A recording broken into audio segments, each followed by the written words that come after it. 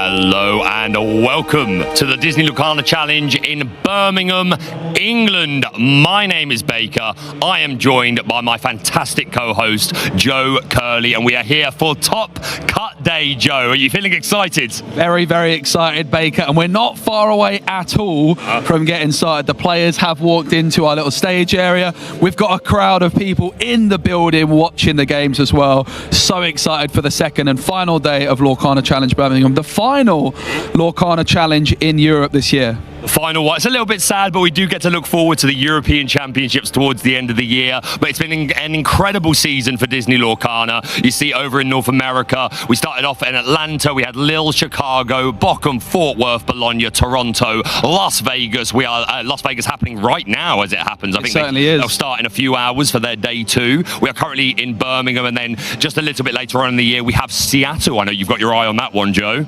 Yeah, Las Vegas happening over on the same weekend here.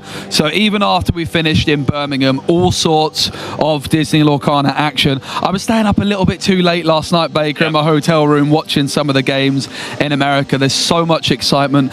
People seeing which decks are doing best with the new Shimmering Skies card, and I'm really excited. In a little bit, we're going to take a look at what decks performed best on day one, which I'm really excited to see because I've not seen it yet. I've had a little sneak peek. Yeah, it's been a fantastic event so far. Let's take a quick look at what the tournament format was. Yesterday was our 9 rounds of Swiss, 45-minute rounds. It was 2-game format. The players looking to build up as many points as they can over the course of the day to get them in contention for day 2. And for those that did make today's single elimination event, we're going to have 70-minute rounds at first. We will proceed to untimed round as we reach closer and closer to the finals, and it is best of 3, and we will find out who the best Lorcana player is in the room today. Yeah, absolutely. And the player with the highest seeding from day one also going to be really heavily rewarded with the fact that they get to decide if they go first or second in game 1. Now, we expect the player with the highest seed to decide to go first, and that could be a nice little advantage. If you get the top seed day 1, that means you're going to be guaranteed to be going first at the start of every best of 3, and those small margins can make a big difference. They absolutely can, but we're going to take a quick look at the prizes available for today. There is a lot to play for here.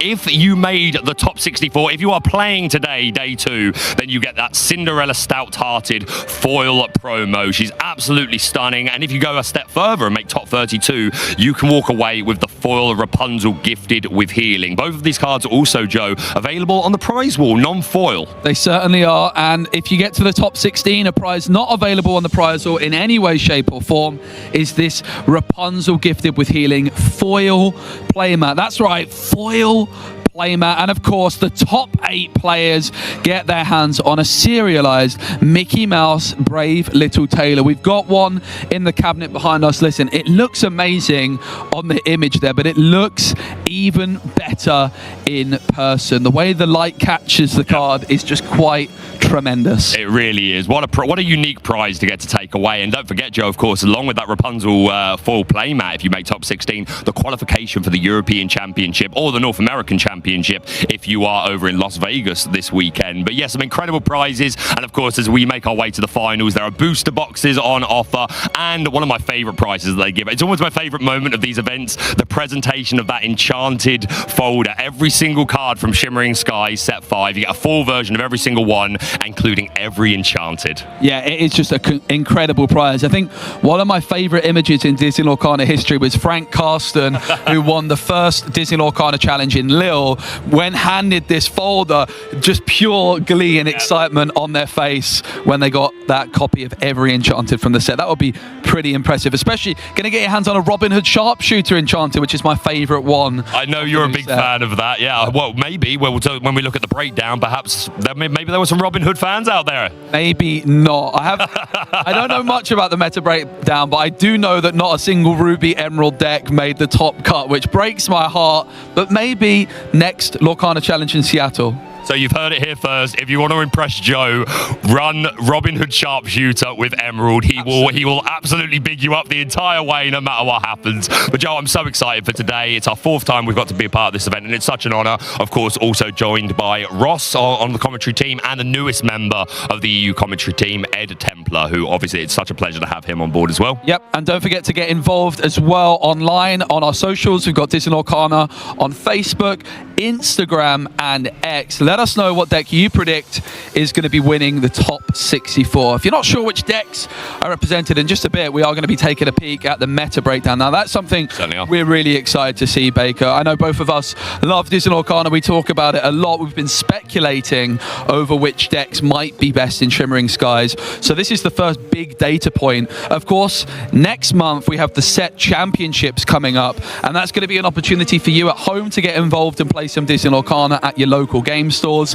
And some of these decks, whichever does well today, you can certainly expect to see your opponents playing at your set championships. It does tend to be the way people look at the decks that are doing well at these events. Like if we look back to Bologna, and we had that super unique Ruby Sapphire Queen Item Maurice's Workshop deck that went all the way, and ever since then I've seen that pop up quite a lot. So definitely the Lumineers of the world will have their eyes on this tournament and Las Vegas to see what's looking like it's going to be good as we head into set championships. But to talk about what's going to be good, let's take a look at the meta game from this event. I know you're excited for this, Joe, so why don't you talk us through here? Give us your reaction to what you're seeing. First time I'm seeing this, and I think no surprises to see the top 2 decks. This is from the whole of day 1, 1,833 players, 22% Ruby Sapphire, 20% Amber Steel. Ruby Amethyst also very popular as ever, but this is where things maybe start to get a bit more interesting, Baker. We're seeing 10% on Amethyst Emerald, and a pretty hefty proportion of people playing Amber Amethyst, usually a pretty aggressive deck. And then you've got a couple of Emerald decks on 6 and 5% in Amber Emerald and Emerald Steel. And the last 3 decks, Baker, Amethyst Steel, Sapphire Steel, and Amethyst Sapphire. A real nice variety, and we saw a lot of these decks yesterday do well. Yeah, super nice variety. Like even though there are only 62 players on it, that Amethyst Sapphire are really popular. A bit of a fan favorite, the donned Blurple by many of the community. A really great performance from that deck. Definitely got a lot of tools from Shimmering Sky. Sapphire Steel, it's a bit sad to see it so low down in the rankings, because this is a deck that has always performed super well. There's a lot of very passionate fans of this deck that really stick to their guns. But yeah, it just doesn't seem to be performing as well. But I say that, it could still make it all the way. We could be in for a shock, and then suddenly everyone's playing Sapphire Steel. Yeah, it's important to remember the graphic we looked at was the whole of the breakdown from day 1, and therefore even if there was just one player playing a certain deck, they might have got the top seed, for example. We don't know exactly just yet, and we are going to be moving forward into day 2 here, where all the players we see had an incredible record on day 1 with their deck. You needed roughly 6 wins, 2 1-1s, and a loss, and even then you still might not make it. The competition was absolutely fierce, so all of these players with a tremendous performance in day 1, so we know that we're going to be seeing the absolute best of Lorcana here on day 2. Yeah, it really, it's almost unforgiving in a way, because they get a lot of players that feel like they're on the bubble. They're so close to that 43, 44 points. I do want to give a shout out to Jan Moyen, part of the community, came 65th. Still an incredible achievement, an incredible one, but giving our thoughts to you, Jan. Well done on a great performance. But we are going to head over now to our commentary team. Let's send it over to Ross and Ed. Take it over. Thank you, Baker. Thank you, Joe. Yes, welcome, guys, to the Disney Lorcana Challenge in Birmingham. My name is Ed, and for day 2, I'm so proud to be joined by Mr. Ross Gilbert. Ross, how are you feeling here, day 2 in Birmingham? Oh, I'm always excited for day 2, Ed. Day 1 was fun, but I think they said it, 6 wins, 2 1-1s, and a loss. That is a ridiculous achievement, but yet everybody managed it or better, and now we're going to be heading into a very, very fun top 64 game. Of course, I like to call this, what we've got on the screen, they're very, very relevant. This is a Rapunzel game. Both these players have locked in their Cinderella. Win this, you get a Rapunzel. Absolutely, and I believe, looking at these deck lists, which you're going to go into a bit of detail for us, because we're in day 2, we're allowed to fully discuss deck lists. What we're actually seeing is a really great example of what the two strongest deck contenders are right now. Yeah, we've got number 1 and 2 on the metagame breakdown. We've got ourselves an Amber Steel Song deck, which is honestly, it's fairly standard. There's nothing that jumps out to me too much looking through here, although seeing the 4 Mr. Smee Bumbling Mate always makes me incredibly happy, and it does have 3 copies of Lawrence, which of course has become, you know, that 4 willpower, strength very high when it's undamaged. It's become quite a trendy card. And it quests for 2 as well, doesn't it? It does indeed. So that's Guillaume's deck there. It's like I say, there's things like Mr. Smee and Lawrence, which I love seeing there. There's nothing that jumps out too much. Lewis, however, we've got Ruby Sapphire, and it's a deck which is making the most of Shimmering Skies. We've got 4 Chica, dedicated mother, 4 Donald Duck, Focus Flatfoot. We've got a Hideaway and a Cuzco, which actually do the same thing.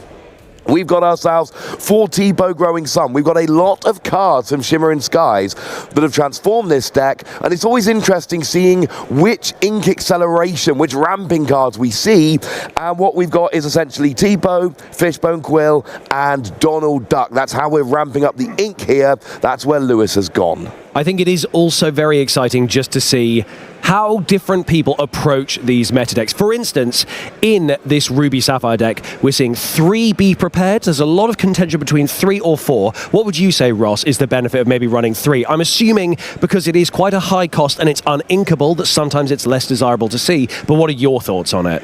My thoughts are it's quite a high cost and it's uninkable. I see. I'm glad that we're so in sync on this right now. It's a terrible early game card. It's one that if you draw it early, you're probably mulliganing it away. If you draw it off the mulligan, you're not going to feel great about that, honestly. But as Guillaume just did, as I said that, because it's doing nothing for you in the early game. You can't play it, you can't ink it. It's essentially a useless card in your hand until you've got enough ink to activate it. It just gives you -1 hand size in the early game. That's the problem. Of course, you can play free. Wait, there's no way Guillaume just drew Be Prepared. I must have seen that wrong. Hang on, we have to see this. No, we're seeing the shuffling, surely. That's the shuffling. So Lewis, we're seeing Lewis's hand right now on the screen, and from what I can see a Popsicle in there. That's all I managed to glean right now, but don't worry, we will see within seconds. Now, do you want to explain the differences in timing as we get into the top cut as well, Ross? We've got 70 minutes, it's a best of 3, and there will be a winner. So when you're playing in your 2-game format, if game 2 doesn't finish, when time runs out, you have +5 turns. Somebody has to meet a win condition or the game doesn't count, no one gets any points. Here, there are all kinds of tiebreakers. Obviously, the first one is just going to be who's got the most lore, and then we go from there. Hopefully, we're not going to get too deep into the tiebreakers. We usually see a result in 70 minutes. No guarantee, but we usually get the 3 games concluded. There will be a winner, and we have a full 70 minutes starting from the mulligan. What have you seen, Ed? I'm seeing that there is a whole new world in there. We've got a Cinderella, I think a Mr. Smee as well. Maybe it's kind of hard to tell because they're all being slightly covered, but you can tell there's a confident glance going on. And then looking over at Lewis's hand, I can certainly see visions of the future. I can see Popsicle. I think actually these might be all right starting hands for both of our players. Guillaume, I think, is definitely going to be a bit happier. We can see Ariel in hand as well. And right there, you can see on your screen a glimpse at Lewis's hand. But I'm sure as we move into starting this match, we'll actually see exactly how this is going to go. Ben Necessity's in there as well. I think, actually, that's not a bad way of just kicking things off for Guillaume with what's in hand. As for Lewis, I suppose we'll see once a bit more of it has been revealed. We'll see a turn 1 Popsicle. I've watched enough of these games here, Ed. We're going to see a turn 1 Popsicle. Guillaume's got some awkward decisions here. We're not seeing the ink go down and then the card go down straight away, which I think for Lewis, we're going to see an ink and then a Popsicle. That's what these Sapphire decks do. We're going to ink Cinderella and then pass straight away. That was an unusual decision. Not what you want to do, frankly, Ed. That is not your ideal turn 1 situation. Oh, look, we've got an ink and a Popsicle. We've seen these Sapphire decks before. That's what they do. Of course, it's kind of interesting to note, Cinderella is often your preferred 1-drop on turn 1. But then why ink it? That's the thing that threw me. Surely there were other options to ink, but I suppose knowing what you're going up against, Bare Necessity is quite a useful card to utilize right now. We are also seeing 2 Let the Storm Rage on and Mr. Smee. So maybe just trying to get into that Smee quite early on and then get into Ariel for turn 3. I can give you the answer, Ed. you don't want to ink anything else. Guillaume wants to ink and play Cinderella turn 1. That's what you want to do. It's a good singer. It's a great card. But essentially, and we saw a long thinking from Guillaume there, and essentially it was like, come on, I've got to be willing to ink one of these cards. And the answer is no, actually, I can't ink any of these cards. You know, I want my early Mr. Smee. I want these other cards available to me. You know, things like Bare Necessities, well, you can play Cinderella and then potentially sing it. But it's one of those situations where there's just nothing else you're actually willing to ink, and it looks like Guillaume's still in an awkward situation. Lewis's turn was quick. Ink, Porpsicle, go. And also drew a Cusco off that, I think. So basically, currently, Lewis very, very happy. Guillaume has to be very careful here because this is the top 64 card. There's a lot of pressure. Oh, we're seeing the Ariel getting inked, Shmi coming down, but we do have Prince Naveen in hand for that good singing later on in the turns. So I think, you know, whilst these are quite difficult decisions to make and maybe not optimal for what you'd like, they are still fairly good. And then we're seeing, I think we're seeing Chicha go down there for Lewis and then straight back over to Guillaume. Yeah, the curve is off for Guillaume here. Generally speaking, you know, I'm not saying it's the only way to go, but Cinderella turn 1, Smee turn 2, Ariel turn 3, Naveen turn 4. Those are good cards playing on the curve. When we say play on the curve, we mean turn 1, play a 1-drop, turn 2, play a 2-drop. Oh, we got Let the Storm Rage On comes down and takes out the Chicha here, unfortunately, but we're not seeing the curve, and we got Bare Necessities being sung by Mr. Smee. Let's take a look at that hand and get rid of any non-character card. Ooh, okay, so we've got, is that 2 ice blocks in there? No, those are lucky dimes. Gotta hit one of those, maybe. Or the Fishbone Quill you want to get rid of to stop that ramp from happening. Because also, Chicha is one of those things that people maybe don't know about. It's one of the new set 5 cards. During your turn, when you put a card into your Inkwell, which Sapphire is doing a lot, if it's the second card you've put into your Inkwell this turn, you may draw a card. So getting rid of that with Let the Storm Rage On, probably a good thing to do to deprive resources. Get rid of that Fishbone Quill, a good move from Guillaume. Yeah, it had to be the Fishbone Quill. Lucky Dime in your discard is actually lovely, because when you play Tamatoa, you can just recover it. That's so true. It's always sitting there ready to grab, not clogging up your hand. So, no, Fishbone Quill, a Lucky Dime in the discard, quite nice a lot of the time. Tipo comes down, lets you ink an extra card from your hand, and because it's anything, you can ink an uninkable card. Tipo, this is one of those cards, I've seen it as like a 4 of in almost every Sapphire deck since Shimmering Skies came out. It is a redonkulous card. Lewis's turn seems to be going exactly like he wants it to. Guillaume, like we said, first couple of turns, they have not gone generally how he wants. This would usually be the Ariel turn, but there is no Ariel. The Ariel got inked. So we do have the Pete there, but frankly, how many actions are really happening from Ruby Sapphire at this point? Probably not many. So we're going to probably see Pete get inked here, maybe going to Naveen, but again, you probably don't want to play Naveen straight off the bat.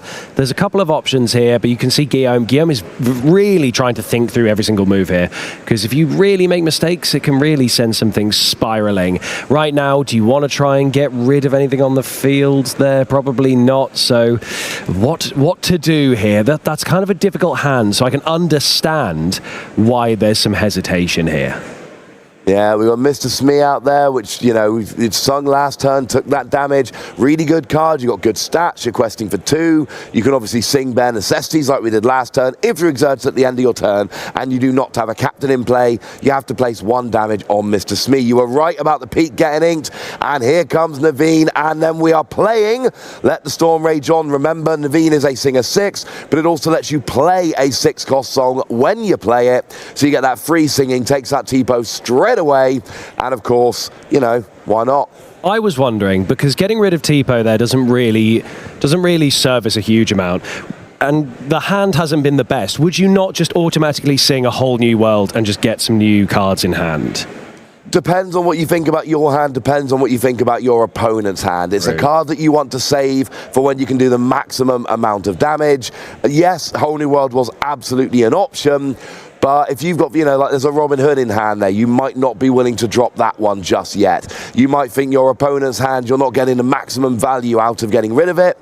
So it's one of those ones where sometimes it is worth waiting. And at the end of the day, it is about a lot of these songs, you're getting rid of your opponent's board. No, you're right, Tipo is not providing huge questing or challenging threats, but it's still there as an option for Quest, so get rid of it. Job's a good one. I suppose you're right, trying to get the Robin Hood Champion of Sherwood down first, then maybe being able to play a whole new world separately, because you can still sing it with Naveen. Absolutely. Smart. I mean, and that's the thing, with Naveen on board, you've always got a singer ready for Whole New World. It means you're not necessarily in a rush to play the card. And you also know, looking at Lewis's deck, the chances of Naveen getting, bumped off the board this turn is pretty low. It can happen, obviously it can happen, but if you leave it active, not exerted, you're not really worried too much right now, because that's not generally the way these early turns go. Not saying that Lewis couldn't get rid of it, I'm saying that's generally not how these early turns go. You're worried about things like, things like Be Prepared and Maleficent Dragon, and, there's other one, Maui if you're exerted, things like that. But we do see a Brawl. Brawl got inked. Brawl got inked. There we go. I was going to say. Shisha was there, but no questing, no anything like that. So now we're back over to Guillaume. Both of our participants here really just making sure that they're thinking through everything. Both of them done equally as well throughout this tournament, 47 points. So both of them clearly very experienced. We need to let them cook. We need to let them just sit back and think through all their moves, because that sort of thinking and that sort of playing has got them to this top 64 feature match. They certainly know what they're doing. Is that 3 Robin Hoods in hand? It is. Which also explains why you don't play Whole New World, because then you lose all of your Robin Hoods. There is one more in their deck, so that would be 3/4 of them gone. Yeah. But you're going to have to ink one, and then you're going to have to summon the other, and then wait. Yeah, I mean, you potentially ink one, play one. It really depends on where your strategy is, where you're going here. Robin Hood is one of those cards, you just see it played in high numbers in basically every Steel deck. It is too good not to be played in basically every Steel deck, because you challenge, you gain lore, you get defeated in a challenge or banished in a challenge, and you get to draw a card. And of course, you've just got Quest for 2, 6 willpower, 3 strength. It is one of the best Steel cards around. You don't lose all of them too early in the game. Do need to point out, Lewis has 5 ink and no Hiram Flavisham down yet. So first couple of turns went well for Lewis, but this is a point in the game you would love a Hiram Flavisham. So we do see inking Robin, we do see playing a Robin. Is it time for Whole New World, or do we want to get a Robin down next turn and then Whole New World? That's the decision. That was what I was expecting to do, but frankly, Guillaume is clearly a very experienced and good player, so whatever they decide to do is probably going to be the right decision. Personally, I think I'd probably wait one more turn just to have that extra body on the field, then get a brand new hand, because you could sing it for free with Naveen. That frees up all of your ink as well. That's what Guillaume's doing here. Essentially, next turn, it depends what your top deck, but essentially play Robin Hood, and then you can Whole New World. Sing it with Naveen. And like I say, Robin Hood's such a good card, and especially with Lewis not having a particularly big board of characters established, being able to get those Robin Hood, putting on that pressure, or even at that point, you've just got 8 lore on the board to potentially quest for. There's that Fishbone Quill. We've also got Lucky Dime and Maui in hand. Lucky Dime's been inked there because of the Fishbone Quill effect. So that's quite handy, actually, because it is a 7-cost uninkable. Yeah, that's one of the great things about Fishbone Quill. Same deal as Tipo here. You can ink a card that would otherwise be uninkable, and you don't have to play that horrendous Emerald deck that Joe kept telling us about in Bochum and Bologna. Lots of uninkables and Inkcaster. To ink them, it never went well. We'll talk more to Joe about that later. For now, we got Fishbone Quill. We've inked it. Oh, and Lewis here, just going to pass back. The lore counter is not broken. No one has quested yet. No one has gained any lore whatsoever. We are in the setup phase of this match, which I think we're going to end up using a lot of this time. Now, we've top decked Lawrence, it looks like here. That's a nice card, is Lawrence. Good stats, quest for 2. Pretty sure it was Lawrence he top decked. It was Lawrence. But do you want to have Lawrence over that, especially with your opponent Lewis inking the uninkable and just gathering those resources? Do you want to throw Lawrence out there, or do you want that extra effect from Robin Hood? I want Robin Hood. Like the vast majority of the time. I want Robin Hood over Lawrence. So ink that Lawrence, because let me just double check how many we've got in deck here. I think it's 3, yeah. So there is an option here for ink Lawrence, play Robin Hood, sing Whole New World with Naveen. That's one option Guillaume has here. But again, it's not always, it's very easy for us to sit here and watch this and go, right, that's the play. There we go. Correct. Ink one, play one, sing.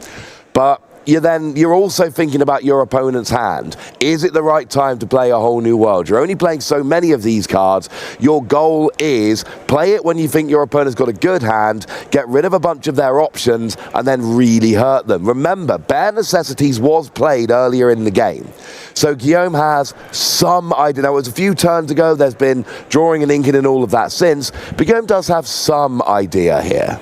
I think at this point, like you said, it's probably... Oh, are we seeing questing here? Okay, we are. Okay, so that is 4 on the board. That's there. 4 for Guillaume here, 2 from the Robin Hood, 2 from the Prince Naveen. Okay. So we're not going to be singing a whole new world.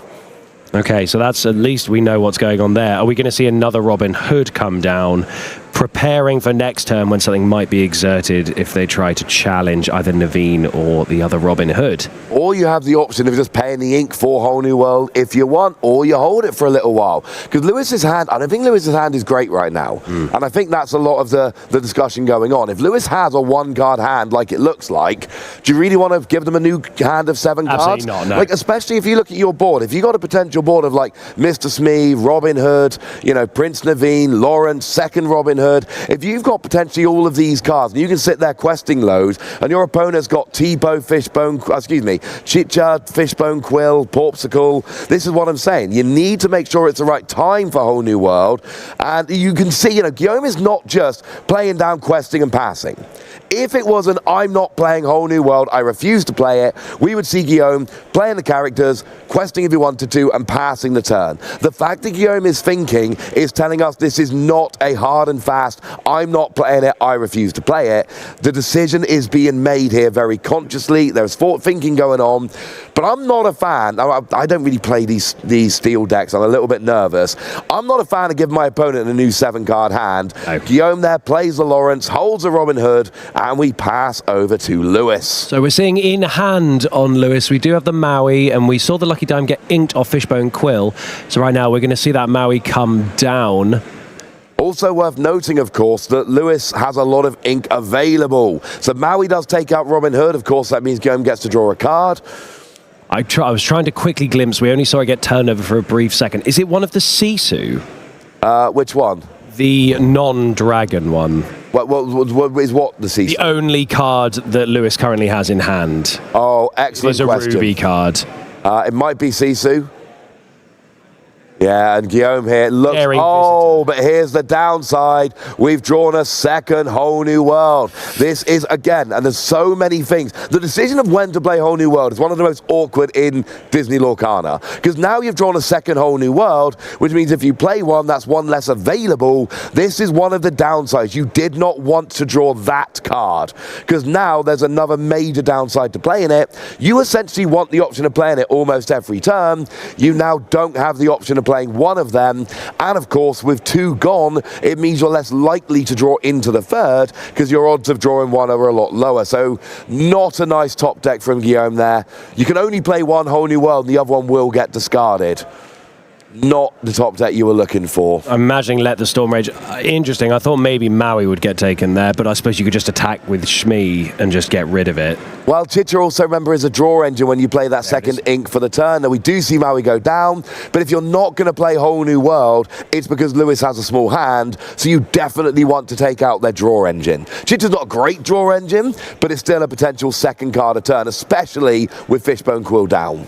We do see Bare Necessities in hand, though, so that is actually going to be useful, especially if you can utilize both of those. You can have a quick look at the hand and then make the decision, do you want to use the Whole New World? Because otherwise, you really are in the dark. But at this point, like you've mentioned, Lewis only has 1 card. All you're doing is giving Lewis more resources to then just be able to use that Fishbone Quill, just get more stuff in the inkwell, and then the ramp starts. And at this point, keeping Lewis deprived of cards in hand is probably the smartest thing that Guillaume can do. And already Guillaume is widening that gap in lore because they're starting to take the focus a little bit less off board dominance because they've managed to clear most of Lewis's. Yeah, and that was a great turn from Guillaume there. You took out the Chicha, you took out the Maui, you've left yourself with 6 lore on the board in terms of characters questing. You're up 6-0, and Lewis has a very poor board. Because that's the other thing, like Fishbone Quill is great, right? We love Fishbone Quill. But the problem is, Fishbone Quill is a -1 in hand. So you draw 1 for turn, and then you've got cards to play, 1 to ink normally, 1 to ink with Fishbone. Well, you're out of cards. Like, you don't have enough cards to do all of that. It's why Chicha was such a good one, because essentially the combo of Chicha and Fishbone Quill works so nicely here, because essentially you ink a card with Fishbone Quill and then immediately replace it with Chicha, so it's even. You're not minusing one in hand. And one of the things with Disney Lorcana is you draw a card for turn, ink one, play one, hang on a second, that's a -1. You run out of cards quickly. It's why draw engines are important. So Chicha's gone down. And we see a small hand from Lewis, and Guillaume's playing a very slow game here, but it's working. It is, and that's one of the benefits of this, is in these top cuts you have a lot more time. It is now the best of 3 format. But sort of like I also mentioned, we've seen yesterday, day 1, we saw a lot of people mostly fighting for board dominance, which is an important thing to do. But actually, a lot of people therefore forget that the main thing you need to do is collect that lore. You've got to build that up. And as a result, they sort of actually neglect it for a long time and push very close. Seems like the judge call that we've just had has been resolved here, so I believe both of our players can move on. I think we're now on Lewis's turn, just organising their lore there, just trying to have a quick glimpse in the hand at what there is. Obviously, we know what Guillaume's got with that 1 bare necessities and the 2. So we see a Tipo in hand, and oh goodness, is that a Sisu? No. It might not be. We'll see eventually. I imagine Lewis will do the same thing that a lot of our players do, where they're flicking the cards around. So we might get an extra chance to have a view. But I think it is Sisu. I think it's the Daring Visitor. Yeah, we've got Tipo and Sisu there. Yeah, that's Tipo and Sisu. Card we didn't really see very much before Bologna, but really got popularised in Bologna in that winning deck. It was such a good card. And of course, it then shifts into your legendary Sisu here. And that makes a very big difference indeed. So looks like we're going over to Guillaume. We're readying characters. We top deck an Ariel singing Sensation, and that is going down onto the board, which of course lets you look at the top 4 cards of your deck, and you find yourself a...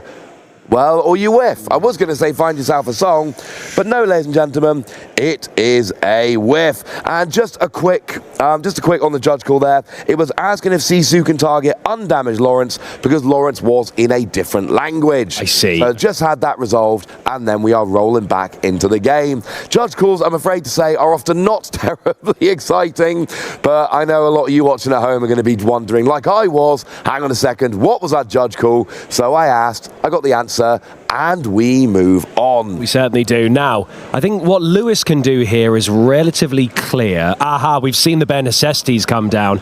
I maybe would have thought that you would wait until there's more cards in hand to be able to do that, because basically what's going to happen next is I'd imagine Lewis is going to use Fishbone Quill just to get that Sisu, because it's uninkable and frankly not that useful at this point. Just get that into the inkwell for more resources, get Tipo down, get even more in, and then you'd be fine. But that seems to not be what Guillaume was thinking. Yeah, Guillaume's thinking I won this game. Guillaume is rushing to the end at this point. We saw the quest for 6 going up to 12. He's looked at Lewis's hand and gone, Sisu, that ain't doing much right now. Tipo, mate, you've got so much ink. You don't need ink right now. You need cards. We got Lucky Dime being top decked. That is a horrendous top deck at this point in the game. Guillaume at this stage is saying, I have a board with cards with which I can quest. You do not. And I think now that Guillaume knows, and also playing the Lucky Dime, Guillaume knows Lewis's hand. He knows Lewis's hand now is just Sisu and Tipo. And look at that. Aggressive questing. And Guillaume takes game 1. A bit of a slow game, bit of a nervy game there.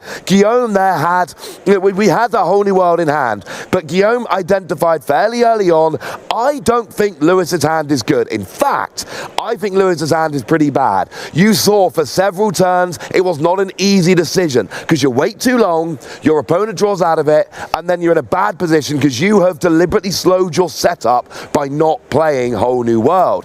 And as soon as Guillaume realized quite what a bad position Lewis was in, quest, boom, I win, let's go to game 2. Absolutely. Controlling the resources is the only way of tackling a Sapphire deck. Sure, they get a load of ink, and that means that once they have those cards in hand, the ramp begins. But if you have a play like what was happening there, and the cards aren't there, even if you have Whole New World, do not play it. Do not give your opponent the chance. But if you've got all those characters who can quest for 2 on the board. You've got loads of options if you need to sing. Every turn you're drawing, you might be finding a perfect card to keep going. Just keep that momentum, and that's exactly what we saw Guillaume do. And we're talking about a player that got 47 points yesterday. Guillaume, absolutely master of his deck, knows exactly what he's doing. If he is having to have, you know, a lot of thinking here about, is this the right time to play Whole New World? Cannot stress enough, for most of those turns, it was not an easy decision. It was a real, is it time yet? Right up until we saw that Bare Necessities, at which point he was like, okay, yeah, now we're good. I am not playing Whole New World. And we saw those last turns were very quick because Guillaume knew this is the point where I know it is not the time for that card. Absolutely, a very, very intelligent play there to just make sure you hold on to those resources for as long as you can. But also, I'm very excited that we get to see this because right now, this certainly is a battle of the meta. The top 2 decks being represented both here and in Las Vegas as well. It's very exciting just to see how these can be piloted, but obviously every game can be different. So right now we are seeing those mulligans. We're also seeing 3 whole new worlds in the first hand for Guillaume. That is not what you want to see. So at least we know what will be mulliganed. Yeah, those are cards. It's great to have 1 in your hand. It is not great to have 3 in your hand. We're seeing the 7-card mulligan here from Guillaume. We don't see that very often. Smart. Again, Whole New World, great card, but it is a 5 cost, and it is a card you play, and it's actually uninkable as well. So it's a card where you're not going to be inking it. It is a 5 cost, and one of the things I think feeds into this, Guillaume was not playing on the curve last turn. We saw the Ariel inked early. We saw the turn 1 ink Cinderella play nothing. We saw Mr. Smee turn 2, which was nice, and we did see the early Naveen, but the early turns did not go as you wanted. That might factor into the decision here where Guillaume goes, no. I won that last game, but the early turns did not go like I wanted them to. I'm giving myself a better chance here to have a better start. That's absolutely true. So I suppose once we see these cards turn over, we'll be able to see just exactly how well did that 7-card mulligan go. Having a quick look here at what Lewis has got in hand, we definitely saw visions of the future at the front there. Trying to just glimpse at what else is there. I think I see a Chicha. There's definitely a Popsicle. We do see a Donald Duck as well. And now quickly looking over at Guillaume's, we see a Lawrence. There's 3 uninkables. There's no good turn 1 play that I'm seeing here. No, it's not been the greatest use of that mulligan, I suppose, but we are going to see that Cinderella, the 7-cost inkable Cinderella, get inked there just to try and get some resources. Popsicle on field, so already Lewis might be looking in a much better position than they were in the last game. And you might have even missed Lewis's turn 1. It was ink and play Popsicle. Yep. That was it. We see Chicha again on turn 2, just like last game. Great card because you've got stuff like Tipo, like Donald Duck, like your Fishbone Quill that are going to be, and we saw how much extra ink Lewis had. That was not the issue in game 1. The issue was literally everything other than ink. Okay, so we are seeing Piglet Pooh Pirate is in hand, Pooh Pirate Captain, so we're going to see the second Cinderella getting inked. Cinderella's not really a card that you end up utilizing that much unless you're in a bit of the later game, so I suppose just getting rid of it now and trying to start this as quickly as possible probably best. We do see, and then along came Zeus in hand as well, Let the Storm Rage On, Prince Naveen. So it's not bad, it's not a great start, but with Tipo and Chicha on the field there, it's going to be a slightly better start for Lewis this time. And then, of course, you draw a card with Chicha because you get to play that Tipo. You get an extra ink, you get an extra card. And this is what these Sapphire decks tend to do. They draw a lot of cards, they add a lot of ink. Last game was not typical for Lewis. So we're seeing Hiram Flavisham, we're seeing Tamatoa, we're seeing Donald Duck. So actually, this is a very, very good hand for Lewis right now. There's a lot that could be done, especially that Popsicle on field. You might just be able to get a Hiram Flavisham out, just get a couple of extra cards in. That draw power is going to be very useful. That is something that we didn't see in the last game for Lewis. So already in a much better position. We also have Brawl, just to be able to get rid of a couple of things. Maybe get rid of that Piglet Pooh Pirate before more of the characters come out. But we are seeing a 1-cost Robin Hood come in. Probably something that could have been useful in the first turn. That would have been great turn 1. It's not particularly great now. It's very annoying. There are turn 1 plays like Cinderella and Robin Hood. They didn't come out. Of course, I need to repeat something I said in the last game. Lewis did not get Hiram Flavisham. What Guillaume was trying to do last game, just throttling the card draw and making sure that Lewis was playing with a 1 or 2 card hand, that doesn't work in a world where you've got Hiram Flavisham on the board. Getting that out is going to be big. As an aerial comes down, are we going to see another whiff? We are, actually. Oh, no. Spoiler alert, it is a whiff. 2 in a row. In a row. Good grief. Okay, well, I imagine next turn possibly a Lawrence play just to have a little bit of a bigger body on the board. A bigger body on the board. Ignore me. It feels like I'm casting with Baker again, but a little bit less loud. Baker, yes. I don't have to take my headphone off when you start singing. So we do have Hiram Flavisham in hand here for Lewis. That is absolutely huge. Not saying it's going to come down this turn, but I am saying it's going to come down at some point. Actually seems like it's ending up in the ink. We have 2 in hand, so another one will come down later. But that Donald Duck is going to come. Yeah, very, love very that. useful. That lets you put the top card of your deck into your inkwell, face down and exerted. And again, it's kind of playing with the curve. You've got Hiram Flavisham, you can play that later. You've got the Porpskull on board ready to go. But you know what? Right now, you've got Donald Duck, and that will give you an extra ink. And that's kind of playing on the curve, and a lot of the time, that's where we end up here. Not to mention the fact that Donald Duck also quests for 2. So you're getting a bit of questing. We've just seen Naveen come down and automatically sing that Let the Storm Rage On, targeting Chicha there.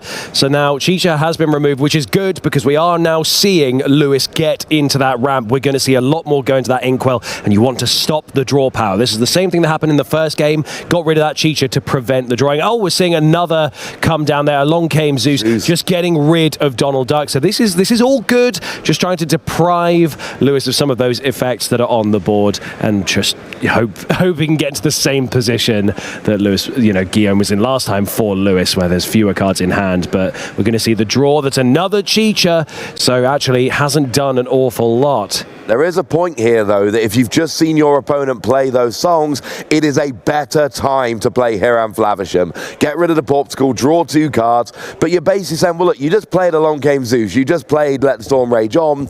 Maybe now I'm a little bit safer. We know the 6 willpower on Hiram Flavisham is big, but seeing your opponent get rid of some of those songs is a nice time to play it. Now, we have seen Brawl and Maleficent Dragon come into the hand.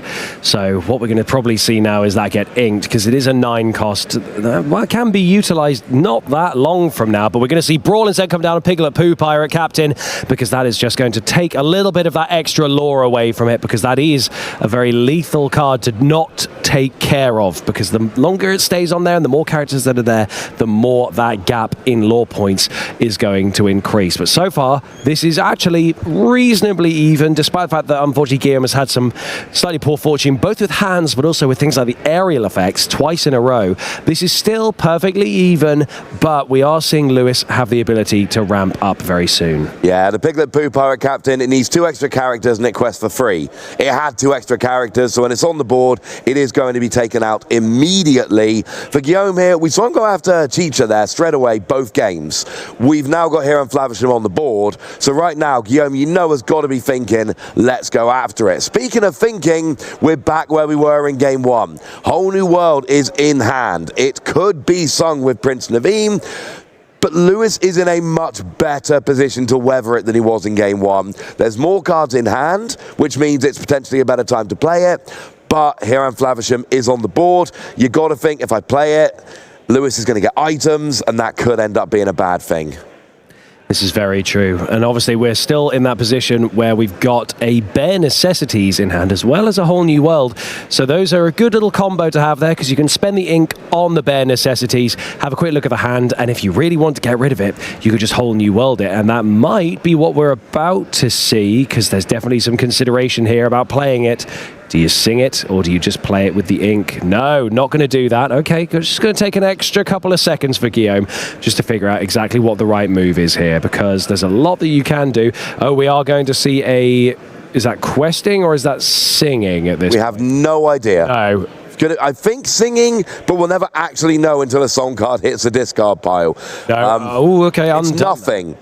So I think it was singing, because if it was questing, then essentially it would already have happened. Yeah. Okay, so this is what I was saying, that they're going to do the ink on Bare Necessities, have a quick look at the hand, and if needs be, So they're going to get rid of Brawl, or they're going to get rid of the item? Well, like you said, there's Tamatoa in hand, so getting rid of the item probably isn't that helpful, because you can just bring it back. Well, it depends on the item. Lucky Dime you want in the discard, because it's an awkward card to find. Having in a discard, get it back is great. True. But Ice Block is a 1 cost that you want to play down now, so you can discard it with Here and Flavisham when you quest to go and draw cards. So right now, I'd get rid of the Ice Block personally. Brawl is annoying, but Ice Block will fuel Here and Flavisham immediately.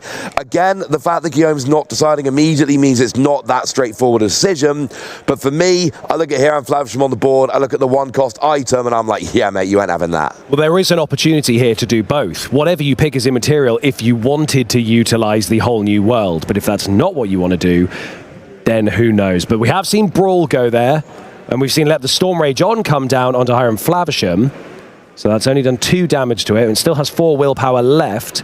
So that isn't hugely beneficial. Nah, you needed that Along Came Zeus that you played last turn. The combination of those 2 cards would get Here and Flavisham very nicely, but I think that's one of the things Lewis might have been waiting for. We never know, we can't get in their head, but he might have been going, Along Came Zeus has been played, I'm going for it, but... There's Along Came Zeus and a whole new world, but Along Came Zeus straight into the hand of the aerial effect. Finally, a non-whiffed aerial effect. That was the easiest. And again, you saw how quickly Guillaume made that decision. You knew you needed Along Came Zeus to take out Here and Flavisham. Now, this is where it gets more interesting. Because now there is a potential to play Whole New World and really punish Lewis because they don't have Here and Flavisham down. So we do see Tamatoa down, which everyone knows makes me very happy. I love that crab. But with no items on the board, it is a lot less effective than it may otherwise have been. That is true. Whilst it is formidable stat-wise, at this point its effect is a lot less potent, and that's helpful. We do see a Rapunzel has now come into the hand for Guillaume. Rapunzel gifted with healing, and we have a Whole New World, but there's only 3 cards in hand for Lewis, so right now is not the best time to utilize that Whole New World. However, there is both a Porpsicle and an Ice Block in there. That's just more items for Tamatoa, so... what's the best thing to do here? Tamatoa does have that great skill that gets an item card back when you play it. It does look like we are questing here, and then we're going to play Rapunzel gifted with healing as well. Not actually going to do any healing, unfortunately, but Guillaume goes up to 7, and we're seeing a very similar game plan to what we saw in game 1. Get your characters down, build up the board, wreck your opponent's board using songs, quest for a little bit, hold Whole New World unless you really need to play it. Here's the thing though, Porpsicle's lovely. Porpsicle's great when you got Here and Flavisham. And here's the thing I'm thinking if I'm Guillaume. He's got no Chitcher on the board. He's got no Here and Flavisham on the board. If he's got one, it's coming down this turn. There is no way. Porpsicle as well, off Porpsicle. So you can get even more draw power right now. You can. If Here and Flavisham is available, it's coming down this turn. If it doesn't come down this turn, if I'm Guillaume, that means my opponent doesn't have a draw engine. Maybe Whole New World is not yet right. But we do see Maui coming down, taking out Prince Naveen, with that rush ability. And of course, that's who you generally want to sing with. Tamatoa takes down Ariel. And I'm sorry, in an underwater challenge, I'm taking Tamatoa every time against Ariel. Okay, so we do see that Chicha come down now, so we might now start seeing some of that effect finally being able to be utilized.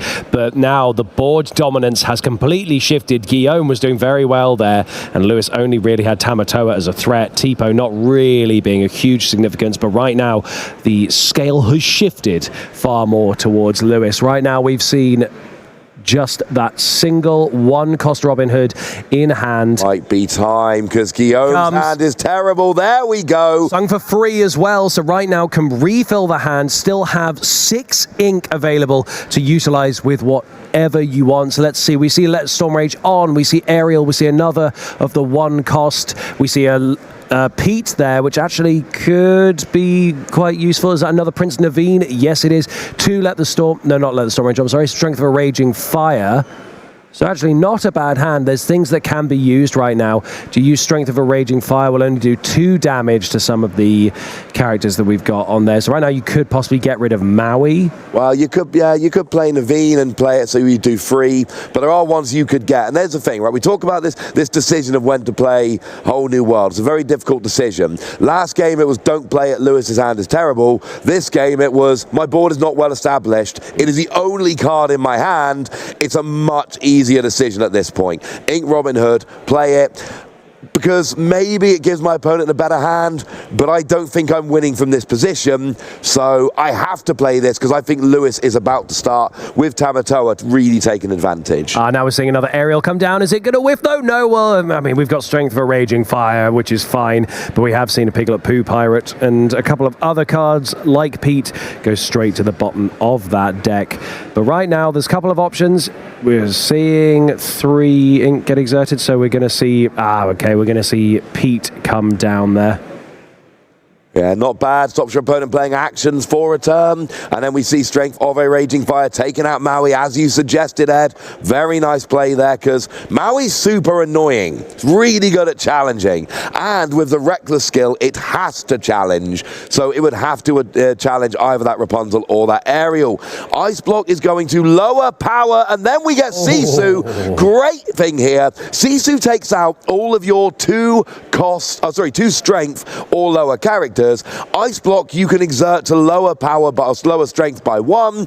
So you look at, you got 1 character with 3 strength. If I Ice Block, I bring that character down to a 2 strength, then I play Sisu, all of your characters leave the board. And here's the thing, this is the downside of Whole New World. Lewis is not doing that before you give him a new hand. You kind of had to play it, but Sisu, oh my word, that is why we're seeing it played in higher and higher numbers. It has become a very trendy card, and that's the reason why. Okay, so we're going to see Chicha get off the board there with Let the Storm Rage On. We do see Shmee, and we still have Strength of Raging Fire, which has actually been inked. We have Naveen, and then along came Zeus, is going to get rid of that Sisu. So whilst it has cleared the board, we've at least got rid of that threat from Guillaume's side. So right now, just means we're going to see another Porp Skill straight into more of that drawing, and I think we see another Hiram Flavisham in hand, so we got Donald Duck as well. It's a very, very good hand, so I think you were right that there is that risk that a Whole New World can really provide some answers, and just looking at this brawl there has just completely cleared Guillaume's board. So right now Lewis has both the board advantage, but also the card advantage in hand with some great follow-ups for the next turn. And you've got Tamatoa down. You've got 2 items on the board. We are getting to that stage where you can potentially get, 3 or 4 items down, quest with Tamatoa, recover Lucky Dime, use Lucky Dime to copy Tamatoa, and have big lore swings in the game. We do see Donald Duck coming down, putting 1 more ink into the inkwell. We've got 3 items on the board, so Tamatoa can quest for 4 at this stage. Lewis has actually jumped ahead in the lore race now, 8-7. Mr. Smee, Bumbling Mate, comes down for Guillaume. Mr. Smee, Bumbling Mate comes down for Guillaume. I'm not repeating myself, it happened twice. I really hope that was another Mr. Smee then. That would have amused me, but no, it is a Robin Hood. A 3 Shmee would have been great for you there.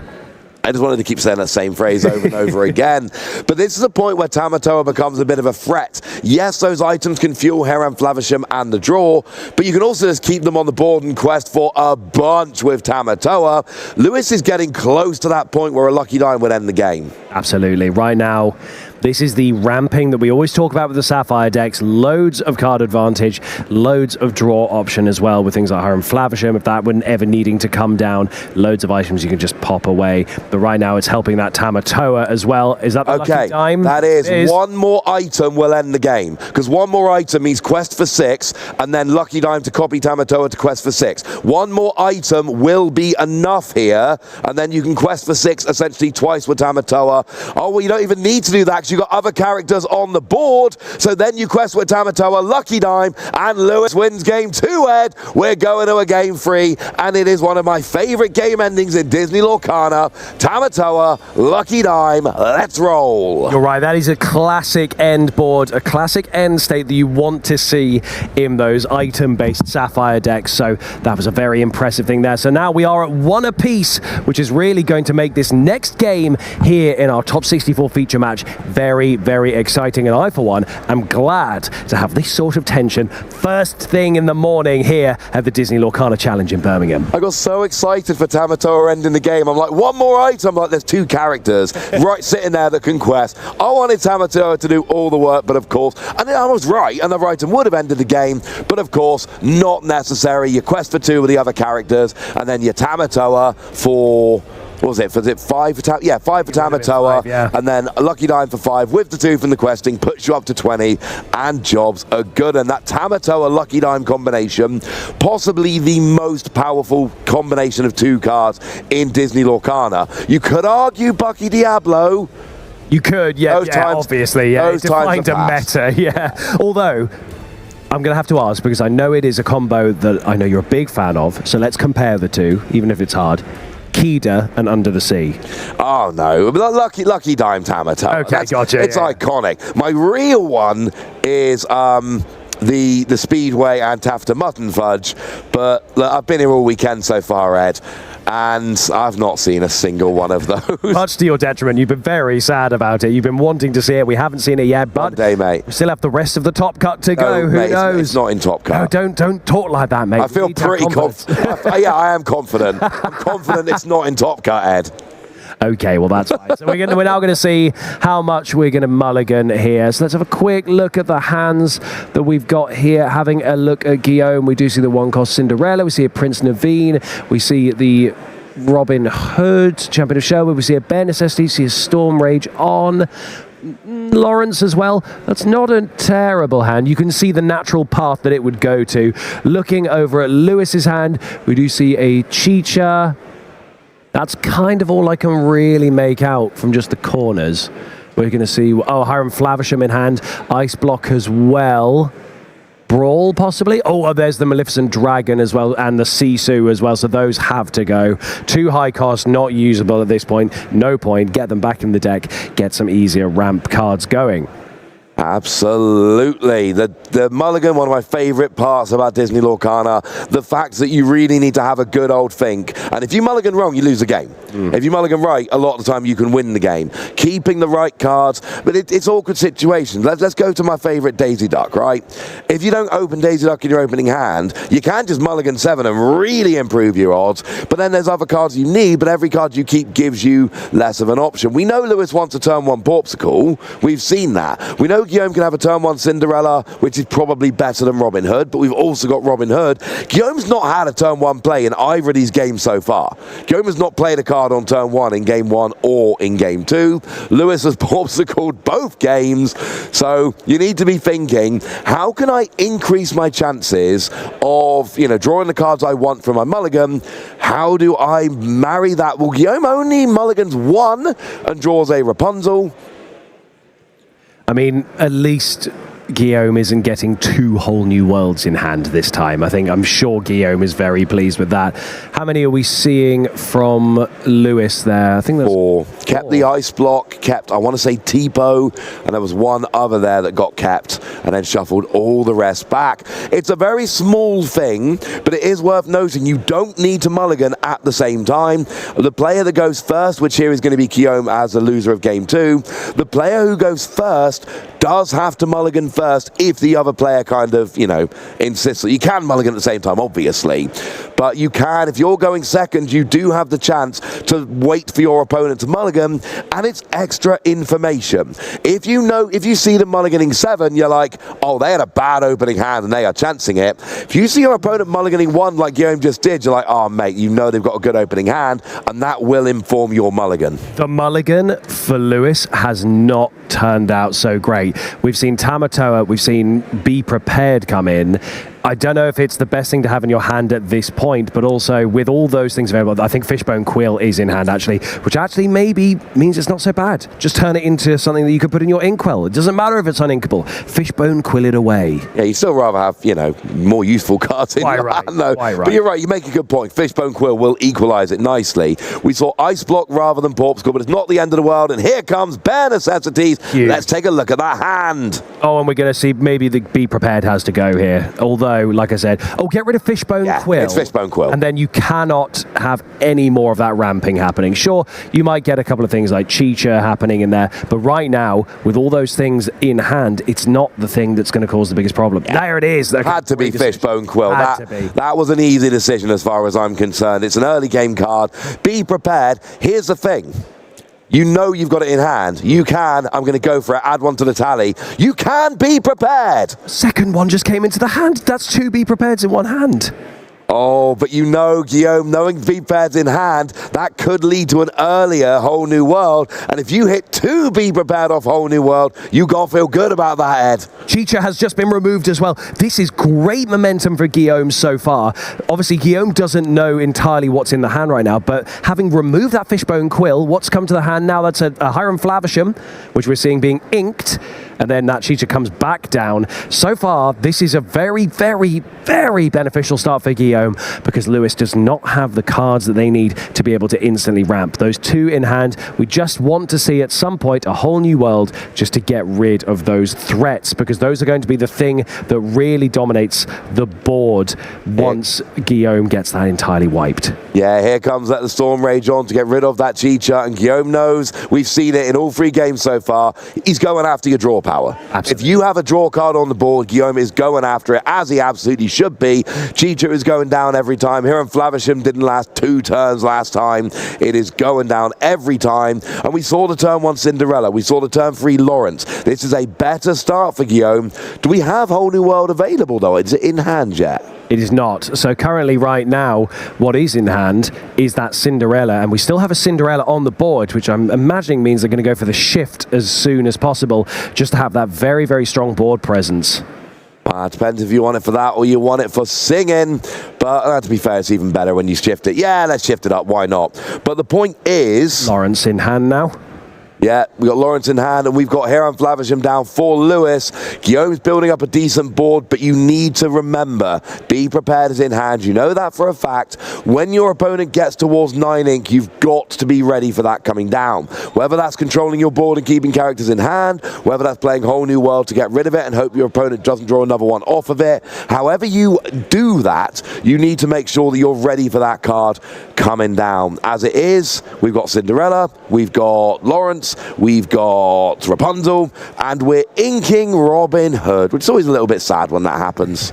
But we are shifting Cinderella as expected. There we go. Now, right now, because of that board domination, it's no longer about just trying to remove a couple of things. Hiram Flavisham is virtually useless at this point, but we do see a Porp Skull in hand, so now maybe we start seeing Lewis ramp up a little bit of extra card draw. Is there anything useful? It's another Hiram Flavisham. It's another Sisu in hand, so maybe not the most useful, but the fact that Hiram Flavisham can use that, yeah, you quest, get rid of it, and then draw another couple, that's obviously useful.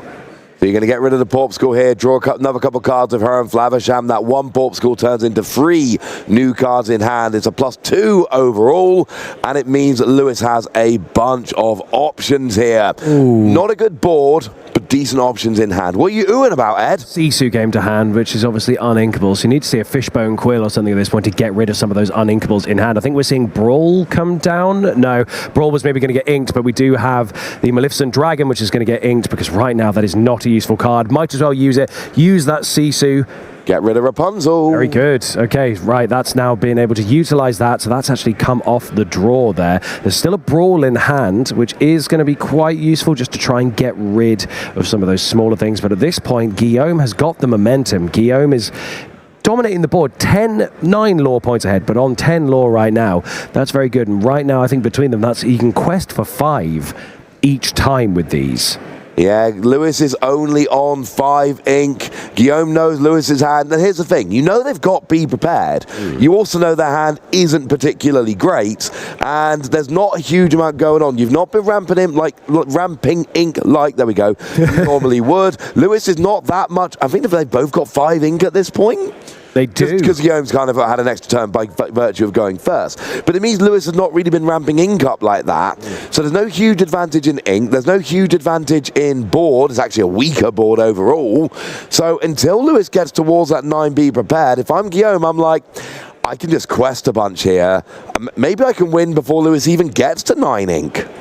I agree. I think this is about less focusing on the board, just trying to just get as much as you can, because you don't know when Lewis is finally going to hit that gold mine. There it is. There's 5 lores, and now on 15. That's very, very good. We see the extra Lawrence come down. So basically, game is on board unless Lewis can do something right now. Although only, I think you still need how many more? You still need 2 more ink. So if there's any cards that have just come into hand to get more cards into that inkwell, then we can see the Be Prepared completely clear the board and make sure that Guillaume can't win. But unless you can do that, Guillaume is going to take this and is going to move into the top 32. We're seeing Lewis think about every single move because it's very important to play this right. We're seeing vision of the future right now. So you have 5 cards. One of them could be the deciding factor in this. What have we got? We've got a Maui. What are we going to see taken? It's important to note here, though, the cards that ramp ink cost ink. So even if you can ramp up to enough ink here, you're not going to have enough ink left to actually play the Be Prepared. It's not coming down this turn. And you need to be getting rid of some characters this turn. Guillaume, well, it's only on 10 lore. So I think maybe it was it updated early? I don't know. Or maybe it hasn't been updated. I'm not sure, but I'm fairly sure that we just saw a quest for 5 there. Well, as it is at the moment, it's sitting there on 10. But as it is, Lewis needs to get clearing board quickly here. That's pretty important. We need to make sure that we are, getting rid of some of those characters. But the problem is, it's not like you've got a huge amount of strength. There we go. It has been updated to 15. You were right.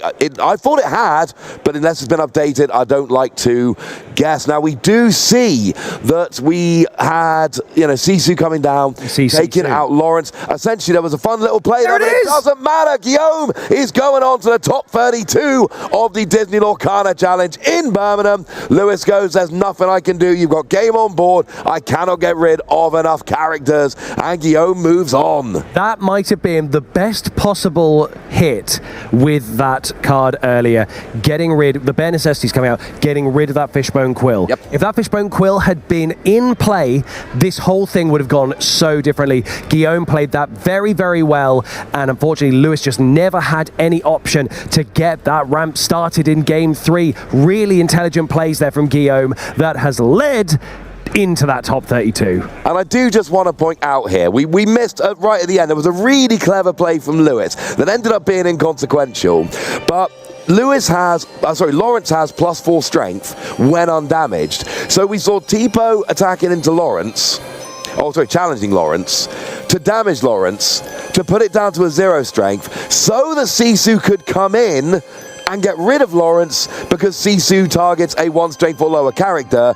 And it didn't matter in the end, but it was a really clever play from Lawrence right at the end to, to take take Lawrence off the board. It didn't matter, but it was a really clever play, and I just need everyone to know that it happened because it was really fun. It didn't matter, but it was a cool little play that you all need to know happened, and now you do.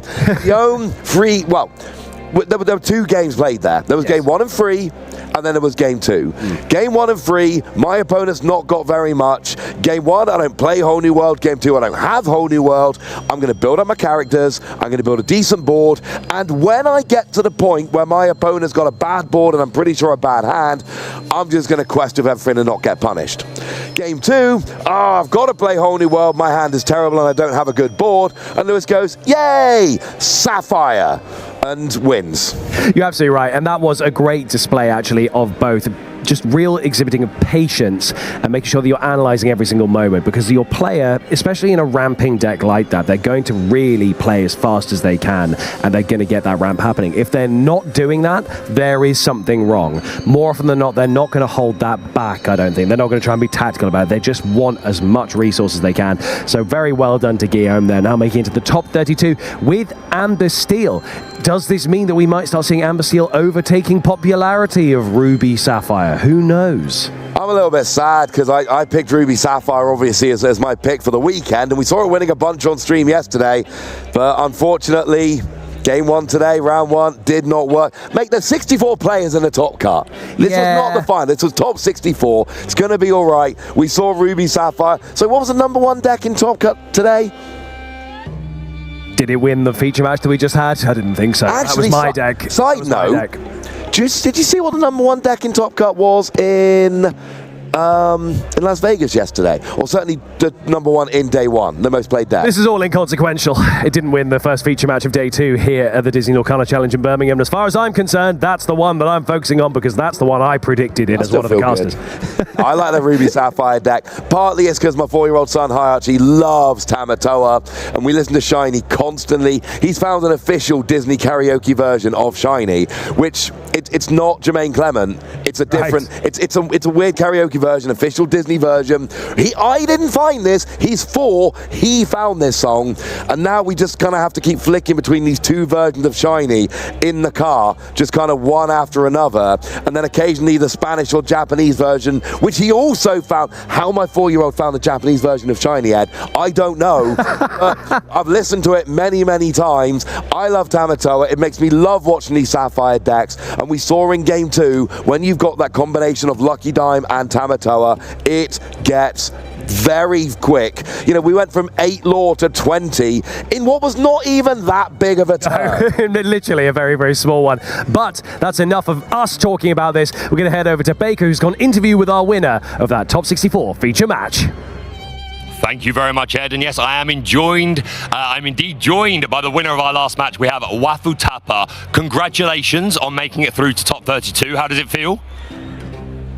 Sorry, thank you. It feels good. Yep. It's good, yeah. How long have you been playing Lorcana? How long have you been in the game? I started just after the challenge in Lille. Okay. So I guess a couple months, 3 months maybe, yeah. 3 months, and Lille was your first Disney Lorcana. You went after that one. Played, yeah. Amazing. I played in Ballroom and Bologna. Yep. Brilliant. Did not make day 2. And this time... now you find yourself in the top 32. You've got the Cinderella Style High promo. You've just secured the Rapunzel Gifted with Healing. Must feel pretty good. I want to ask you a little bit about your deck choice. You chose to bring a Steel Song today. What led you to that decision? Why did you think that was a good choice? From what I've tested, it was between Blue Red and Steel Song. Yep, makes sense. I thought were the 2 best decks. And... Blue Red was favored against Steel Song, but I felt that against almost like most other decks, Steel Song was better than Blue Red. So yeah, but against Ruby Amethyst, the Emerald decks, things like that. Exactly. So I thought that basically the meta share of Blue Red would have to be pretty high for it to be correct to play it over Steel Song, and I didn't think it would be the case, so I picked Steel Song. Yeah, and it's clearly worked out well for you. In your top 64 game, you were up against what people would say, I would even say, is probably your hardest matchup. Yeah. You made it through 2-1. Yeah. That second game was a little dicey. I think 2 or 3 misses off your aerial Spectacular Singer. That must have felt quite bad. Not really, because you didn't mind too much. No, I think the game wasn't about that. I think when I saw my opening hand, I kind of knew I was in bad shape, really bad shape already, and I didn't have the bare necessities. I didn't have. I had Piglet, but no 1-drop, so I was gonna be slow, no disruption, and. So yeah, Ariel missing was whatever. It was inconsequential. It didn't matter to you. Yeah. But that final game, everything seemed to go quite well. You got the Cinderella down, the bare necessities, to take away, so key. To take away that Fishbone Quill was absolutely game changing. Because you saw he already had the 1B prep, drew into another one as well straight after that, and you had multiple storms. So you found exactly what you needed in that game. But you've worked so hard to make it this far. I'm sure that you want to win and win the whole thing, and that's absolutely fine. But is there a particular part of the standings that you really like? I really want that invitation to Euros, or I really want that Mickey. Like, what would be the okay, I'm happy? I'll be happy regardless. You'll be happy regardless. Great answer. But I want to win. You want to win. That's absolutely fine as an answer. We like that. Perfect. Well, we're gonna. If you continue to win, we may see you up on the main stage again. But I want to say congratulations. Good luck for the rest of your games. And yeah, we're gonna head it over to a little break before sending it back to our casters. Do not go anywhere. We have plenty more Disney Lorcana action coming up very soon.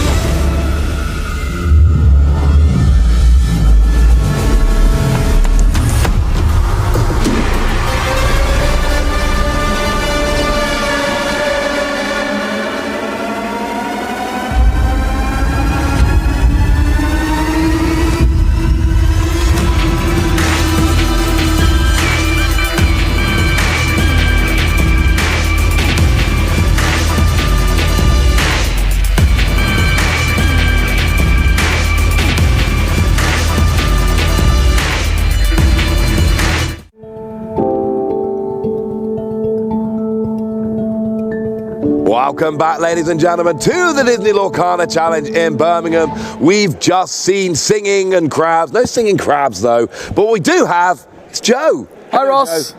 You okay? Yeah, I'm good, man. I enjoyed that last game. That was fun. Yeah, you were just telling me about it. I didn't have the pleasure of watching that one, but what I did have the pleasure of doing, Ross, is my favourite thing at a Disney Lorcana Challenge, which is just walking amongst the top tables and seeing what different decks everyone is playing. There's one Amethyst Steel still out there in the top 64. They had a bit of a nail-biting finish. I have a feeling they might have just got knocked out. It was a tight game 3, but there's quite a lot of Amber Emerald. Quite a lot of Emerald Steel, maybe not quite a lot, but definitely a little bit. And then kind of the things you'd expect to see. Quite a bit of Ruby Amethyst, Amber Steel Songs, Ruby Sapphire. But lots of different variety and lots of very, very good players and familiar faces over there that we've seen before. I mean, judging by both the tournaments yesterday, both here in Birmingham and Las Vegas over in the US, we have a clear top 3 decks.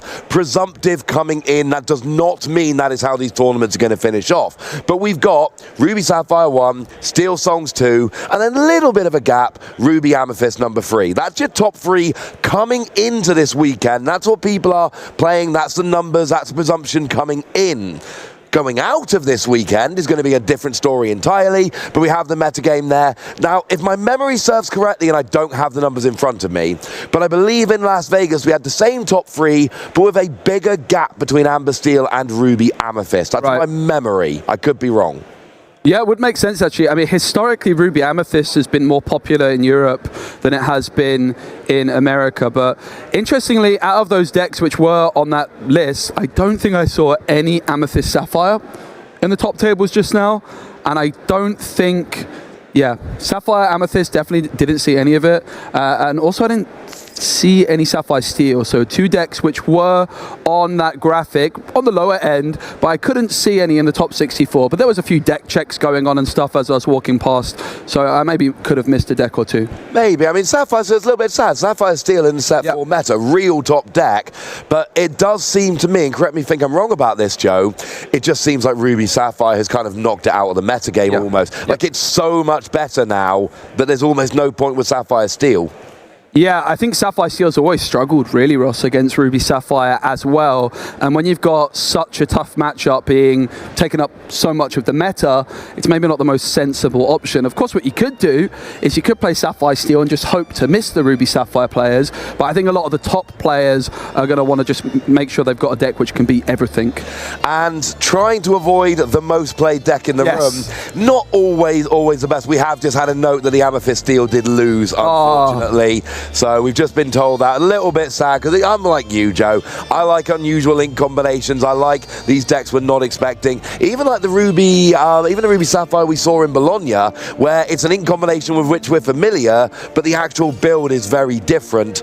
Even things like that make me a little bit happy. Did you say Mufasa still stands a chance? I don't think I saw any Ruby Amber out there either, so I'm not sure. But I was watching the first 2 games, really, of this Amethyst Steel game. It was Amethyst Steel versus Emerald Amethyst. Emerald Amethyst taking it down 2-1. But in the 3rd and final game, I had to leave as it was still finishing. But the Emerald Chromicon came down for the Emerald Amethyst player and put in so much work. Nice. I saw them bouncing back their own Elsa to then replay the Elsa to exert their opponent's character and just keep controlling the board. It was very impressive. Oh, that sounds like so much fun. I'm lucky to be on top 30, top 64 and top 32. I've got to take a break for the next couple of rounds after this. You know what I'm going to go and do?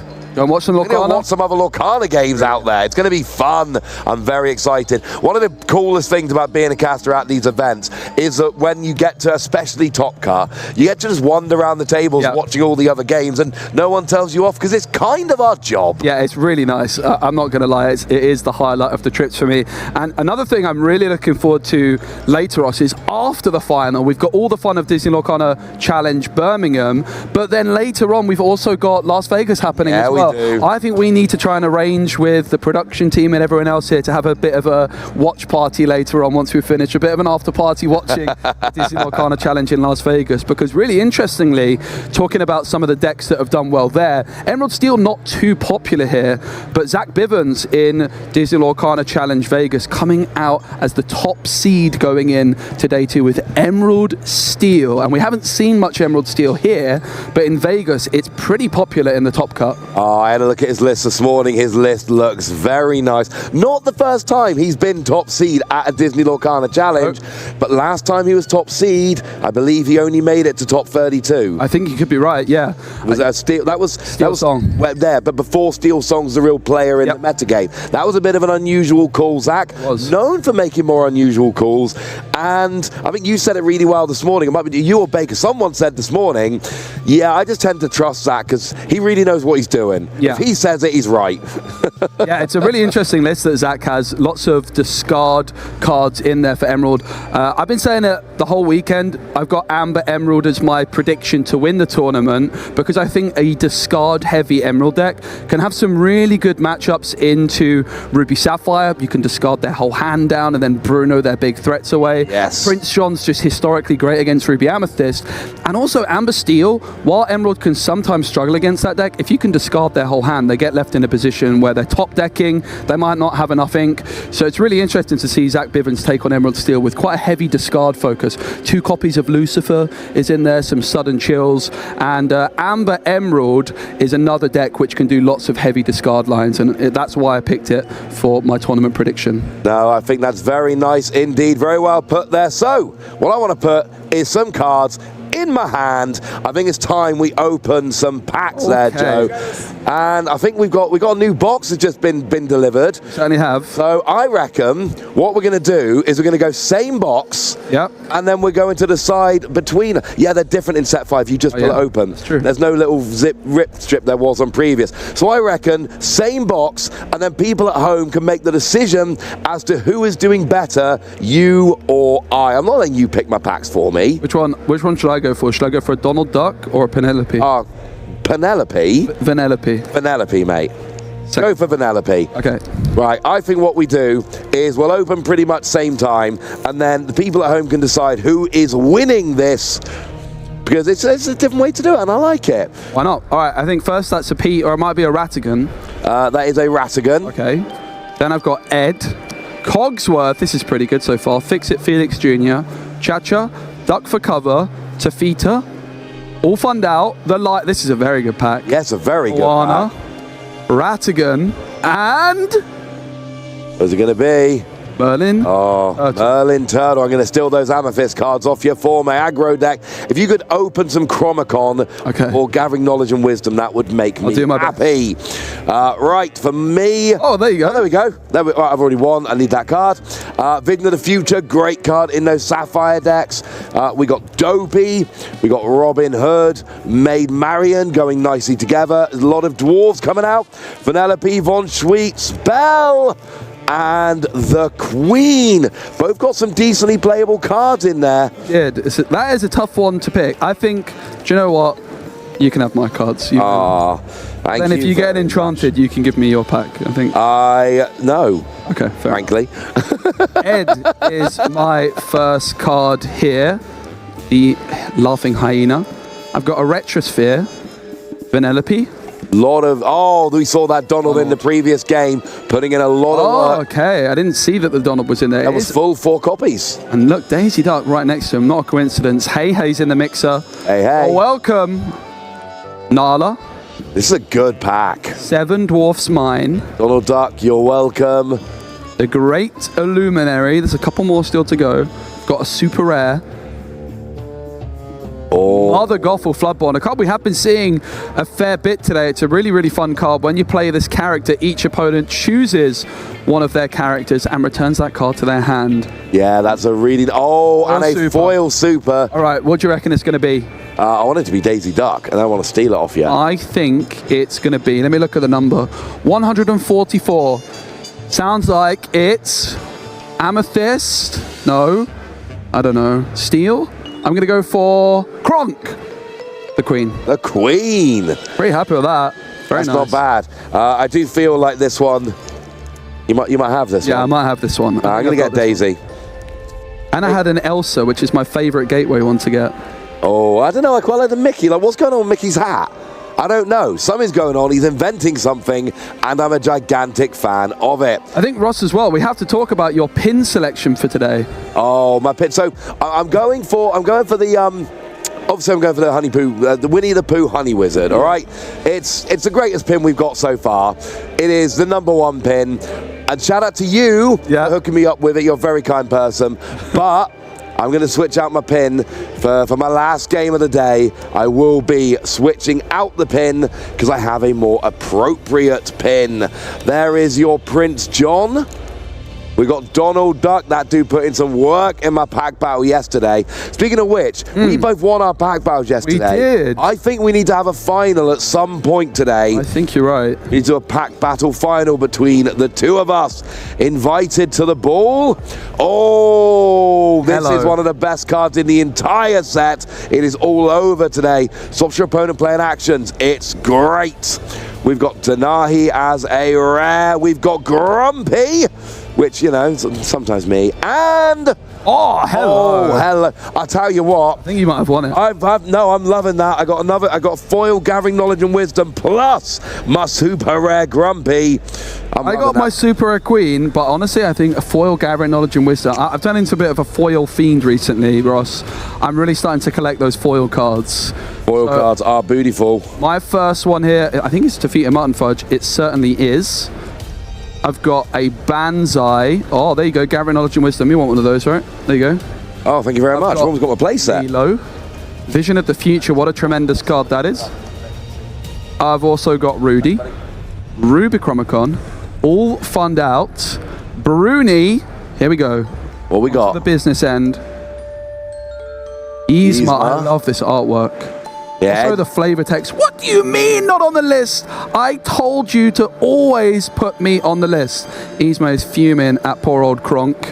I got We Know the Way, and the final, it's a rare. Always a rare. Oh, it's the Queen. Hello, the Queen. You just get a foil super rare Queen. Yeah, look at that. Oh, that's very nice. Right, one more pack, and then I think we're going to be guessing some flavor text. Ooh. So make me happy here from this box. We're going for the same box this time to make it a little bit more of a comparison. So we're starting off with Snow on a Rainbow, Hypnotic Deduction. Oh my goodness, we've opened 3 packs each. I've got my play set of Gathering Knowledge and Wisdom. I'm a happy boy. We've got Tanana, When Will My Life Begin, Taffeta Mutton Fudge, and even this, 2-cost Inkable Quest for 2, big fan. Ludwig von Drake can quest for 3. Bruni, very nice. When banished, you draw a card, quest for 2. Badanon, it's not enchanted, but that is the best enchanted card in the set. We've got the Queen and the foil. Oh, I love this card. The flavor text, Ross. The flavor text. Underestimating him is a recipe for disaster. It certainly is. That is just a tremendous flavor text. Every time I play this card down on the board, I ask my opponent to read out the flavor text aloud.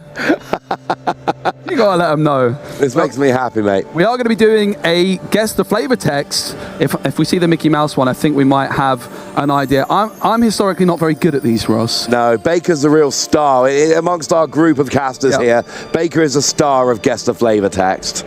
He zigs, he zags. What else do you need? He zigs, he zags. What else do you need? Well, they're talking about a he. That's all I've got so far. Ross knows. No, I don't know. Okay. I mean, could it be Turbo? I don't think it's Turbo. It does sound like one of the racers, right? Zigging and zagging sounds like something a racer might do. Oh. I mean, the not what else do you need, but is definitely a clue to the kind of dialect of this character. Could Pete ever be saying I'm not quite sure. It's Pete. Doesn't really sound like Pete. I think Ralph would. Ralph could be saying it. But Ralph doesn't race. Yeah. The only male racers I can really remember, we've got like... Well, it's not necessarily a racer themselves, but it's someone talking about a racer. Oh, yeah. It's Ralph. Yeah, but the only race he'd be talking about are like Turbo, and I don't think he ever really talks about Turbo. Okay. And then, is it Francis Fluggernutter? Francis Flutterbutter. Yeah, it's, you Something know, like he's not very memorable, I'll be honest with you. Taft and Mutton fighter, Vanilla P Von Tweets, they're the main racers, right? Are we going for Rancis, Flutter, Butter? No. I'm going for that. Okay. I'm locking it in. Final answer. I can't think of anything else that would be zigging and zagging. Let us know in the chat what you think it is. I'm ready to find out, Ross. Okay. Any prediction? Any predict Turbo. Okay. So I've gone for Rancis, Flutter, Butter. Ross has gone for Turbo, and it is, of course, it's Pegasus. He does zig and he does zag. What else do you need? And that is a very good card. 2 cost, inkable, evasive. Yeah, Pegasus sees there's a bunch of Pegasus cards. Emerald has good Pegasus as well. Yep, and also Emerald has Sir Hiss, which has the exact same stat line as Pegasus, and that Sir Hiss definitely seeing a little bit more meta play at the moment, just because it fits into into Emerald a bit better than Ruby. Sure, it's a little small, but also it doesn't have a pool. Okay, I think I know this one. Duck Manor? Ooh, I don't think so. It's clearly a location of some description. Yeah, possibly. What are you thinking? I think it's Cusco's something or other. Cusco's Palace. Cusco's Palace, maybe. It's got to be to do with Cusco, right? Because Cusco's got the mountain, wants the water. Oh, maybe not. It's a water park rather than a pool that they're after, right? But also, McDuck Manor has a pool. Okay. Like, you think Scrooge McDuck, you think diving into the pool of coins. Yeah. Like, it blatantly has a pool. I think you might be there with Cusco's Palace, you know. Is there any other Cusco cards that it could be rather than Cusco's Palace specifically? There's the new Cusco. Yeah, but that's... Set 5, I don't think that's actually even got any flavor text because it's got a lot of text on the card. A lot of text on it. It seems a lot of play, actually. Cusco's Palace is my answer. How about you? You can't copy me. I can't copy you. No. I need this one. I don't think I've ever won a flavor text battle. It's not. I need all the help I can get, Ross. It's not Baddenon. It's not Sherwood Forest. It's not Snuggy Duckling. It's not RLS Legacy. Could be Cusco the Llama. I don't think it's Cusco the Llama. It's not Cusco the Llama. No, that's got to be a location. I would be stunned. Are we both going for Cusco's Palace? I think we have to go Cusco's All right, Palace. we're going to lock it in. But I'll give you the win if it is. Here we go. Is it Cusco's Palace or is it something different? Sure, it's a little small, but it also doesn't have a pool. Let's go. I got one right. This is honestly a big moment for me. Thank you to everyone for supporting me. I've suffered through these flavor texts and I finally got one. Rewarded, because since I started playing Disney Lorcana, I was never before someone that watched lots of Disney films, but I've been watching a lot, and I watched Emperor's New Groove recently for the first time, and it was brilliant, Ross. I absolutely loved it, and yeah, big shout out to Disney Lorcana for allowing me to watch that film. I don't think I would have done it otherwise. I was always like, why is this Cusco a llama? What's going on there? And then I found out. Well, as someone who has children aged 2, 4, and 6, I watch a lot of Disney films, and I think that's only going to increase as time goes by. I do tend to try and steer them towards my favourites, Zootropolis, Moana, Wreck-It Ralph. These are films we've watched a lot. I've not watched Big Hero 6 with them yet. Okay. There's a very, very sad bit at the end, which is one of the most maybe the most heartbreaking moment in any Disney film. And yes, I know there's a lot of competition there, but I do feel like my children need to see Big Hero 6 because it's got a big fluffy robot. It's not even fluffy, is it? A big squishy robot that heals people. It's got cool scientists that make gadgets. It's set in a mixture of San Francisco and Tokyo. I mean, it's fun. I need to watch it. What's not to like? I might just watch it myself, and if my kids want to join in, they can. If they don't, that's up to them. And of course, we've got a lot of those characters coming to the next set of Disney Lorcana Azure at Sea as well. That has been confirmed, so really excited for that. Oh, very excited. I'm excited for the next round, so let's go and take a very quick break. You grab an ice cold beverage, we'll get settled, and then we'll come back for top 32 action.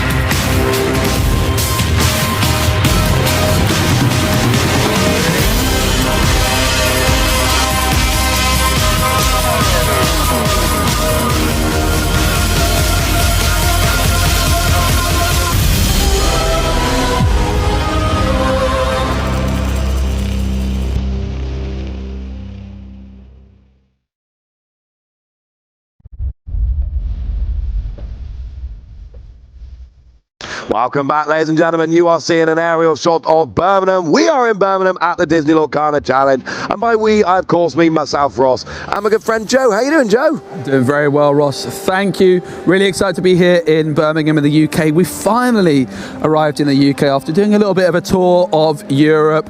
We started in Lille, we went to Bochum, we went to Bologna, and now we're finishing in Birmingham in style. And we're about to start the top 32, which is really the business end of the tournament, because the next game, the players are playing for a place at the European Championships at Disneyland Paris in December. What a huge stake that is to have on this next game. Wow, we're going around in a big circle. We start off in Lille. Yep. Then we go, in France. Then we go to Bochum in Germany, Bologna in Italy, Birmingham in the UK. We run out of cities beginning with B, so we go to Paris in France for the European Championships. And this is a huge round. There are two huge rounds in Top Cup. Yep. It is top 32 because you're playing for your continental invite, and it is top 16 because you're playing for the Mickey. I'm not saying winning this isn't great. Of course it is. The other prizes are amazing, but for you speak to the players, and there are two things they really want: an invite to continentals, play more Lorcana, and that golden etched serial Mickey, which is the most sought after Lorcana card we have. Yeah, absolutely. So in many ways, these are the next two biggest rounds of the players' weekends, and it really is going to be exciting to see which decks come out on top. In a little moment, we are going to be taking our first little peek at the top 32 bracket, and it's always really exciting because then if you're a player, you can start picking out what your potential path to the finals might be. And what I would love to see, Ross, perhaps, is once we get this bracket, the people that are watching the stream at home, let us know in the chat what player you think is going to make it all the way through to the final. Yeah, once you start seeing that bracket, you'll spot a couple of players and you're like, hang on a second, they've got a pretty nice route. They've got kind of 3 games in a row, and only one of them looks awkward. The other 2 look kind of easy. We saw, was it Justin Morales back in Bochum, I want to say, who ended up having, don't get me wrong, phenomenal player, phenomenal deck, but we looked at their bracket and our first reaction was they've got favourable matchups right up until like top 4 at this stage. Yep. So it worked quite nicely. The bracket is ready. Let's go and take a look. And I believe we're going to split it into 4 quadrants, as we tend to do. The Cinderella bracket, here we go. What stands out to you there? Well, I can see Harvey Parker in the mix, also known in the community as Alphos, who only started playing Set 5 Shimmering Skies on Monday, but has booked their place into the top 32. So that's really amazing. But also, there is going to be that Ruby Sapphire mirror. There's going to be Ruby Amethyst, Ruby Sapphire. Lots of Ruby Amethyst, actually, in this part of the bracket. Anything catching your eye, Ross, there? Just Ruby Sapphire being free of them, and Ruby Amethyst being free of them. 6 of the 8 decks fall into there, with a little bit of Emerald sprinkled in for the others. So we really do have those, and Amber Steel songs not really represented on this part of the bracket. Doesn't mean it's not there, it just means in the Cinderella bracket. And it means, if you're looking at that going, oh, I don't like that matchup, let's hope you're in the Cinderella bracket. Yeah, 2 Emerald decks holding it down as well, the lower part of this bracket. Of course, this is the first round, also known as the top 32 round that we're looking at. In comes the Elsa bracket. First match there, we've got Tengmar on Amethyst Emerald, and I've dubbed Tengmar the best player in the UK before, Ross, so I'm really excited to see them in the top 32. It is the furthest they've made it into a Disney Lorcana Challenge, doing it on home turf, and that could be a pretty nice matchup for them into Ruby Sapphire.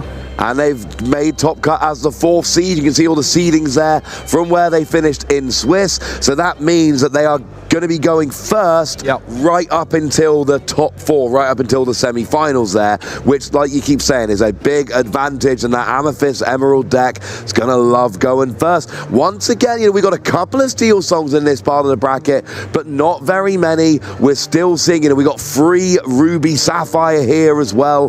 That deck is all over the bracket.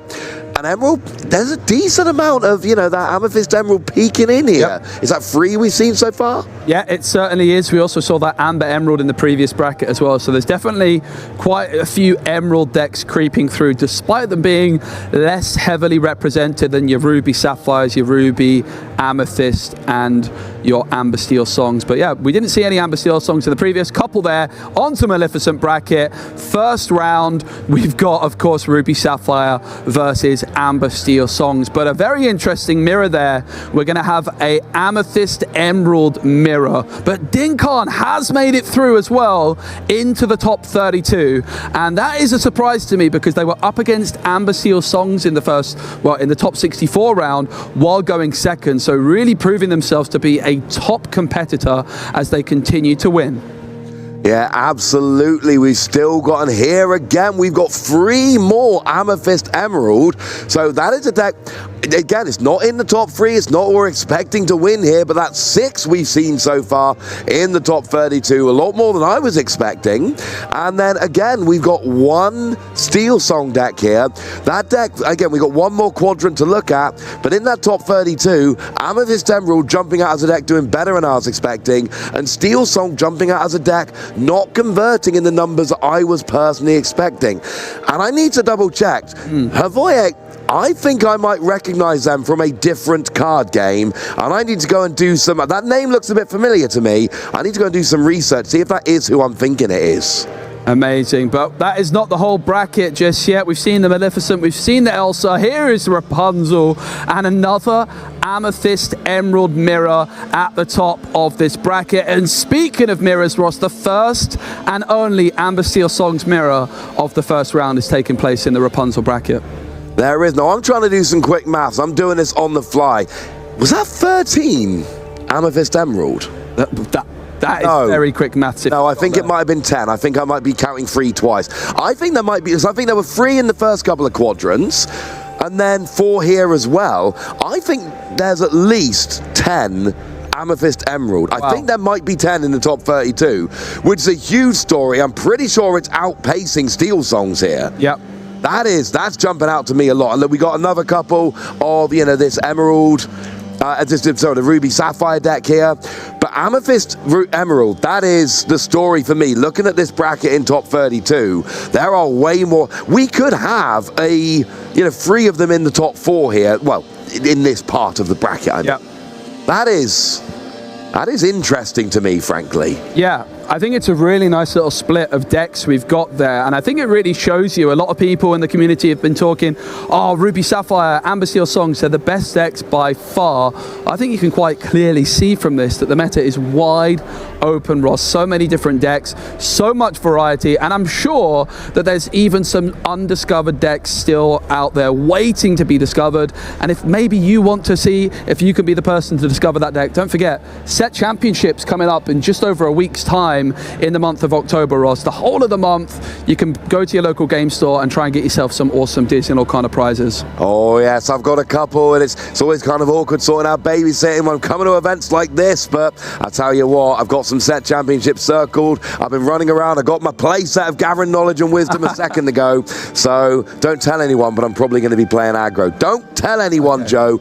It's a secret. What is not a secret are the players we've got here. We've got Harvey Parker, the 8th seed after Swiss, who is going to be playing Amber Emerald, and we've got Luke Smith, I think. Luke Smith playing Amethyst Ruby, who was the 25th seed after Swiss. So Harvey Parker is going to get the choice of going first or second. Do you think they're going to go first or second, Ross? I think they might choose to go first. I don't want to influence any decisions here, but yeah, both players are in at the desk. It is, of course, open deck lists on day 2. So the way that works is each player gets around 5 minutes to look through their opponent's deck list before the games start. And you can really just analyze and see exactly what cards they have in the deck and how many different copies of it. Harvey, also known as Alphos, who is a Disney Lorcana content creator, is playing Amber Emerald. Look for that Prince John to be the centerpiece card of the deck in many ways. Whenever Prince John is down on the board, it could be a real problem for Ruby Amethyst to deal with. Yeah, absolutely. We've just got their deck list through, having a peek, and what I love about Top Cut, we don't have to wait for them to get their headphones on. We do not have to be as secretive about it, because of course they've literally got each other's deck list to have a good chat about. Do you see anything jumping out from Harvey's deck list there which strikes you as odd or unusual? It seems there's a lot of cards I am very familiar with in that list.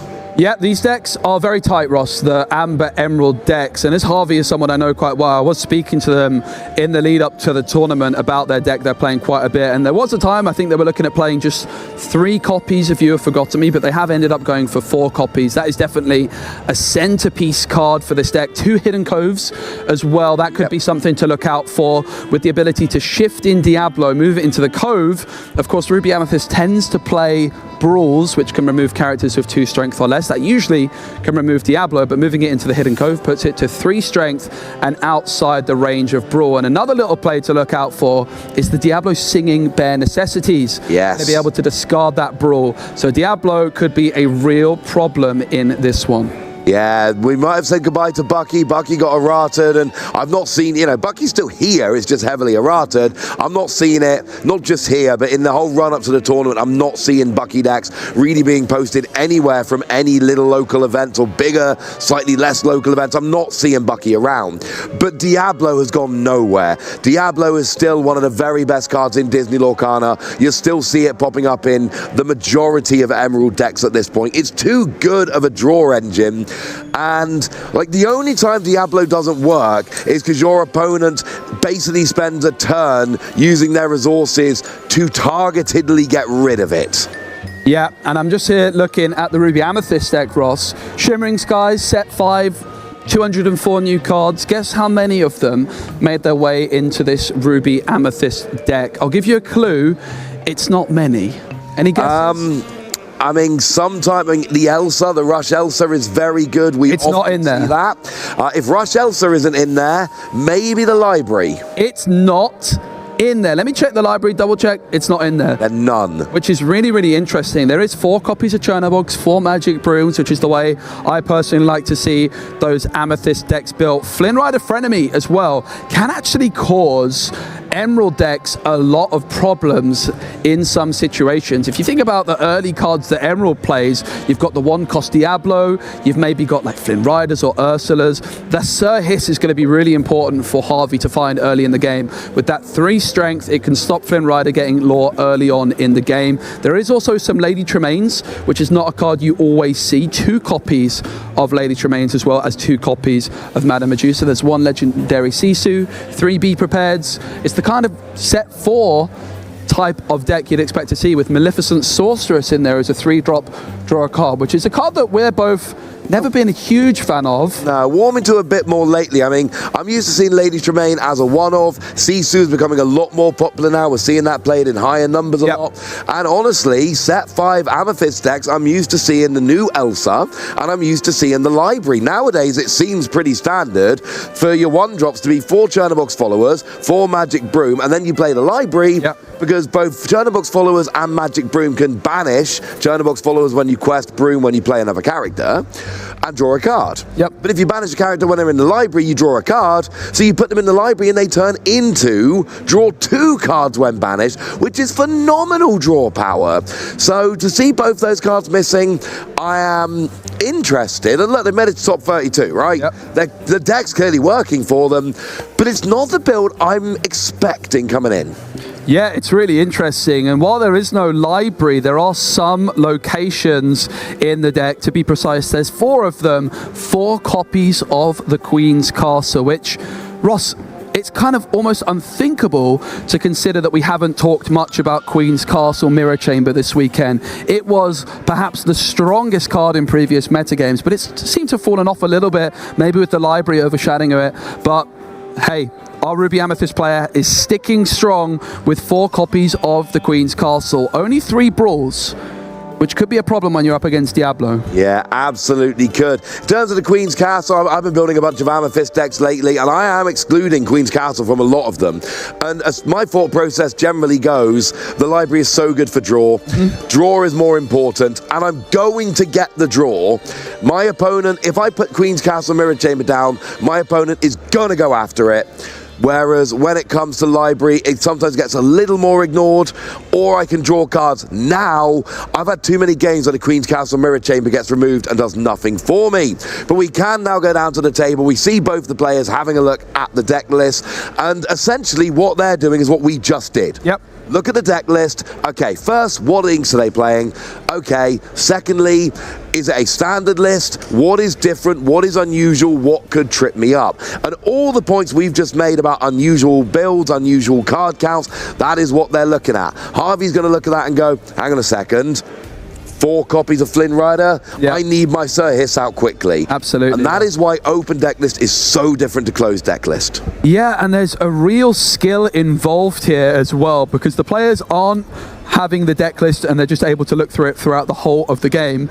You just get a set period of time before the round starts to analyze your opponent's deck list.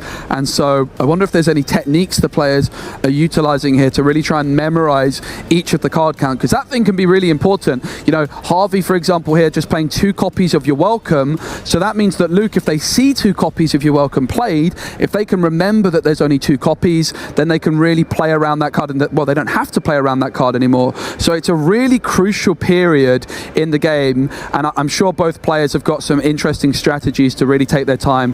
Both lists pretty easy to remember, I would say. Not that many Shimmering Skies cards in either deck. You're welcome from Harvey. It's possible might be the only set 5 card in this top 32 game, which is quite extraordinary. Yep, that is right. I do believe the only set 5 cards here will be your welcome, and that's not typical for many of our meta decks coming into set 5, but I think it's 2 decks which perhaps struggled a little bit up against Emerald Steel, and therefore have just been able to come out of their shell a little bit, and that's why we didn't necessarily see lists exactly like this in the previous set.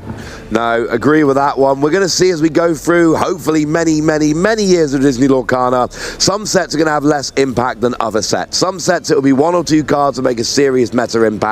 Other sets it will be lost. We're still early on in Disney Lorcana. It's only set 5, but I can tell you, Shimmering Skies has made a big impact. Yeah. Amethyst has a lot of new tricks, although we're not seeing them here. Sapphire has got a lot of new tricks, and then, you know, Amber decks are doing a lot better now because you've got stuff like Daisy Duck coming out being really good. So there's a lot of impact, just not in this one particular game. Yeah, absolutely. We've got Luke here on to the left and Harvey to the right. Of course, Harvey was the highest seed from day 1, which does allow them to have the right to choose if they go first or second. So Harvey will be on the play going first in game number 1 here, I'm sure. We've got green sleeves and red sleeves. Which would you go for personally, Ross? I'm a fan of orange sleeves. Okay. Between the 2, I'd go green. I'm known to go green, but generally speaking, I'm an orange sleeve kind of guy normally. We see the handshake, great sportsman conduct, and here we go. Luke Smith, the 25th seed in Swiss, is on Ruby and Amethyst up against Harvey Parker, the 8th seed on Amber and Emerald. It's Baker's prediction to win the tournament versus my prediction to win the tournament, Ross. And one of you it could well be right. I still feel decent about my prediction. I think between the 4 of us here, we got a good quartet of predictions. Of course, you know, that Amethyst Emerald deck could trip us up and make us all wrong. Let's worry about that later. Harvey, of course, gets to go first here if they want to, and will get to go first in the next round as well. Not the best start from Harvey there, as they've just fumbled the card a little bit and I think maybe revealed it slightly to their opponent. It was a cricky. All good. But it's just interesting being on this stage. It's definitely a bit of a different environment compared with playing in the main hall. You've got those soundproof headphones on. You've got the lights and the cameras on you. Of course, Harvey, as a content creator, might have a little bit of an edge in that sense that they're used to having people watch them play. Yeah, absolutely. You're used to being on show. You're used to having people listening to what you say. And that kind of does help to settle the nerves a little bit here. But they're not just noise-cancelling headphones. We've got some actual white noise in there as well, which can occasionally be something that it takes some getting used to. So only 1 card mulligan from Harvey. Only 1 card kept from Harvey. Yeah. So Harvey here had no Prince John in the opening hand, and I think Prince John is just such an important card against Ruby Amethyst. It has ward. It can just stick around on the board for such a long time. You have, B King Undisputed is often the best way for Ruby Amethyst to deal with Prince John, but I'm fairly certain Luke Smith without any copies of that. So I like to see Harvey mulliganing very heavily. They did keep Aerial as the one card in hand, and I wonder if it might have actually been even better to just go all out and just get rid of all 7 and try and find that Prince John. They haven't found Prince John in their hand here, and they are certainly lacking a little bit of an early curve, although that Hidden Cove could be a nice turn 1 play. It's going to be your welcome into the Inkwell, and it's going to be a pass. Harvey not playing the Hidden Cove on turn 1 despite having 1 ink, which is really interesting, and it's a Magic Broom for Luke Smith. Yeah, absolutely. Got to remember Lady Tremaine is in a deck for Luke Smith, so that could be an answer to your Prince John later on. Magic Broom, great turn 1 for Luke and Harvey. Hidden Cove, if you play it too early, it can be vulnerable. You can save it in your hand, potentially to use for ink later if you need. So there are reasons not to play it turn 1. Here we ink, we don't talk about Bruno, and we play Ursula. So we get to look at the hand and discard a song.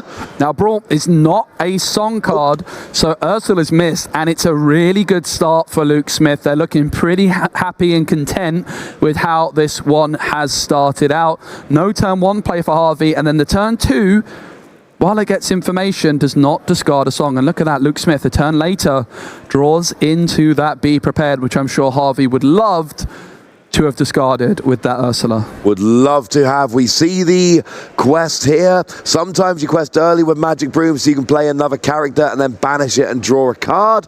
That is always an option here. Have you spotted anything in the hand which makes a great turn 2 play?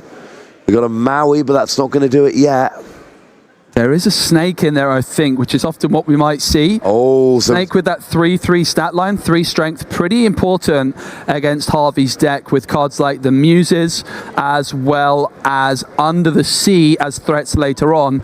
And those cards deal with characters of 2 strength or less. So the Madam Mim Snake having 3 strength can make it pretty difficult for Harvey to deal with. So we don't banish it, we instead bump it back to your hand using Madam Mim Snake, but of course can be played in the future. Get some more lore, have some fun, and the Maui did, of course, get inked.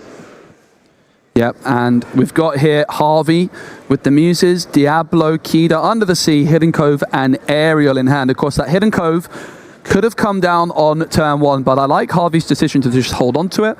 Just because you're not going to play it right now doesn't mean they had to ink it, but they do now decide after not playing it to ink it. And that's the beautiful thing about keeping that Hidden Cove in hand and not inking it. You're not able to add it into the inkwell. Aerial, it was kept in the mulligan. Terrible news for Harvey, because I think that is an Aerial miss. This card, which he kept as the sole card from the mulligan, has let him down here. Aerial not hitting a song.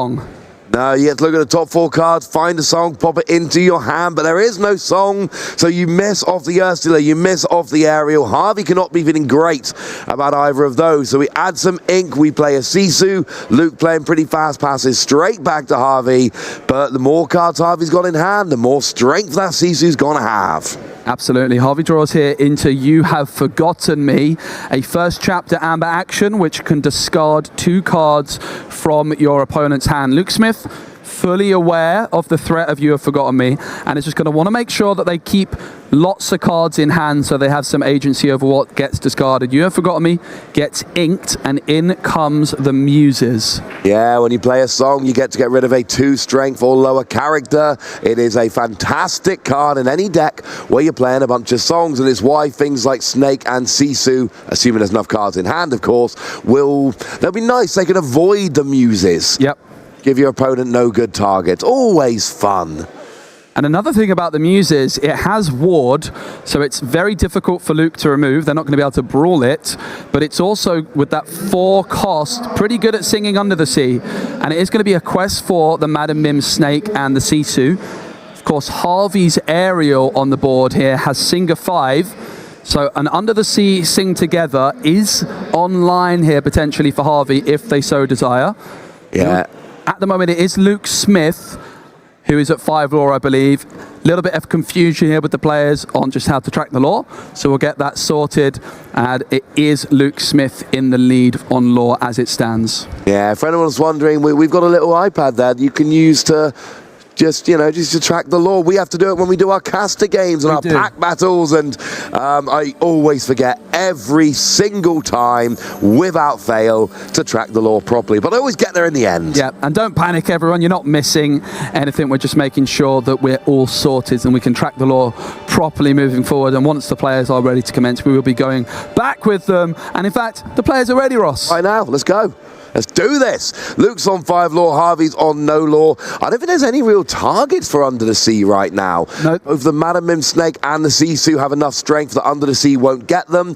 But if I'm playing this deck, I want to have Ariel and the Muses down, because then if there's ever a board, I can play it. But here comes a brawl, takes out Ariel, and now things get a bit more awkward for Harvey. Yeah, and Luke usually at 4 ink as a Ruby Amethyst player, you just play the rabbit, and Luke does have that in hand, but perhaps fearing that the rabbit plays into Under the Sea, Ariel with that Singer 5 decides to play a slightly slower turn and goes for the brawl. And this is why I love the Magic Brooms. 1 ink spare, put a Magic Broom down, it can quest for 1, and then you can draw a card with it down the line. It looks like Harvey goes for Diablo, a 3-cost character. No questing from the Muses or the Ursula as it stands, as the Magic Broom quest for 1, putting Luke up to 6 lore. It's a great start here for Luke, despite being the player going second. Yeah, I'm liking this. We get Merlin Rabbit go down, draw a card. You could banish Magic Broom to draw another card, which you are choosing to do. So play down the Rabbit, draw yourself 2 cards. I love this from Luke. And now we are always singing friends on the other side with Sisu here for another couple of cards. And that is giving Luke a lot of options in hand with which to work. Yeah, it certainly is, and this is not going to plan for Harvey. Often, as the Amber Emerald player, you're looking to discard your opponent's cards as quickly as possible. But Luke now, with the Rabbit, the Magic Broom, the Friends, has an abundance of cards in hand, and Harvey's going to have a real hard time discarding every last card. They do draw into Sir Hiss, so Harvey's hand currently is Sir Hiss, the Muses, Kida, and an Under the Sea there as well. Yeah, when Harvey gets high enough on ink, you do then have the option of playing Kida to lower everyone's strength by 3 and then Under the Sea, but that does take a lot of ink to pull off, or does it? It might be about to happen, Ross.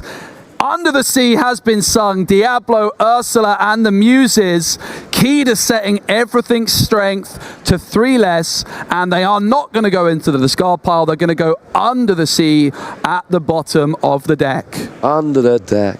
Amazing. That's some nice singing. No, I'm not going to do much singing on these streams, I'm afraid, but I do like that one. That one makes me happy. Of course, I said it takes a lot of ink, but when you're singing, you can exert your characters to save the ink, and that is a combo. It's a combo we see a lot in these, what is often referred to as sing-together decks. Kida to go and lower the strength, and at that point, everything is strength 2 or less, and Under the Sea acts as a board wipe, a pseudo be prepared.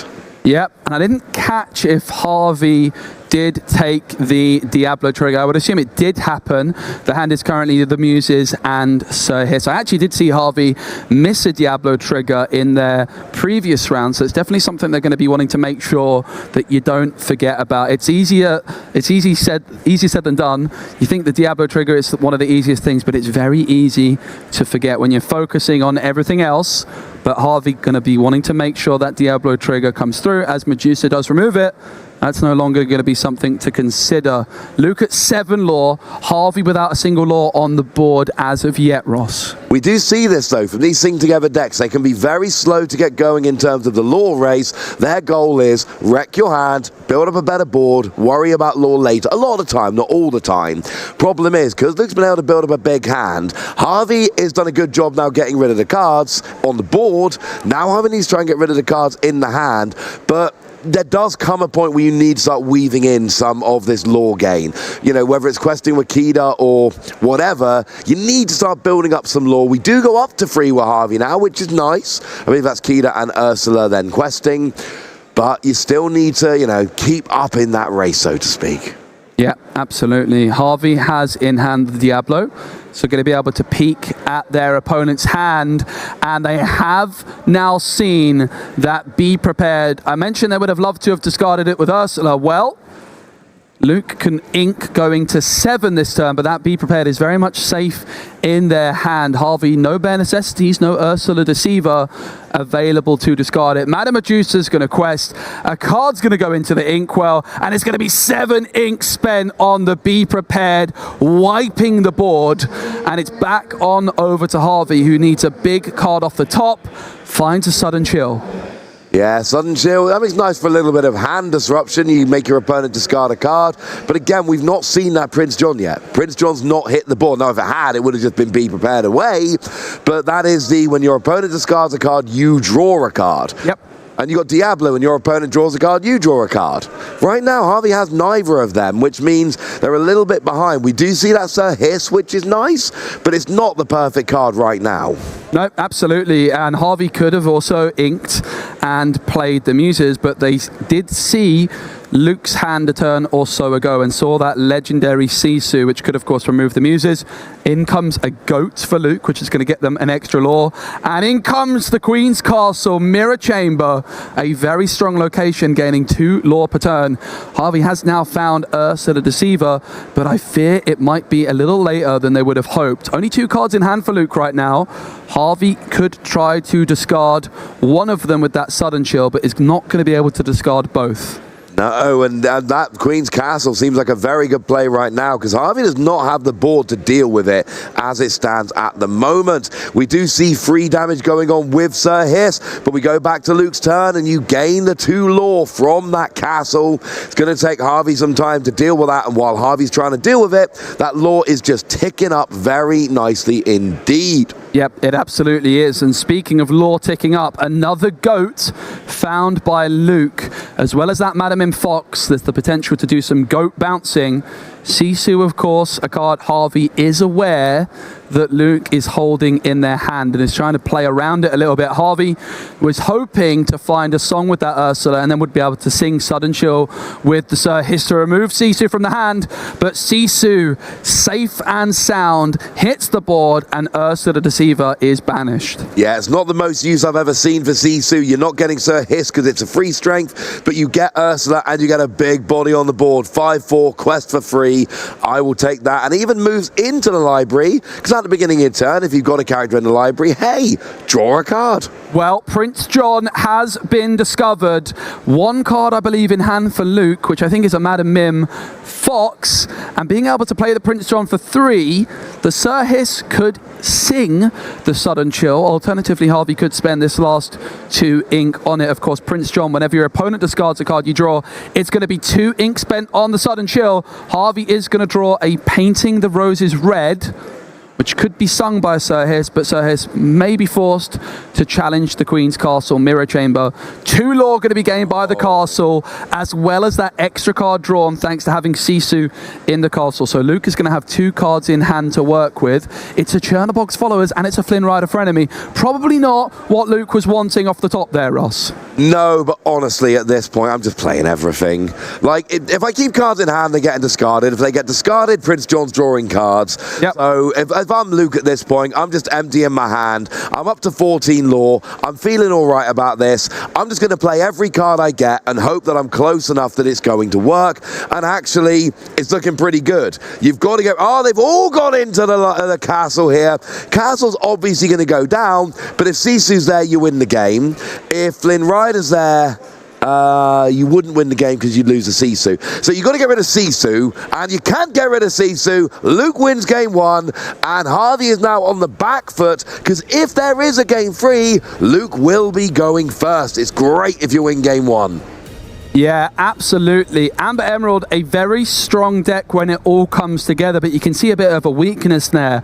Without the Prince John, it can just fizzle out a little bit. I think Luke did a really good job of making sure to draw lots of cards in the early game, but Harvey, mulligan 6, a pretty aggressive mulligan, but still was not rewarded with finding that early curve. I do, again, small difference, but when I saw Harvey keeping that aerial, I did wonder, would it be better maybe to just go for the full 7? It can be a little bit reckless. Aerial was the card kept. Unfortunately for Harvey, it did end up missing, which certainly didn't help their cause. It could be very, very different in game number 2, and I think Prince John is that card Harvey is going to be really looking for. I agree entirely, and it was a bit of bad luck. Remember, we saw Ursula Deceiver played, didn't get a hit, and then the next card drawn was Be Prepared, which later came down and made a huge difference in the game. If that was just one card off, and then it gets discarded by Ursula, then that game probably plays out a bit differently. So, if you're Harvey, yeah, it's despondent, and again, best of 3, the loser gets to choose who goes first in the next game. So winning game 1 is huge because it means you go first in game 3. That's going to annoy me if I'm Harvey, knowing that I've essentially lost the ability to go first that I had in that first game.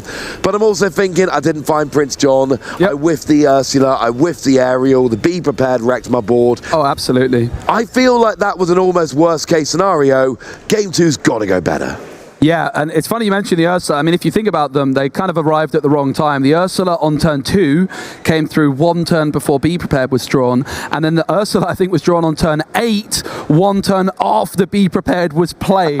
So those Ursulas were just either side of the Be Prepared, which did not help Harvey out one bit. So we are going to be going on to game number 2 of this best of 3.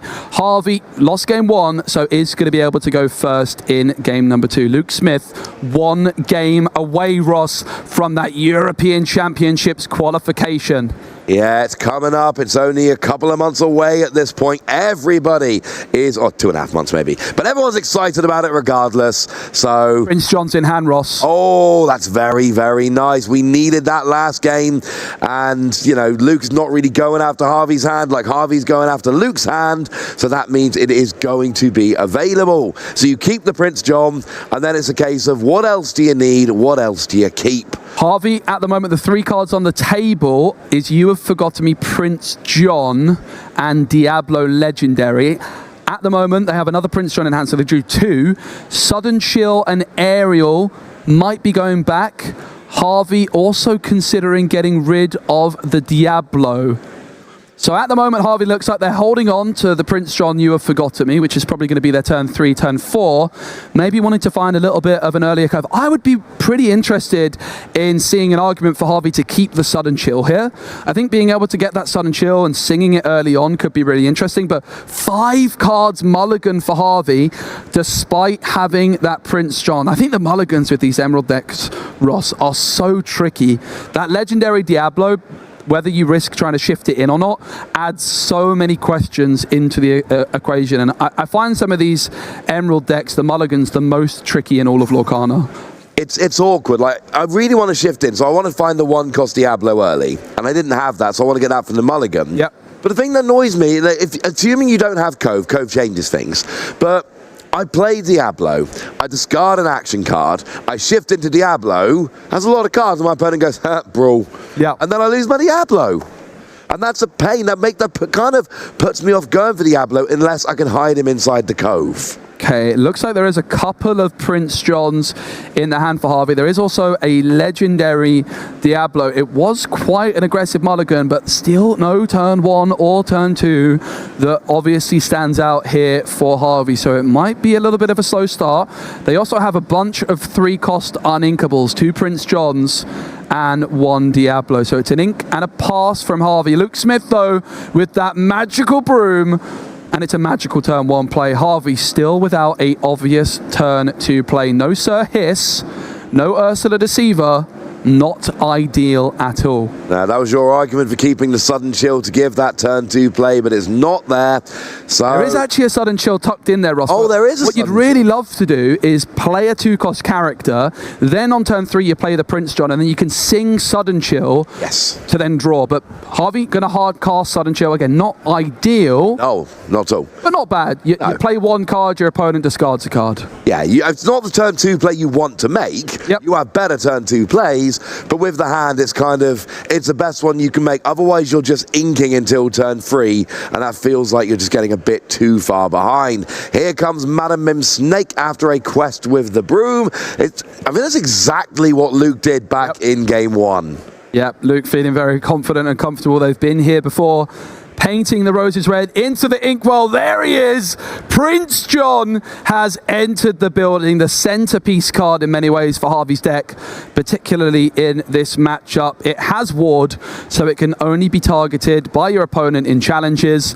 and don't expect that to happen anytime soon. Harvey just going to leave Prince John ready and waiting, making the most of that ward ability. Yeah, don't exert it. Leave it with ward. Make it very, very, very difficult to actually take off of the board. You need something like a Be Prepared or a Lady Tremaine with no other characters on the board. That's the level we're talking about to get rid of that Prince John here. Yeah, Harvey with another Prince John in hand also has that uninkable Diablo. So 2 uninkables there, 3 inkables available. Kida, which is the card into the Inkwell. Bare Necessities and You Have Forgotten Me still in hand. Goes for the second Prince John. It's a Prince John party. Your opponent discards a card. You draw 2 cards at this point. I like playing Diablo, but the thing that makes me sad when I have to play Diablo without shifting is I pay 3, I play it, I wait, I quest, and then I start drawing when my opponent draws. Whereas if I shift it after playing Diablo turn 1, it comes in earlier, but here comes a Queen's Castle Mirror Chamber, and I love this because Prince John, firstly, does very little when you challenge, and secondly, you don't want to leave it exerted. So what have we got as an answer? Prince John's going to sing Bare Necessities, hoping to discard something. Doesn't find it, though. Luke Smith with 2 rabbits and a Maui, but the You Have Forgotten Me is going to discard 2 of these cards. Harvey was hoping to discard 1 with Bare Necessities, discard the last 2 with You Have Forgotten Me. 2 cards discarded, 4 cards drawn for Harvey. This is why they went for that other Prince John, and they found a Sudden Chill, Ross. They could sing Sudden Chill with this second Prince John to discard the final card in Luke Smith's hand, and that's what you want to do as Amber Emerald. Whittle your opponent's hand down to 0. And of course it would draw you 2 cards, which would be nice because he's got 3 of the uninkable Diablo in hand. There's the Sudden Chill, discards that final card from hand. That Maui goes down, we draw 2 more, and this is what Harvey was talking about. Bat was looking at 4, I should say. Back in game 1, Luke was close enough to victory that you can just play empty-handed, draw, play, jobs are good, and you're going to get over the line. That is not where we are in this game. You do have the Queen's Castle and a couple of characters, but now Harvey's building up a large hand of cards, and Luke's got nout. Literally nout. But they do have a Queen's Castle, a Sisu, and a Snake on the board. Harvey's going to ink Sudden Chill. 2 lore gained for the Queen's Castle puts Luke up to 7 lore. 4 ink to play with. Are they able to do so? Well, the Prince Johns have now been removed. Harvey, though, getting a lot of value from them. They both move into the castle. Yeah, that was always a downside of exerting them to sing, was the fact that they were going to be vulnerable, but the hope is that you've done enough. You got a very you drew like 6 cards with them, yep, and you completely ruined your opponent's hand. So now it's time to go, right, what else can we do here? It might be time to play Diablo, but we have some other options as well. We could play Kida, I suppose, but you're not getting the most out of it.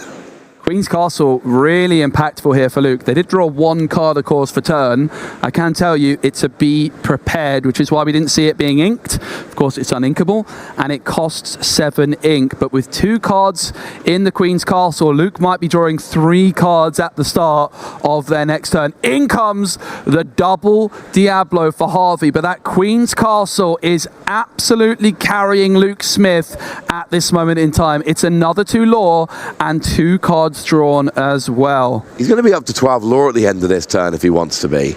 That's kind of amazing. Given how bad his board is, given how bad his hand has been, the fact that Luke can just kind of casually get to 12 lore here, and he's got a goat in hand. There we go. Now we're up to 12. We got a goat in hand, which can come down and grab some cheeky lore. That goat's going to get you 2 lore minimum. Yep. Also, Luke has the option of taking a Brawl to remove a Diablo, but nope. Not interested in wasting time removing your opponent's cards when you can just ink the Brawl, move the goat into the castle, and Harvey going to be loving the look of a top deck of a Cricky here, which would add extra strength to those Diablos and would remove the Queen's Castle. Maybe you're welcome to deal with the Queen's Castle, but none of those currently available, and it looks like the Queen's Castle is going to be sticking around for another turn, which would mean 3 cards drawn from the Queen's Castle potentially. That's basically game. He needs 7 lore, 2 from the Queen's Castle, 2 from Sisu, 1 from the Snake, and then when the goat goes down, and then 1 from the goat. So, yeah, that's 7 lore. He's got 7 lore on board. Wait, no. Sorry, he's got 6 lore on board and then 1 when the goat goes down. Right. So that kind of gets you over the hump to the 7. Once you get up to 19 lore of a goat on board, you're like, if you remove it, I win. If you don't remove it, I quest. Oh, and by the way, when I quest, I win. So there's, if you count the goat leaving as a lore, which I do, that's basically game on board for Luke here. That castle has got to go. And this is the beautiful thing about a Queen's Castle. In Luke's deck, they didn't put the library in the deck. As good as the library can be, Queen's Castle, it can just win you some games all on its own. And that is exactly what seems to be happening here in the second game. Despite Harvey getting that You Have Forgotten Me, the sudden chill to discard Luke's entire hand, the Queen's Castle has been replenishing that hand while continuing to gain lore and be really difficult to deal with. Yeah, I started this match. I was saying how I've dropped the Queen's Castle from a lot of decks because I really like the library. Now Luke's making me look a little bit silly. That has been the difference in both of these games. Yeah. It has literally been Queen's Castle. That has been the difference in game 1 and game 2. Harvey's in a bad position here. He's down 13 lore to 0. He doesn't seem to have an answer on board for that castle right now. And if that castle stays around, Luke is potentially gaining 6 lore next time with a goat on board. Harvey exerting 2 ink here, it seems. Just having a second thought. The hand currently for Harvey, it's a Sir Hiss. There is a Kida, Under the Sea, the Muses, and that 3rd legendary Diablo. It's going to be 2 ink for Sir Hiss. So 3 evasive cards down for Harvey. Are they going to make it a 4th? They are not. They're going to go for the Muses instead. No songs to sing. But the Diablo forced to remove the Madam Mim Snake while removing itself. That is going to deny an extra card draw from Luke, and of course deny the Madam Mim Snake questing next turn, which keeps them in the game. And then 2 damage sunk into the Queen's Castle with 7 willpower, so 5 more damage needed. Perhaps Sir Hiss and Diablo could tag team it in the next turn. Luke up to 15 lore, Ross, before even questing. Going to go to 18 when he quests. 5 damage needed, 5 lore gained. And maybe Luke's got a more sophisticated play than me right now. But when I get to this point in the game, I'm just like, quest, quest, quest. Yep. Harvey draws for Diablo, draws into a second copy of Under the Sea. There's the goat. 16 lore. The double quest takes Luke 1 lore away from the European Championships qualification. There's Chernobog's followers there for next turn as well. But I don't think Harvey can win from here. You've got to get rid of the goat, but if you get rid of the goat, you win. So Under the Sea, though, Ross. Is it possible? Under the Sea would do it. There's the Kida. 5 lore. 5 ink spent. Goat still leaves the board, so it still gets lore. It does still gain lore. You're right. And that's the game. Under the Sea goat for the win for Luke. Harvey can't stop the goats. That's my point. When the goats come, the situation there, you have to get rid of the goats. Yep. Or you lose. Wow. You can't get rid of the goats or you lose. That doesn't work, unfortunately. Luke takes a 2-0 victory, moves on to top 16 and gets the invite to that Continental Championships. What is so great about that goat is not a banish skill. It is a, when it leaves the board in any way, shape or form, banished, lore, hand, lore, deck, lore. Drops off the table, you don't get a lore, you need to pick it up. And then when it goes away for properly, you get the lore. Goat is just, I mean, it's the goat. It really is. And I think what's worth noting, even if the goat didn't gain that last lore for leaving the board with Under the Sea, Harvey had to exert all of their characters there to sing Under the Sea, which would have left the Queen's Castle remaining on the board, which would have won the game for Luke that way. So nice to see Harvey going out in style with that Under the Sea onto the goat. Yeah, unfortunately, the second you go to 19 lore of a goat on the board, it is over. It's such a good card. And Queen's Castle, it's not, like I say, it's not the staple. Back in set 4, you didn't see Amethyst decks without it. It was just the card that was really fueling a lot of these, cheeky wins, as I like to say. Nowadays, it's not a staple like that in every deck. You do not see it in every Amethyst deck. But, Luke just showing us there why it should be in so many of these decks. It is a phenomenal card. And then Luke, obviously getting the invite to Continentals and losing in the final round of this particular tournament. Well, I said losing in top 32. Yep. Not only do you not get the Continentals invite, but it's the last challenge. There are no more challenges through which you can earn a Continental invite. If you lose in top 32 in Bologna, you can go. It's incredibly difficult. You know, 1,900 players, I've got to get top 16, but at least I've got another chance in Birmingham. It's not the case here. No, absolutely. Harvey, top 64 at another event earlier in the series. I think it was in Bologna they got, or possibly actually in Bochum it was, they got to the top 64. This time to the top 32. So close, but yet so far for Harvey. But what a great run it was. Someone that started playing Shimmering Skies on Monday, 6 days later finds themselves on the main stage in the top 32. A really impressive performance, that's for sure. Yeah, that is not too bad. You can already see the quality of play we're going to be seeing at the Continentals in Paris, at Disneyland in December.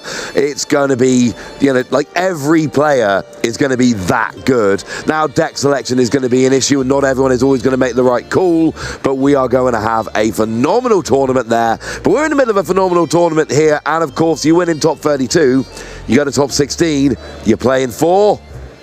You're playing for the Golden Mickey. You're playing for the Mickey. The Golden Mickey, the serialized brave little tailor. You can see a colored version of that card right behind us. What a wonderful backdrop it is. Oh, and also on my little badge here. This one's not golden though. There is, of course, a golden version of this pin, which is the first anniversary Disney Lorcana pin. Oh, there you go. Right on cue.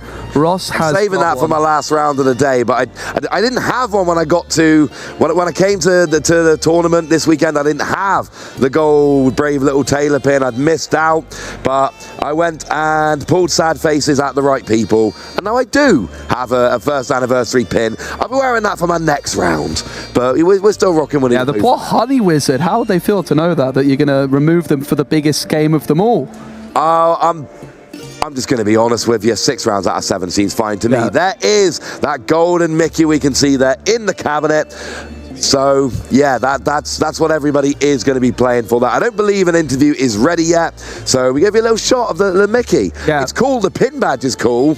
But I'll be honest with you, if somebody offered to trade it for a serialized Mickey, I would. Yeah, I would too. Also worth mentioning, the prize we actually kind of forgot about. Of course, the European Continentals, the European Championship invite, so important, but also securing that Rapunzel player mat. But we are now ready for an interview. We've got Ed with our winner, Luke, to hear about their Ruby Amethyst and the Queen's Castle. Thank you very much, Joe. Yes, I am here with Luke, our winner of that feature match. And now the first person we've got from the feature match going to the Continental Championships in Europe. Luke, how does that feel? That's fantastic. Into the microphone, please. That'd be ideal. Into the microphone, that's a good idea. Yes, that's fantastic. Yeah, I mean, when you reach day 2, you're sort of like, yeah, this was the goal. Everything after this is kind of gravy. But making Euros is fantastic. There's only one more for the Golden Mickey. Only one more. Do you think you can go all the way?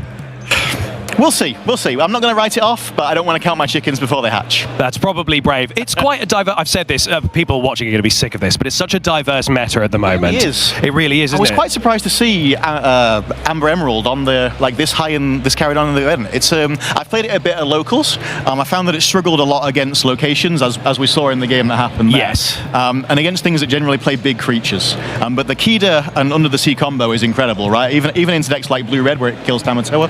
Yes. Removes Tamatoas and things like that. Yeah, I think it's a fun deck to play.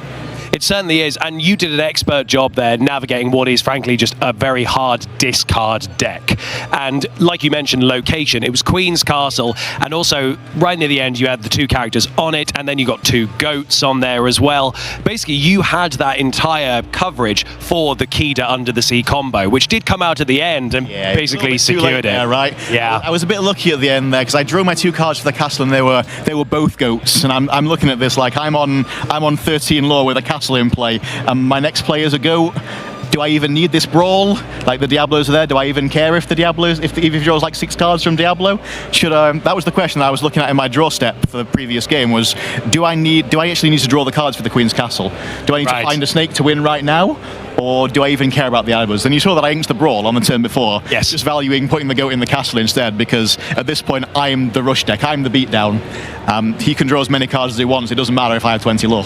I mean, and you really did an exceptional job, and obviously are now making your way to Euros. Just to quickly talk about the rest of your time here at Disney Lorcana Challenge, what other decks in this meta have you gone up against, and what ones do you find that the deck is really strong against, and what ones have you found that you've maybe not had the easiest time with? So I find that Ruby-Am is very, very good against Ruby Sapphire. Which is great in this meta right now. It's part of the reason that I chose to play the deck is that it has such a good matchup against Ruby Sapphire. I'm playing 2 copies of the CZ Daring Visitor, the really small one, because I find that if the Ruby Sapphire deck can't quest with the Hero and Flavisham after they play it, it tends to stall out and not be able to finish the game. And it's done an incredible job over the course of the day. I also played an Emerald Ruby deck that was playing the Robin Hood, so the little CZs were able to remove those before they were able to quest and gain their ability, which was fantastic. By contrast, the Steel Song matchup for this deck is really quite poor. When in top 64, I looked at my opponent's deck list and saw 4 Cinderella Ballroom Sensation and was like, oh no. You knew it was going to be a problem. Fortunately, I was on the play that because of the seeding, which was a massive help. My opponent got very unlucky in game 1, and then very unlucky again in game 2, which is why I'm sat here with you and he's not instead. But yeah, the Steel Song matchup is generally very rough for me, especially if you go second. I played 1 in the Swiss rounds, and I drew it 1-1. I won the game where I went first, I lost the game where I went second. Wow, okay. I got Whole New Worlded on turn 2. I got to play 2 ink, and then my opponent, Robin Hood, Whole New Worlded my entire hand away. I'd missed my 1 and 2 drops in that game as well, so I had nothing on the board. Oh gosh, They had a Robin Hood and a Vanessa Ursula, and 7 new cards in hand. You just don't win the game at that point. Sounds like a real trial by fire, that, yeah. Like, all right, it takes something. Unless you draw 7 1-drop characters here, we're probably going to lose, but, you know, we'll play out. He did not, and he won that game. Well, doesn't matter, because you're here. You're now going to Euros. Congratulations. It's been a pleasure talking to you. I'm going to let you go and decompress as you get into the remainder of that top card. But best of luck. Perhaps we'll see you. Maybe you'll get your hands on that Mickey. We'll all find out together. But congratulations. Guys, don't go anywhere. We're going to be right back with even more coverage here at Disney Lorcana Championship from Birmingham.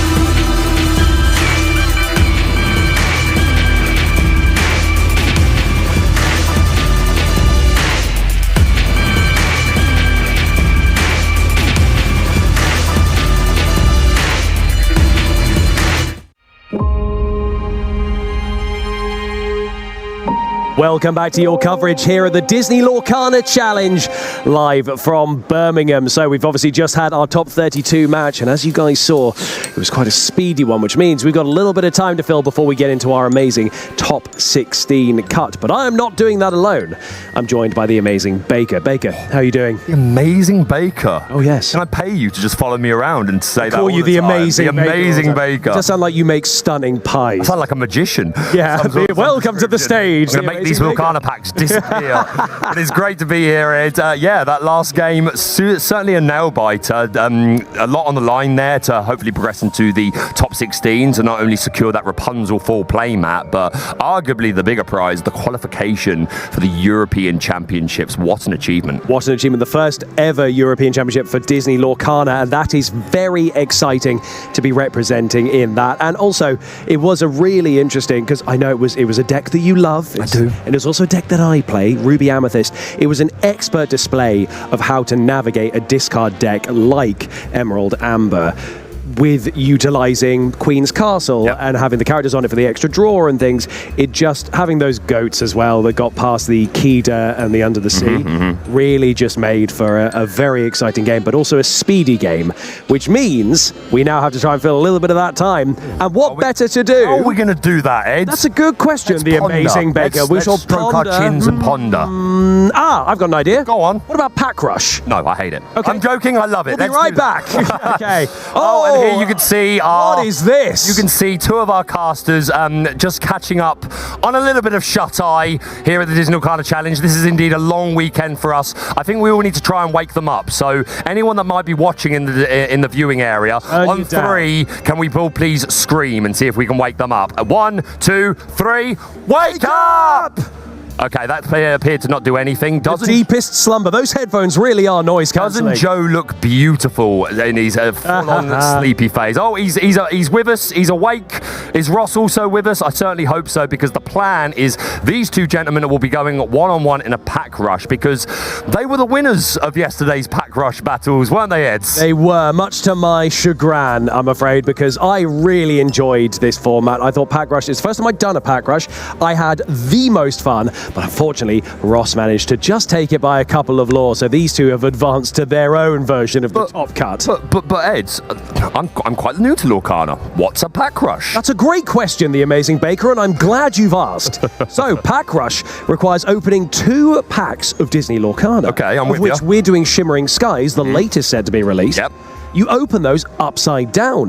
The 2 cards... I have to do a handstand and open packs. Yeah, that's quite right. Or Excellent. get some friends to hold you by the ankles aloft. Perfect, love it. So, you have to open those and not look at the cards. You take the 2 marketing cards on the inside, like the gateway cards. Absolutely. Put those into your inkwell, and those become your first 2 ink. So you're saying that you start with 2 ink. Can you still ink on your first turn to potentially start with 3 ink? Oh, of course you can. And that's the beauty of it, because there aren't going to be a lot of 1 ink drops. So, we start a couple of turns in, as it were, but you have no idea what you've drawn. And obviously, we don't have a limit on ink colours in there, because that would be impossible to do. However, things like mulliganing, probably a bit pointless, because you don't know what you're aiming for. Usually you know when you mulligan at the start, you go, I want to get some of my early drops, I want to try and have my first 2 or 3 turns ready. But in this, you cannot do that. But at the same time, will. At the same time, though, it maybe affects the mulligan, because if you can start on 3 ink, maybe you don't need to look for those 1 or 2 drops early. But yes, we are going to be playing to 15. That's the amount of law required for a victory here. Rolling 3 dice. We've got a 5, 6, 7, 8 for Ross. I miss. Oh, it must have been the same. So we've got 5, 6. And another 6. Another 6. Okay. 5, 6, 7, 8, 9, 10. 10 and a 9. Yep, so Ross, third time lucky, is going to be going... Well, he might not go first, to be fair. Joe actually made a point to me yesterday that because you start with a lower hand size, only 5 cards, sometimes it's a bit more beneficial to go second. So you just get that extra card, that extra resource. But here we are, both players. Oh, and we've got a Prince Navi. There you see the expression from Joe Curley. He does have that ukulele player. Incredible. I bet there are no songs. No, but a legendary Prince Levine, what a thing to pull. I actually pulled in one of my packs opening, so I'm envious that there's another one, because I thought I'd be the only one. But we are also seeing in Ross's hand, I are seeing a Clarabelle, we're seeing a Scar as well. So there's some options here. A break free. Okay, interesting. But like you say, is Joe going to actually get any songs to be able to use that Prince Naveen? Maybe, maybe not, but it's still a 3-3 that quests for 2, which is quite good. It's not bad, is it? Here's our mulligan. Joe going for 3, it would seem. Robin Hood into the hand there. Yeah, oh! Very pleased. Is that legendary as well? It is. It is indeed the legendary sharpshooter Robin Hood, a card Joe likes a lot.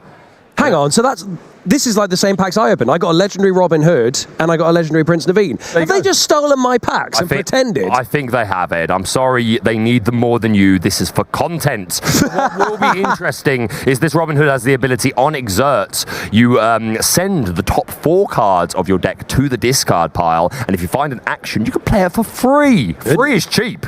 That is, but are there actually any actions in there? That's the one thing you don't know at this point. A different question, though, isn't it, Ed? It's what make Pack Rush quite difficult to navigate in those kind of things. But looking at both of our players' hands here, there's definitely some lines of play. Oh, is that? There's a Dopey. Yep. Yep. And he's holding a Dopey card. He's not. He's definitely going to watch this back, and I'm going to get told off for that later. But yeah, one of the things I really like about Pack Rush, Ed, is the opportunity to play cards that you don't normally see in a Lorcana meta game. Obviously, we love all Lorcana cards, but if we're being honest with ourselves, certain cards just don't make the cut to the main meta decks. Great for a bit of fun, great for sealed and stuff, but probably don't make the cut in top meta play. So this is a lovely opportunity to see some of these cards showcased that you wouldn't ordinarily. That 1-drop Clarabelle is going to hit the board and passing over to Joe Curley, who I do believe that's a Rattigan's party. I'm quite partial to Professor Rattigan. You certainly are. Is it, or is it Speedway? I can't. I think. It's 2 cost. No, it's Rattigan's party.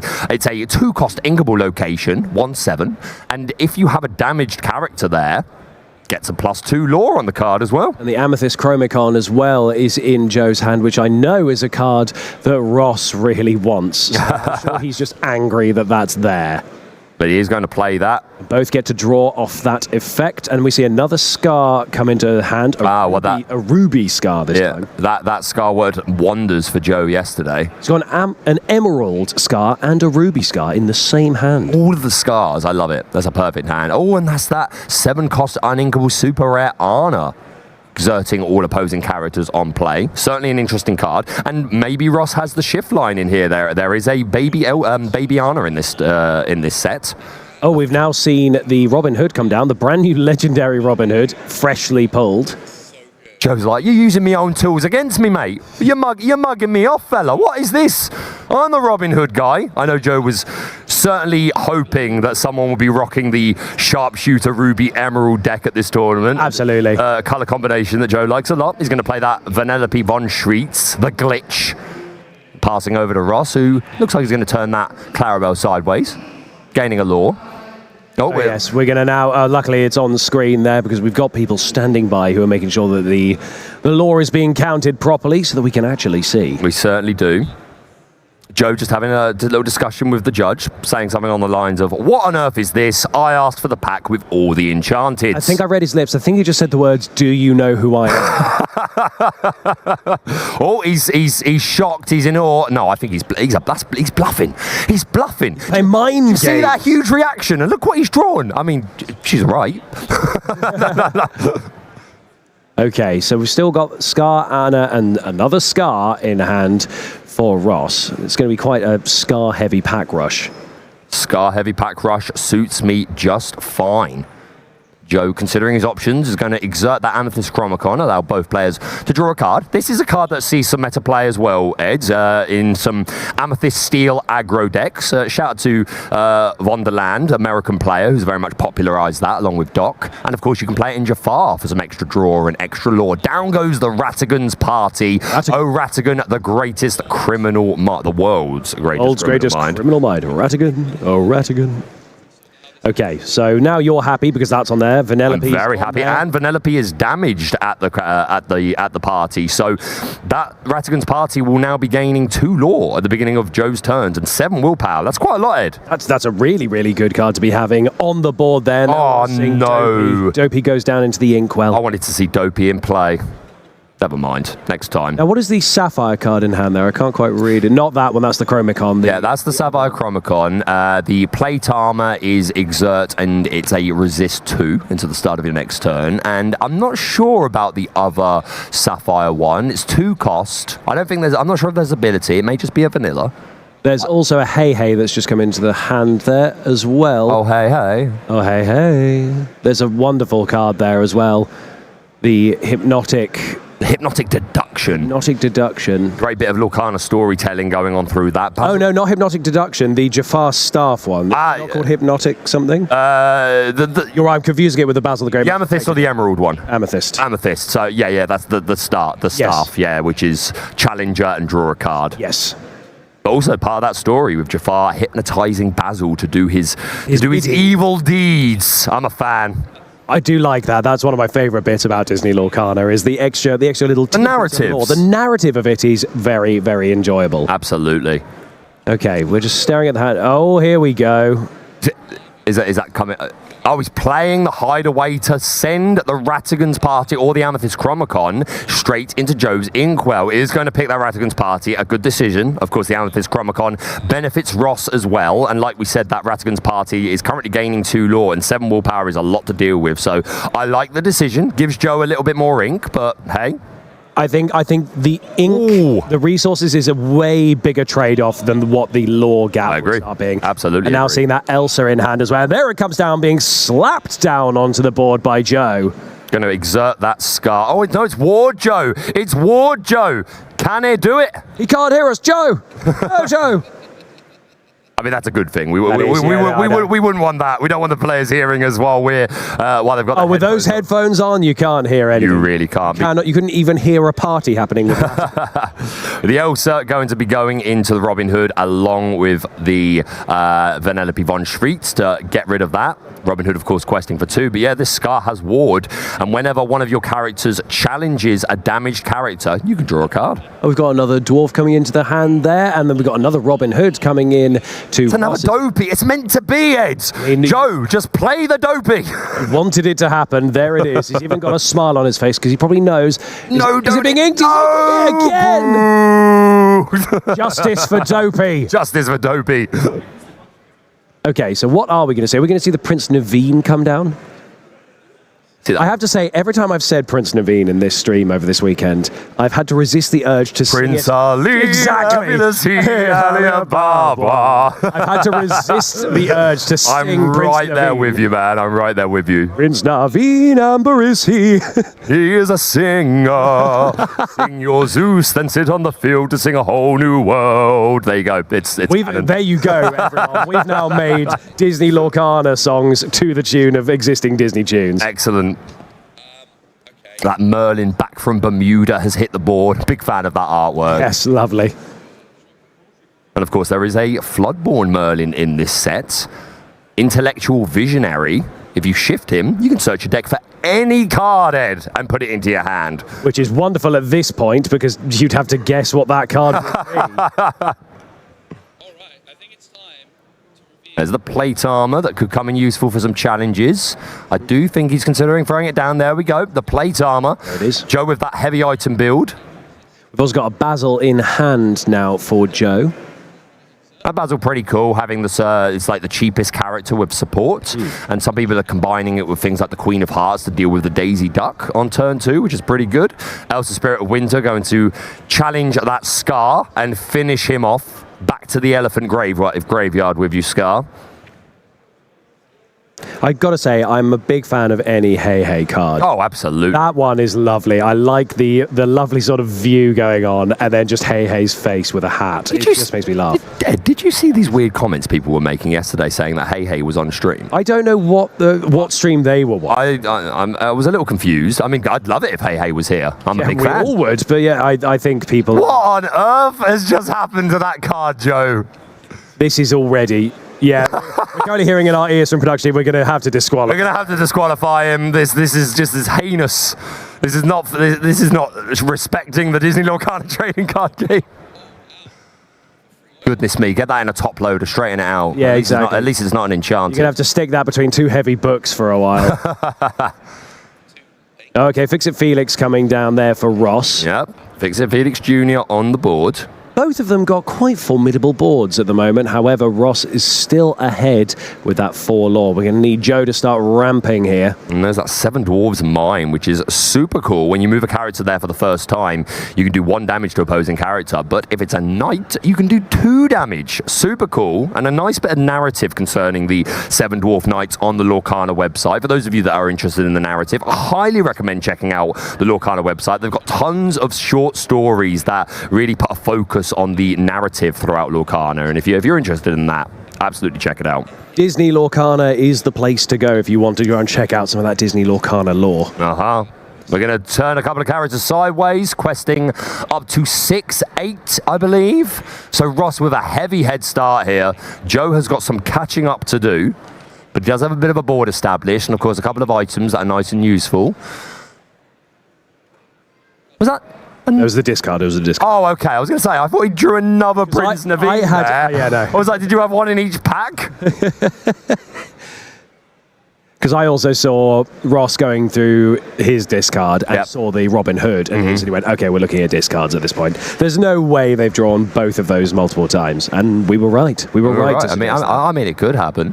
Joe going to turn that Amethyst Chromacon to draw a card, which will also allow Ross to draw a card if he so wishes. And in case you're new to Pack Rush and you're thinking, goodness me, these guys are going to deck out soon, do not worry. There are no deck out rules in Pack Rush. You simply shuffle up your discard and it becomes your deck once again. It's a really, really exciting format, and because it was the first time I played it yesterday, I just ended up I came away from that going, can I do another one? I was just really exhilarated by it. And like you said, a very good way to learn some of the cards from the new set that maybe otherwise don't make their way into meta decks. 100%. And Joe did play that 3-cost uninkable Arna, who on play forces your opponent to exert a character of their choice, and of course could be a shift target for the Floodborn Arna, which Ross is holding, so I'm sure they'd like to do a little trade here. I think that's the Healing Decanter in Ross's hand. We're going to exert the plate armor, giving resist 2 to our Arna. Go into the Merlin back from Bermuda. I've been turned into a cow. Can I go home? You're That's the card that we've just been... Anyone else? Anyone else? No, we're good. We're good. I think it's going to turn into sort of just incessant singing and impressions throughout this weekend. What an insult. Like I would ever do such a thing. I've never sung in my life. That Robin Hood, the Emerald one, is super interesting. On play, if your opponent has a damaged character, you gain a lore. There is that Royal Guard, who has been turned into a cow, is going to go home as it's inked straight away. See, it's all come to fruition. Oh yeah. Can I be? It's all coming together. It's all coming. Oh yeah. You have a really good. Well, someone said it was. I don't think it is. I know it is. But someone was very kind. I will give you your credit. Your Krog voice is pretty good. Oh yeah, it's all coming together. You see, this is great.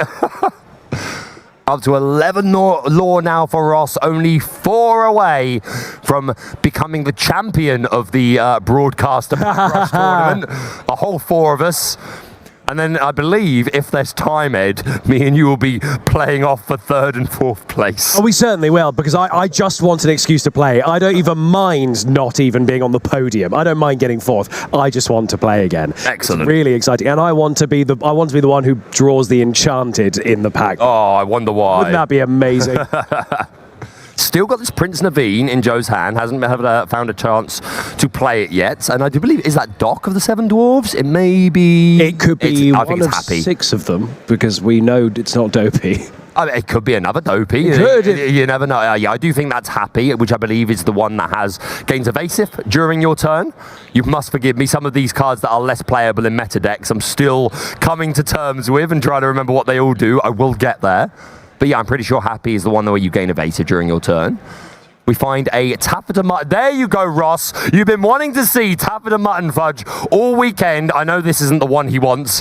He wants the uninkable one. But still, there's a Taffeta Mutton Fudge. I'm sure Ross will be happy to see that. But it still might be the figure of his demise. Although, with only 4 lore remaining for Ross's win, Joe does have quite a way to climb with 13 lore. And even Taffeta Muffin Fudge won't help. I'm sure if Ross has his way, rumours of his demise will be very much exaggerated. We're going to exert that honour to challenge the Fix-It Felix Jr. Off to the discard with you, Felix. Okay, so now it's going to be interesting to see how the rest of this plays out, because it looks like the trajectory is pretty obvious. However, anything can happen. There is that Tavern Mutton Fudge, and we're going to extend with the Happy. Pretty sure it's Happy. So a nice board here for Joe, but he's got a lot of catching up to do. Could challenge the Robin Hood, I believe. There's at least one dry character on board. We're going to quest up. Or maybe he is challenging. Yep, this does look like a challenge. I think, we're going into the location. Yep, that makes sense. It does. But Ross still with a couple of ready characters and will be questing probably for 3 this turn. And, of course, the lore gain from the location. So, yeah, Ross within touching distance of that 15 lore that we're playing to. Well, Ross has game on board. I think he just quested to 12, and then he quests for... is it quest for 2? 13, 14, 15? Hey's quest for 2. Oh, well, in that case, then... Game is on board. What you doing, Ross? Does he think... Does he just want style points? Maybe. He may just want style points. Maybe it's just a showcase of Shimmering Skies. Yeah, exactly. What a thought. Yeah, we're going to quest with Taffeta for 1. Up to 13. Oh, up to 14 now. Okay, well, I guess so. And this Hey... Oh, the location gave 1 lore at the beginning of the Yeah. Okay, so we're at 14. So I'd already counted that, though, so I thought we were 13. One single lore remains. And if that Hey is dry... If the Hey is dry. It was played last turn, wasn't it? Well, if that's the case, then just win. Just turn it sideways, Ross. Just quest. Ross! Go questing, Ross. It's 90 degrees, Ross! We're going to look very silly, though, if this is not a dry Hey. If it's dry, Ross, then turn it. If not, ignore us. Considering his options... I'm assuming the fact that he's not doing it. Yeah, okay, I feel like that must be right. I feel like this must be I thought the Hey had been on there for a good few turns. Oh, which... okay. Is that the Hey challenging? What? Okay, well, Ross, you had game. Sorry, does Hey You had game on board, Ross. Does Hey have some effect where it can't? No, it's just the bodyguard. And if your name is Ross and you're playing the game, you can't quest. And then the healing decanter to remove that damage from the Hey. Maybe he thinks he's on less lore than he is. But even if he was on 1 fewer lore, he still had game. I wondered if he was just looking at the 2 red dice and thought he was on 12 and thought that the 2 wasn't enough. But, yeah, I guess we'll ask him about that in a moment. Yeah, it makes me want to storm over there and tell him off. You should. As soon as they finish, Ed, I want to see you over there wagging your finger at him. I told you to turn it 90 degrees. Down comes the marshmallow. That's right. Evasive. Okay. Apparently we're being told that we're going to interview them after this, so I'm going to scold Ross live on there. Hey, maybe he has a logic and a sound reason. Maybe he just want to extend the game a little bit. Like I said, maybe he's just showing off Shimmering Skies available now. He's showering skies. I like it. Joe with a lot of work here to try and clear the board, but of course Ross has that Maleficent and King of Hearts on the board, which will be harder to interact with, unless Joe perhaps maybe has another Ana, but there's a lot of bodies to deal with here. We are going to be... But there is no way to deal... He only requires 1 lore to win, so there is no... This is game on board. I'm pretty sure you're right. I'm pretty sure you're right. Look, this is an admirable effort from Joe. The writing may be on the wall, though. Yeah, no kidding. We're going to ready, set, draw.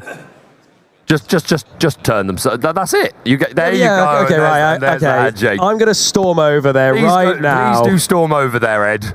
I want to see you wagging your finger at him. I need an answer, but he's looking very happy with himself. Ross, the broadcaster pack rush champion from the 4 of us. He was just teasing us by not questing with a Hey. He was like, "Oh, I know, I've got the game in the bag. Let's push it a bit."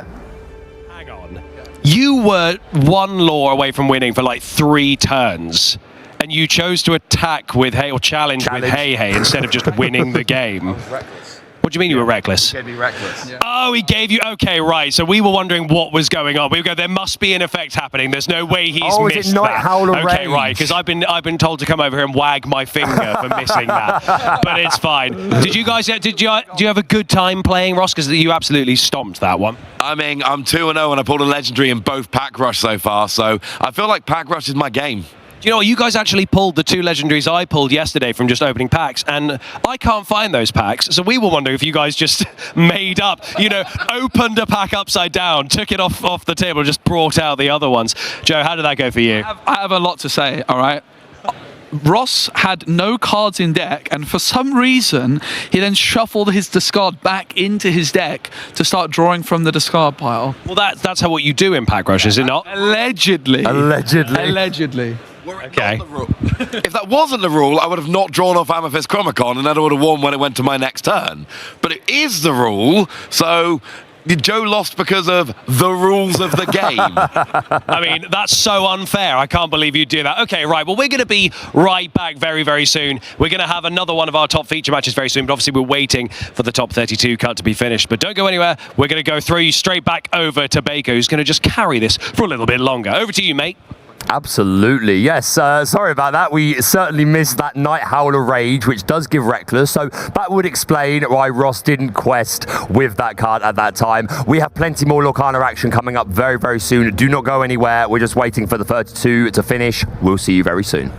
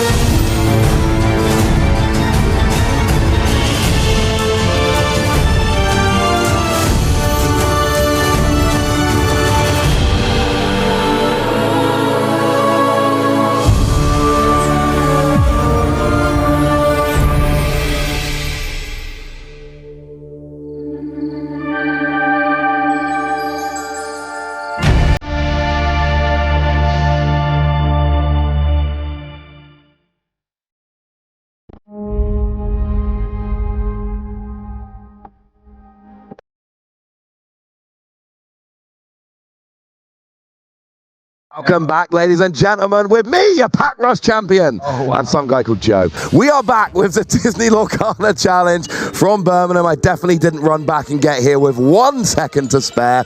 Honestly, Joe, you know, let's be nice for a second. How do you find Pack Rush? It's really fun. It is a lot of fun, and I think you did a good job there, Ross. My Amethyst Chromicon let me down. I thought I was being all smart. Going second, I won the die roll. But we've got another game of Pack Rush. It's going to be Baker versus Ed. It's the battle of the loser. I mean, the third place playoff. Oh, it's going to be fun. I like commentating Pack Rush, but it's really stressful because, look, we really focus here on, you know, metagame and building decks, and there are cards from the set which we look at less than other cards. What's going on here? I don't think this is in the official rules of Pack Rush, everybody. No. What are the official rules of Pack Rush? For instance, let's say someone runs out of cards in their deck. Yeah. What are the official rules of Pack Rush?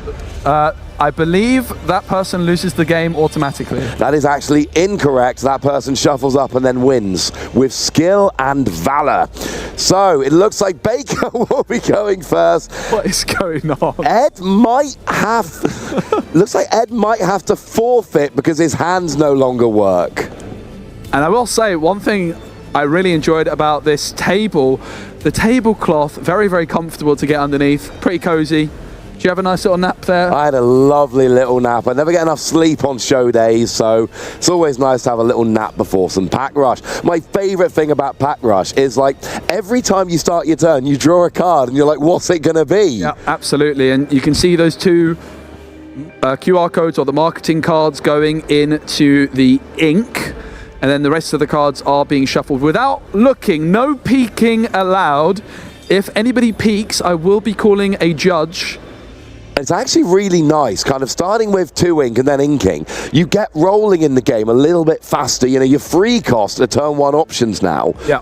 Or you just play Clarabelle and you've got no other options. But sometimes... That shuffling, expertly done by Ed. I'm sure everybody on the stream was really impressed by my shuffling as well, Ross. I know you were. I had a quick look at Twitch chat, and that's all they could talk about. All they could talk about, mate, was your shuffling. I like Pack Rush because I've played 2 games and I pulled a legendary in both games. So I assume if I only ever play Pack Rush, I'll get a legendary in every other pack from now until the end of time. I'm pretty sure that's how it works. All right, a little deck cut and a little non-cut from Baker.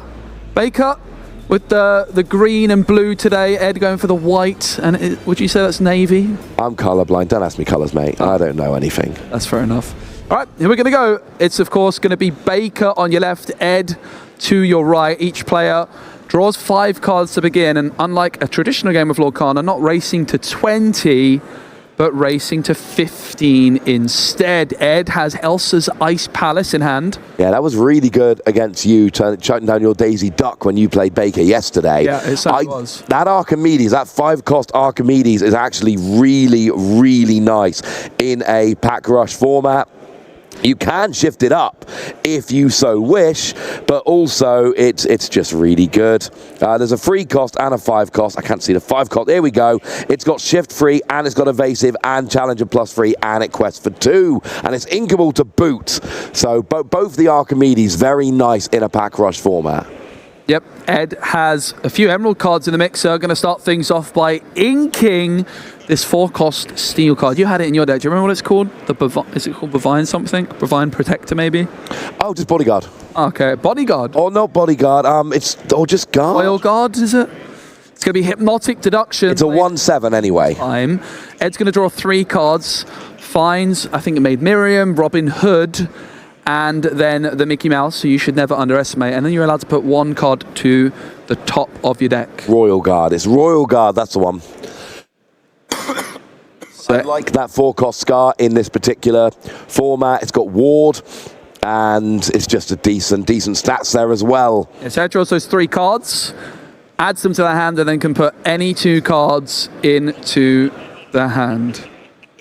I can hear Baker laughing from over here. In fact, the microphone might even be picking it up. Who knows? Are we just passed straight away? Ed's also played the Mickey Mouse here, who you should never underestimate him, and it's back on over to Baker, who plays down, is it Fauna or is it Flora? I'm fairly certain it's one of them. It's a 3-cost emerald card.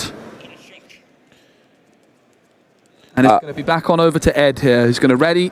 It is Flora, who, while being challenged, gets +2. Okay. +2 strength. Ed with Basil's Magnifying Glass in the opening hand, which can be a good card if you've got lots of items, but it's unlikely that Ed does have lots of items, and they certainly don't know if they do or don't. No, so I have a card that boosts up with Reckless, but I didn't have any Reckless characters. You had Prince Naveen without any songs. Yeah. It does add a nice little wrinkle to it when you are playing in this particular format. We've got an item card coming down from Basil's Ed there. Magnifying Glass. Ed's going to spend 2. They look at the top 3 cards of the deck, I believe, and can add an item into hand if they find it. And look at that! As if by magic, Ed has found an item. This Emerald 1-cost item. Look at the synergy in Ed's deck, putting in some serious work. I would imagine the rest of the cards go onto the bottom. I have actually seen Basil's Magnifying Glass creeping into a couple of those Ruby Sapphire item-heavy builds. Yeah, you can see why going to get those items. It totally works. Baker furiously shuffling that hand. But there is a Taffeta Mutton Fudge down there, and that's always one that I enjoy seeing. There's like 3 different ones in the set, and they've all got their uses. Ed going to quest for 1 with the Mickey Mouse Food Fighter. This Scar that Baker has with Ward, very good card, potentially drawing you a little bit of extra Tropical rainforest, Baker considering putting into the inkwell. It is a location which I don't believe gains you. It does actually gain you 1 lore per turn potentially, which could be difficult for Ed to deal with. Yeah, Baker can ink and go to 4. Is it going to be the Scar, or is Baker going to save that for a rainy day? Wow, the Scar, when you challenge a damaged character, you get to draw a card. And I drew through my entire deck in our match and didn't deck out. That's not the rules. And cards like that really help. I would keep a Taffeta Mutton Fudge. For 1 cost, I believe it's... I need to look this one up because I don't want to say anything silly here, but no, it is. If you got a location in play, each opponent loses 1 lore. I would never ink that. And you have got a location in play, but I think you've got to wait until your opponent's got some lore. Ah, there you go. Ed did actually have lore, though, from that Mickey Mouse, which quested. Oh. So that has now been removed. Yeah, we couldn't quite see the lore. The dice was tiny bit off the mat. We'll get that one fixed for you. But I love that Taffeta Mutton Fudge, and Baker there having a bit of fun playing it down, getting rid of that lore on Ed's side of the board. So Ed starts with 4 ink. He draws his card. He can ink, and he can play whatever he wishes to at this stage. He's inking that item. Bit sad, but a lot of work to get it. And Baker does have 1 lore from that Flora. Oh, how many ink we using here, Ed? Is it 4? Is it 5 ink? You know something impressive is coming down with 5 ink. What's he playing? It is Robin Hood. There's many Robin Hood cards in this particular set. I had 2 of them in my deck. I did not have this one, though. Yeah, Baker gains 1 lore for that location, Tropical Rainforest. This Emerald Robin Hood, also a Floodborn. Certainly not as powerful as the one we've seen in Steel, but could give you a bit of consistency in a Robin Hood deck. Well, it gets +1 lore for each opposing damaged character in play. So if you could find a way to get kind of a big turn where you challenge a couple of characters but don't take them down, Robin Hood could become a bit of a monster. Baker's got a couple of nice cards in hand which cost 4 ink or more, with the Scar and a Moose. I believe it's Took. One of the dwarfs in there as well.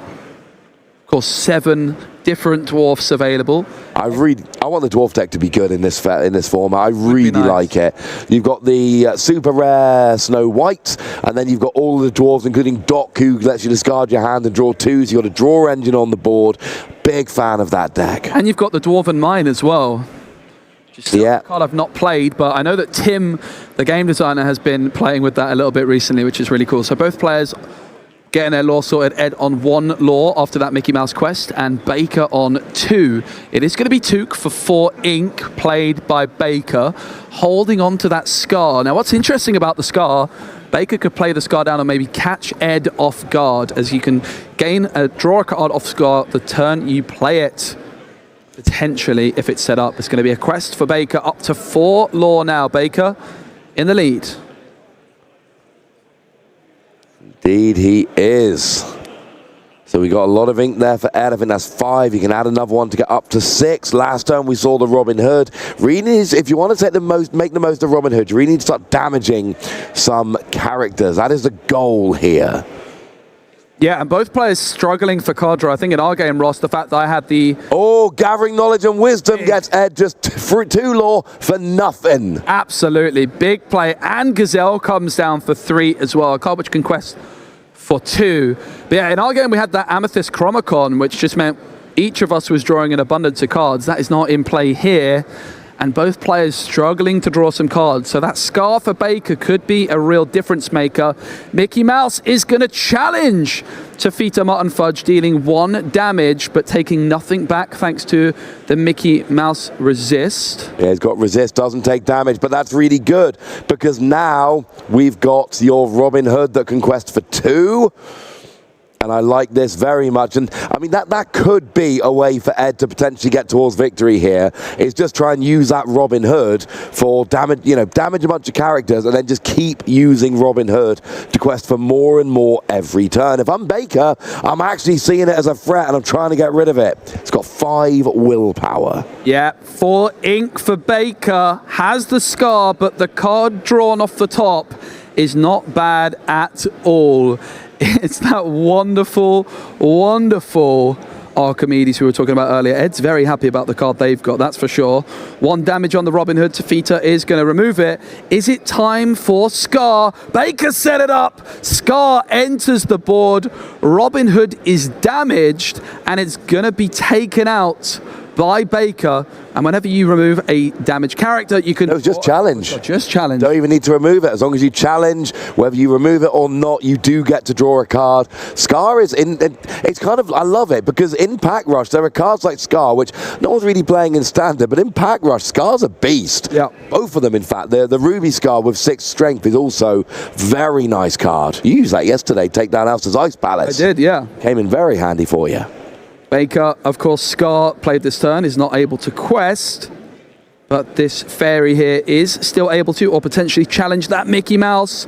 Underestimating him is a recipe for disaster, but it's just going to deal 1 damage to Mickey Mouse thanks to that resist ability. One day we're going to have that as a guess of flavor text. Yes. And it's going to be the best day of your life. I'm going to be so excited.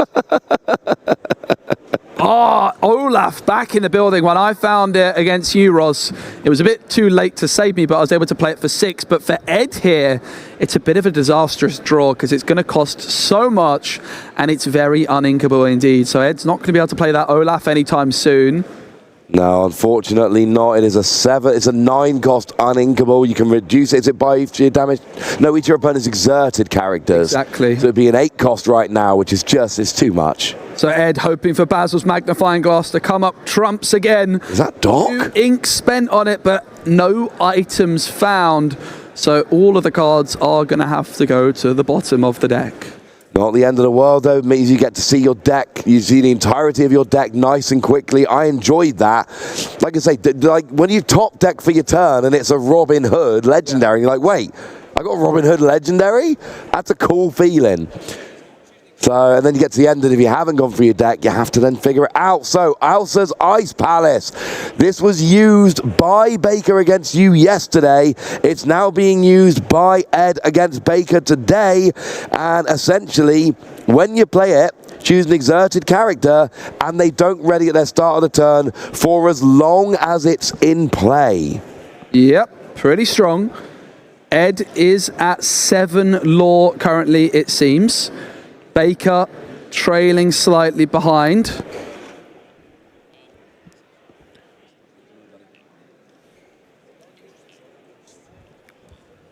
And here we go, Archimedes in hand, Night Howler Rage for Baker as well. Ed with that Olaf as the last card in hand, and I feel like it might be stuck there for a while. Baker going to challenge Elsa's Ice Palace. It's just got 4 willpower. It's been removed by Scar. Yeah, I like that Scar. Scar is fun. Now we've got Archimedes ready to go. I like that card. Does look like Baker's considering playing it. I certainly wouldn't be inking it here.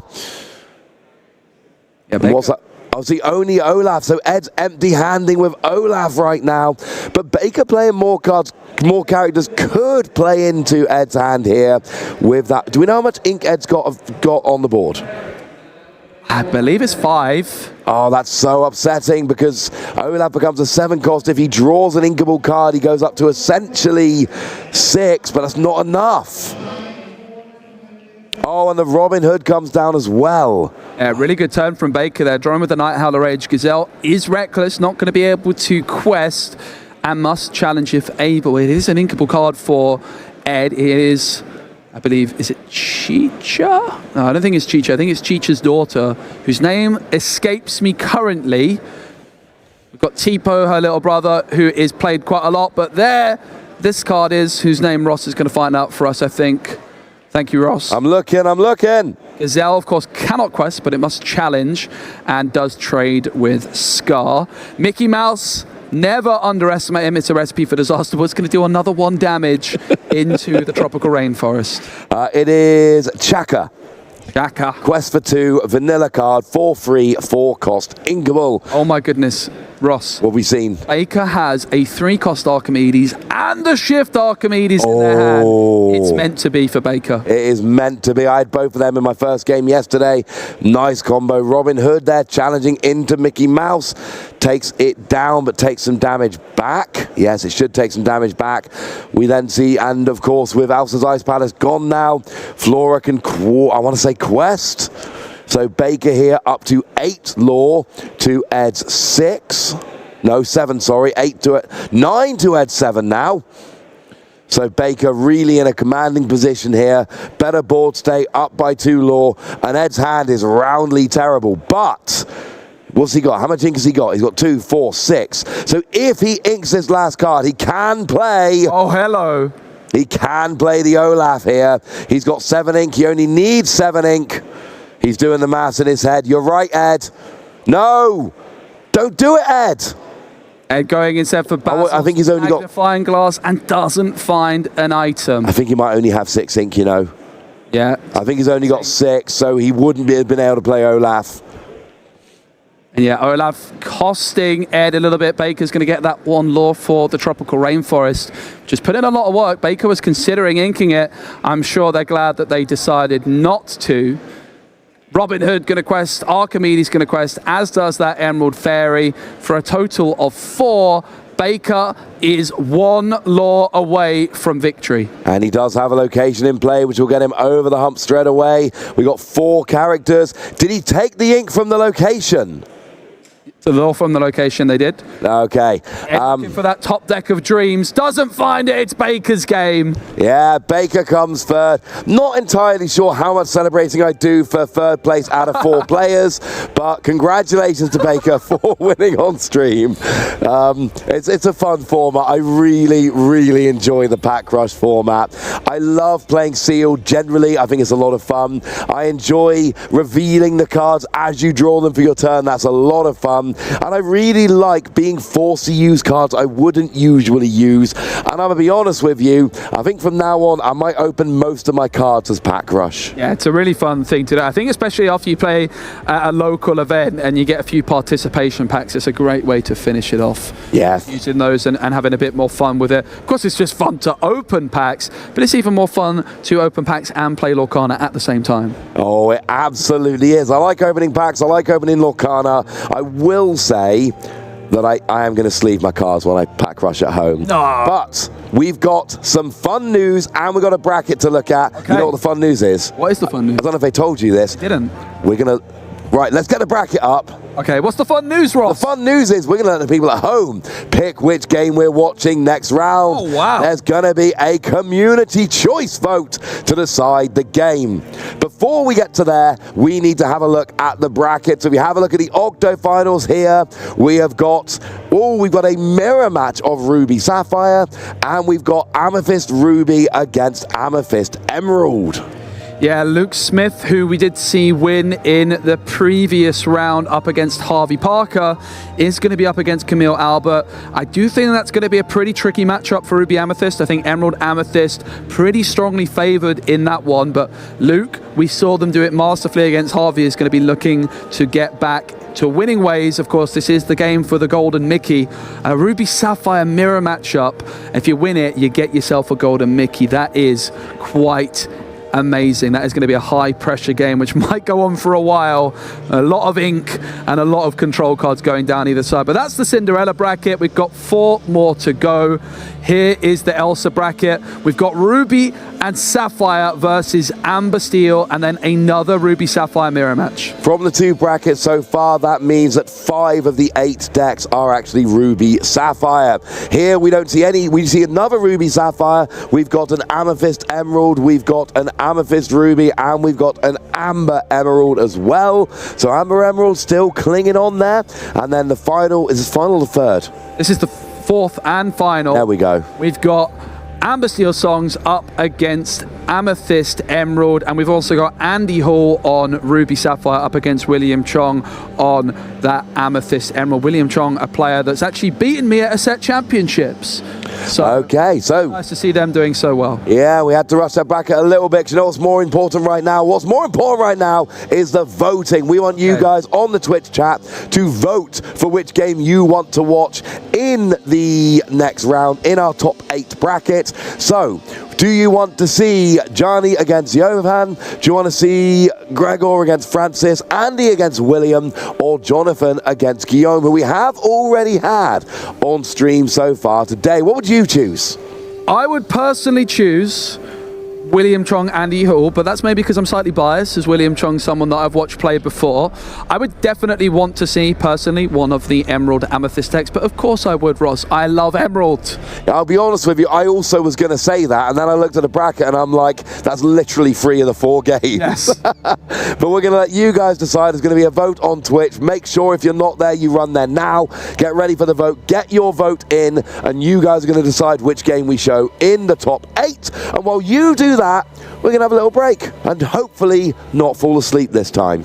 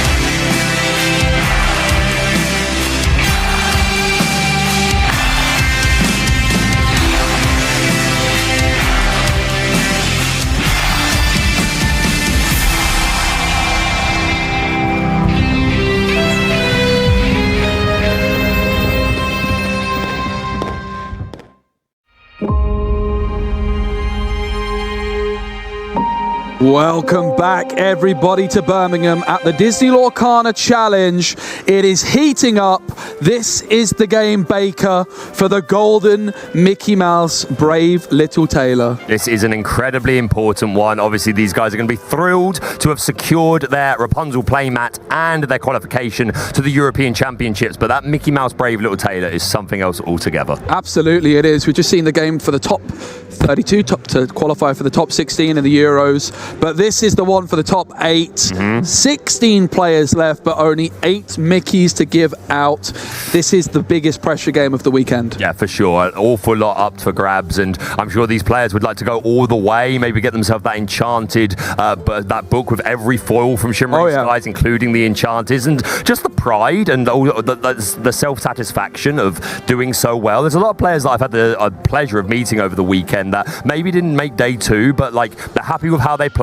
They know what they need to change going forward, and overall just really positive like emotions from people, even if they're a bit disappointed not to have not made day 2. But to the guys that have and are still in the competition, there's plenty more to play for. Absolutely there is. Now, of course, the chat, a new feature, got to vote for which matchup they wanted to see. And we are going to be finding out quite soon what that will be. Jonathan is the matchup. It's going to be Emerald Amethyst up against Amber Steel, and I believe this is a player you saw on the earlier game as well, Baker, which is really exciting. So someone that we've already seen on stream today is returning. Yeah, you're absolutely right. The first game of the day, they were successful in taking down a very unfavorable matchup to Steel's Song. They took down Ruby Sapphire in a 2-1 victory, and then we did a little interview, and they're not even playing that long. After Lil was their first time getting into Lorcana, so quite a short period of time to really rack up your skill level, and what an achievement already, and he could go all the way and make it. I have to say, I'm pretty impressed by chat's choice there. I think you've picked a really good matchup, so good job, everybody. Speaking of good job to whoever brought me some more packs. Oh, well. I've got a few packs. We're just waiting for the next round to start. It would be rude not to, eh? I've got pack ready to go. I've improved my pack opening technique, Baker. Okay, I'm watching. I'm ready to be awed. I don't know what it is about this chair. It's the chair. Yeah. The packs start to go a bit wrong. All right. We're still chasing the first Enchanted of Birmingham. No one's had one yet. I'm going to start things off here with a Tafita Mutton Fudge. That was really good for me in my pack battle there. Gathering Knowledge and Wisdom, Lilo. Vision of the Future, Mickey Mouse, Ruby Chromicon. Lots of really good commons and uncommons there. Bruni. This is a great set for like half Hexwell Crown. Building your collection. Banzai, a card we might be seeing in the next matchup. A really powerful character with 3/2, stat line, quest for 2, and a foil all fund out. Pretty pathetic, huh? That's the flavor text. All right.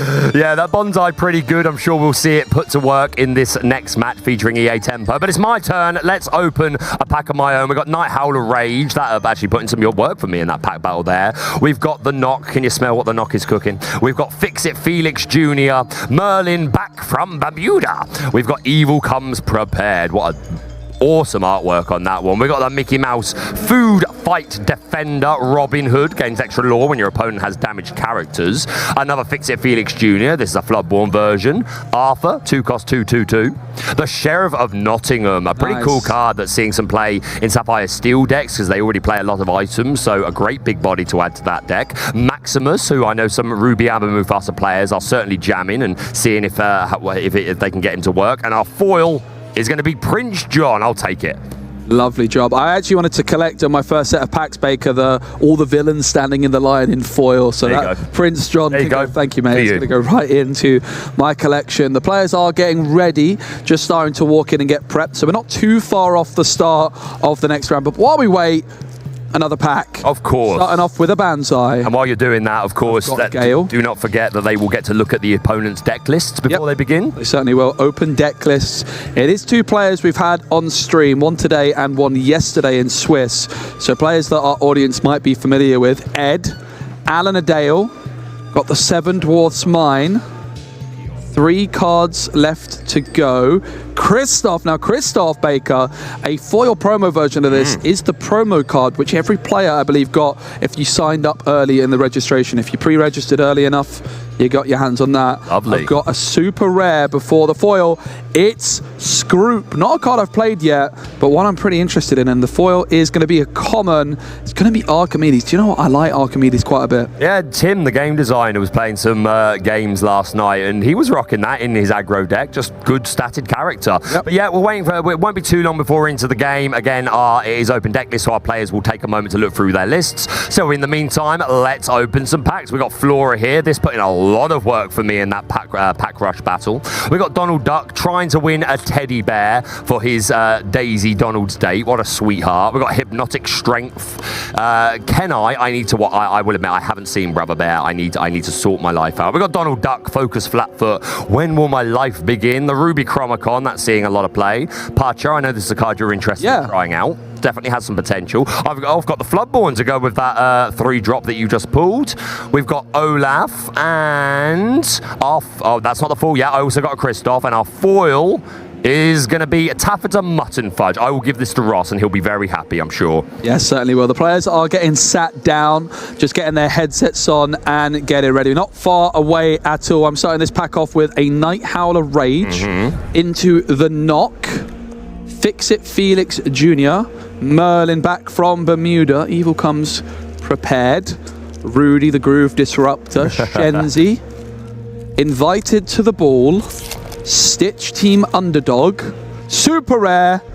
And there's still his Pete. Oh, big Pete. All right, I've got 2 cards left. So I've got a foil, and that means the next card is at least the super rare. Can I get the Legendary of Dreams? It is a super. It's going to be Cusco. Oh, not bad. One of the best super rares around. And is it Enchanted time? It's not. But I did get a foil Pete to go with my super rare Pete there. There you go. And the big one, if you've got another Pete in play, banishes a character. So get you that Pete deck, my man. Let's go into another one. We've got Simba, the adventurous successor. Robin Hood, another. I'm seeing all these cards that just won me my game against Ed. Loved it. We've got Maleficent. Fix-It Felix Jr. Merlin back from Bermuda again. We've got Kronk, Taffeta Mutton Fudge, Pacha, Maleficent, not a foil. You're looking for the foils. We got this Prince John's Mirror. This is a card that I feel like it's not seeing a ton of play right now, but I think we should become accustomed to seeing this in meta decks, because I do think Emerald Sapphire. Oh! Okay. There you go. My first Clarabelle, and that is a legendary. Can we go even further? This is a foil hideaway. Hey, I'm happy. Legendary Clarabelle. What a way to end the packs. I don't think we're going to top that. Players are sat there shuffling. Remember, we've got Amber Steel up against Emerald Amethyst. Now, what's interesting, both players playing very different ink colors here. 4 different ink colors represented in total out of the 6.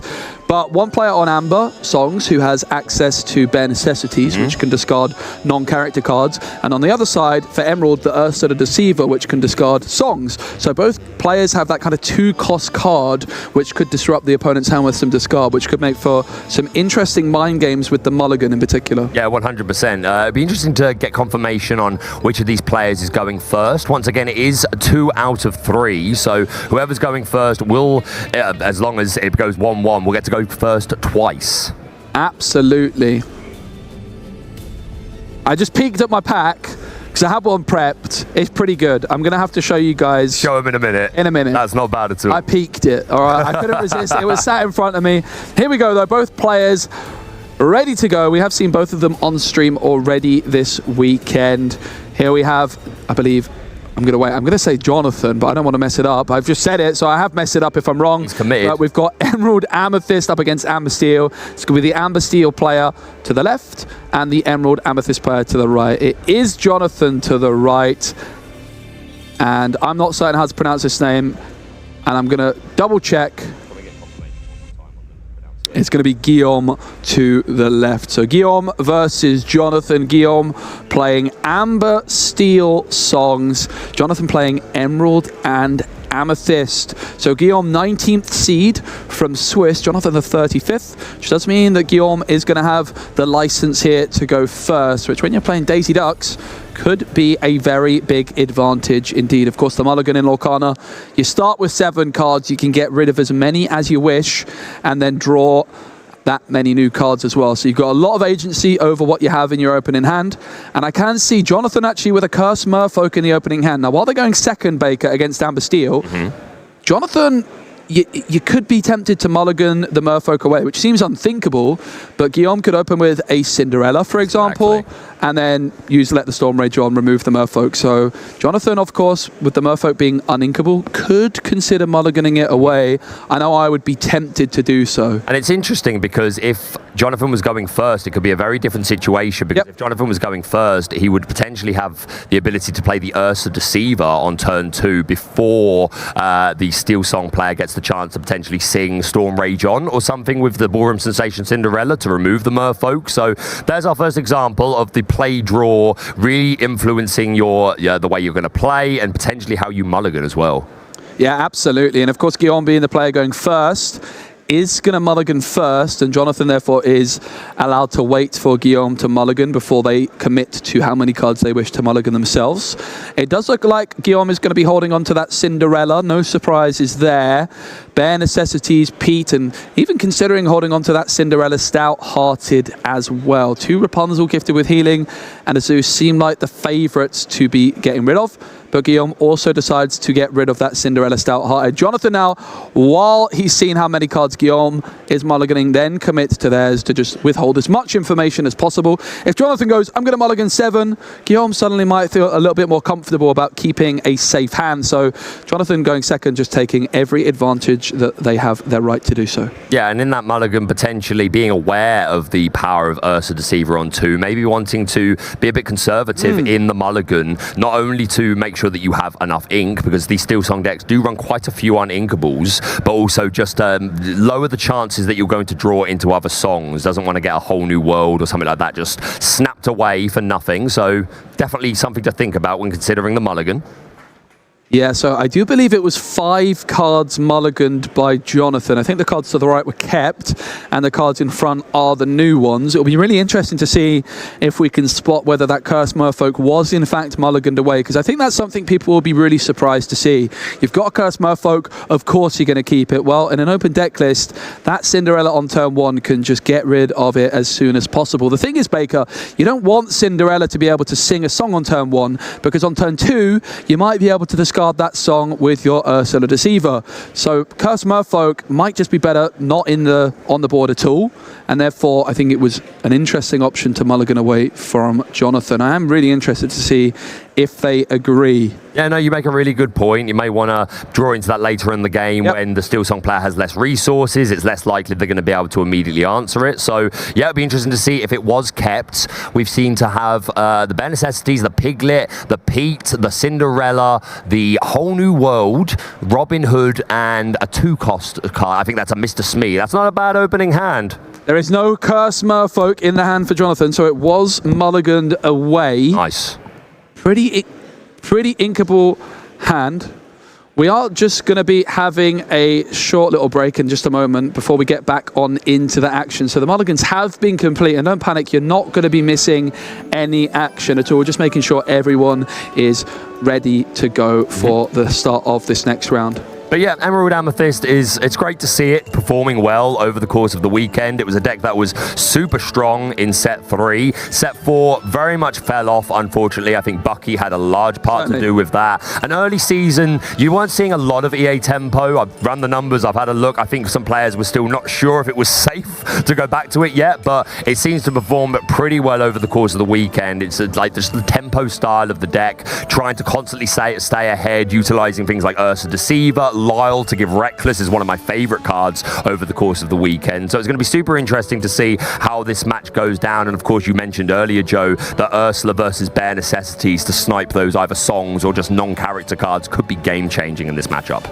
Yeah, it certainly could. And what's interesting, we did even see some Emerald Amethyst decks topping events, despite Bucky and Emerald Steel being so prevalent. But we are ready to go. It's going to be bare necessities into the Inkwell. Guillaume opening with that Cinderella on turn 1, which is possibly the best turn 1 play in the game when you're going first, because you're able to sing things like Let the Storm Rage On. Jonathan, no Merfolk in hand as they mulliganed it away. No Merfolk played, and I think that is absolutely brilliant play from Jonathan. Really like to see that. There are actually, though, no songs available for Guillaume to sing with Cinderella, but there is an uninkable song in hand. So if Jonathan has that Ursula Deceiver, it could be goodbye to Whole New World. Of course, it is an uninkable card, so Guillaume doesn't have that luxury of putting it into the Inkwell to play around Ursula Deceiver, and that is the cost of playing some uninkable songs. You can get left in some positions where you really don't want to play into Ursula Deceiver, but you have no choice at all. Mr. Smee's going to come down for 2 ink. Cinderella is going to quest for 1. So, Joe, I'm just taking a look through these deck lists for these players, and one card in the EA Tempo list that could be very game-changing is the Ursula Sea Witch Queen. The Floodborn Ursula stops any player, not just your opponent. You can't either. Can't exert to sing songs, which could really slow down the game plan of the Steel Song player. So that's a card to look out for. There's also a Bell, Accomplished Mystic in the deck, a card I know you like a lot. There we go. It's the Ursula on turn 2. Guillaume lays out the hand, and it is going to be the Whole New World discarded. This is the game plan often for Emerald decks up against Amber Steel. Disrupt your opponent. Don't let them get that Whole New World through, and Ursula Deceiver is a great card for doing that. And as Baker mentioned, that Ursula Sea Witch Queen in Jonathan's deck, 2 copies of it, is going to be a potential shift option. It costs 7 usually, but it's got a shift 5 ability. So that Ursula Deceiver even better when pairing it with Amethyst because of the shift potential. Guillaume with 2 characters on the board, and a Piglet could be waiting to join them. Smee's going to quest for 2. Guillaume at 3 lore now. And of course, that Sea Witch Queen with a 4/7 stat line is super, super good. Quite hard for a lot of decks to get over. But of course, Steel Song has Zeus and things like that. But going to be a super interesting card in the matchup. We're going to ink that Piglet, play the Pete, which is going to shut down actions from the opponent. 1 damage on that Mr. Smee because there are no other captains on the board, and passing it back over to Jonathan. Yeah, Guillaume has given Jonathan the red card for this turn. No actions allowed. That's what the referee, Pete, has said. And look at that. Jonathan doesn't just have an Ursula Sea Witch Queen hand in Baker, but it is, in fact, an enchanted Ursula Sea Witch Queen, which is, of course, the prize card from the previous Ursula's Return Set Championships. It's the Set Championship one, is it? I believe so. I wondered if it was that or the one from the basic pack. But yes, nonetheless, a beautiful card, a strong card. We're going to bounce that Ursula Deceiver back to hand with the Snake. Great player. So Deceiver is online quite a lot against Steel Song. We're going to ink, and down comes the Rafiki Mystical Fighter, a card that we're not seeing a lot these days, but has a 0/2 stat line, but Challenger 3 when challenging. So yeah, just a nice cheap character that can provide some good damage output. Yeah, Guillaume does draw into Ariel, which usually would be music to their ears, but they have just seen that Ursula Deceiver bounced back into Jonathan's hand. So if Guillaume was to find a song which costs 4 or more, they wouldn't be able to sing it, possibly wouldn't be able to ink it if it's something like a Zeus, a Grab Your Swords, a Whole New World, and it could just play right into Jonathan's hand with that Ursula. What's interesting, Baker, if Jonathan hadn't played the Snake this turn, next turn, they could have gone to 4 ink. They could have played the Snake and played the Ursula and maybe caught Guillaume more off guard. Instead, though, Guillaume going to use the synergy between Rapunzel and Smee to heal Smee and draw a card. Yep, finds that Cinderella Stout-Hearted, and we do have the shift target on the board, the Borum Sensation. We're a couple of ink away from actually being able to play it, but that was a card that single-handedly, I think, won the game for Guillaume against the red-blue player, the Ruby Sapphire player. Got that Stout-Hearted down super early, and it just couldn't be interrupted. So Guillaume going to hope to have a repeat performance here for the Cinderella Stout-Hearted. Such a powerful piece of this Steel Song deck. Guillaume with the early lead, of course. They are the highest seed and is the player going first in game 1. It's 3 lore to nothing as it stands, but with the potential to quest for 4 this turn. Be surprised to see that Cinderella being exerted here, though, with the Cinderella stout-hearted. And in fact, Guillaume takes one of these plays which really signifies a high-level player. Instead of questing, they do nothing at all, Baker. That was a really pivotal play we saw yesterday. Someone do something similar. They're just waiting for the right moment to strike. Yeah, 100%. If you can create, get to a turn where it's not so simple for your opponent to just, okay, well, I just challenge you, remove your characters. You want to create situations where they have to make choices. So, yeah, a great start from our Steel Song player. We're going to quest for 1 with Rafiki. You don't often see Rafiki quest for 1 because it has a 3-2 stat line when it's challenging, but when it's challenged, 0 strength, and that is not much strength at all. But it could be being bounced back. It's going to be the Ursula Deceiver being replayed here. Jonathan is not going to be happy to see that hand. No songs and a Cinderella Stout-Hearted, which could shift in on the next turn. Absolutely. I do believe there's a 5th spirit in Jonathan's hand, but we're not at that point yet where we... Oh, it might not be. It's a rabbit. There are... I do believe there's 5th spirits in the deck. Yeah, there certainly are, but we're not even there yet. But that's a nice way to be able to exert characters like Cinderella and remove them from the board. But I think by that point, we may already have a Stout-Hearted. We're going to play down the snake to bring back Rafiki. Makes a lot of sense why that Rafiki quested. Yep, certainly does. 2 snakes on the board. Pretty good stat line on those snakes. Can make some pretty good trades, but the Cinderella Stout-Hearted is notoriously difficult to remove once it enters the board. Usually costing 7, but being a Floodborn, it has that shift ability. So being able to shift onto that 1-cost Cinderella for just 5 could be a pivotal moment in this game. And Jonathan is going to be hoping to find an efficient answer to that as soon as possible. Yeah, I do believe he's holding a... I need to get a better look at his hand. Nonetheless, there are Merlin crabs in the deck. Okay. A way to help his other characters get over the Cinderella Stout-Hearted. Definitely. Of course, she is a resist 2 with 5 willpower. So in essence, you need to do 7 damage in 1 turn. Yeah. Which can be done with Madam Mim Fox and Merlin crab. So there is an answer there. It is going to be And Then Along Came Zeus, drawn by Guillaume, which can be a little bit awkward because, of course, Ariel, not a card you want to ink, but if Guillaume wants to get that Cindy down this turn, Ariel will have to be sent to the inkwell, of course, And Then Along Came Zeus could be sung by the Cinderella after it shifts. Alternatively, it could be sung by Rapunzel, or Guillaume might just want to save it for a later turn. And Baker, you make a great point about the crab. Crab is definitely one of the best answers Jonathan has to deal with Guillaume's Cinderella Stout-Hearted. In fact, it's one of the best answers around. A crab and a fox can combine for 7 strength in a single swoop. Yep, that's right. And just even helps with some of these bulkier bodies like the Rapunzel, because Emerald Amethyst is a great color combination, but it isn't really known for its high strength characters, generally speaking. Of course, you utilize things like fox, and then the things like the Merlin crab can help to boost up to very high numbers so you can deal with these much bigger threats. Yeah, so Guillaume, of course, also has the option of playing Ariel this turn instead, hoping to find a song, and then just playing the Cinderella a turn later. Definitely worth slowing the game down at these crucial pivotal moments. It is decided by Guillaume to ink the Ariel. Not too happy about that, I think. Now, Jonathan doesn't know the last card in Guillaume's hand. Well, they do now. I was going to say they could probably get a read. It might be uninkable with the fact that they're inking that Ariel. So it's going to be Rapunzel singing Zeus. It's going to be Pete removing the Madam Mim, and as a song card has been played this turn, Cinderella Stout-Hearted can suddenly challenge ready characters, shutting down Jonathan's ability to shift in that wonderful enchanted Ursula Sea Witch Queen next turn. Absolutely, the Cinderella with her singing sword ability, for those of you that may be newer to Lorcana and wondering why that happened. Yep, as Joe said, when you sing a song, you can challenge a ready character, and I do think that caught Jonathan off guard for a moment. There was a little look of, I'm ready. Oh yeah, singing sword, fair enough. And down comes that Merlin Rabbit to draw a card. And an interesting point, Joe, I was talking about this during the Steel Song versus Ruby Amethyst matchup the other day. The Ruby Amethyst player, when they know they're up against Steel Song and Whole New World, there's always this kind of decision that you have to make of, do you want to start playing your rabbits and drawing cards with friends and stuff? Because at any point you've got to expect the Whole New World. So generally you like to spend turns 3 or 4 playing just bigger bodies, things like Merlin Goat.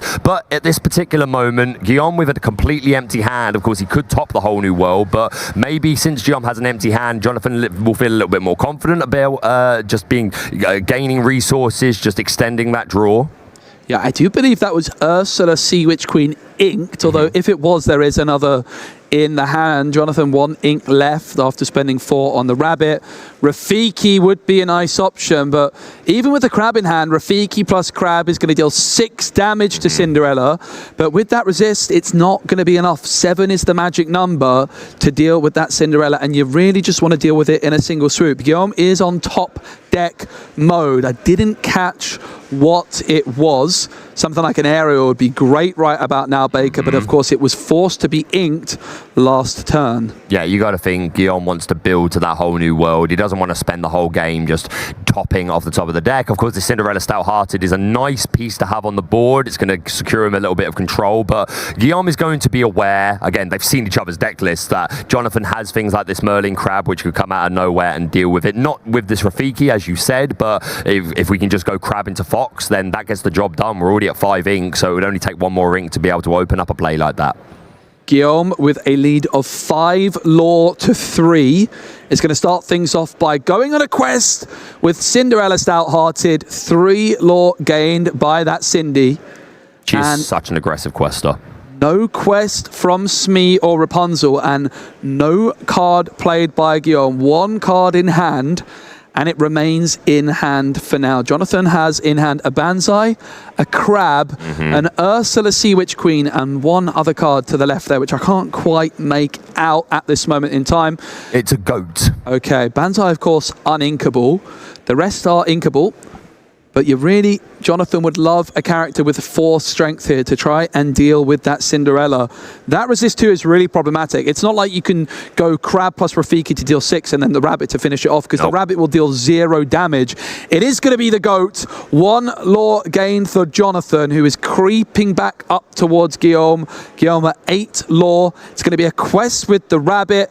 Jonathan now 3 lore behind. Yeah, it makes sense, and this Merlin Goat does have that 4 strength, which in combination with the Crab will be able to deal with Cinderella on a subsequent turn, taking out Guillaume's biggest piece. And you think Guillaume probably doesn't really want to be doing much challenging with the Cinderella, would rather just be able to quest as much as possible. But if they can play a song this turn, maybe they want to take out the Goat. Unfortunately, there are no songs. We see another Cinderella Stout-Hearted and that big bad Pete Games referee.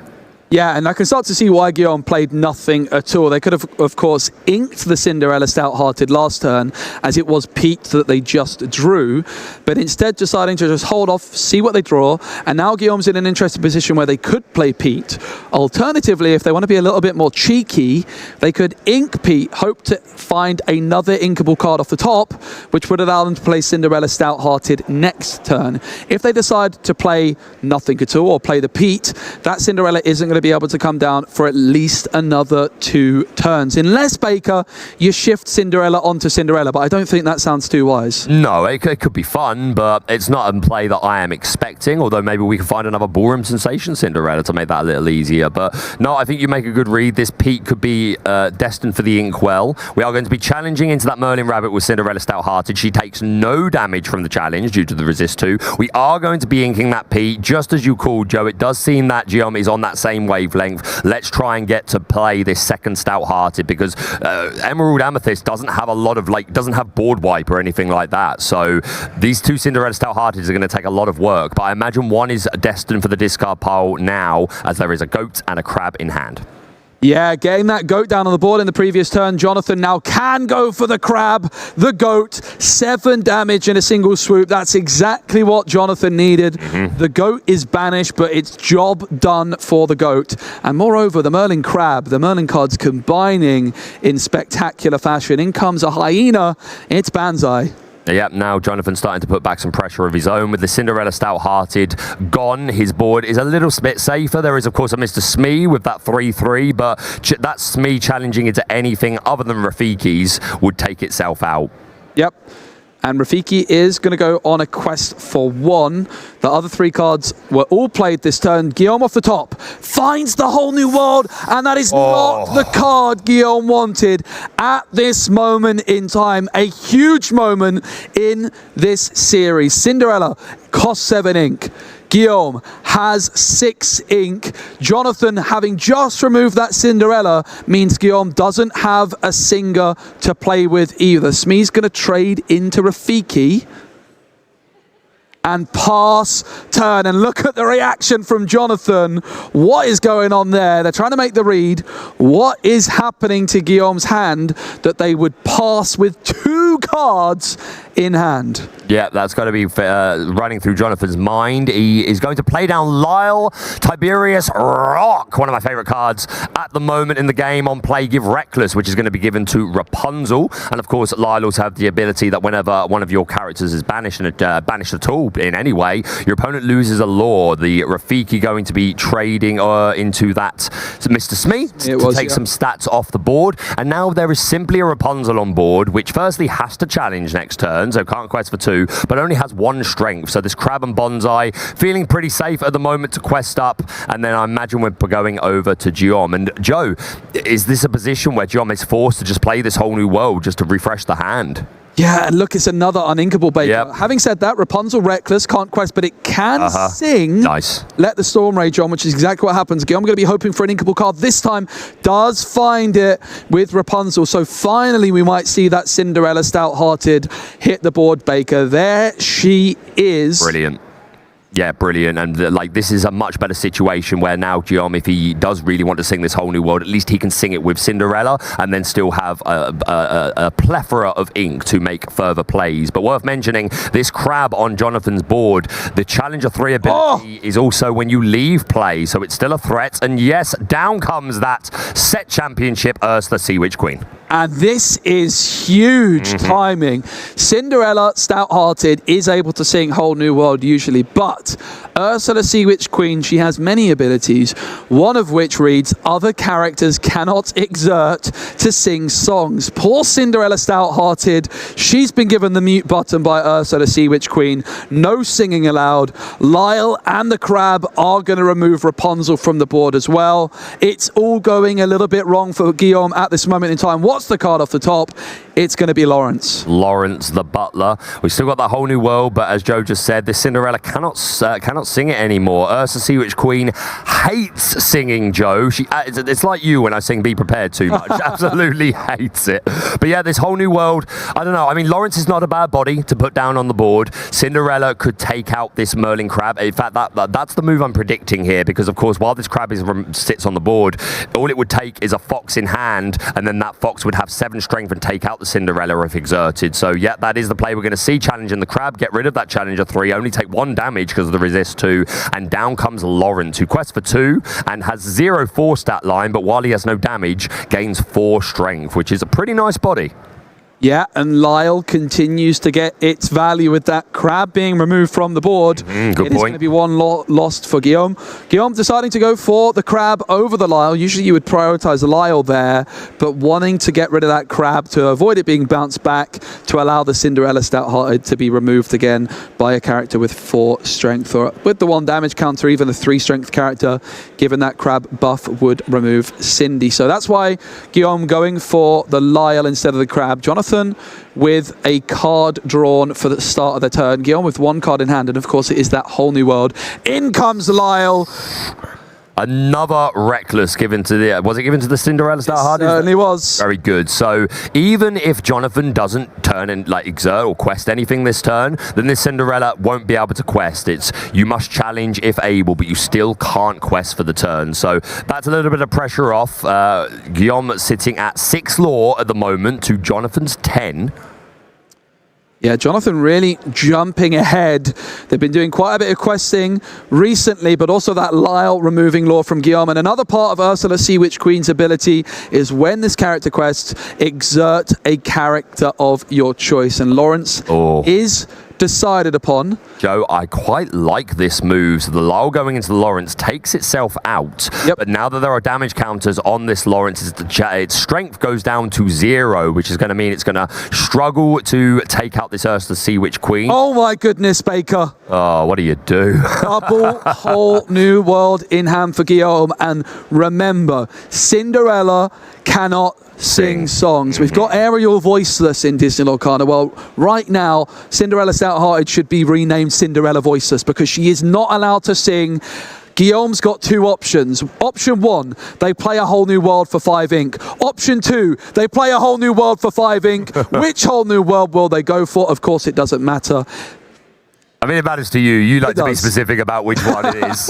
But yeah, playing the whole new world, both players spinning the wheel of their deck to refresh a new 7 cards. And Guillaume finding a nice selection. Prince Naveen, another Stout-Hearted. We've got a Long Came Zeus, a couple of Storms, a Strength. So we've got a lot of removal options. Lots of songs for that Prince Naveen to sing on play. And of course, these Cinderella Stout-Hearted is just a constant headache to Jonathan. And finding another one is pretty good. But this Sea Witch Queen is putting in an awful lot of work in this matchup, just as I said may be the case.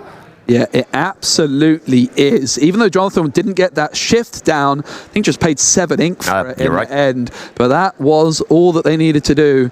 Have to say, Guillaume's draws just came at the wrong time, but Jonathan, with that Ursula Deceiver discarding that whole new world early on, really set the precedent for this game. And then Guillaume's top decks, when they needed it, just weren't quite as kind as they could have been. It was Cinderella Stout-Hearted into Pete, into Whole New World, into Lawrence, into Whole New World. Something like that. It just didn't quite go their way with the top decks, when a Whole New World a few turns earlier would have been perfect, but then they both arrived at the exact wrong moment. And Guillaume, with only 2 ink left to play, unless he hasn't inked for the turn, but you had to pay 5 for that whole new world, so definitely limited in terms of what they can do this turn. They are going to ink that Strength of a Raging Fire, and we're going to pay 3 to sing, to play, not sing, because none of our characters can sing with Ursa Sea Witch Queen. We're just going to pay for it the hard way and put 2 damage on Ursa Sea Witch Queen, and then the Cinderella Stout-Hearted is going to finally remove it from the board, only taking 2 damage because of that resist 2.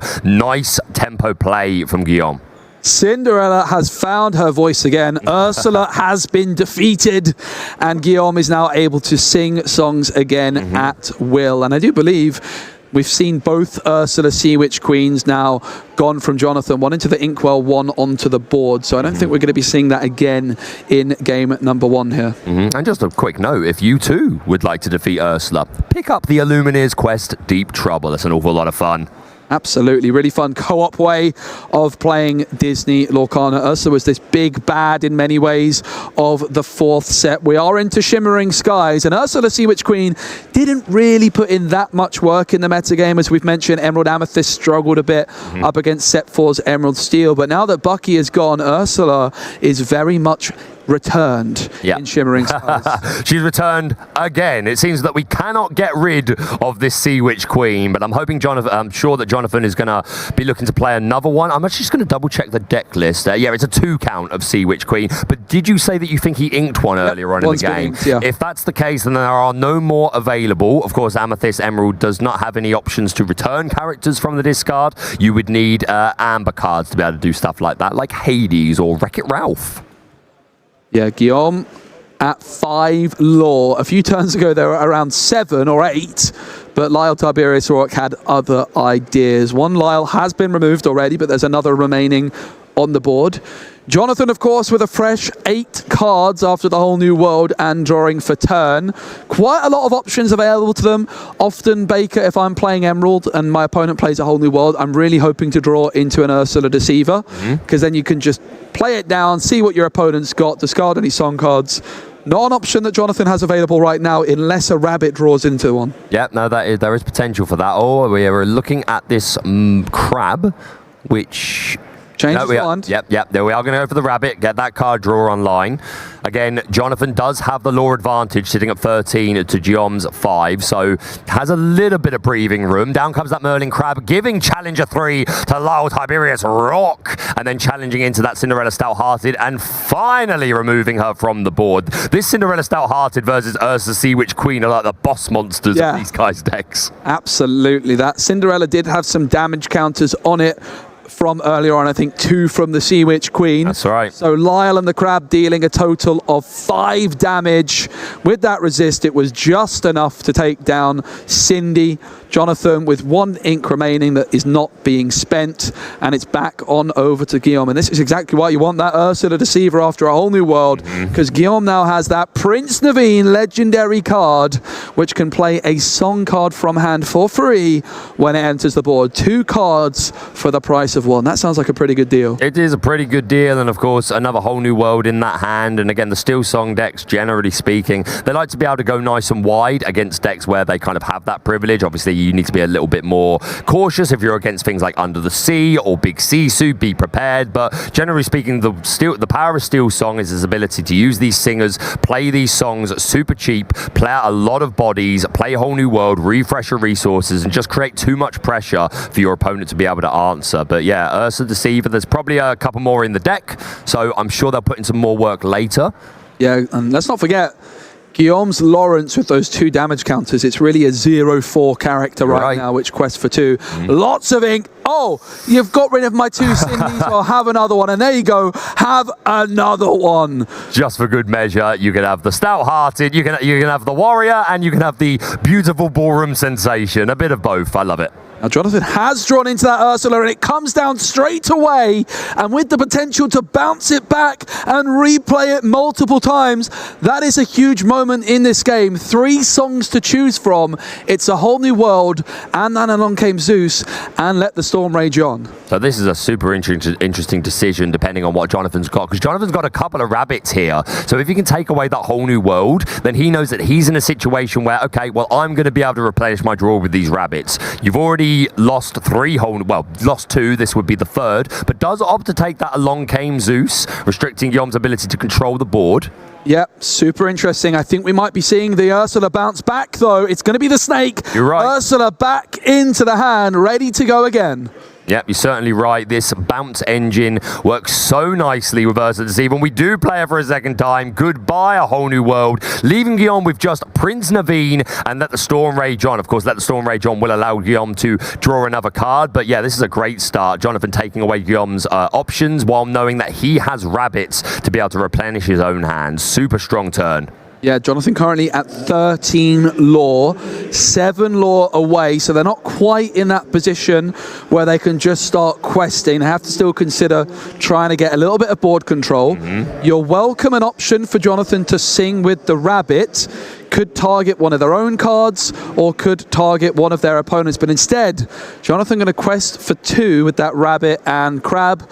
Of course, the snake and the Ursula were played this turn, and the ink is drying on those cards, and therefore they cannot quest. Yeah, and we are getting to that point in the game that you always have to worry about when you're against an Amethyst deck. This sort of 13, 14, 15, that you get to a point where Goat plus Bounce can just become so incredibly powerful and just get you that final bit of the way. We are at 15 lore for Jonathan. He is going to play down this Madam Fox, bounce that rabbit back to the hand, draw an additional card. This Fox does have Rush, but there are no ready exerted characters. Baker, what's so interesting, the top card of the deck there for Jonathan was an Ursula Deceiver, which if they'd ordered things in a little bit of a more greedy way, they could have actually top decked into that Ursula Deceiver and maybe even gotten rid of that Let the Storm Rage On. Like if they were to have hypothetically sung You're Welcome with the rabbit, they could have drawn into that Ursula and then also discarded the Storm Rage On. Now, of course, Jonathan had no idea that was the top card of the deck.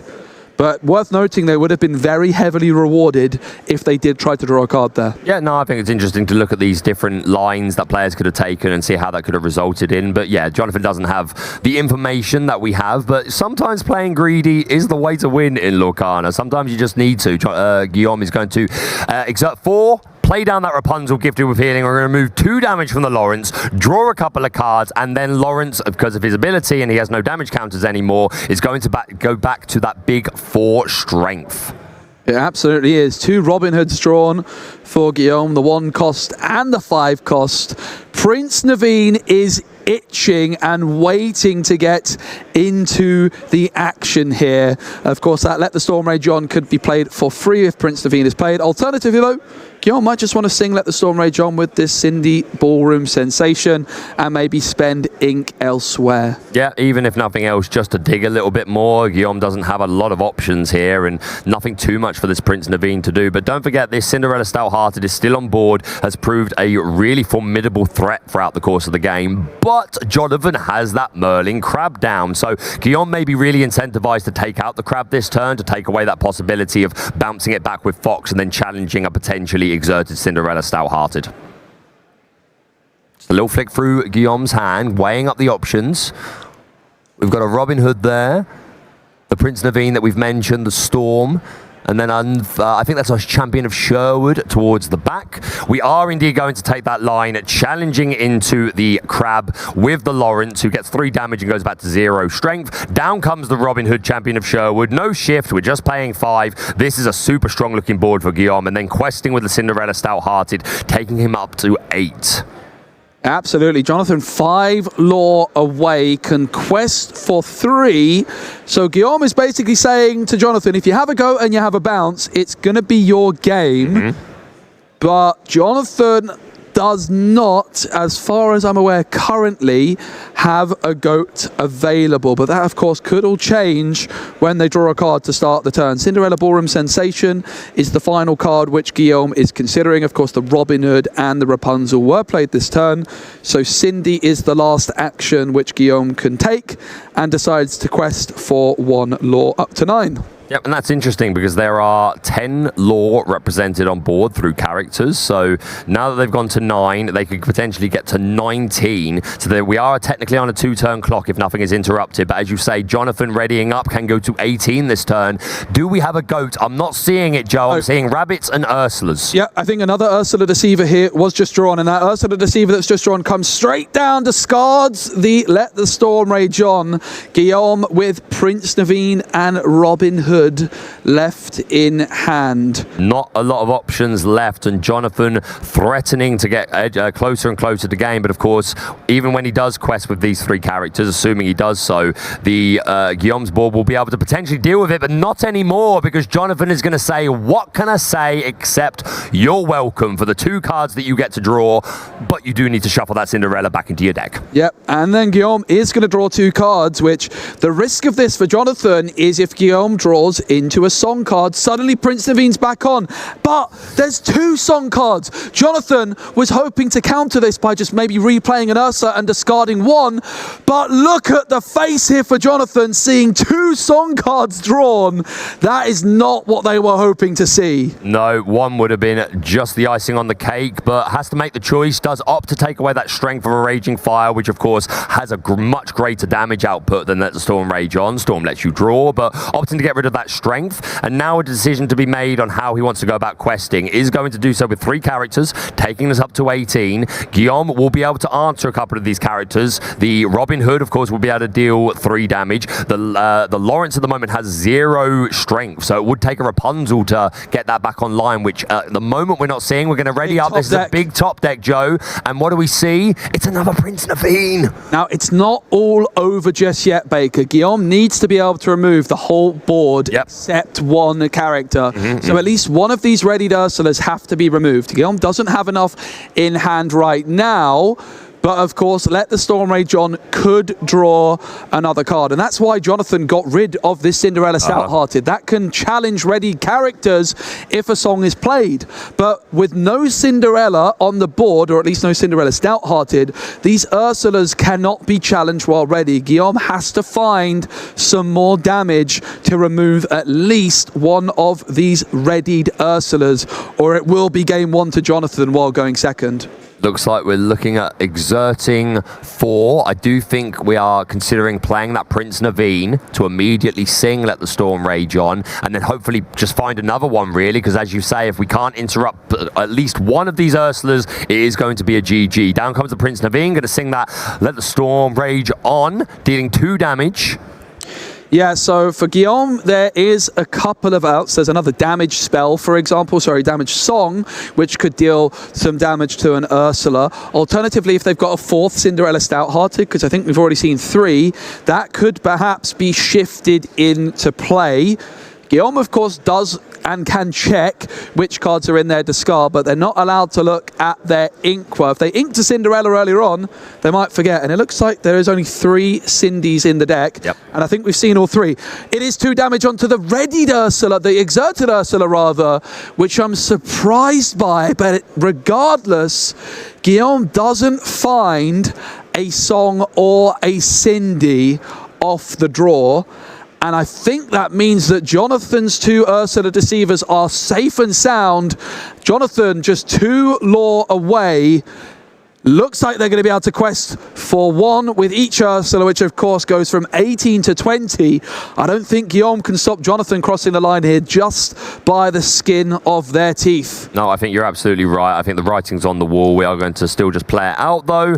Put down that Lawrence, put down Robin Hood, probably questing with this Lawrence and this Rapunzel to get us a little closer to home, get up to 15. But as you say, Jonathan is free and clear at 18 lore to just quest with these 2 Ursula Deceivers. Ursula, just in general, has put in so much work for Jonathan, not just the Deceiver, but the Sea Witch Queen, absolutely repping. And there we go, both of them questing to 20, and Guillaume nods and says, yep, let's go to game 2.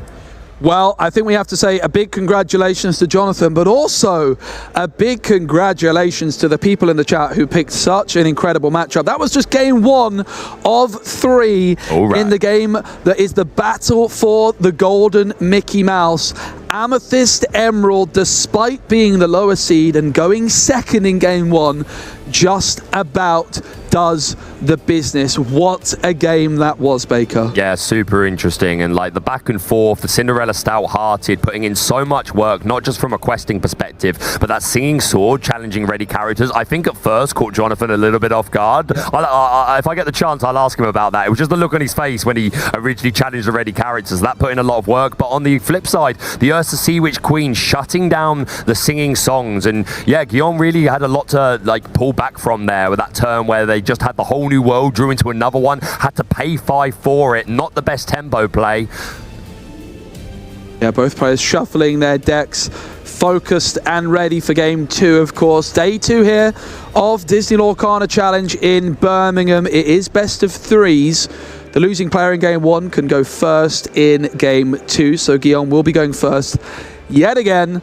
That Rapunzel gifted with healing behind each player, which is a great reminder of what these players have already accomplished this weekend in Birmingham. They've secured their invitations to the European Championships at Disneyland Paris in December. They've got themselves a Rapunzel gifted with healing foil promo, a Cinderella stout-hearted foil promo, a Let It Go foil promo, a Dragonfire participation, and last but not least, they've also got that foil Rapunzel gifted with healing playmat. But one big prize is on offer for this game. A single card that's name is Mickey Mouse Brave Little Tailor, and it is going to be a serialized version. Jonathan, 1 game away from getting their hands on that Mickey Mouse. Yeah, Mickey Mouse, arguably the most famous and beloved character of all time. You could certainly make the argument for it. And yet to have that gold card, a super exclusive, serialized, you will only you will have the one of your number. So yeah, a lot to play for. This is it. We're going to take a look at the opening hands for both the players. For Jonathan, we see a couple of 5th spirits, a couple of goats going to choose. Is that just holding 1 and we mulliganing 5? Yes, that does seem to be the case. Holding on to 1 card. Yep, and mulliganing for 6, sorry. And Guillaume, how many cards have they thrown down? I didn't catch Guillaume's mulligan. At least 3. Definitely the player going first again. And Jonathan just really making sure to wait yet again. We saw that in game 1, where they just wait for Guillaume to mulligan and then they do the business. I think interesting, talking about Amber Steel Songs, Baker, Daisy Duck nowhere to be seen as of yet for Guillaume. It is a card which you do often see in these Amber Steel decks.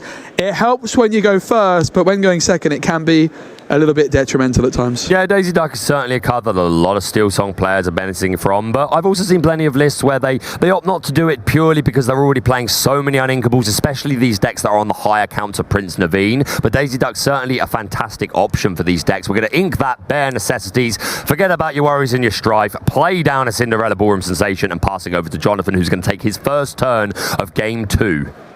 Yeah, I'm going to be honest, Baker. I don't like the look of Jonathan's hand here. No Ursa the Deceiver for turn 2.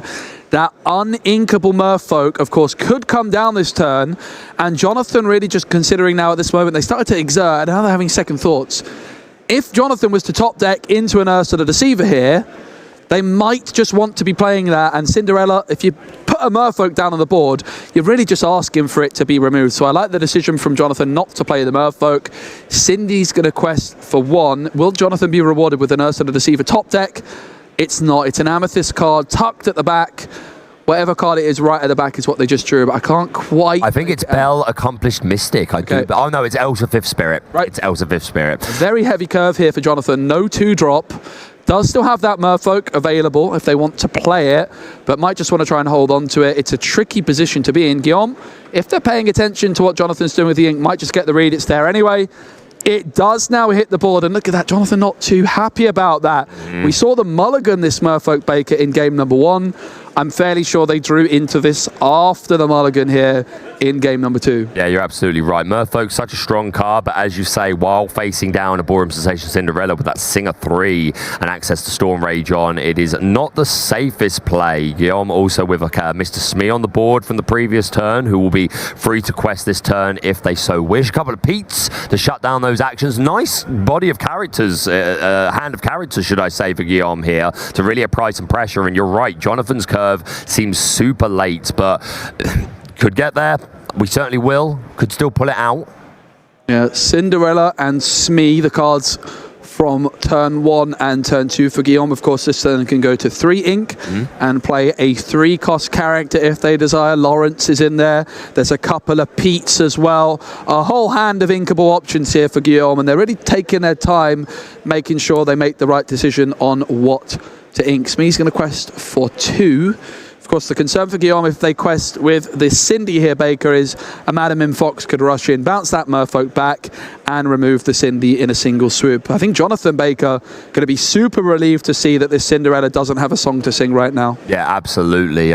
Must have been expecting it. And Jonathan, unfortunately, not holding a Fox, but you're absolutely right. Guillaume making the right decision and not questing with that Cinderella Boreum Sensation. It just wouldn't be worth it. That's such an important piece, not just as a singer, but I'm sure he would like a repeat performance of game 1 and getting that Cinderella Stout-Hearted down nice and early. There are 3 copies in the deck. I also find it really interesting to go back to turn 2 for Guillaume, where they inked that Strength of a Raging Fire. Had Jonathan played that Merfolk on turn 1, Cinderella could have sung Strength, removed the Merfolk, but Jonathan just delayed it a turn and kind of tricked Guillaume into inking that card. Suddenly, it's a Merfolk with a Battering Ram. The Crab and the Merfolk combine, and Mr. Smee removed. What a thing, Joe. Giving Challenger 3 to this Merfolk so it can compete with the Bumbling Mate and removing him. And of course, with this Crab still on the board, it just from leaving play also gives Challenger 3. So remains a threat that could potentially do a lot of damage to any characters that Guillaume wants to turn sideways. Yeah, really love the play so far from Jonathan, making some unorthodox plays with that Cursed Merfolk. Again, not playing it on turn 1, mulliganing it away in game 1 and not even questing with it for 2, but challenging with a 0 strength card thanks to the power of Merlin Crab. Guillaume can go up to 4 ink this turn, of course. Pete, Rapunzel, Smee and Cindy in hand. Could play Rapunzel for 4. Guillaume decides, I'm going to play nothing. Exactly. We've seen it a lot throughout the course of this tournament, Joe. We keep highlighting it. Sometimes the best plays are where you do the least. Yep. Down comes a Merlin Rabbit for Jonathan, drawing him an additional card. And I want to emphasize this again. Just the presence of this Merlin Crab does kind of restrict Guillaume on the kind of moves they make. Of course, Lawrence is, it's just there to be a body. It can quest for 2. It's not the end of the world if it's removed, but maybe is putting Guillaume off of playing things like that. We do see that Stout-Hearted Cinderella, which is a great card, but this Crab can help deal with it. There's a whole new world in hand as well. 4 ink available for Guillaume. Can go to 5 this turn, could shift in the Cindy, could sing a whole new world. It could be a big turn indeed for Guillaume. They held on to that Rapunzel on the last turn, maybe hoping to draw some cards with it. And something super interesting, Joe, is that Jonathan is holding this Elsa 5th Spirit. They're about to have 5 ink on their next turn. There we go. I was about to say, if this shift doesn't happen, we could see this Boreum Sensation removed before it can happen. But there we see the Stout-Hearted going down. It is now too late for that 5th Spirit to deal with the Boreum Sensation Cinderella, and just passing over. No quest, nothing, because obviously, like I said, this Crab plus Fox just deals with it immediately. We are going to see that 5th Spirit come down, exert the Lawrence. Elsa is going to challenge in because she does have Rush and Evasive. Does 2 damage to Lawrence, taking him down to 0, meaning the Rabbit can finish the job without it taking any damage, but the Elsa, of course, did take 4 from that initial challenge. Absolutely, and Guillaume not wanting to sing A Whole New World with Cinderella the previous turn, perhaps fearing that they're going to allow Jonathan to draw into that Fox to take out the Cindy, draws Ariel, and Ariel is not a bad card to draw into at all. Remember that Cinderella can challenge readied characters if you play a song this turn, so perhaps the Cindy could start trying to challenge that crab to remove it from the board if Ariel can find Guillaume a nice and cheap song. Yep, as long as we can find a song that we have enough to pay for, or we do, we wouldn't be able to sing it with Cinderella. Here we go. Let's see. It's a Zeus. It's a Storm Rage on. It's a Strength. Not quite 4 songs. Finds the 3 songs and a singer. Of course, one can be revealed, added to the hand. The rest go onto the bottom of the deck in an order of your choosing. So the choice, Baker, is Zeus, Storm Rage on, or Strength. Strength is the best pick if you want ink. How much ink does Guillaume have left for this turn? We paid 3 for the aerial. We've got 2 in the inkwell. Has he inked this turn? Nope. No, I don't believe he has. So Let the Storm Rage on is selected. Sure. Rapunzel is going to be inked to allow Guillaume to pay 3 for the Storm Rage on. Cleans up the Elsa, draws another Rapunzel, and suddenly that crab gets challenged and removed. And again, Baker. Amazing play. That same reaction from Jonathan, like, huh? Challenging my ready? It does catch people off guard, but yeah, that singing sword is so incredibly powerful. Look at the amount of bodies that Guillaume was able to remove that turn. The crab, which is really a threat to that Cinderella Stout-Hearted and that Elsa 5th Spirit. Yeah, Guillaume taking that Storm Rage on. It polished up the Elsa. It drew them a card, and it drew them into a Rapunzel, which they had just felt a little bit bad about inking. And here we go for Jonathan now. An abundance of cards available. Ursula Deceiver, I think they're considering inking. It gets inked, which is funny because it would actually be quite good at dealing with that Whole New World. In comes a crab. The rabbit now with 5 strength, but 6 is needed to remove that Cindy. But there we go, it's the Fox. The Fox bounces back the crab. It's a 7 strength Fox, and it's see you later, Cinderella. Yep, that Fox plus crab combination is exactly what you needed to deal with that Cinderella Stout-Hearted at full 5 willpower and the resist 2. Really nice combat move there from Jonathan to get rid of that threat. Guillaume is going to draw into the bare necessities, which I don't believe Jonathan is holding any non-character cards at the moment. Obviously not that Guillaume knows that, but we're going to see the Aerial Spectacular Singer is going to challenge into the rabbit, doing 2 damage to herself. Down comes the Rapunzel Gifted with healing, removing that damage, allowing a 2-card draw. My goodness, Baker. It's what have you seen? Whole New World. It's another one. Goodness me. And Whole New World and a Cinderella Ballroom sensation found off the top for Guillaume. They could have sung A Whole New World already, Baker, but clearly they don't want to because they went for the Rapunzel play instead, probably fearing the card quality Jonathan could get would be really, really high. But they have not been rewarded here with the Whole New Worlds. 2 in hand.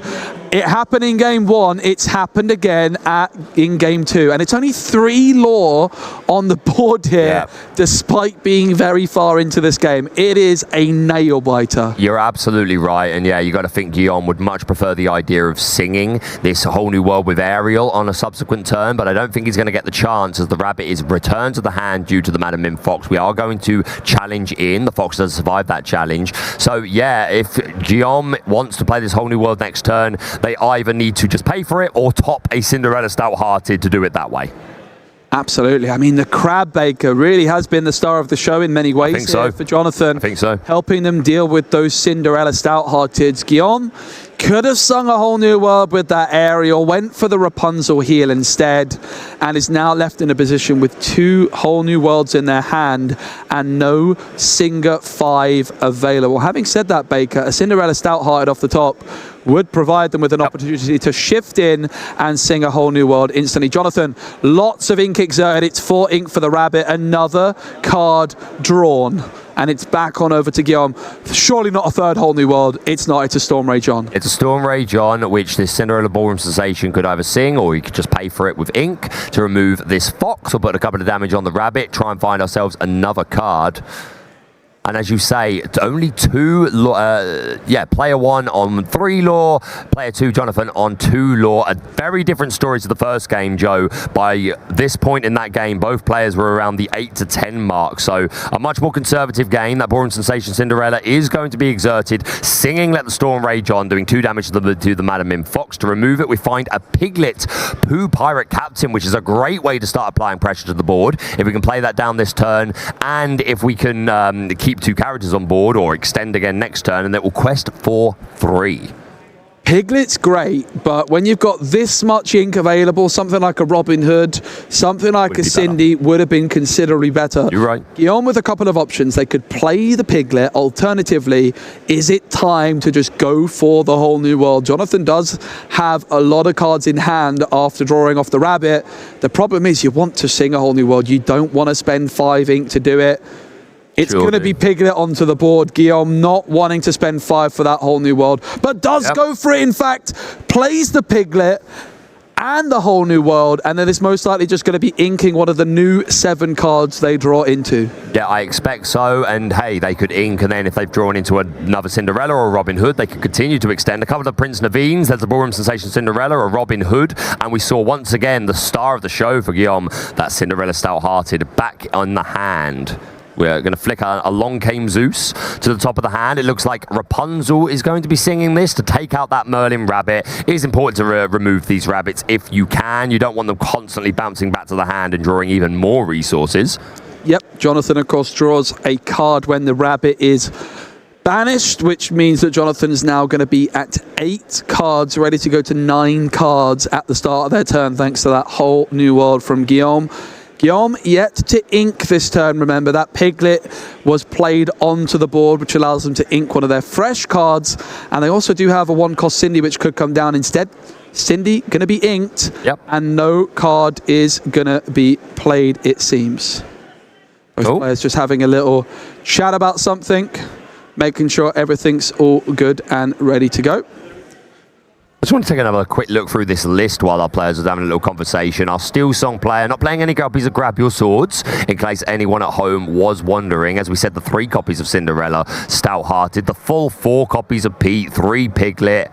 Yeah, this is looking pretty solid Steel Song list. And then our EA Tempo player, of course, we've seen that Clarabelle engine is there. We haven't seen it really highlighted yet, but she is there. And our EA Tempo player is playing a 2-2 line of the Mother Gothel line, which is a another nice way of that, and could remove the Cinderella Stout-Hearted that way potentially if it's the only character on the board. So a couple of Shimmering Skies cards being represented in Jonathan's EA Tempo deck. It seems we have inked that Cinderella. I think perhaps there was a deliberation about whether or not Guillaume had inked, but he certainly hadn't, so he's free to do so here, I believe. Yep.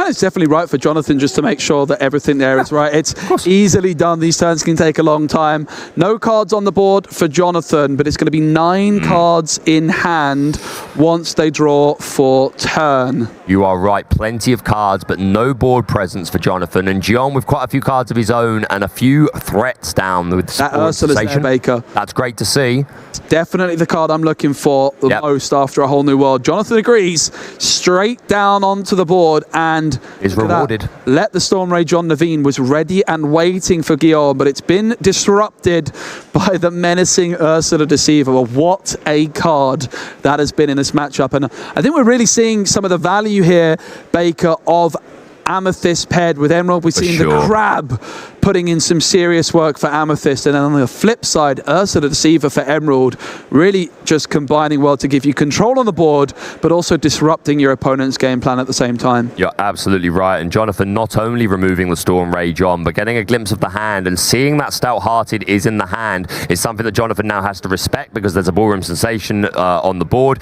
and Jonathan has learnt a couple of times now from experience in this game that singing a song for Cinderella Stout-Hearted, if Guillaume can find one, will allow him to challenge ready characters. We're going to see a bit of an extension here. Rafiki, Mystical Fighter, and Clarabelle hitting the board. We need to get some board presence. We need to get some lore on the wheel. And passing back over to Guillaume, who's going to ready, set, draw, as is the standard in the Disney Lorcana trading card game. Find another Pete off the top to shut down those actions. Yeah, no song found for Guillaume, which I'm sure they're going to be a little bit upset about that. Ursula really getting a lot of value, disrupting the Prince Naveen play, which Guillaume was waiting for. 2 Peats as well. Does have that Cinderella Stout-Hearted. 5 ink can be spent to shift it on to the Cinderella Ballroom Sensation. Piglet Pooh Pirate Captain here can quest for 3. Currently, it is Guillaume with 3 lore, Jonathan with 2, but not for much longer. In comes Cinderella Stout-Hearted. In comes Prince Naveen, but there's no song forthcoming thanks to the Ursa the Deceiver. Yeah, the Ursa the Deceiver came just in time because this could have been a very different move. That Prince Naveen would be singing a song, and then the Stout-Hearted would be allowed to challenge ready characters. As it is, the Cinderella Stout-Hearted is just going to be questing, taking us up to 6 lore, and now the race. I feel like the race is going to start. It's been a battle of attrition, like both players just fighting for control of the board and resources, and now I feel like we're at the point where you're going to start to see a lot of trade, you're going to see a lot of questing as we start to push on. We've got 11 minutes, or just under 12 minutes remaining. Jonathan is 1 game up. If Guillaume can take this victory, then we will be going to a game 3. Yeah, that Bell Accomplished Mystic could be a card Guillaume's forgotten about, because I think there's only 1 copy of it. And it was a very long time ago now that the players looked at each other's deck lists. So that could be a little bit of surprise value. Jonathan able to move damage counters from 1 card to another. Of course, going to be wanting to deal with that Cinderella Stout-Hearted as quickly as possible. Your Welcome is an option to be sung with the rabbit to get rid of it and shuffle it back into the deck, but it does come at the cost of Guillaume drawing a couple of cards. So Jonathan, lots of options available. It is going to be Your Welcome, it is going to be sung by the rabbit, and it is going to be the Cinderella Stout-Hearted and the Ballroom Sensation it was shifted onto, shuffled back into the deck, and Guillaume is going to draw 2 fresh new cards. Yeah, great play. Guillaume already has a quite sufficiently filled hand. An extra 2 could make all the difference, but that Cinderella Stout-Hearted really does have to go. There's already so much lore on board. That Piglet questing for 3, as long as there's 2 other characters, then 4 from the Rapunzel and the Naveen combined. So yeah, Jonathan really needs to slow down and potentially just be ahead in this race, especially because at the moment he's only on 2 lore. Not many high questing characters on board, but we do see the shift. Down comes a card I know you like a lot, Joe. It's Clarabelle. Baker just packed 1 of his own. Clarabelle shifting for 5 ink, combining with Your Welcome. Jonathan added cards to Guillaume's hand just now. Well, Clarabelle synergizes with that, as Clarabelle is going to be able to provide Jonathan with some extra card draw if they have less cards in hand than Guillaume. And we're also going to see another card hit the board there. It's going to be a goat. Nice 9 goat. ink spent here by Jonathan and singing Your Welcome. Clarabelle is going to draw them 2 cards as they end their turn, and it's back on over to Guillaume. It is still a 6 lore to 3 lead for Guillaume, and hello, off the top, it's and then along came Zeus, and that is going to be pretty tasty with Prince Naveen. Yeah, no, this Prince Naveen with Singer 6. I mean, it's a 4-cost character anyway, but that Singer 6 can sing anything of 6 or less. And yeah, that would be a super nice way to be able to deal with some of these bodies. Is Clarabelle a 5-6? It is a 5-6. 5-6. So absolute unit of a card. Unit. She a big cow. I'm so proud of her. But yeah, that Zeus certainly not enough to get the job done, but perhaps in correlation with a Storm Rage on or something if we can find it. I do think, though, even though Guillaume is ahead on lore, and this turn could potentially quest for 3, 4, 5, 6, 7, taking him all the way to 13, Jonathan seems to have the more oppressive board, but Robin Hood, champion of Sherwood, coming down changes it, and Prince Naveen is going to sing that Along Came Zeus straight away. Yep. Who's the target here, Joe, do you think? Well, Clarabelle would still have a little bit of willpower remaining. She would be the most tempting option if it removed her. It's a really tricky question. It is. It could be the GOAT because of that 4 strength, perhaps. It is going to be Clarabelle, so Clarabelle with 1 damage counter more needed to finish her off. And it's going to pass back on over to Jonathan. No question from Guillaume. It's a bit of a standoff here. Sure is. And the reason I asked that, Joe, is because I was trying to think myself, what does the most realistic target here seem to be? I think that's a good choice to just get some 5 damage on the Clarabelle, but there was always a good argument for the Rabbit and the Goat for their damage, plus their in and out of play abilities, but opting to put the damage on the cow. Yeah, and I think the decisions here from Guillaume not to quest is one of the higher skill ceiling aspects of Lorcana. You have to pick your moment when to quest. What I would imagine Guillaume is waiting to do is be able to quest with so many characters that Jonathan can't remove them all at once. If Guillaume was questing now, Jonathan would have more characters available to just remove everything in a swoop, and then Guillaume quests again in the next turn, and then maybe Jonathan can remove those. Whereas Guillaume is just trying to wait to develop a wide enough board to quest with lots of things at once, and therefore that gives him the best chance to protect it. But there it is, the bell! Oh, this is a big move! 2-3 damage counters moved from Clarabelle onto Prince Naveen. The one of Bell accomplished mystic for Jonathan has caught Guillaume by surprise.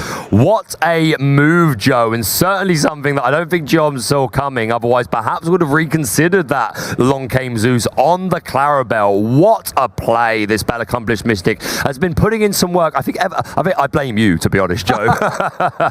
It is going to be the Ursula, and Guillaume's last card in hand is an Aerial, which can fetch a song, but it's not a song itself. But the board is so wide, we need a bigger table, everybody. We need a bigger table here.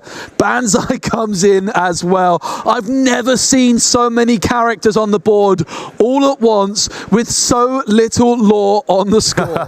Finally, this is going to quest to take Jonathan up an extra lore. And yeah, are we going even further? We are questing with that Merlin Rabbit as well. It does seem that the race is beginning. What a game. And again, big congratulations to the chat, to our audience for picking such an amazing matchup. It has been an incredible one. Jonathan, the 35th seed, has gone second in both games. Remember, it's another quest, and it's 6 lore apiece. And speaking of 6, that is how many minutes are left remaining for this game. And if Guillaume is able to win, we will need to find the time for a game 3 or play as much of it as we can. Of course, that would be judge deliberation. But if Jonathan can cinch it up in the time remaining, he will proceed. If you're only just joining us, this is the top 16 game for the Disney Lorcana Challenge. Both players are already qualified for the European Championships. They're playing for the Mickey Mouse. Cinderella Stout-Hearted going to challenge into that Bell accomplished mystic, taking a little bit of damage. Down comes the Rapunzel, healing a lot of that damage back up and drawing another 3 cards. This is an incredible board. Look at this go.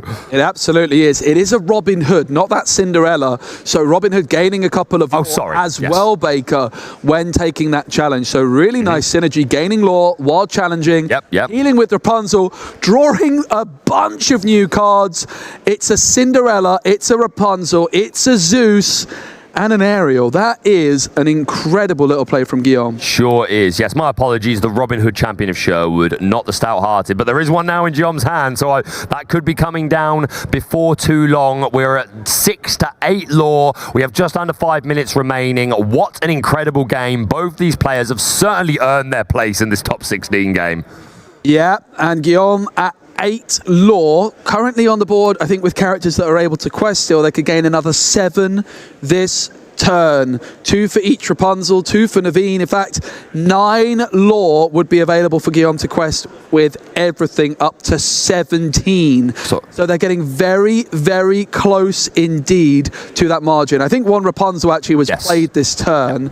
So 1 Rapunzel not able to quest, but they are getting up to that point, Baker, where they're getting close to that magical 20 mark. Even though they're still down at 8, with so many characters around, that can change very, very quickly. Yeah, even if we just quest for 7, then we are now, we're technically saying check, because we have the bodies on board to be able to then finish off next turn. But of course, Jonathan with an equally impressive board of characters. We are going to challenge into that Merlin Rabbit to remove it, taking a couple of damage ourselves, just trying to alleviate some of these threats that can shut down Guillaume's questing characters. Jonathan with how much lore on the board himself? 2 from Bonsai, 2 from Bell, and then 5, 6, 7 from the Clarabelle, 8 from Rafiki. And what's the card at the top there, Exerted? Ursula Deceiver. That's an Ursula Deceiver. Lots going on. Played Strength of a Raging Fire, the only song found by Guillaume, so that's of course going to go into the hand. Now, Guillaume's drawing a lot here with the Aerial, with the Rapunzels, but of course when there's a Clarabelle on the other side of the board, Jonathan could also draw themselves. However, Guillaume might have a plan up their sleeve to deal with that Clarabelle. Strength of a Raging Fire is going to target Bell, removing them from the board, and then Rapunzel's going to sing, and then along came Zeus, and this time Clarabelle will be finished off by Zeus. What a turn in trying to alleviate some of the pressure on Jonathan's side of the board. We've got a Rapunzel and a Stout-Hearted in hand, and then on the other side of the board we see a Rabbit, a Snake, and a Rafiki. So that Rabbit can help us find some more cards, but not a whole lot else going on. No crabs, Joe, no foxes to be able to alleviate some of this pressure. This is looking pretty good for Guillaume so far. And that Piglet Baker finally does something. It came down about 6 or 7 turns ago. It has been sat, waiting and ready, but it is finally exerted to quest, and it quests for 3. A Pooh Pirate Captain always waits for orders, and finally they have received them. Go on a quest for me, Piglet. Get me 3 lore. Jonathan holding a Rabbit, a Snake, a Rafiki, and a... I can't quite make out the last card there. It looks like a 3 cost. That'd be your Lyle, I think. You may be right. Yes, it is indeed. The Lyle Tiberius Roar can give Reckless to a character, so that can offset Guillaume a little bit. Guillaume at 11 lore right now, and we have 2, 3, 4, 5, 6, 7, 8, 9, 10, 11, 12 lore on board if we assume that Piglet is questing for 3. Yeah, so Jonathan now in a position where they're not going to be able to quest themselves, but rather is going to have to start taking some challenges. It's going to be the Rabbit to start things off. Jonathan's going to draw a card, and those Lyles, though, Baker, also give Jonathan an interesting option, providing Reckless to their opponent's characters so they can't quest, but also whenever one of Jonathan's characters is banished, Guillaume could lose lore. So those Lyles might arrive just at the right moment. Jonathan has already spent 4 ink on the Rabbit. Do they have 6 ink to go for the double Lyle? I have a feeling that they do. We have the inked Rafiki, and yeah, double Lyle here could be super, super good, because with 2 Lyles, we'd lose 2 lore for every character banished, which could really start to offset Guillaume's lead that they've worked for here. Yep. So 1 Lyle comes down. I think Jonathan just deciding which character to provide Reckless to. It's going to be Rapunzel. So this Rapunzel here to the left is Reckless. It cannot challenge next turn. Sorry, it cannot quest next turn. It must challenge available. And there's the double Lyle. Piglet Pooh Pirate Captain. Also given Reckless, it cannot quest next turn. But here we go. It's the Lyle show. Ursula removes the Prince Naveen. That's 2 lore. 2 lore removed for Guillaume, thanks to the double Lyle going from 11 down to 9. Oh, that hurts. And you can see Guillaume not happy with that. Knew how close he was to cinching up this second game. Jonathan, mate, really doing the calculations here. Which characters do I want to take out? Which of my characters am I using, and am I questing at all this turn? Jonathan has played a Rabbit and 2 Lyles this turn for a total of 10 ink. Rafiki, Banzai and Ursula are readied and waiting, and 2 of them are going to challenge Robin Hood. Super interesting, Joe, because I was wondering if potentially we'd be going into Rapunzel to take that out but survive the hit. But of course this Robin Hood with the... Oh, we're going to extend the handshake. Guillaume is... Can we get confirmation? We're just going to work out exactly what's happening and let you guys know exactly what the plan is. It looks like time might have been called there on the round, and I think Jonathan has been claimed victorious. I believe time has been called, and it looks like Guillaume has making the decision to just say, I can't come back from this. I do believe that's the case. Jonathan is the winner. To us and actually tell us what's happening. Jonathan is the winner there, taking it down. Really impressive win. Really good job. I think the time has been called. We're just getting confirmation on exactly there what is happened. But it is a 1-0 victory for Jonathan. Those Lyles were going to steal so much lore away, and it was going to go on for a little bit longer. Yes, so basically what's happened is time has been called there, and basically the immediate decision has been made to declare Jonathan the winner based on the lore count. Okay, really, really interesting. Jonathan takes it down. Jonathan, of course, winning that game 1 and is victorious. The Emerald Amethyst player marching through. Golden Mickey secured. I have to say, Baker, I've never seen a game go for so long. Especially that second one there with like hardly any lore and so many characters. But yeah, an incredible game. A Steel Song player, an incredible run for them. That's the second time we've had them on stream today. Took down Ruby Sapphire, which is arguably the hardest matchup, but here EA Tempo just wins the game. Can EA Tempo have the great comeback, beautiful story and win the DLC here in Birmingham? We'll see. Well, it's a really good story, Jonathan, winning that golden Mickey Mouse, that serialized Mickey Mouse. But Guillaume, we're not going to see, well, we are going to see them again. We're not going to see them again in Birmingham. But of course, they have now secured their invitation to the Disney Lorcana European Championships, rather, in Disneyland Paris in December. What a feat. You've got to imagine both players are very much looking forward to that. I do believe we are preparing for a little interview very, very shortly. But yeah, honestly, I would love it. If, don't get me wrong, I'm a Ruby Amethyst guy, but if EA Tempo can have like this beautiful comeback story, it was strong in set 3, it was pushed out of the meta by the Squirrel Squeak Tutor, can it come back and claim the first DLC in Shimmering Skies format? Let us know in chat right now, what deck is winning today? Let us see, I want to know. Yeah, we would love to know what you think. And again, big congratulations to the chat there. What a game for sure. That was tense. So we're going to go into the top 8. We're going to have an interview soon. That means 8 players remain, and we're very, very close to that grand finals. All of the players left in the tournament have secured that golden Mickey Mouse, but there is so much more to play for, Baker. Oh, so much more to play for. We, of course, have boxes to give away. My favourite prize is that enchanted folder, though. I'm desperate for one of those myself. I'm going to have to compete in one of these one day. I know you're competing in, is it Seattle? Yep, off to Seattle next month. That's the last Lorcana Challenge. We've also got Vegas happening later on today over in North America. It might have even started. I think it's just started or on the way. So yeah, a huge shout out to our American counterparts. Please, after you've checked out our stream, or maybe watch both. Both is good. If you've got a couple of screens, have up the EU stream, have up the North American stream. It's going to be a wonderful time. Joe, it's been an incredible weekend of Lorcana. Again, I just want to say what a pleasure it is to be here. I want to shout out all the staff involved. This is such a huge operation. We've got obviously Ravensburger hugely involved, Fanfinity, so much going on. So a huge shout out to our staff. But the time has come. We want to hear from our winner. We're going to take you over to the couch where we have a lovely interview prepared. Thank you very much, Baker. I'm here with Jonathan, who's just booked spot in top 8 of the Disney Lorcana Challenge in Birmingham. You've got your serial Mickey. How good does that feel? Vous avez gagné le Mickey Serialized. Comment tout te sent? C'est une joie indescriptible, c'est beaucoup de travail. J'aimerais remercier tous mes coéquipiers d'ailleurs. J'ai affronté, franchement c'est grâce à eux.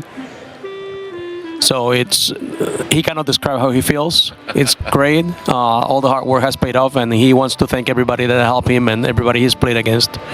Sounds good to me. Amethyst Emerald, not one of the top picks coming into the tournament. Why did you choose that deck for this weekend? J'ai commencé le chapitre 5 avec vert violet. Ouais, avec vert violet et je me sens bien avec. J'ai compris assez vite que certains match-ups étaient plus faciles que d'autres avec ce deck.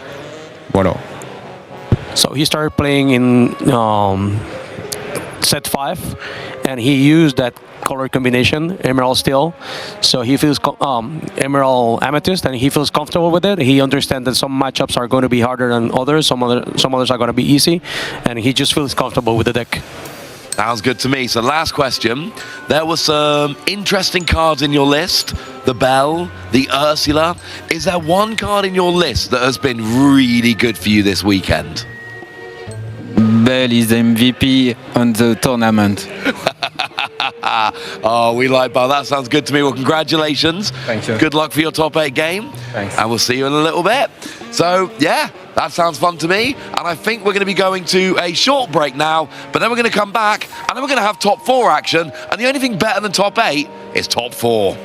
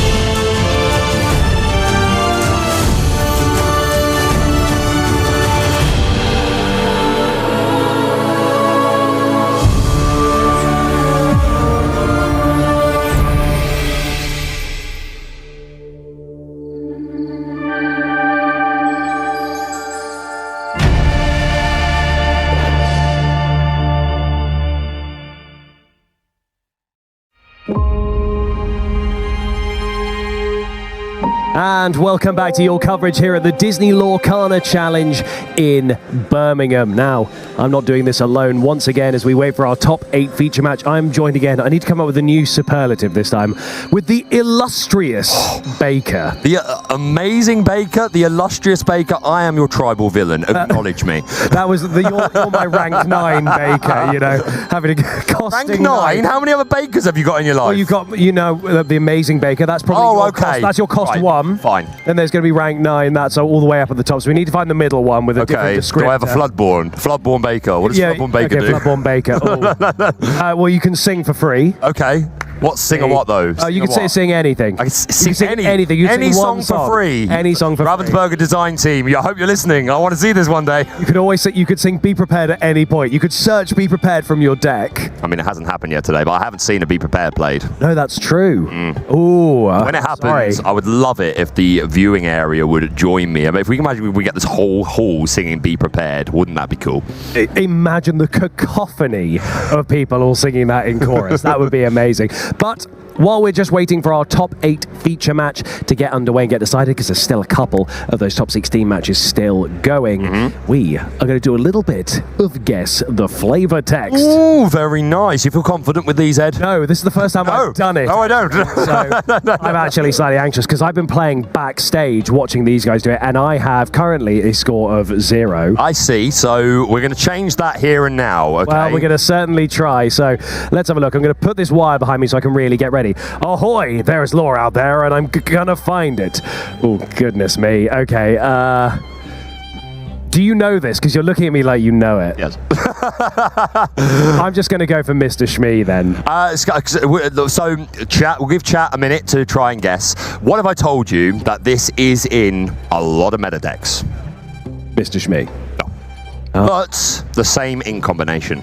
Not that I didn't say the same ink, I said the same in combination. Well, to be fair, you could play Steel with other things. It's from Steel Song, or it can be from Steel Song. And it's definitely a pirate of some kind. Oh! I'd say it. I know what it is now. Give the chat a moment. Give the chat a moment. Yep, okay. If I'm wrong, though, this is going to be another one of those times where I look very, very silly, but I am pretty sure it is a particular captain. I think you might be right. So how long do we give him? Do we give him 5? 4? I'm pretending to count on He's pretending to count 2, down. 1. Well, we don't have any power, really, as the production team. Oh, there we go. It works. And there he is. See, they're throwing us off a little bit because the first few of these, they were doing Shimmering Skies, but they've started going into other sets now. So not bad. Hope you guys got that at home. Let's have another one. Come on. That was a nice and easy You know what it was? It was the combination of the ahoy and the stuttering. Yeah. That was exactly what led. I do love Piglet. He's very sweet. I can't wait until we get... I mean, this is an assumption. It's not confirmed. But obviously, we've got the Pooh Pirate Captain. We've got to get the whole crew as captains, right? Oh. Like Captain Winnie the Pooh. Tigger would be the one up in... Is it the Crow's Nest? Do they call it on Yes. Oh, wow. That would be so good. Yep. And you could have Kangaroo and... Eeyore at the wheel. Eeyore. Captain Eeyore. Helmsman Eeyore. Oh, I'd love to see that. Okay, let's take a look at another one. Let's have another. I will rule as far as the eye can see. So I will admit straight away, this isn't one of those where I'm immediately like, yeah, I got it. I'm not immediately sure, but I think we can make a couple of safe assumptions. Ed, perhaps a villain. Yeah, it's got villain vibes to it, doesn't it? Because I'd say, you know, benevolent kings don't say things like, I will rule. I don't think this is confirmation of the Sultan from Aladdin, although I'm very excited for it, hopefully, if we do get the Sultan one day. See, part of me instantly, because it was the I can see thing, I was thinking of Mufasa saying things to Simba. So I was wondering, is it a version of Simba? But there aren't any villain Simbas, so... No, and again, it's... to be fair, Simba, when he's... early years is a little bit cocky, you know. That's kind of. Does that mean he's a villain? No, but at the same time, you'd be like, I could rule as far as the eye could see. You can imagine a bit of sass. Yeah, a bit of sass behind young Simba. I don't think it's right, but it could be. But yeah, I think it's going to be a villain. So we think about different villains that specifically are trying to rule as far as the eye can see. I think Ursula's a good choice. I think perhaps Hades could be a choice, although I think he's more bothered about ruling the gods. I don't think he really cares about ruling the natural world. No, I think you're right. Weirdly, and I'm just going purely on gut instinct, I'm having a feeling it's Yzma. Ooh. I'm almost certainly wrong, interesting. But I can imagine it said in Yzma's voice, I will rule as far as the eye can see. Right, I could absolutely See what I mean? Yeah, I can absolutely do it. Do it. I'm probably wrong. Do it as Kronk. I'll rule as far as the eye can see. That was the worst one I've done so far. I still think you've got a. There's a couple of lines I can do, like, oh yeah, it's all coming together. There you go. That one's all right. I could do that. And the poison one. But anyway, back on topic. I will rule as far as the eye can see. It does sound a bit Ursula to me. I'm not convinced, but I am. That is going to be my guess. Are you going to lock in? I'm going to lock in an Yzma of some kind. Okay, that's fair enough. Chat, this is your last few seconds to try and guess what you think this is. Again, I'm convinced that we're looking for a villain. I don't think there are any non-villains that would say something like this. And here we go. It's Jafar. Why didn't I say that as one of my options for villains that want to rule the natural world? Very cool. We got the Lamp Thief. Very cool card. All right. Okay. So we got one. We missed the Uno one Mas. more. We have Uno Mas for you. Let's have another one. Read this one out for us, Ed. Some days, it's nice to let the river do the running. Some days, it's nice to let the river do the running. Very nice. Okay, I mean, if we don't have this IP in the game yet, although it is confirmed for 2025, but it would sound kind of Pocahontas-ish for, just the river reference. But yeah, Pocahontas was sort of where I went. Yeah, of course. We're a couple of years early for that. Yeah. Some days it's nice to let the river do the running. So it's someone that spends a lot of time running, I would assume, and is fed up of running. You could think of someone like Aladdin who spends a lot of time running. That could be an option. Ahead of the bread line. One swing ahead of the sword. Lorcana karaoke coming to you. Just us two for 7 hours worth. Some days it's nice to let the river do the running. Yeah, I'm not sure. I'm not going to lie. This one has stumped me ever so slightly. Hopefully you guys in the chat are doing a little bit better. We'll give the chat 10 more seconds because I have no guess. So I'll tell you what, I don't even know how many people are there, but are there anyone in the viewing area that knows what this is? Shout it out. No, not a single. I am hearing some shouts. Say it one more time. Oh, someone's shouting something. I could just say, and then that could be anything. That could be any 3-syllabled card. Someone in the audience thinks they know what it is. I can't hear what they're saying, but we're going to reveal it. And if you were right, person in the viewing area, I want you to... Yeah, everyone needs to cheer if they're right. Yeah, give them a big celebration. 3, Here we go. 1. And see it? Were they right? Robin Hood. Oh, that is 3 syllables. Yeah, that could be it. Okay. To be fair, but I love this artwork, by the way. Yeah, gorgeous. And questing for 4 as well is always a nice thing to look at. The card Joe likes an awful lot, a bit of Robin Hood. I do like a bit of Guess That Flavor Text. It's just fun. It's just nice to do. And I'm sure we'll end up doing more of that as we go on. But what we can look at for you now is the bracket, because we can reveal what the current top 8 is looking like. So as we head into those quarterfinals, Raffaello on Cinderella bracket. Oh yeah, the Cinderella bracket there, and we're seeing Ruby Sapphire and Ruby Amethyst there. What a matchup. I do personally believe that Ruby Amethyst is slightly favoured, but it could absolutely go the other way. And then into our Elsa bracket. Mirror match. A mirror match. See, Ruby Sapphire doing an awful lot of work this weekend. I did predict that would be the case. It's been the most successful deck throughout set 5 meta so far. In fact, to be honest, seeing the meta breakdown that we looked at earlier for this tournament, pretty much all of that data was well reflected. Ruby Sapphire first place, Steel Song, Ruby Amethyst, and EA Tempo. But moving along into our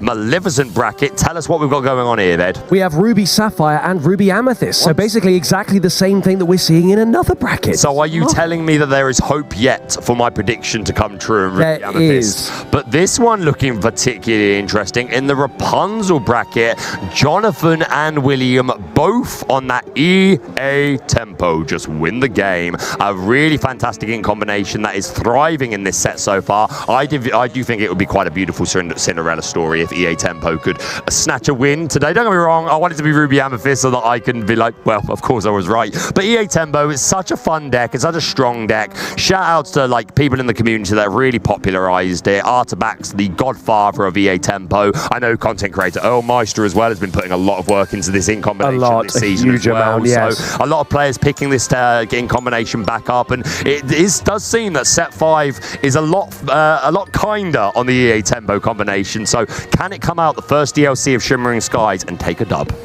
Who knows? But I'll be honest, I'm not listening to you because all I'm noticing is that my Amethyst and my Amber Steel decks are not in there. So my prediction was wrong, and you've got 2 options currently in the top 8, and I've been reduced to nothing. And that's fine. It's fine. I'll get over it, but I was wrong. I thought... You get nothing. You lose. Good day, sir. Good day, sir. I was convinced that Amber Steel had a shot, and to be fair, it did. It did. Yeah, let's be fair. But with it Ruby Sapphire in the game right now, just really dominating things. And we even saw earlier, you know, when you're against something like Amethyst Emeralds, that's actually quite a strong matchup against that Amber Steel. And so I guess just a lot of very unfortunate things there. Just means that I'm out of the running. So yours was Ruby Amethyst. Was it Ross who was on Ruby Sapphire? Ross is on the Ruby Sapphire, and Joe was on the Emerald Steel, which I'm going to need to double check if there was even an Emerald Steel. I don't think there was. There was Emerald Amethyst. Oh, yeah, it was Emerald Amethyst, but Emerald Steel. I believe it was Emerald Steel that was Joe's prediction, which I do think is a little bit stronger at the moment than some people may be giving it credit for. Of course, fallen off a lot since the heydays of the Scroll Squeak Tutor, but still a really great in combination. But yeah, it does seem that today's winner is going to either be the Ruby Sapphire deck, the most represented at this tournament, the most represented and successful deck for all set 5 events so far that have been publicly reported, and of course EA Tempo, and of course my own pick, a couple of Ruby Amethyst lists. And to be honest, I think the Ruby Amethyst success is going to very much hinge on whether if it makes the final, again assumptions, what it's going to be against. I do think it's slightly favored against Ruby Sapphire, not all the time. By any means, Ruby Sapphire is so incredibly strong, but if Ruby Amethyst is running a lot of things like Lady Tremaine and Be King Undisputed, then that does make that matchup a little better. But EA Tempo is a really hard match for Ruby Amethyst. It certainly is. But would you like to know what we're about to see in this top 8 feature match? I'd love to, Ed. Please, speak to me. We are going to see Ruby Amethyst, which I know is your pick and one of your favorites. Why don't you just take us through this? We've got the highlight up on there. I will. Is that before you tell us what it's facing, yeah? Oh, yeah. All right, we'll okay. We'll keep everyone in suspense. Oh, I'm with you. I'm game. So we will be seeing some Ruby Amethyst control, lots of card draw, flexible game plan, known as the deck that keeps control of the cards in play with powerful removal effects, such as Be Prepared, and lots of card draw, such as Merlin Rabbit, and repeating it with bounce effects from Madam Mim. So this is a deck that tends to be a little slower, but not all the time, because of that Flynn Rider frenemy, who can be so powerful at the beginning of your turn if you have Flynn in play. If you control the character on the board with the highest strength, you gain 3 lore immediately. And against some of these slower decks, like Ruby Sapphire in particular, can really struggle to be able to match that strength. So Flynn Rider can be that early pressure that it needs, but as the game progresses and we gain access to the rabbits to bounce, we've got Fox for that rush, Crab to get to bigger numbers, we've got Maui access, we've got Madame Medusa. Sisu is very useful with that Flynn Rider. Early game, that is the combo that we're seeing. But I can now reveal, as you can see on screen, this is what Ruby Amethyst is up against. Okay. It's up against Ruby Sapphire. This is one of those decks that is very, very popular at the moment, leading the way with your data. So the greedy control, slow to start, but obviously ramps up and dominates the late game, just gathering those resources, not only cards in hand, but massively cards in Inkwell. This is known as the deck that accelerates its Inkwell and combines it with the powerful removal options from Ruby. This deck delivers possibly the strongest control-oriented late game among commonly played decks. And we're about to just have a little moment and just go through some of what is in these decks. So let's start with your deck, because obviously this is one that you know very, very well. So the first thing I'm noticing, and I asked Ross about this, is we're seeing 4 Be Prepareds. In some of these we've seen 3 Be Prepareds. Now obviously it's a 7 cost and uninkable, but how would you approach Be Prepared and how many you'd want in there? Like what are your thoughts as a big fan of this deck type? Yeah, it's a good question. So in set 4, when Bucky was in play, you were seeing a lot of players, some were going down to 3. One of the reasons that you might want to play less copies of Be Prepared is because Ursa the Deceiver is such an incredibly powerful card, ripping away those Be Prepared. You don't want to draw them early. Really, you want to draw into them as the game progresses. You don't want them to be easy snipe targets for that Ursa Deceiver, especially in addition to if those decks are running things like the Sisu Empowered Sibling, with that ability to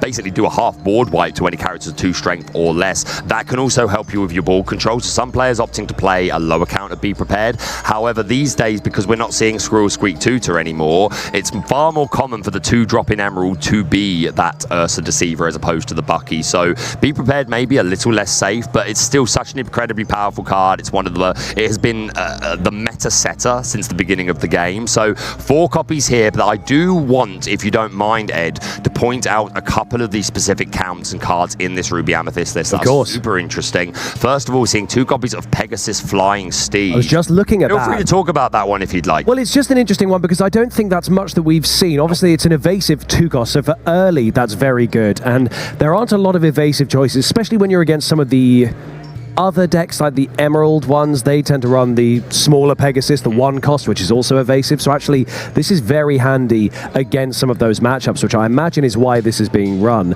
But only doing 2, though. Only doing 2 of them. Only 2, yeah, no, you're absolutely right. And I think one very important interaction which really benefits the Pegasus is the Diablo, but more specifically, the Diablo at the Hidden Cove when it has that 3 willpower. Obviously, Pegasus evasive with 3 strength can deal with that. Not to mention that Pegasus is, even if it's not specifically dealing with an evasive threat, just having a character on board with evasive that your opponent can't necessarily touch and just questing every turn, those early lore points at the beginning of the game can be super important. But yeah, this is the next thing I want to come round to. Illumineers watching, in this Ruby Amethyst list, there are 2 copies.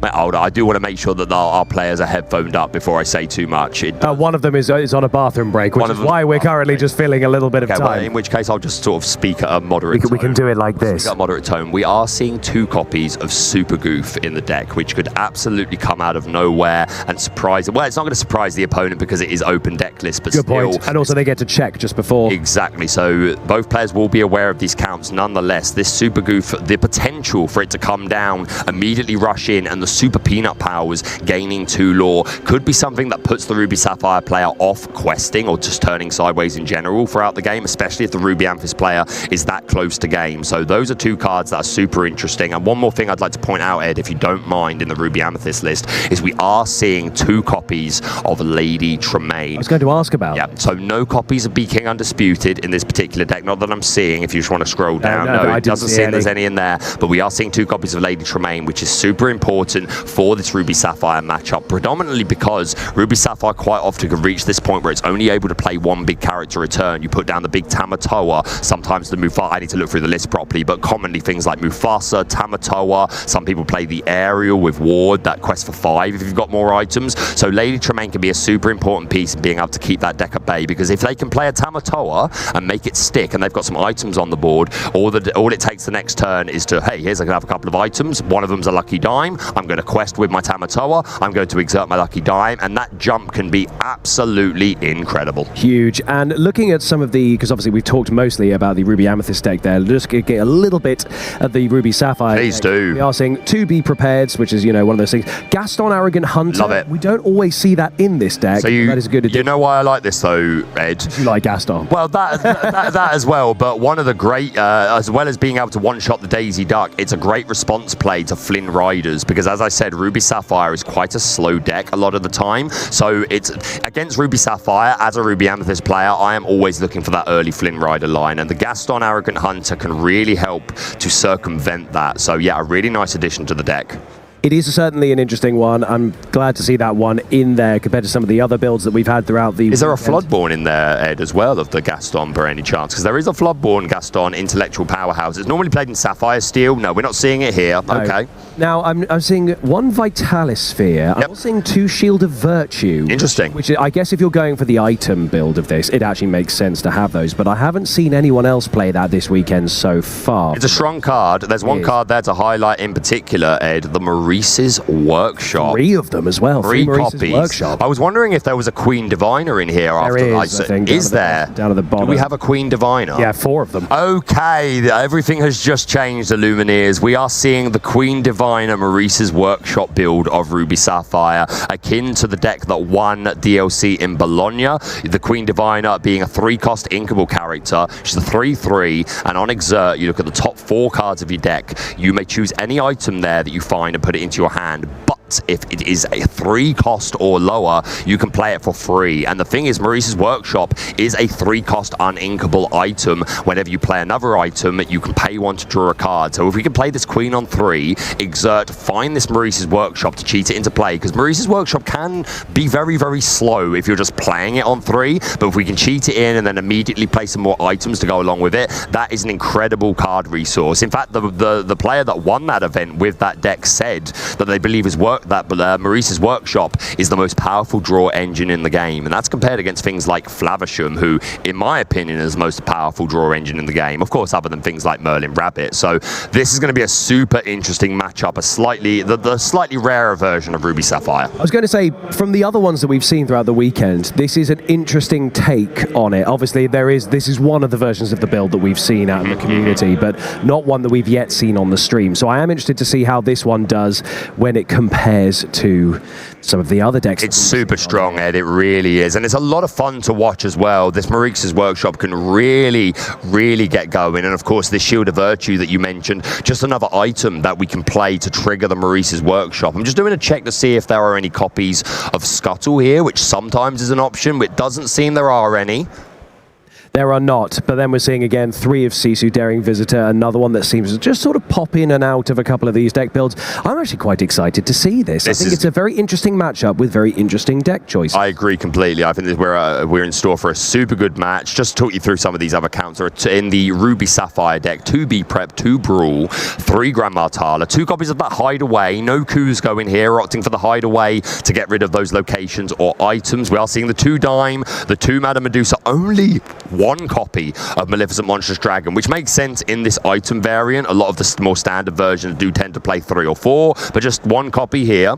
As you mentioned, the Sisus, the 4 Tamatoa, 4 Tipo, and 1 Vitalosphere. So no real shockers here, but yeah, this is a super fun deck. I'm excited to watch this one, Ed. Oh, absolutely. And now, bear in mind, both of the players that we've got on here have secured a serial myth. It's got to be a weight off your mind, right? Knowing that you've qualified for Euros, you've got your Mickey. Don't get me wrong, you want to go all the way. You want some booster boxes. You want the folder with all the enchanteds, but I think you've claimed like some of the best things already. So if I'm sat in this chair right now, I'm feeling the pressure has gone off. But maybe, Ed, maybe that's why I would lose, because because I've sat down and I've gone, I've already got basically what I came here. Who cares? Whereas if my opponent is like, nah, mate, this is serious. I ain't chilling. Then just that change in psychology could make a big difference. So I expect both our players here to take this extremely seriously. Well, that's why you're sat here, babe. You're right. Not in the top 8 cut yet. You're right, Ed. Not today. And here we have our 2 players. We have Gani on the left. Gianni. And Gianni, thank you for the correction there. Gianni on the left. And Daniel, I believe, on the right-hand side. We'll just get confirmation of that. I believe that's Danielle. Just getting confirmation of that now. But we don't want to butcher people's names. Of course not, because this is their big moment. This is the moment where they're featured on the Disney Lorcana Challenge live. We want to make sure that we're not saying their name wrong for 70 minutes. Yep, absolutely. But yeah, our player on the right will be hosting the Ruby Amethyst deck. We see a handshake between our players, and here we go. Our first look at our first hands before our mulligan. Our opportunity to alter our hand in the game of Lorcana is fantastic. In the Ruby Amethyst player's hand, I'm already seeing that Flynn Rider Frenemy, which could be a good option early game to try and go down that line for some aggressive questing. Sisu as well. I mean, there's Maui in there. There's a bunch of things that actually this could ramp up quite easily for Daniele right there. And then looking over at Gianni, I'm already seeing that there was a Lady Medusa in there, so that's probably got to go. Tamatoa's in there. You could probably just ink that if you wanted to, but this is an item build. It's going to rely on Tamatoa to absolutely ramp up later on. So do you keep it in hand? Do you just mulligan it? What are your thoughts at this point? Yeah, it's interesting, like, especially in the situation, Ed, where it's open deck list and you know what your opponent's got, so you know exactly what you're looking for. I think it really comes down to how greedy greedy you're looking to be in this opening game? Do you want to take a safer game plan and assure you get to a certain point, or do you just want to put the pressure on right from the very beginning? But yeah, confirmation that our Ruby Amethyst player, it is Daniela up against Gianni. So here we go. I believe we have done our mulligan and our players are shuffling that into the deck. There is the cut. There's one more handshake. Love the sportsmanship between these two players. Here we go, Illumineers, the top 8 of the Disney Lorcana Challenge here in Birmingham. I do believe that as the second place finish in Swiss standings, Gianni will get the choice to go first or second, and I strongly suspect they are choosing to go first. We see a Tipo in the opening hand, which is great for early ramp. We've got that ice block so that we can get online things like Daring Visitor, or we can just have it as food for Flavisham. A pretty nice start from our Ruby Sapphire player. And Flavisham also in hand as well. So You're basically, we've got that Ruby Sapphire line already set out. So now we're having a look over Ruby Amethyst just to see exactly what's going to happen. We know, for instance, that we've got Sisu and Flim Rider in hand. So that means the first couple of turns of this going to be relatively simple. It's just going to be one ink and then pass because there are no one costs in hand for Daniela. Yeah, unfortunate to miss that one drop, but again, this is the matchup where it's kind of a little bit more acceptable because your opponent is also fairly slow. It's a lot more painful if you're up against more aggro decks to miss that one drop, but in this situation, hopefully won't be punished for it too badly. We've moved over to Gianni, who's considering what they want to ink, is going to be the Grand Martala, Keeper of Ancient Stories. Down comes the Tipo, growing boy or growing son, one or the other, but regardless, he is going to allow a secret ink from the hand, so Gianni already at 3. And we can see in the hand already, more ready to go. So like we were saying, that Ruby Sapphire has set itself up for the next couple of turns just to move forward. Even a Brawl in hand as well, just to be able to deal with anything that's going to come forward. Pegasus is getting straight on there on the board. And not to mention, as you say, Ed, that Brawl can deal with a lot, but with the Ice Cube on the board, it can deal with even more characters. That anything with three strength is now suddenly in range and can be removed by that Brawl. We're going to see another Tipo get inked. And now we've got to see Flavisham come out, surely. No, yep, that sounds good. We're going to use the ice block to lower Pegasus' strength by 1. It may not be relevant this turn, but I think it's super good to get into the habit of just, if you are removing this ice block from Flavisham, just exert it to lower the strength of a character. Even if you know that there's nothing you can do this turn to influence it, it's just a good habit to be in my opinion. Absolutely, because the last thing you want to do, especially on a feature match where the pressure is high, you're in the top 8, you're about to get in to some of those semi-finals, you want to just not make any mistakes. Never second guess yourself, just do it. And interesting, Ed, that Daniela had the option to have gone down that Flynn Rider line early, but did opt to prioritize the Pegasus. Again, another character that it's a bit slower in its lore gain, but it's a little safer because you're just questing per turn. You have evasive. The Ruby Sapphire deck probably won't be able to deal with it just yet until we get to those removal turns. And like with that 3 strength, 1 ice block is not enough for the Daring Visitor to deal with it. No, and I believe we saw the Flim Rider get inked as well. Considering the Sisu in hand, and this is a deck that relies very much on its draw power, we've seen the Flavisham go down.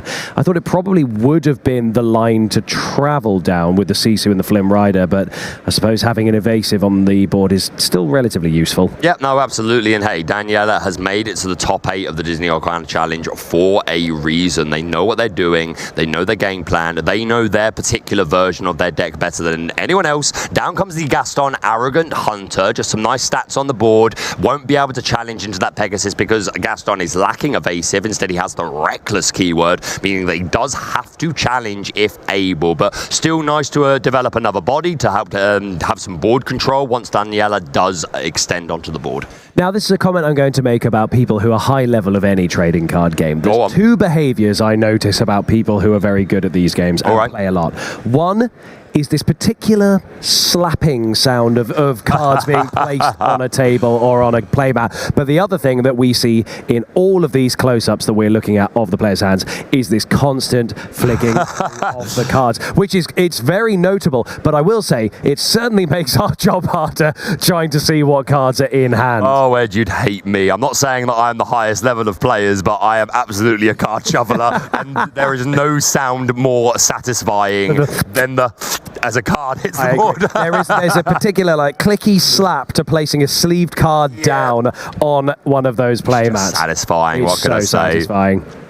We are going to be playing down a Sisu Daring Visitor. No targets to be able to remove. Obviously, the ice block could get the Pegasus down to 2, but that ain't enough, my friend. So just establishing a body that, again, is evasive. So it can challenge into the Pegasus and simply trade if that was the desire, or it could just be a shift target for the oncoming, I would assume, empowered sibling. Absolutely, and we are seeing, I think, not 1, not 2, but 3 location cards in hand for Daniela. And Ed, thank you for saying that, mate, because as we were looking through those lists, one thing I did forget to mention, the location count for Daniela. We are only seeing 2 copies of the Queen's Castle. We are instead seeing 4 copies of a lovely gift for Belle, the library. Super interesting. This library has grown in popularity so far over the set 5 meta, but personally, I think Queen's Castle is so much better. I would always prioritize the castle, but once again, Danielle has made it all the way to the top 8 with the library, so maybe, Ed, I need to go away and reassess and try out this library in higher counts, because it's clearly putting some work for Danielle. Well, this is what I was thinking when I was looking at this, because, like you say, the Queen's Castle, you get 2 lore, and also you get extra draw if you've got one of your characters on. You're right. But the library is simply drawing. Sure, so why 4 and 2? It has to be something that we ask in the interview afterwards, just about the thought process, because that is interesting. Why not 3 of each? Why specifically fewer of the Queen's Castle? Is it how much is the cost of the library? So the libraries are 3 costs. That might be why then. Yeah, that is one of the reasons.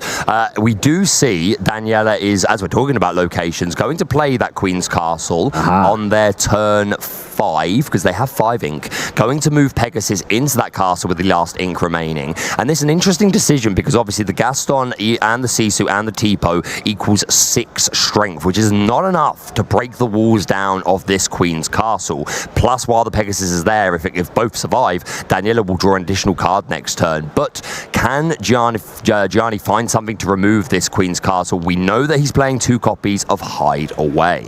We do indeed, and it's very interesting just having a look. I'm trying to figure out those brief lines. So, for instance, we do see the Shield of Fortitude there. Virtue, but yes. Pardon me, sorry. Oh, you're fine. Shield of Virtue. And then we'd all see Medusa in hand as well. Tamatoa sat at the back waiting. At the moment, only 5 ink, so that's not gonna. It's still gonna be a little bit of time before that. And we don't seem to have any of the staple sort of ink cyclings, but we are actually going to see that shield get inked. Medusa's going to come in and therefore get rid of that Pegasus, so no need to use the evasive Sisu there just to try and swing in. It doesn't matter, it's been taken care of. 100%. An interesting decision here. Do we go all into the Queen's Castle and just do 6 damage, or do we just go in with the Gaston doing 4, quest with the Sisu and the Tipu, knowing that Gaston next turn could challenge into the castle, because this Gaston can never quest, Ed. It doesn't have any lore, it's reckless, so I think that makes a lot more sense personally, but we'll see what Gianni wants to do.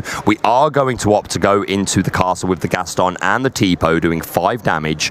Now the Sisu is going to quest, and to be fair, this means that next turn that the Madame Medusa or the Gaston could be the one to go into the castle. I think that's an interesting move, because the Gaston could 2-shot this Queen's Castle, so perhaps the Tipo could have quested there, but I'm sure Gianni has a plan in mind, but super interesting to observe. Currently the gap between them in terms of lore is not very big, so I imagine there's not too much pressure on Gianni right now just to try and, you know, overquest. Maybe it's just best to hold back some of those resources and make sure that it's being used as delicately and sensitively as possible at this point. But at this point, looking at the hands of both of these players, Daniele does have, I have spotted one thing in hand. Go on, tell me. The Enchanted Super Goof. The Enchanted Super Goose, goodness me. It's in there, it's ready, and when that comes down, that is going to be very useful, because there's a lot of exerted characters right now. There sure are. Beautiful artwork, and yeah, this Tipo, something like that, looks prime to be the target of the Super Goof, because the Goof would of course survive that challenge. Could also go for the Gaston, but would trade in that particular interaction, and I feel like you could get more bang for your buck if you took out the Tipo. Here it comes.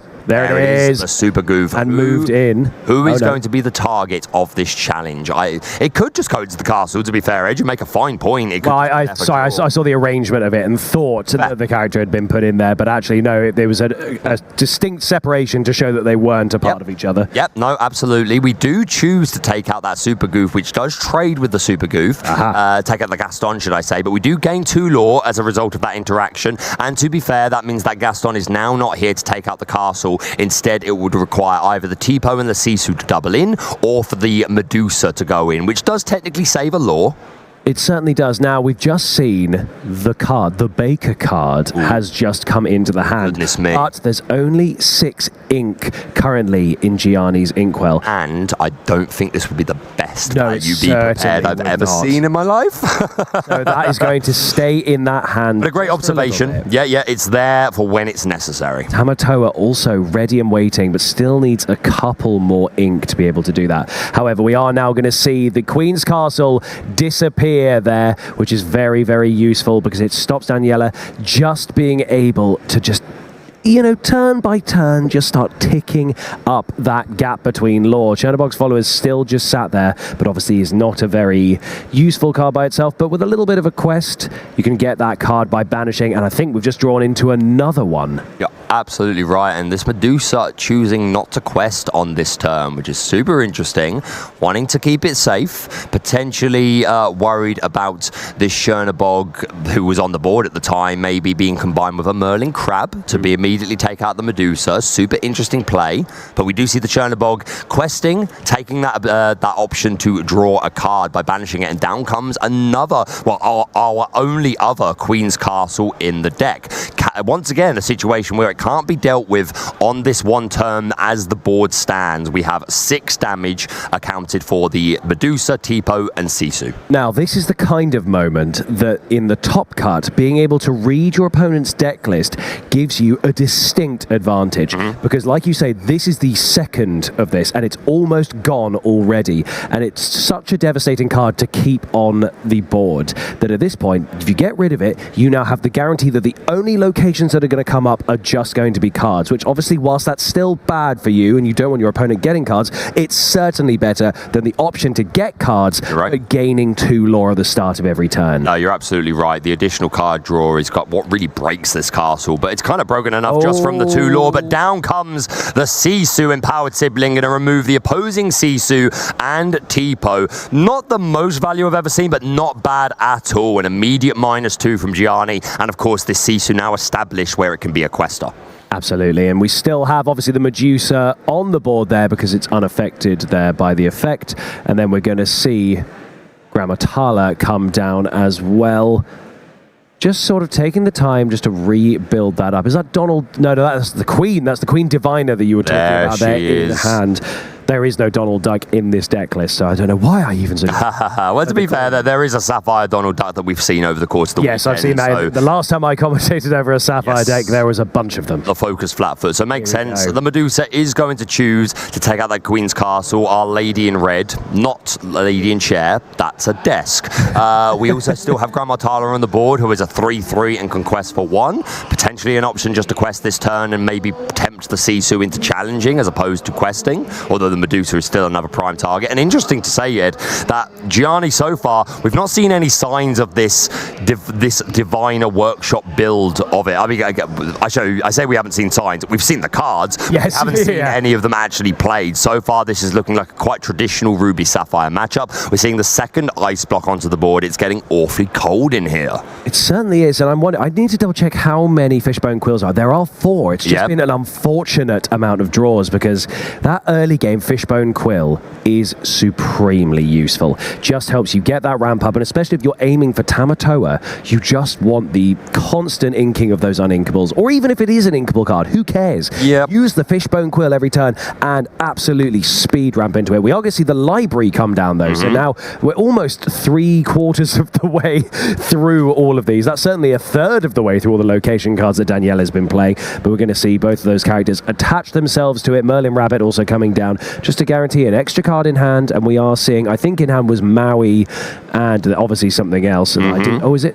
Oh, it's a Lady Tremaine. Oh, an enchanted Lady Tremaine. Enchanted, I'm sure. But yeah, I'm starting, Ed, to see the value from these 6 locations. Those 2 Queen's Castles from the beginning. Daniela knew that they weren't being played at the optimal time if you really wanted them to stick, but they stuck for a turn each, gaining 4 lore total, and forced Gianni to go on the offensive, spend less time questing, wanting him to deal with these 2 Queen's Castles. At this this point now, Daniela is already at 13 lore and has just played the first of 4 libraries. They have 8 willpower, Ed. They're super hard to remove. There's a Sisu on the board that quests for 3. This is feeling pretty good. You've dealt with my 2 Queen's Castles, fine. Now deal with 4 of the one that has 8 willpower, and I can still potentially get card draw by moving characters there. The Flavisham coming down, gonna banish a Porpsicle, draw some cards, and another Porpsicle played. That's very helpful. What a handy thing to have right there.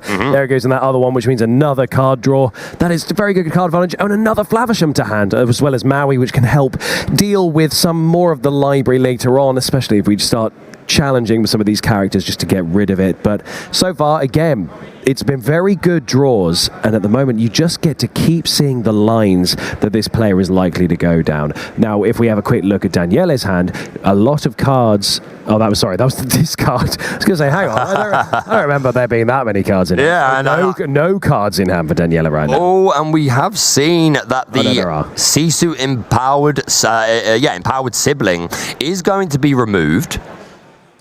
Now, having a look, in hand, Daniele currently has 2 Enchanteds, another Super Goof. Might be the same Super Goof. Just to mention, in case anyone's wondering, it was the 2 ice blocks that lowered the strength of that Sisu down to 3, meaning that the Madame Medusa was able to take it out. Sisu only has 4 willpower and only taking 3 damage in return, which is super good. We're now passing back over to Daniela, who is going to gain 1 lore from the library. Thank you, Gianni, for pointing that out immediately. That's exactly what we like to see. So we're up to 14 lore at this point, Ed. We have 1 rabbit on the board. So can we get a look at his hand? I would love that. Super Goof, Enchanted. Lady Tremaine, Enchanted. And Maui, and I think Broom. Magic Broom as I think well. Is about to get inked. Yeah, the Illuminary Keeper probably headed to the Inkwell, but yeah, this Lady Tremaine, super good, but unfortunately there are multiple characters down on Gianni's board. We do see that Broom come down. No, it makes sense. It's one of these quests for 1. We're at 14. It's a cheap character to put down and move into the into the library to draw some more cards. We see the Maui Hero Tool come down. I expect this will probably go into the it could be the Medusa. It's probably more likely to be the Medusa than the Keeper of Ancient Stories, but yeah, a nice board developed here. It is going to be that Medusa taking 4 damage in return, but removing the Lady in Red from said board. Rabbit questing for 1. We're at 15 now, Ed. We are getting to that point, because don't forget, Goat Bounce is incredible finisher for the Amethyst X. It's not the first time we've seen that either. We have seen it seal the deal in a couple of these features. Since Rise of the Floodborn, we've been seeing that seal the deal, my friend.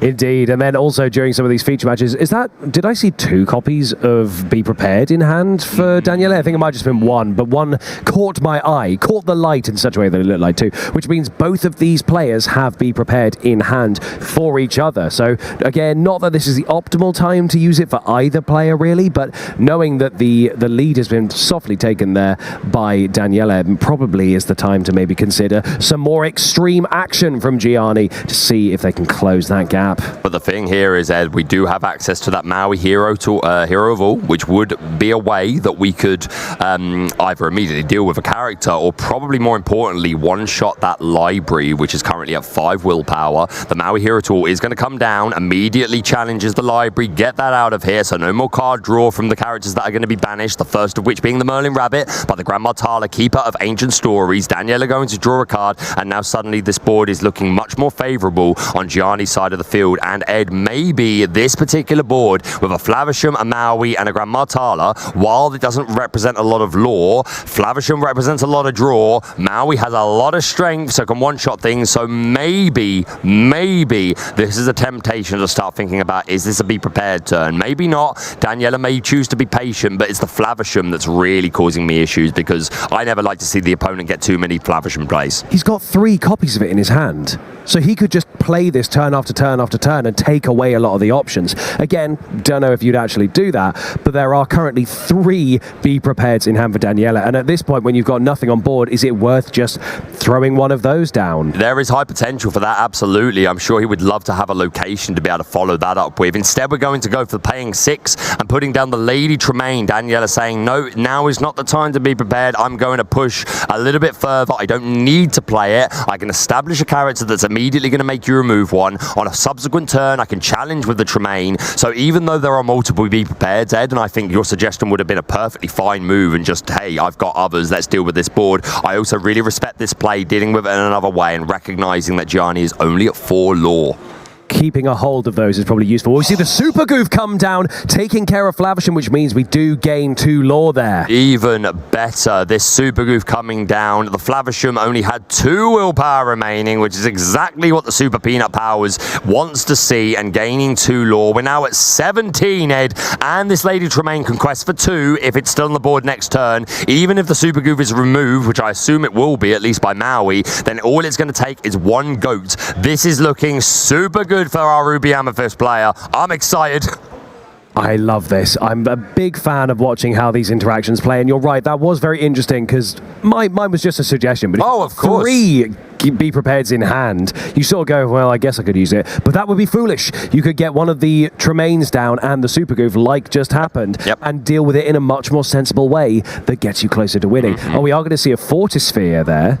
Yeah, this one. Or is that Vitalisphere? It is a Vitalisphere. Okay, the Fortisphere is the grey popsicle. Yes, okay. Right, the grey stuff. It's delicious. But yeah, this particular card is a 1-cost item, and then you can pay 2 and banish it to give rush and +2 strength to a character. We're going to play 2 ice blocks to reduce the strength of that Lady Tremaine, who normally has 3, comes down to 1, meaning the Daring Visitor can immediately remove her. The Maui Hero Tool is going to get rid of that Super Peanut Powers Super Goof, and now once again Daniela is without any characters, but at least that Flavisham is gone, who I do believe was one of the more threatening things on Gianni's board, at least in terms of its card draw potential. Absolutely. Now we're just going to see a little bit of Daniela rearranging their Inkwell right now.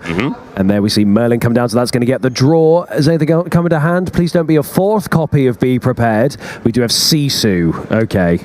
Yeah, the Emboldened Warrior, 3-cost Sisu. Very strong card, extra strength for your opponent's cards in hand, and of course the shift target of choice in Ruby Amethyst if they do play that big Sisu. Now, this might be a pointless suggestion, but at this point, bear in mind you've got the opportunity to draw here by doing it.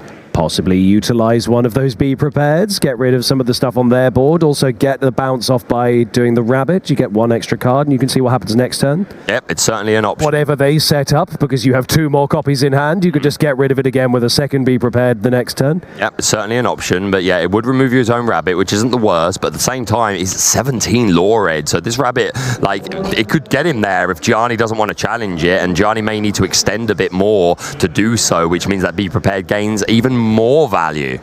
A good point. I mean, are we going to see that Tamatoa come down? No, we're not. We're going to see the Sisu, which is going to get rid of the rabbit. And then we're going to see a draw there. But currently, a very, very good board there. Two very interesting characters on the board there for Gianni. And so now we just pass back over, go for the draw for turn for Daniele. We have Chernobog's followers. I do believe there is a high potential chance here that we see what you have been suspecting, Ed. Here we go. We're going to pay 7 for Be Prepared. That's 1. Can we get 2 more in this same game? There is friends on the other side in hand as well, with enough ink to do that. Oh no, we're going to go for Sisu, Emboldened Warrior. Yep, lovely character to establish. Quests for 2. And Daniel only at 17, meaning it would be simply a goat or a Super Goof for game. I think both of our Super Goofs are actually gone in this particular game. But again, we haven't seen any goats yet.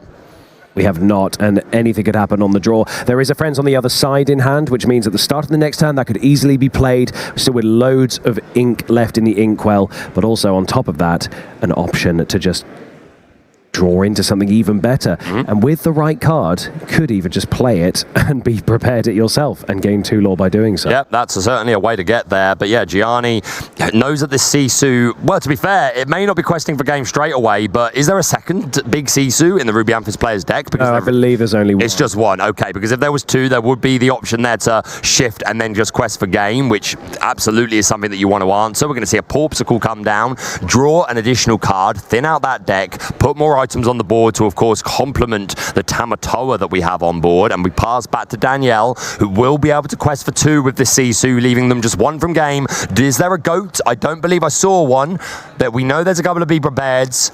I think as a Chernobog's followers, there's a fox, I think, at the back there. Yeah, you're right. Okay, so now we can see friends on the other side. Sisu and Bolden Warrior and another friends on the other side. Another? We could do it. We could sing another friends. Just do it. Go for it. And then still have enough to play the goat. I don't get, like, see, it makes sense to me. I guess play it safe. Definitely do the quest. Get 2 now. You're only 1 away from taking the first game. Wants to be prepared instead. I think that's totally. I think that's Tamatoa. Yeah, no, I think that's totally fair. This time. You got to sing it. Not every time, Ed. People are but twice in one game. We got to keep it fresh. It's not having it. The production team are all staring at me like, go on then. You're getting thumbs Say the up. line, Bart. Say the line. Oh, all right. Do it. Be prepared. Twice in one game. We're done for the day. You broke the mic.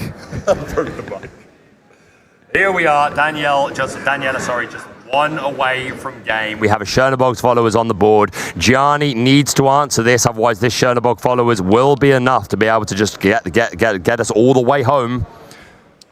We are holding he's got to be prepared, this Chernobog's followers. We have an option for a 4 be prepared game if both players end up doing this. They have 2 in hand, and also Daniela has 1 in hand as well. So here's the thing, we can play the Grand Martalo. If we found a Medusa, then if we've got ink, then we could potentially play that instead. But it's a bit of a risk if we don't find it. Yep, here's another one. I'm not doing it. Okay, my turn. I get to do it. All right, go. Be prepared. That's it. That's your That was thing. me doing That's your thing now. Cheers, mate. Say the line. I did it. So now both of us have got to try. All right, perfect. I love the way you think. Maurice's workshop coming down onto the board. A bit late in the day for us to establish that particular draw engine. Definitely would prefer to have got that online much earlier, courtesy of the Queen Diviner. But it's here now. Daniela going to play friends on the other side. Still looking for that Merlin goat. We do not find it. Instead, we put down another emboldened warrior. But again, that quest for 2, can we answer it? Does it have to be another be prepared? Go on, do it. Do it. Do I have to do it now? Be prepared. Very good. Wow. Who thought we'd have Baker in the one game where 4 be prepareds happen? We've got a key. I don't want everyone getting sick of it. Oh, Baker. Oh, honey. It's far too late for that. Oh, Sisu. Okay, we've had the other Sisu come down there just to send it over. Daring Visitor sending Flim Rider away. I was wondering why Sisu and Flim Rider didn't come out in the last round, but then again, the be prepared was in there, so actually it wouldn't have made any difference either way. But we do see Madame Medusa and another Sisu come down. So let's have a quick look and see what's in Gianni's hand here. Oh, simply that Maurice's workshop. You can trigger the first off of that one by paying an additional 1. But yeah, we need to remove both these characters, and we haven't done it. So there we go. Gianni says, that's it for me. Let's go to game 2. Our Ruby Amethyst player is now 1-0 up, and that was on the draw. It was. Now, one of the things that I should ask, you know, as a player and a big lover of Disney Lorcana, is in a game like that where it's a big battle of attrition and you're in a losing position for most of it in terms of the deficit between the lore, do you think it's not just sometimes better to scoop and get into the next game? Because there's potentially 2 more games, but if you've spent too long on it, you have to start rushing those games and you don't get as much of a chance. So normally I would say you are absolutely correct, and I think that's great advice for Swiss or anything before this point, but we are now on untimed rounds. Of course we are. Players do not need to worry about the clock, but I think you are absolutely valid for bringing that up at any other round in the tournament. You are absolutely right. There potentially needs to come a point where you say, we still need to play another game or even 2 games if you're in best of 3. We've already used a lot of time. I can see the writing on the wall. Let's go to the next game. So I think you make a marvelous point, but in this specific instance, it's absolutely fine because our 2 players are untimed. The clock is counting up purely so that we have an idea of how long they've been playing for. Of course, we do need to be out the building at some point this evening. That is true. So untimed is flexible, but we're going to have time to finish this off, no problem at all. We're 2 hours and 48 minutes into our top 8 game. We're not. But this is the kind of thing that is. So I'm glad I got to ask. I'm glad I got to ask that, though, because it is important to realise that for these, it is completely untimed and also open deck sheet. So basically, it's a free-for-all. sprawl here in the top 8. To be fair, Ed, if this was happening under first chapter format, the Ruby Amethyst mirror match from Lille would still be ongoing. That would still be happening at this moment in time. Those were long mirror matches. But yeah, that's one game down, one in the bag for Ruby Amethyst. Can they take it the whole way, win this second one? It is just 2 out of 3, so we could potentially have 3 games on our hands. But yeah, a really strong start. And our Ruby Sapphire player had a really slow start, in my opinion. Didn't find the fishbone quill. No. Got the T-Po for a little bit of ramp, so that was something, but wasn't able to find that Queen Diviner to hopefully trigger some early items, get that Maurice's Workshop online, and just our Ruby Amethyst player playing so well. Those early Queen's Castles, which I will admit, when I first saw them come down, my immediate reaction was, this is very answerable. I don't know how much value you got. We had this conversation the other night, Ed, when we were playing. We were playing just mirror match. We were playing just friendly mirror matches, and we were having this conversation about the right time to play Queen's Castle when you get the most benefit from it. But in this situation,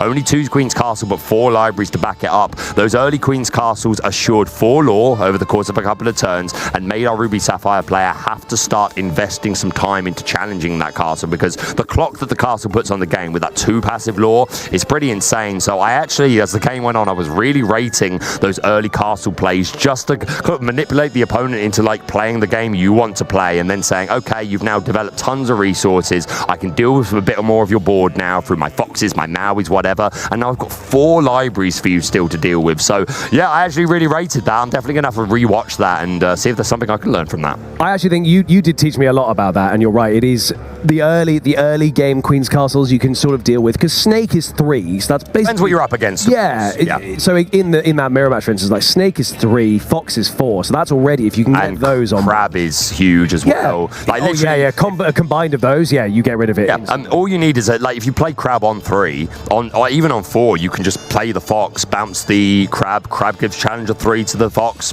one shot. There you go. So yeah, a situation there where the castles were put down when they were able to be dealt with quite easily, but it did make the opponent invest some time into dealing with them. Allow the Ruby Amethyst player a couple of turns to build that ink, draw some more cards, play their rabbits, and then these libraries coming out later on in the game really putting the pressure on. And one last note, I love the patience of not playing the Be Prepared at a couple of those points. I think you made wonderful points. There were a couple of points in the game. Could have, but it'd be flippant. It would. No. I stand by it. I think that would have been a perfectly reasonable call, but I do like the way it went, choosing to be a little bit more patient. We had the Lady Tremaine in one instance who was enough to be able to deal with a board that was only questing for 2, because I believe one of them was a Gaston or a Maui. So yeah, super strong game. I'm really excited for game 2. We are taking a quick break. Our players just having a conversation, I believe, with our judges. We'll be going to that as soon as we can. But yeah, it's been an incredible day. Ruby Sapphire, will it make it through another round, or is it going to be Ruby Amethyst once again potentially taking home a trophy? We'll see. Well, we certainly will. And honestly, I think it is just very exciting to see the different ways that people do this. So, for instance, only 1 Crab in this deck. Yeah, it seems low to me, but again, Daniela has made it all the way to the top 8. Nearly 2,000 players. They went through 9 rounds of Swish yesterday, 2-game format, and now they've played their top 64, top 32, top 16 game. They've done an awful lot of work with this deck list. The one thing I want to shout out really is the Super Goof. The work this put in the early game, able to immediately answer cards, deal with the Flavisham, 2+ lore. I'm coming around to wanting to try Super Goof in Ruby Amethyst, I'm not going to lie. Because I've got that in my Ruby Amethyst. Yeah, you have. I really like it, but also I don't have 2 copies of the Enchanted one like Daniela does, and that to me is what a heck of a deck. You're gonna do what Joe's started doing, which has become a bit of an Enchanted snob. Oh, I am, aren't I? Oh, I got to get a Tremaine as well to put in the deck. Maybe I am. Maybe I'm just going to go full rarity. I'm way too scared to play with my. I've only recently been able to start using foils. Like I was always like lowest rarity of everything, please. I'm so heavy-handed in my card shuffling, but I'm not gonna lie, I've spent a lot of time around people that have fully like blinged out decks, and I'm now trying a few foils in my deck. It does feel good, but we are back to our players now. Everything resolved, no further issues. Our players just doing their shuffle before their first mulligan. Our Ruby Sapphire player on the left here will be going first. They absolutely will, and we're going to slowly get into this next round very soon. Luckily, it is untimed, so we've got plenty of time to get through this. One thing I'd like to quickly run by you. Please do. A lot of these Ruby Amethyst decks that we've been seeing, the 1 costs, obviously, Chernobog's followers, staple. Broom, sometimes a staple, run at 3 or 4 sometimes, I guess. And some believe run Rafiki. In the last feature match, we saw Rafiki's in there. Now, this deck build that we're seeing is only running 3 Chernobog. Thoughts on that? Yeah, it's super interesting. So for a start, if you're expecting a lot of Steel Song, then the Chernobog's followers and the Brooms aren't always necessarily the safest thing due to that Borum Sensation Cinderella. But if you're worried about that, you could instead play the Mini or the Olaf as the 1-3. Really, I think it's because they've made the room for these super goofs. We've got the extra locations in there. The thing is, Ed, something's got to go if you want to keep to a 60-card deck. Even the Pegasus we found room for. So, and we're only playing 3 Maui Hero to all in this deck as well. So if you want to play these higher counts of other cards, you've got to find other. There is a Magic Broom and Luminary Keeper there. No, I know. I said, but just the 3. A whole 4 of them, but some I've seen drop the Broom ones down. Yeah. No, absolutely. Like I say, if you want to find room for like Super Goof and Pegasus, then you've got to find that room from somewhere, especially with 6 locations. But nonetheless, I'll turn my eyes to the players who have just done their mulligan. We are about to be going into game 2. Can Daniela make it a 2-0 and proceed through to the top 4, or will Gianni take this one and progress us to game 3?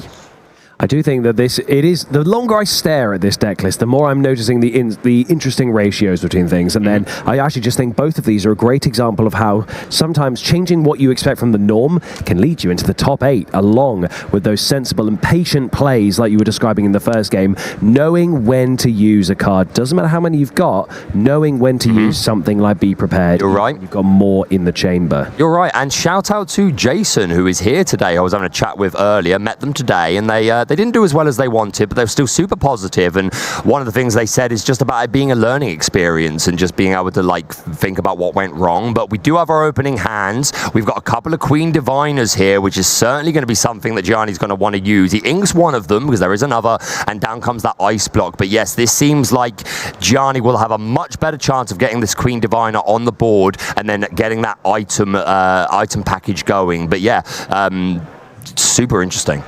Now, we can already see that there's a Flim Rider in hand for Daniela, which means we're probably going to end up seeing that quite early. But then again, I tried guessing that earlier, and then other things came out. But the usual thing that I'm seeing a lot of these players do is go into Flynn Rider and Sisu, and you usually guarantee that at least one of them will help that proc. But we'll have to see. Okay, maybe we're not interested in going down this Queen Diviner line. Looks like this one may be for the Inkwell. If that's the case, probably an eye on prioritizing the Daring Visitor on 3. Super interesting, even though we don't know if the Daring Visitor will even get value. Daring Visitor, maybe you'd save for if there was a Flim Rider on there or something. Yeah, absolutely. Something that you want to bear in mind.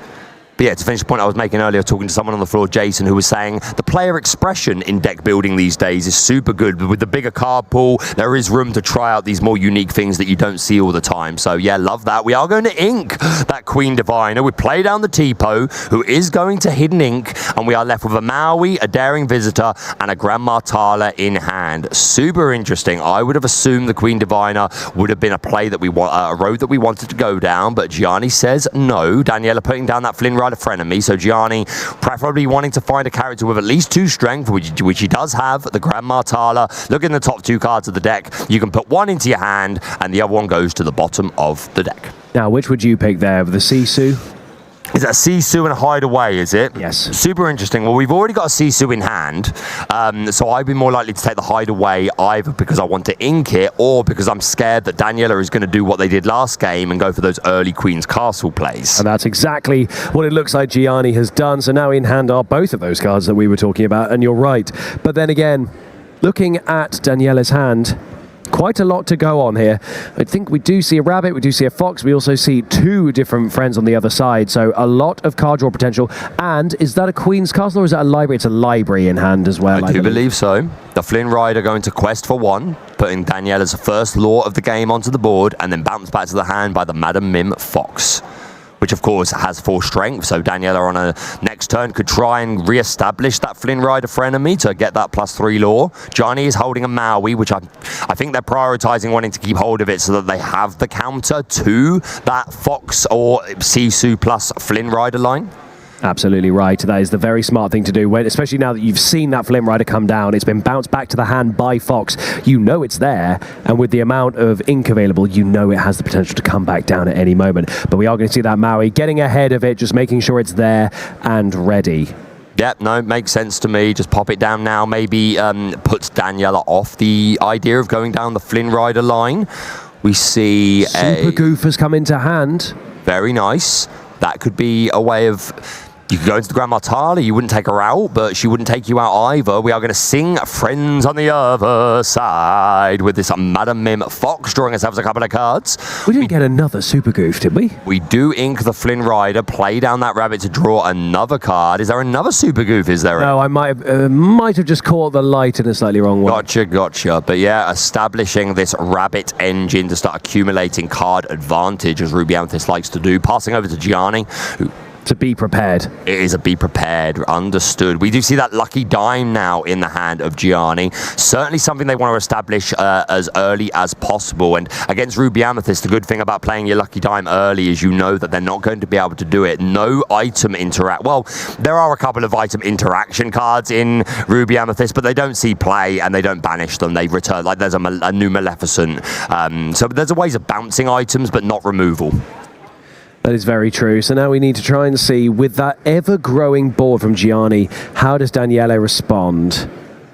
How do you move forward from here? Because there's a couple of different directions to go with the play. Do you try and get the library out there when there are far too many people on board? Probably not. So go for the extra draw by playing Merlin Rabbit there. Yeah, there's not a lot of quest pressure on Gianni's side of the board. He doesn't need to worry. Just play those rabbits, accumulate resources. Because that's at the end of the day, Lorcana is a game about just outvaluing your opponent in the long run. And if we can just have that many more resources, then we can perhaps sometimes make unfavorable trades because we know in the long run our resource pool is going to be much healthier than the opponent. These rabbits really are a staple of that Amethyst bounce package. So incredibly strong. They certainly are, and especially when you know you've got things like Fox or Snake in hand as well, just being able to bounce these back and forth. It applies for Goat as well. That's why they call it the bounce deck. It is just a great versatile deck to keep proccing those effects, just sending them back. You're absolutely right. Just moving our characters around the board, tidying up a little. Probably based on who we're expecting to be questing with this turn. We see the Dime, the Medusa, and that Shield of Virtue in the hand of Gianni. That Shield, a 1-cost item. You can exert it and pay 3 and re-ready one of your characters. Can't quest for the rest of the turn, but it can keep them safe, allow them to sing a song, things like that. And of course, 1-cost items are the name of the game in Ruby Sapphire. Certainly are. It is a very useful card. Just being able to deny your opponent any chance to break your board is just useful. But at this point, when you've got a board like you do if you're Gianni, I think even saving one character doesn't really matter. But we're going to see it inked instead of being utilized. We're going to see 6 used. There goes Medusa to get rid of the rabbit, but that will mean a draw for Daniela. And at some point, we'll hopefully be able to see what that draw was. Yeah, it does guarantee the draw for Daniela, but I still love the play. You always want to remove these rabbits if you get an opportunity. Yes, they get to draw 1 when they've removed, but if you don't do it, then they're probably going to bounce it, and then they're guaranteed at least a 3-card draw because it exits play, and then they're going to play it again, and it's going to draw another one, and then when it leaves play, they're going to draw another one. So, yeah, you always want to get rid of these rabbits when the opportunity arises. We're inking Chernobog's followers. Down comes the Super Goof with those Super Peanut powers, and we're going to challenge into... It was into Tipo, which has now been taken received, and that Snake coming down, bouncing the Super Goof back to the hand, keeping it safe to Super Peanut Power another day. That is very, very good. I'm very happy to be able to see that. It means we get to see even more play from that Super Goof. There is a second one in the deck somewhere. In the last game, we obviously saw draw into it. But right now, I do have a feeling that Gianni is going to try and be a little bit careful about what is going to be exerted, because then that opens it up to Goof and then closes the gap between the lore. However, with quite a few bodies on board, could do some questing just like that. We're probably going to therefore go up to 8 lore. And then Ramatala and Maui are going to stay where they are, because I'm imagining Gianni's just preparing, because if that Super Goof comes down, you want to be able to take care of it as quickly as you can, and Maui is probably the way to do that. Yeah, you're absolutely right. Already this game looking a lot better for Gianni. They are on the board in terms of lore and in the lead with 8.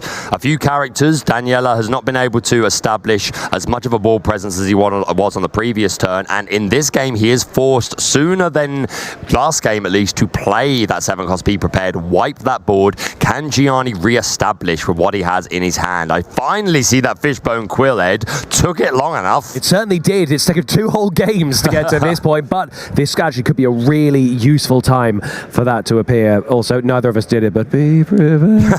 there it was. It was certainly there, and I imagine, hey, if it goes even further, then we may see some more throughout the rest of the day. So let's pace ourselves, shall we? We've still got a couple more rounds after this. You're right. Down comes that Queen's Castle, finally. Super nice play after a board wipe and B prep. Very unlikely that Gianni's going to be able to deal with this in one go through challenges, but if we can find that hideaway, that is a way to immediately deal with that Queen's Castle. The Magic Broom going to move into the castle. Sorry, yes, the castle. Yeah, yep. And also just helping secure, even if it's a low cost, it doesn't matter. It's ready. It means by the time we get back to that next turn, not only are you gaining lore, you're gaining the draw. 2 lucky dimes. Oh, mate. Well, with the Fishbone Quill, you can just ink one if you get rid of it, but still, like, there's just not a whole lot going on here. We finally see the Queen Diviner put onto the board. We are going to exert that Fishbone Quill and put away one of those lucky dimes. Okie dokie. So we do have a nice high lore count. Hopefully this Queen next turn can exert, find us a Maurice's Workshop, and hey, if we can draw a Porpsicle off the top of the deck, maybe we can start to build something up. This is where the ramp starts, although we are now seeing Medusa come down and just getting rid of that Queen Diviner right there. And this is already looking like a pretty good counter there. Whilst the Fishbone Quill is on the board and it still gives some advantage, Daniela is currently dominating that board, and the usage of Medusa there has definitely just helped secure it for that a little bit longer. Yep, the boss coming down, immediately removing that Queen Diviner, which is why I was surprised to not see it played early, because when you play it later on in the game, she is much more susceptible to things like Medusa. She came down late, didn't get the chance to exert. We see this Medusa joined by the Pegasus, who is going to move into... Is it a castle or is it a library? It's castle, is it not? I need to get a... No, it is the library. It is the library. There we go. My apologies for that mistake. But yes, the library on board. 1 passive lore, 8 willpower, and if a character there is banished while there, you draw a card. Down comes the lucky dime. To Daniela now, there is some pressure, because literally a Tamatoa off the top would immediately have 4 lore because of the 3 items on board, plus his original lore. He would be able to exert on a quest on a subsequent turn, and then the dime would be able to exert to gain even more lore. So the presence of this dime, it doesn't mean it's over, especially when Giannis doesn't have much of a hand, but Daniela does need to respect it to a degree. Absolutely. It's a very interesting waiting game at this point for Gianni, because it's about top decking, or possibly even sacrificing a little bit of that lore with a Flavisham coming down, and then just being able to get rid of one of those items, maybe the Ice Block, just to be able to get more of that drawing power. Yeah, absolutely right. And we just saw the Merlin Goat put to incredible use, came down, gained a lore, and immediately was sent back to the hand courtesy of the Madam Mim Fox. So 2 lore gained in that turn, a Fox established, and still a Goat in hand.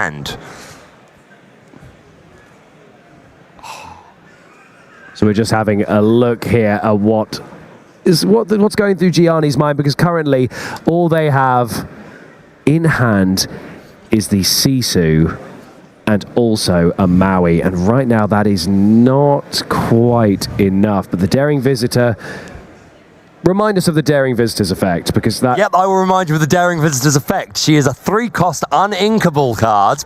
On the play, you can banish any character with 1 strength or less. A fantastic card, and it can shift into the Floodborn Sisu. It certainly can, and thank you for saying that through gritted teeth. And we'll reveal a little bit behind the curtain. The reason for that is we were just shown some lovely cards by our 2 colleagues that have made us very jealous. No, I'm just emotional. I'm just in the game. Here is a lot to think about for Gianni. Luckily, all the time in the world. And there goes that Maui trying to just try to just swing in a little bit to... Oh, God. An accidental moment there of placing the damage. Maui going into the library, crashing into the science fiction section, damage. Covered in paper cuts from all the books, accidentally took the damage. But no, as I was saying, a choice to make there for Gianni. They could have taken out one of the characters, but that would have allowed the library to draw a card for Daniela, so opting to just go into that library isn't enough to finish it off in one, unfortunately, but we're a part of the way there, and if we can deal with that library before anything else, at least that's taking away some of Daniela's card draw. But he's already holding 1, 2, 3, 4, 5, 6, 7 cards, is that? Or am I really bad at math? I do believe 7 cards. We're eyeing up the rabbit. Down. Oh, no. It's the goat that comes down. Goat. So another lore gained. Daniela going up to 12 lore. Right now, the board domination is very much in Daniela's favor. We're going to get rid of that Maui. No, not. We're going to do a lot of damage to that Maui with the Fox. What are we going to see now? Is there another Fox? We're just going to put down another Fox? Quest and then Fox? I mean, why not? It's gaining you they're the lore straight off the goat, of course. That's what I mean. You gain lore on play and when leaving play. And of course, because it's back in Daniela's hand, he's free to use it on a subsequent turn. The Fox going into the Maui, which takes away Gianni's ability to remove this Queen's Castle through challenging next turn. Of course, could find a hideaway or something like that. But this is not looking good for Gianni. They do have that Lucky Dime established. Could find a Tamatoa, but even then, they're going to need it to survive a full turn. We do finally pass over after the Magic Broom comes down. We do find we've got an Ice Block and a Sisu Daring Visitor for Gianni. Not a lot going on, unfortunately. The Daring Visitor could remove this Broom.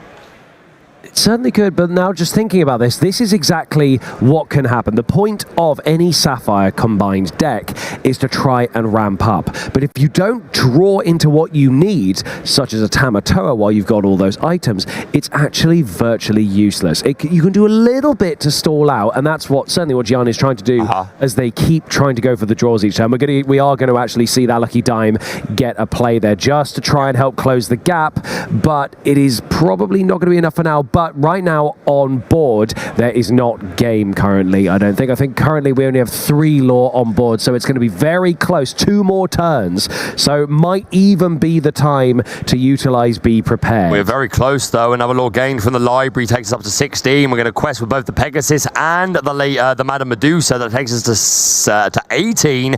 Down comes the Merlin Goat. That takes us to 19, I do believe. Do we have another bounce? We do. There it that is. is it. We've Be Prepared our own board. The Goat leaving play gains an additional lore, and that is game for Daniela. Ruby Amethyst control moving on to top 4. Fantastic play from our Ruby Amethyst player, and of course, commiserations to our Ruby Sapphire player. A very well played game. I feel like they didn't have a whole lot of luck there. We didn't see that Fishbone Quill. We didn't see a whole lot of ramp. Couldn't get much going on, but still an incredible accomplishment, making it to top 8. Love to see the handshake there between the players. They are both qualified for the European Championships. They both have their Mickey Brave little Taylor. Absolutely nothing to be ashamed of, but it is Ruby Amethyst that's going on to top 4. It certainly is, and I know you're pleased because we get to see one of the most consistent decks in the Disney Lorcana format for the last couple of sets, actually taking on what is the most popular, possibly one of the strongest decks in the current meta. I'd say that's a pretty good sign that these consistent decks that have staying power, like Ruby Amethyst, can really still dominate through this meta, because you're right, a lot of that did come down to not the best luck. There were some moments. Game 1, we didn't see Fishbone Quill at all. Nope. Game 2, we did see the Fishbone Quill, but we didn't see what else we needed. We didn't see the Tamatoa. The Tamatoa is key when you're trying to do that. And then with the Lucky Dime, we did see one of them get inked with the Fishbone Quill. Probably a good use of it at the time. Yeah, it was just necessary at that point in the game. You need the Tamatoa. You've got to get it, and then you've got to, like you say, you've got to use the Lucky Dime Tamatoa. I'm getting my tongue tied here. Yeah, Tamatoa Lucky Dime. It can be a bit of a tongue Tamatoa Lucky Dime. That sounds like something you need to say in a mirror 3 times. God. Needed to find a lot, basically. Just wasn't able to do it. And again, it is a tale as old as time. The Ruby Amethyst matchup, that bounce package, the access to so much draw, and then just the reach that deck has through the Merlin Goat. We saw it 3 turns in a row there. Goat Fox, Goat Fox, Goat be prepared to just get rid of it. And of course the Super Goof putting in an absolute monstrous amount of work. The Super Peanut powers coming down, the rush going in, absolutely incredible. I want to hear a little bit more about it from our winner. Let's go over to the lounge where we're going to have a little interview. Don't go anywhere. Thank you, Baker. Yes, I'm joined by Daniele, who's just come out, won a Golden Mickey, and then won the top 8 game. How are you feeling right now? Hi, yeah, it's feeling pretty incredible. I just prepare a lot, just with my friends, with all my group of friends in Roma and all my teams, and I'm really happy to reach the top 4. My goal was to take just the qualification for the European Championship, but now I'm taking the Mickey. I'm okay on it. So you've come from Roma. Is there a good Disney Lorcana community over there? Yeah, we are a very big community in Italy. Also in my shops where I work too, is a very big community. Can I shout out the shops? So please, shout out to my friends in Galatos Tiburtina, and please, if you are in Roma, come to reach us.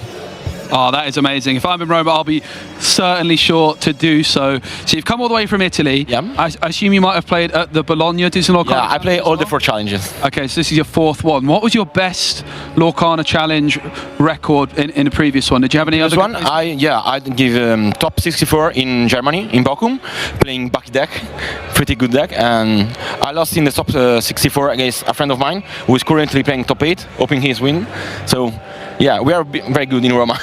Yeah, that is a really impressive record then. So you played Emerald Steel in Germany. What was it that made you decide Ruby Amethyst for this weekend? There was lots of options. Yeah, there is plenty of options. At the beginning, I started to consider to play Green Steel again, but I figured out that I cannot beat Red Blue.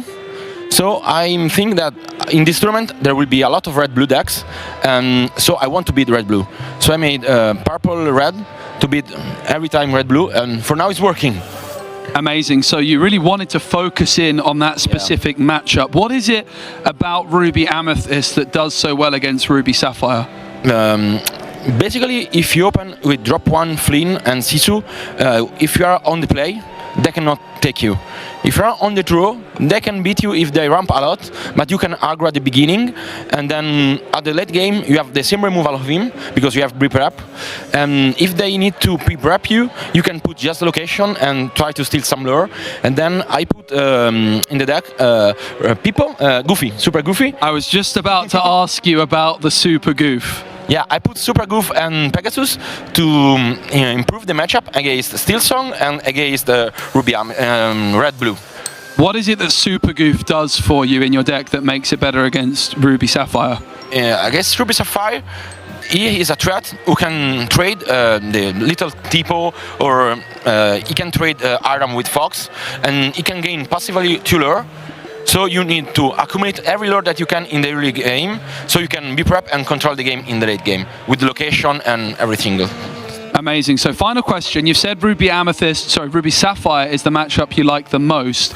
Is there any matchup you're particularly worried about as a Ruby Amethyst player? Yeah, I'm worried about Lemon Lime, so yellow or green. Yep, Amber Emerald, Amber Emerald, yeah, sorry. Also green Emerald Amethyst is a pretty hard matchup, but you can manage it. But Clarabella is a really good card, and I'm scared about it. Well, absolutely brilliant. Big congratulations. Thank you very much. Looking forward to seeing you play your top 4 game, and best of luck with it. We're going to go over to a short break, and then we're going to be back pretty soon for the top 4 of Disney Lorcana Challenge in Birmingham.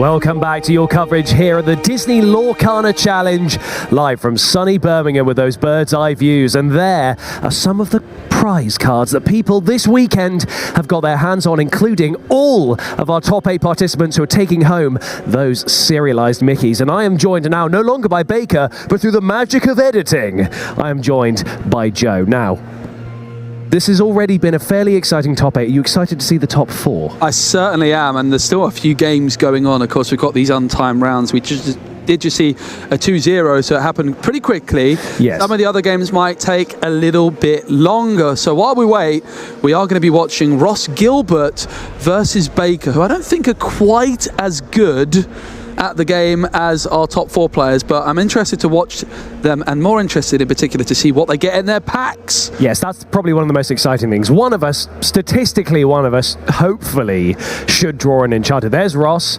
gormless as ever. Oh no, he is aware that he's on screen. Okay, right. He can hear us. Oh no, he can hear us. That wasn't meant to happen. Whoops. Well, we're missing one of our players, so right now, I think by virtue of one of them not turning up, I think Ross is therefore one again. Well, I guess we could just get to open the packs then, but one of the things I do like about this is pack rush. Oh no, I've upset him now.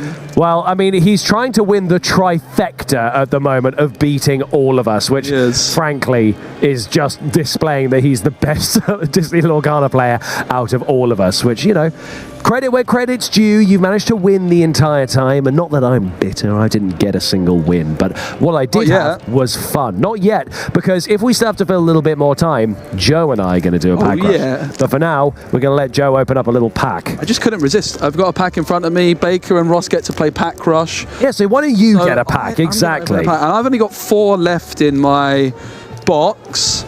Still chasing that first enchanted card of Disney Lorcana. It's got to happen. Statistically, well, maybe not statistically, but it's got to happen soon. So let's see what you get in this one. Baker has arrived as well, so we've got time for 1 pack. Singular pack. And then we're going to go and see. I've got Clarabelle to start things off, the artist for this card. Kenneth Anderson was here this weekend. We've got Hypnotic Strength, Kanai, Minnie Mouse, Break Free, Duck for Cover, Mother Gothel, Rapunzel's Tower. I saw someone actually playing this in a hyper aggro deck on pretty high tables yesterday. Simba, Namiri, 2 to go. It's a super rare. It's Who's With Me, and is it time for the Enchanted of Dreams? You're welcome, foil. That is a card I like a lot. And that is a card. That is a card. It certainly is a card, but you're right, that is a good one that's being played in a lot of those Emerald decks. And look who it is. Look who's decided to show up. We've got Baker and Ross there. Now they can no longer hear us, but they're ready. Ross Gilbert versus Baker. Right now they're going to start unpacking those. For those of you who might just be joining us so that you can see our top cut, and you maybe aren't aware of what Pack Rush is, it's one of the Disney Lorcana formats where you open 2 of these trading card packs upside down. You take those 2 marketing cards and you put them immediately into your inkwell, and basically you start on what is ostensibly turn 3, and you don't get to look, you just draw 5 cards. So in more limited hand you have to go to 15 lore, and you basically just have a bit of fun, Joe. You absolutely do. It's a really interesting format, and of course with the fact that you don't see what is in your pack as you have to open it face down, you've got a lot of excitement. Every single turn you get to draw a card and see a new card from your deck. Can we see any enchanted cards in there? I'm having a little peek. I can't spot any just yet. I have to say it's pretty difficult, Ed, to shuffle with these cards with no sleeves. It is, and also I worry so much about damaging them, because what if one of them is enchanted as well? But also something that I want to ask you, Joe, as an expert of all things Disney Lorcana, when it comes to a game like this, where you only have 5 cards and you also don't know what's in the deck, is it worth just mulliganing all of them so that you can have a look at what else is in your deck? Or is it worth trying to just keep a hold of some of those lower costs, or just mulligan away some of the higher costs? What's your thought on it? I think you've got to be really safe, because the last thing you want in a sealed format like this is a clunky, uninkable card that you have to play, but you don't really want to. So I think being safe with mulligans is probably the best bet, but looking to get rid of some uninkable cards. I have to say, Ross's hand looks pretty extraordinary. thinking about getting rid of Finders Keepers, which seems really good. 5 cost, but draw 3 cards. And it's keeping one of the Madrigals there, who's a 6 cost uninkable. Yep, 2 uninkables kept by Ross. A little bit of a risk. Keeping that Gathering Knowledge and Wisdom. I would have liked to have seen Ross mulliganed it. It is a good card, but it's also a really good card to top deck later on. I'm not sure you want it in your opening hand. We've got Nala in there, which is a 1 cost, 0/4 stat line. So actually quite a good one just to have on the defensive quite early. Yep. Actually, Nala has a promo version of it as well in set 3. But Baker opens things up with inking and playing Parcher. Parcher can quest for 2.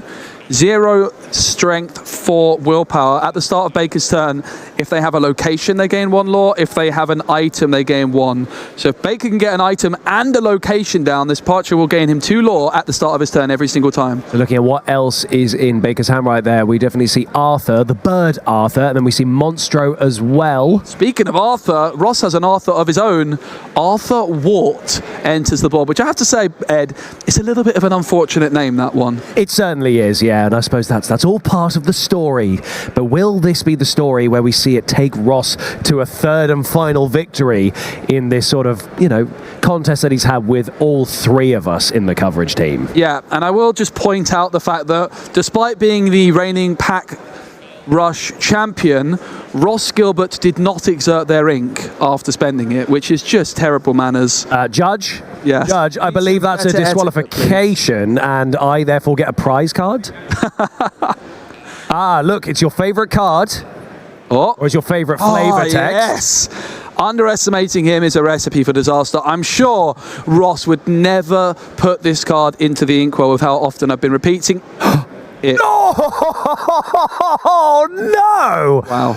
Oh, that hurt my heart. And then he doesn't exert his ink either. Ross! This is just borderline insulting. Is this a personal vendetta against you? Oh, there we go. There we go. We've got a hey in hand there. Yeah, Ross did gain that 2 lore from Gathering Knowledge and Wisdom. Baker is going to rub his hey against the table for good luck, and then is going to play down an Arthur. It's an uninkable 1 cost character. Also adds in one of the 7 dwarfs. I'm not sure which it is.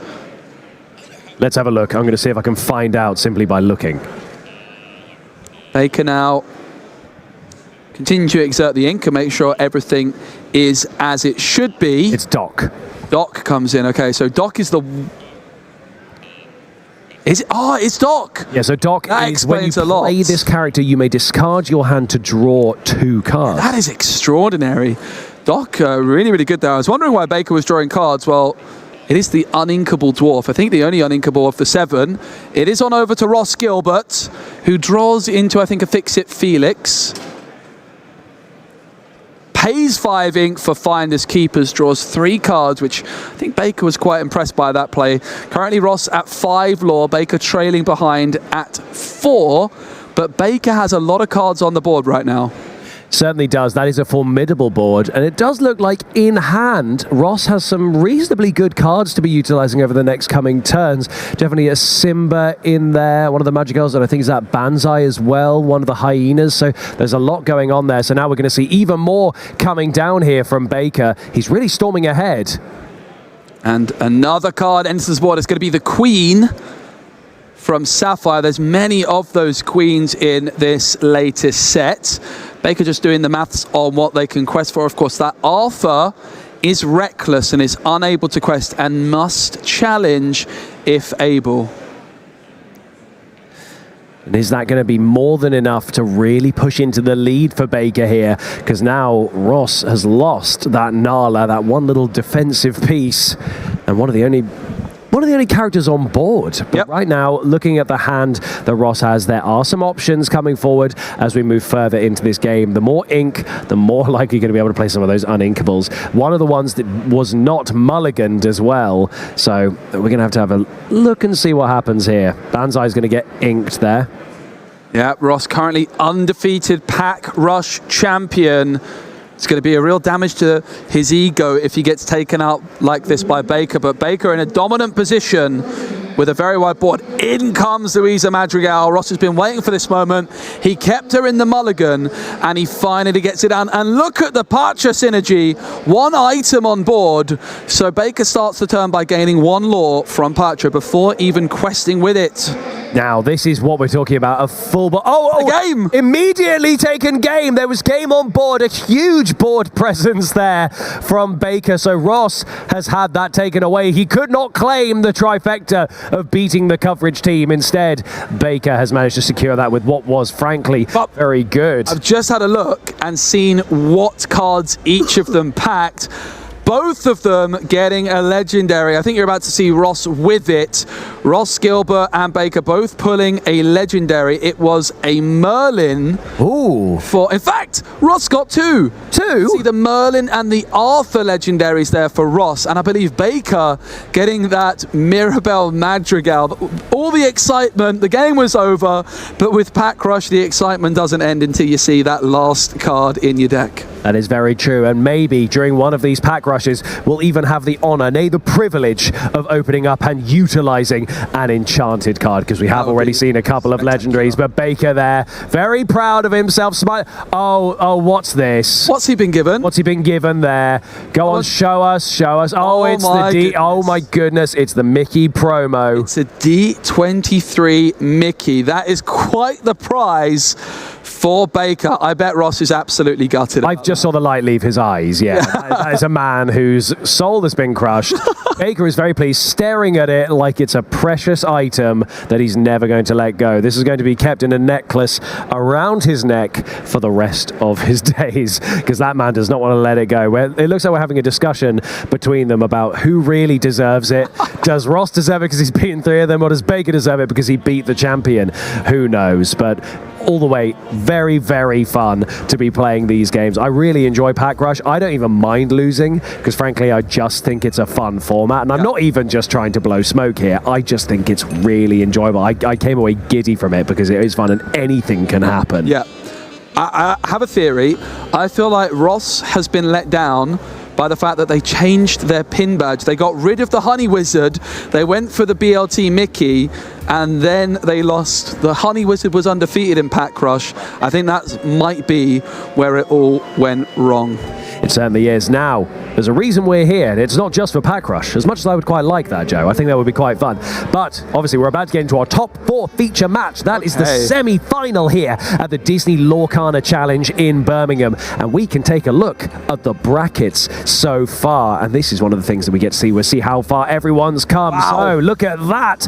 Going into 7. Let's have a look at some of these decks. We've got the semi-final. We have a mirror match here between the most popular deck in the meta right now, Ruby Sapphire. And then on the other side, we have Amethyst Ruby, which is obviously going to be very, very exciting for Baker, but also Amethyst Emerald, another very popular deck right now. Not as popular as the other ones, but no Amber Steel Song has made its way to the semi-finals, which means I'm obviously very upset. Joe, what did you pick? I picked Amber Emerald, which I think got knocked out in top 32. I'm long gone. Long gone, mate, I'm afraid. But there is still a chance here for, I believe, Ross or Baker to claim their own prediction victory. But very, very exciting to see what's going to happen. I'm just going to have a quick look and see if we've got who our feature game actually is. I do believe we're going to be watching the mirror match, which is going to be the Ruby Sapphire mirror match, which is going to be one of the ultimate tests of Disney Lorcana skill. When you've got so many cards in your inkwell, like you do with Sapphire, it can be incredibly complex. So I'm really excited to see how the players are going to maneuver this one. It could be a long game. It absolutely could. It certainly could. And also one of the things I like about this is seeing the slightly different builds of these decks. So in the last feature match, obviously Baker and I were having a large discussion about having the workshop and the queen sort of build of these. And I don't know, we're going to have the deck list very soon. We'll be able to go through some of the nuances of those before we actually get into that feature match. But I'm wondering if there is any alternative builds, or if maybe these two are actually running something very similar, because then it will be a true test of the mirror match. It'll all come down not only to luck, but sometimes patience, and also sometimes just just that knowledge of when to play the right thing. And obviously that means we know for a fact that as part of this meta, one of those Ruby Sapphire decks is going to be going into that final here at the Disney Lorcana Challenge in Birmingham, and that is very exciting. Yeah, and then the other semi-final is going to be Ruby Amethyst versus Emerald Amethyst. And I have to say, Ed, I think Emerald Amethyst going to be pretty heavily favored in that one. It's certainly not a foregone conclusion because I think any Amethyst and a mirror match, it's a real battle for rabbits, but I think Emerald tends to have the edge in that match. And in fact, in my interview I did just earlier, our Ruby Amethyst player said they'd rather avoid Emerald Amethyst, but that is what they found in the semi-final. That's unfortunate. But either way as well, I have to say, Ruby Sapphire, you've got the mirror to get through, but then you go into a final and the Ruby Sapphire players are going to be either against Emerald Amethyst or Ruby Amethyst, and they might have their work cut out in that final either way. Yeah, they certainly are. Either way, you're right. I think for most people, this is going to be a very tough matchup. We did obviously just see Ruby Sapphire versus Ruby Amethyst in that last match there as part of our quarterfinals. But, you know, each game can be totally different. We've seen some decks perform amazingly well because other decks have maybe failed to get the draws that they need, maybe off their initial draw, their mulligans, etc. But anything can happen, and it all comes down to what happens play by play by play by play, and I'm very interested to see what happens in here. And very, very soon, like I said, we'll be able to have some of those extra deck lists for you. But while we're just waiting for our players to come down, would you like to open one more pack? Oh, I know you're itching to do that. My pack is somewhere over there that I can't reach. Are you sure? Oh, okay. We'll both get to open one together, just while we get those players settled down. But this will be yours. I'll just open this for you. Don't worry, I'm not taking this from you. I'm not. It's all okay. yours. Well, if I get the enchant. It's yours. Really? Really, really. That's a good friend and a gentleman right there. Okay, I'm going to open my one first, if that's okay. Oh, Clarabelle, because now I know this is one that we've seen quite a lot. Excuse me, one sec. Certainly have. Excuse me, I had to just clear my throat there. So, we got this cost 1 Clarabelle here, right there. We've got the Retro Sphere. Beautiful artwork on that one. Healing Decanter. The Queen. Mickey Mouse. Don't be an enchanted. Happy. Ed, hey, I pulled Nice, there you go, it was meant to be. It was certainly meant to be. Okay, Maid Marian. Food Fight. Oh, Louisa Madrigal. Ross just had that in Pack Rush. Absolutely. Robin Hood. I really like any of those. Go for... It's a location. It's a location. Okay, so we've got... Is that Rapunzel's Tower? It certainly is. Yes, it is. Beautiful foiling on that one. You can keep that one. You sure? I'm sure. Okay, thank you very much, mate. That's very kind of you. Oof, that was you were worried for a second. It really, really was. All right, for my pack, players are getting sat down, and we will be starting very soon. I've got Merryweather, White Rabbit, Healing Touch, King Candy, Simba, Royal Guard, You're Welcome, Nala, Pete, Anna, Super Rare, Blast from Your Past. Wow. And the final card, it is going to be a foil Amethyst Promocon. That's one I'm very happy to have. That is good. It's a really cool card. I think we've seen it a lot in Hyper Aggro, but haven't seen it really too much Jafar action yet. But I think one day this card with Jafar is extraordinary, Ed. It might be one that we do see. I can tell you guys now, by the way, we actually have the deck list right here. So we're going to go through a couple of what we see here. I think most of them running what you'd kind of expect. A lot of items in here, Visions of the Future, T-Pose, etc. I'm just trying to see if there's anything... Oh, we have a crossbow here that I've not seen someone play yet. We have Great Stone Dragon as well. I've not seen anyone play those yet. I guess they make sense to do in some of these decks, but that's the first time I've seen it. Yeah, I think so the Fang far. Crossbow, if I'm not mistaken, has the ability to banish a dragon. I'll get that verified for you because it's not a card I've seen too often either. I've got another pack as well. You certainly one do. thing to really look out for in these Ruby Sapphire mirrors is a card like Hideaway, which I can see one player is running Hideaway. Here is Ruby Sapphire Control. Sisu and Ice Block are two of the most powerful cards when combined together, but it is a deck which in a mirror matchup is going to be so complex because the game's going to go on for a long time. You need to try and not play too heavily into your opponent's removal while still developing the board. So a card like Lucky Dime is going to be a really, really important card in the mirror matchup, but possibly both players having access to some item removal, that could be a really, really important thing. Often, Ruby Sapphire, if a Lucky Dime gets removed, It doesn't matter. You play Tamatoa, you get the Lucky Dime back. But Hideaway and Cusco from Shimmering Skies put that Lucky Dime rather than into the discard, into the Inkwell. You'd think it's better to put a card in discard, but actually, because of Tamatoa, it can often be a lot better to put that Lucky Dime in the Inkwell. It certainly can. Just looking at some of the sort of core differences to this, because it's a mirror match, it is important to notice how they've built these slightly differently. So Hideaway, you're right. So Federico, I believe, is running 2, whereas Raffaello seems to be only running 1. Yep. Raffaello is also running Cusco, and is not running Mufasa, whereas Federico is. So we are seeing some kind of core differences, generally the same, up to a certain point, and then at the sort of late game top end, there's a dig a little deeper here as well, which I don't think is being played in this deck. This one has how far I'll go too. Lots of differences. Lots of differences. It's going to be really exciting to see how these differences work out. I know Din Khan is a big fan of that dig a little deeper card and perhaps inspired one of our players here. The players are sat down, shuffling and ready. I have this quick pack to open. I've got Simba, Robin Hood, and then we're going to go to the table. Maleficent, Fix-It Felix, Merlin, Kronk, Vita, Pacha, Maleficent, the Great Illuminary, Gaston,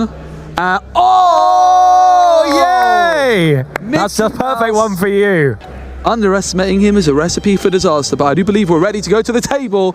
It is the Disney Lorcana Challenge Birmingham semi-final. Ruby Sapphire versus Ruby Sapphire. The players are going to exchange deck lists and study and analyze what it is they're up against. Really important time to try and memorize exactly the card counts. We did see in one of the earlier games a Bell Accomplished Mystic catch someone off guard because it was about 60 minutes since the deck lists were revealed and it was just a one of. So that kind of really every minute matters at this moment in time and just trying to memorize it. Have you got, what would be your strategy, Ed, to try and remember everything in this? Would you be doing any like I would enter my mind palace and I would store all of the cards away in different rooms. And then I would walk through that palace and remember the rooms. This is the Porpsicle room. I put 4 Porpsicles in here a while ago next to my 3 ice blocks to keep the 4 cool. And only 4 because no, that doesn't work. Never mind. I have in my head I was thinking I could put the Porpsicles between the ice blocks, but now I don't think the strategy's working. So far I've already made a mistake and I'm only 2 cards in. So I don't know. I think generally the thing I'd be trying to remember at this point is what are the core differences between the 2 builds, because a lot of it is going to be mostly the same. Like I said, especially in the early game, they're going to be very similar, but you want to see the main differences. So, for instance, that Mufasa is going to come down. Cusco is going to come down at some point, and you want to try and see, running the Fishbone Quills, also looking at whether Federico is running Great Stone Dragon and Fang Crossbow and things. So those are differences. We got 1 jump ahead on one of these decks actually as well. And I don't think we have one on the other. Oh, no, we do. Sorry, so one of them is running 2, one of them is running 3. Minor differences. And just trying to be aware when things get used, try to remember what's left in that player's deck. Yeah, absolutely. Not in my mind palace, though. It's clearly not going to work. The Mufasa is so fascinating. 1 single copy of that legendary Mufasa from Shimmering Skies. Not a card you often see in Ruby Sapphire. Very difficult to fit in an uninkable card in these decks. There's so many nice uninkable cards you want to be running, things like that Lucky Dime and all sorts else. But it's really, really fascinating to see someone managing to slot in that Mufasa. When it gets down, it can pop off in a big way. However, the Mufasa, Ed, if you play Mufasa down onto the board, it adds 2 cards from your Inkwell back to your hand. And if it's removed before it can quest, it is such a loss of tempo that it can be really, really a bad moment. So it's going to be really interesting to see if it's going to get inked. Enchanted Sisu's getting shuffled into the deck. However, if that Mufasa does resolve, it might be, from what I've experienced, the greatest resolution feeling in Disney Lorcana that I've had yet. It is amazing. Being able to play that, get 2 cards back, one of which you might then be able to use because Mufasa resets all of those in your Inkwell. And at that point, if you've got enough of the the Fishbone Quills and things that are putting more and more of that resource in there, you just get to build an enormous board. If you've got Tamatoas and items as well, you basically can win in a single turn if you get that to resolve. But I guess we'll see what happens between these, because only one of these players, Federico, is actually running that. The rest is all going to be fairly similar, except for things like Cusco. Amazing. So players are ready. The decks are getting shuffled. Of course, the player going first will be dictated by whoever was the highest seed on day one, which really rewards those players playing really cleanly on day one. The high seed gets to go first on day two. That is how I like it. Now, can you imagine the pressure that must be on there right now? I think some pressure is slightly removed for these players, only slightly, but because you've guaranteed your place at the Continentals, the first ever Disney Lorcana European Championships, which is very exciting, but also you've got your serial Mickey. The things that you won't necessarily have just yet are the boxes of the new set Shimmering Skies, but also that binder full of cards. Yeah, binder full of cards, full of enchanted cards, full of every foil from Shimmering Skies, but also the prestige and pedigree of being a Disney Lorcana Challenge champion. That is something you can tell your grandchildren about, something you're not going to forget about anytime soon. Watching Toy Story, are you? I remember Disney. In fact, I was the Disney Lorcana European champion one time. I won in Birmingham, and it took me all the way there. See, I'm there, mate. I'm there. I can imagine doing it. Players getting shuffled up, ready to go, presenting the deck to each other to cut, of course, with that Rapunzel behind them, a prize which both of these players have already won. 5th seed in Swiss for Federico. They will be going first. Raffaello, the 32nd seed, but still going strong here. It is the top 4 of your Disney Lorcana Challenge in Birmingham, and Federico, the player who will be kicking things off, as each player draws 7 cards. And we're going to be analysing the mulligan. We're looking at Federico's hand here. There's a Tipo for turn 2. Sapphire looking to ramp up as much as possible early on. And then the Ruby cards really control the board and control the game. But a mirror matchup plays out very differently, because you don't need to worry too much about controlling the early game board. It's all going to be about that late game board and managing resources. We do see that Tipo right away, which is definitely one of the ones that you do want to be seeing right off the bat. We did also see that there was a Tamatoa and also Be Prepared, which I imagine were some of the ones that were immediately mulliganed. But taking a look right now, Raffaello's cards, they've now been put down, so we get to see the shuffle, so we won't just get to see what was in there, but I am glimpsing a couple of very nice enchanted cards in there. Those look magnificent. Maui Friend to All is coming in there as an enchanted. Maybe we'll see that get played at some point. Who knows? But like we say, the important thing right now is what these opening hands are, because it all comes down to that. So having a quick look, I think actually maybe that mulligan has not been so useful for Raffaello. If I did glimpse the cards that I thought 7 cards mulligan, Ed, by Raffaello, not messing around. Oh my goodness. Didn't like the hand at all. Raffaello drew 3 dragons. Oh my goodness. 3 Maleficent Monstrous Dragons. It's a 9-cost card. I don't think that's going to be coming down anytime soon. I think we might be finding 3 dragons in the inkwell. Oh yeah, immediately. And I think actually this, oh goodness, I think that's a really poor opening hand there for Raffaello. Not good enough. Whereas actually looking over Federico's, there's some utility right away. It's instantly going into Porpsicle. We know that turn 2 you're going to have Tipo, so that inkwell is immediately going to start ramping. We've just seen Lucky Dime come into hand for Raffaello, so there's nothing to do. Oh, this is so tough in your semi-final at the Disney Lorcana Challenge. This is not the opening hand you want. It's absolutely not. Raffaello inking and passing. Federico inking a Tipo. Is it another Tipo? There certainly is, tucked away at the back there. Tipo able to ink a card from hand. It can be an uninkable, and it was in this case. It was that legendary Sisu. Raffaello has no idea that legendary Sisu has just entered the inkwell, though that is not information that they are privy to. And it is going to be back on over to Raffaello, who's going to ink and has a Tipo of their own and can tuck away a card. It's going to be that Dig a Little Deeper going into the inkwell. Again, an uninkable card, but Tipo finds a way to put it into the inkwell. Just constantly looking at whatever Raffaello's drawing, because at this point, with that hand in the state that it's in, needs something very soon. Oh, there is a Fishbone Quill in there, which actually is going to be exactly what is needed. There's also a How Far I'll Go, a Lucky Dime, and those 2 remaining Maleficent Dragons right there. So those are definitely going to need to be inked, and then we're probably going to need to start using the Fishbone Quill and just start ramping, but not as fast as Federico seems to be ramping. Yeah, I would imagine in the mirror matchup, which is not a matchup I've played myself. I have to say Ruby Sapphire, not the style of deck I tend to play. But in the mirror matchup, Hiram Flaversham definitely going to be pretty impactful, because of course you're fighting for board control, but eventually it's just going to come down to resources in hand. As everything gets removed, whoever has more cards, you know, someone's going to run out of removal first. And I think Flavisham being able to draw 2 cards is going to be so important. So each player going to be wanting to try and hold on to an answer to remove Flavisham as quickly as possible. Things like Brawls, for example, while they might not look that spectacular, could end up being the most crucial cards of all.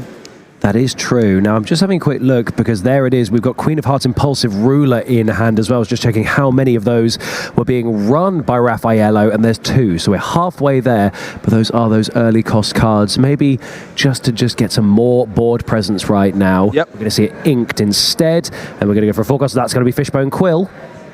No, it's How Far I'll Go. Okay.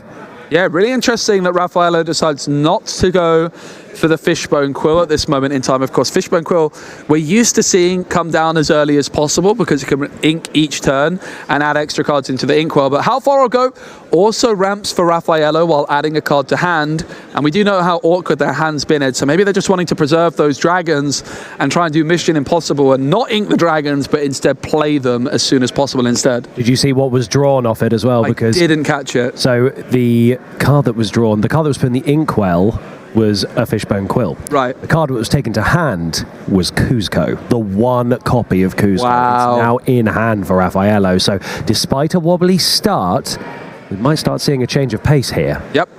And Federico has a couple of Grammatalas down on the board, and one of them is going to sing How Far I'll Go. 2 cards from the top of the deck. 1 goes into the ink, 1 into the hand. The options are Brawl or Tamatoa. Interestingly, Federico already has a Brawl and a Tamatoa in hand. I would imagine at this stage you'd be more interested in the Tamatoa, as it's nice and greedy, but the Brawl, again, removing the Flavisham could be nice, but Federico does already have a Brawl in hand, as well as Medusa, which are probably the 2 main ways for Federico to deal with that Hiram Flavisham that they might be worried about. So as we can see, yeah, 2 Tamatoa in hand. Items are probably going to start gathering more and more as this goes on. Going to quest for 2 there, and then it's going to go straight back over to Raffaello, who's going to ready up that ink. And also, all we need is 1 more ink in that inkwell, and Kuzco can come down with 2 dragons still in hand. Hiram Flavisham as well. So right now, probably just inking one of the dragons and get into Kuzco. Yeah, somehow we've still not seen the Toy Maker enter the board, but don't get used to it, because Hiram Flavisham is going to be one of the key cards for each player. For Raffaello, though, despite having that Flavisham, does not have any items on the board. Didn't find that Popsicle for turn 1, didn't play that Fishbone Quill down. So Flavisham not looking great right now, but does now Raffaello play the Fishbone Quill. It's going to be exerted instantly, adding that Kuzco into the inkwell. And Ed, you just shot up in surprise. I wasn't expecting that. Admittedly, right, all Kuzco can really do is put a chosen item into the inkwell or location. And right now, I don't know how useful that actually is, so maybe just getting rid of it and utilizing it for yourself, putting Havisham in there, probably the best thing to do right now. It's just not quite what I was initially anticipating. Yep. But smart move. Raffaello also, by getting that Fishbone Quill down and inking with it, is able to get Flavisham down as well. So I would imagine Raffaello didn't want to ink that Kuzco, would have loved to have held on to it, but I think the other options of ink were the Maleficent Monstrous Dragon. In comes that Medusa. This is what it's all about. Don't let that Flavisham stick around. Restrict the amount of cards your opponent can draw and just try to control the board while also having more resources in hand. It's a wide board for Federico. I feel like Baker might be needed for a Be Prepared, but I'm not sure Raffaello has it. Also, I don't know if you caught the last feature match, but we had 4 Be Prepareds, and after 2, Baker had stopped enjoying them. So I don't know if Baker's going to want to do it, but if it happens, we'll do it for him. So it's a Popsicle for Raffaello. Now, imagine if that Flavisham was still on the board here, it would be able to quest and draw 2 cards by banishing that Popsicle. That's why this Mana Medusa to remove Flavisham was so important in this game. It's going to be 5 ink, I believe, exerted here for Raffaello. Maui could be an option. It is not just any old Maui, it's an enchanted Maui. It's going to remove a Grammatala, although there is another Tala where that came from. Option as well of banishing the Popsicle to heal Maui by 2. But of course, really, you want to be banishing that Popsicle to draw 2 cards with Flavisham.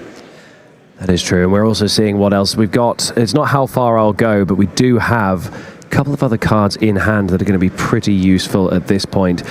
There is a little bit of a gap widening at the moment in lore, but it doesn't mean anything because the way these decks work, even in the mirror match, is that it will start to snowball a bit and we will see the ramp happen very, very quickly. One jump ahead is in hand as well. Yeah, I think we just saw one jump ahead get sang there actually by Tipo for Raffaello. We did. And now it's Federico with that Brawl in hand, double Tamatoa, and that enchanted legendary Sisu. I think Federico going to be in a spot here where they don't want to overcommit onto the board, perhaps anticipating a Be Prepared, and they're probably just trying to make the read, right, if Raffaello had Be Prepared, would they have played it last turn, or are they trying to set a trap for me and make me overcommit into the board? This is the decision for Federico to take here. Has the option of, as well, of removing this Maui with Grammatala, but could also remove Tipo with Grammatala. So there's quite a few options. It is going to be Grammatala for Maui, and then it's going to be Madame Medusa for Tipo. Will Federico play down a Tamata? Well, it looks like they will because the Popsicle's banished to Hill Medusa. The Brawl is inked, and 8 ink is spent on the Krabatoa.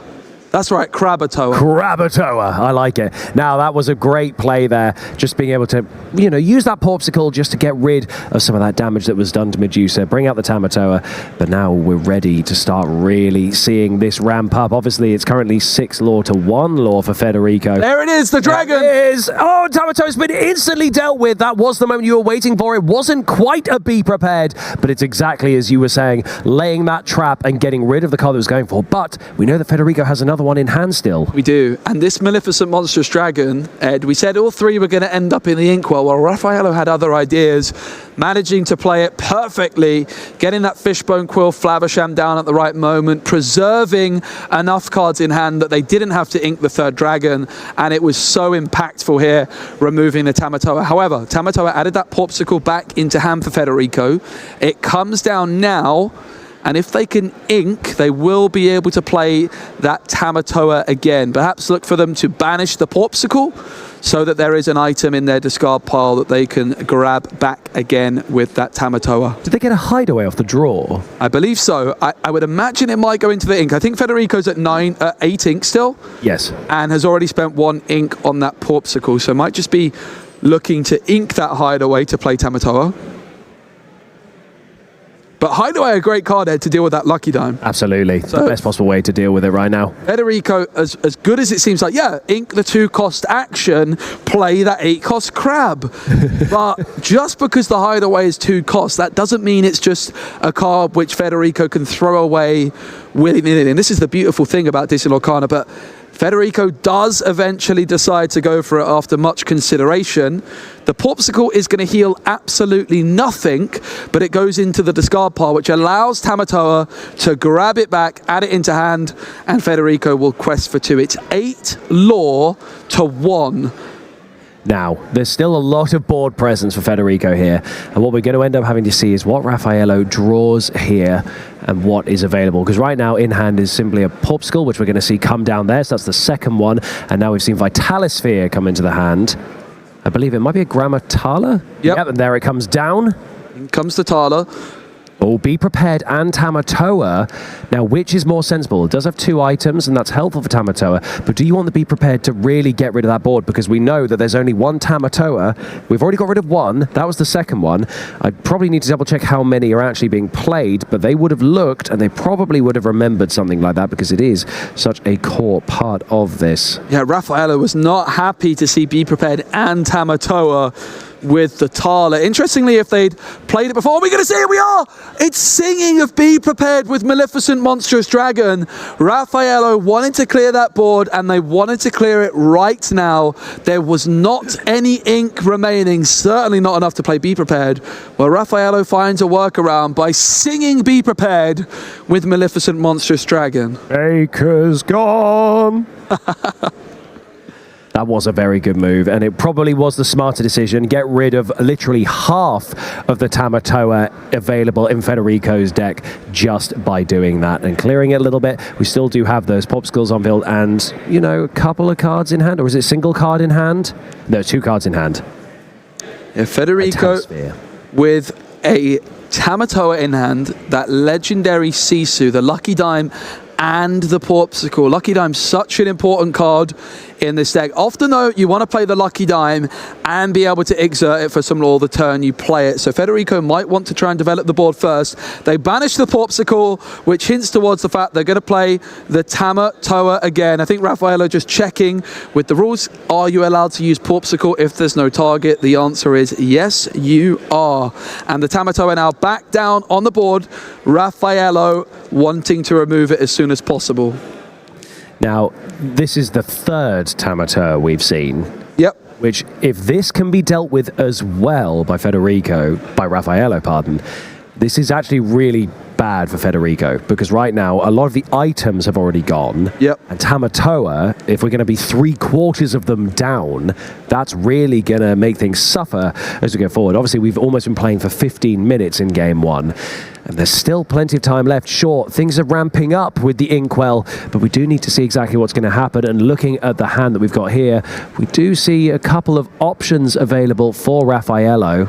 Yeah, Raffaello, having played Vision of the Future for 2 ink, looked at the top 5 cards, added 1 into the hand. And I do just want to check which was selected. Not actually certain. There is a Lucky Dime in there. There's a Vitalosphere in there as well. Raffaello has spent 2 ink. It's going to be the Grammatala that's played now for 4. Oh, and 2 Grammatala off the Grammatala. Wow, look at that. You play a Grammatala, you see 2 Talas. Which Tala do you take? Raffaello puts one of the Talas in the hand and one onto the bottom of the deck.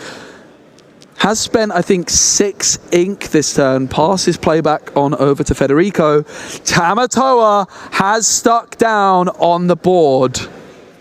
Now this could be the moment that Federico needs to really start pushing. Admittedly, he's still already ahead on lore and still has plenty of options left, especially with that enchanted Sisu in hand. We're going to see the Porpsicle come down and allow for an extra draw, which is taken into a Hiram Flavisham. Wow. That might be useful for later on, especially if that Tamatoa gets dealt with. Hey, even if it doesn't, that might still end up coming down. We have another Porpsicle still in hand, and we know there's also a Lucky Dime in there and an Ice Block as well. Yeah, I said this game might be the battle of the Hiram Flavishams, but we've not really seen Flavisham do too much. I think definitely for Federico, getting that Madame Medusa through earlier to remove Raffaello's Flavisham as soon as possible was huge, but this is the first Flavisham I think Federico's had available in the whole game, but they still seem to be in a pretty strong position.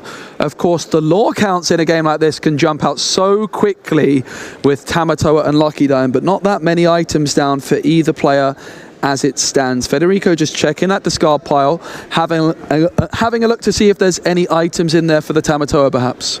And obviously, as we've said before, these top cut rounds are untimed, so both of our participants can take as long as they need. They can remove the pressure of having to rush their decisions because it lasts as long as we need it to. They've got plenty of choice, plenty of time to slowly think through what they're going to do and make sure they're playing things exactly right. We do see that Lucky Dime come down onto the board, and now that is going to certainly help out the Tamatoa.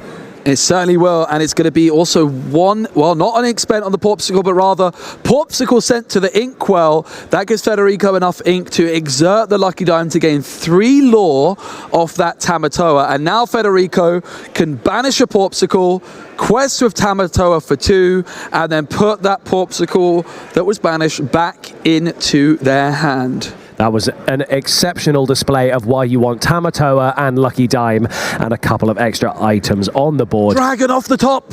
It's a Maleficent monstrous dragon. This Tamatoa was looking like such a problem for Raffaello, but has now found that Maleficent monstrous dragon, the 4th in their deck. We saw 3 in the opening hand, Ed.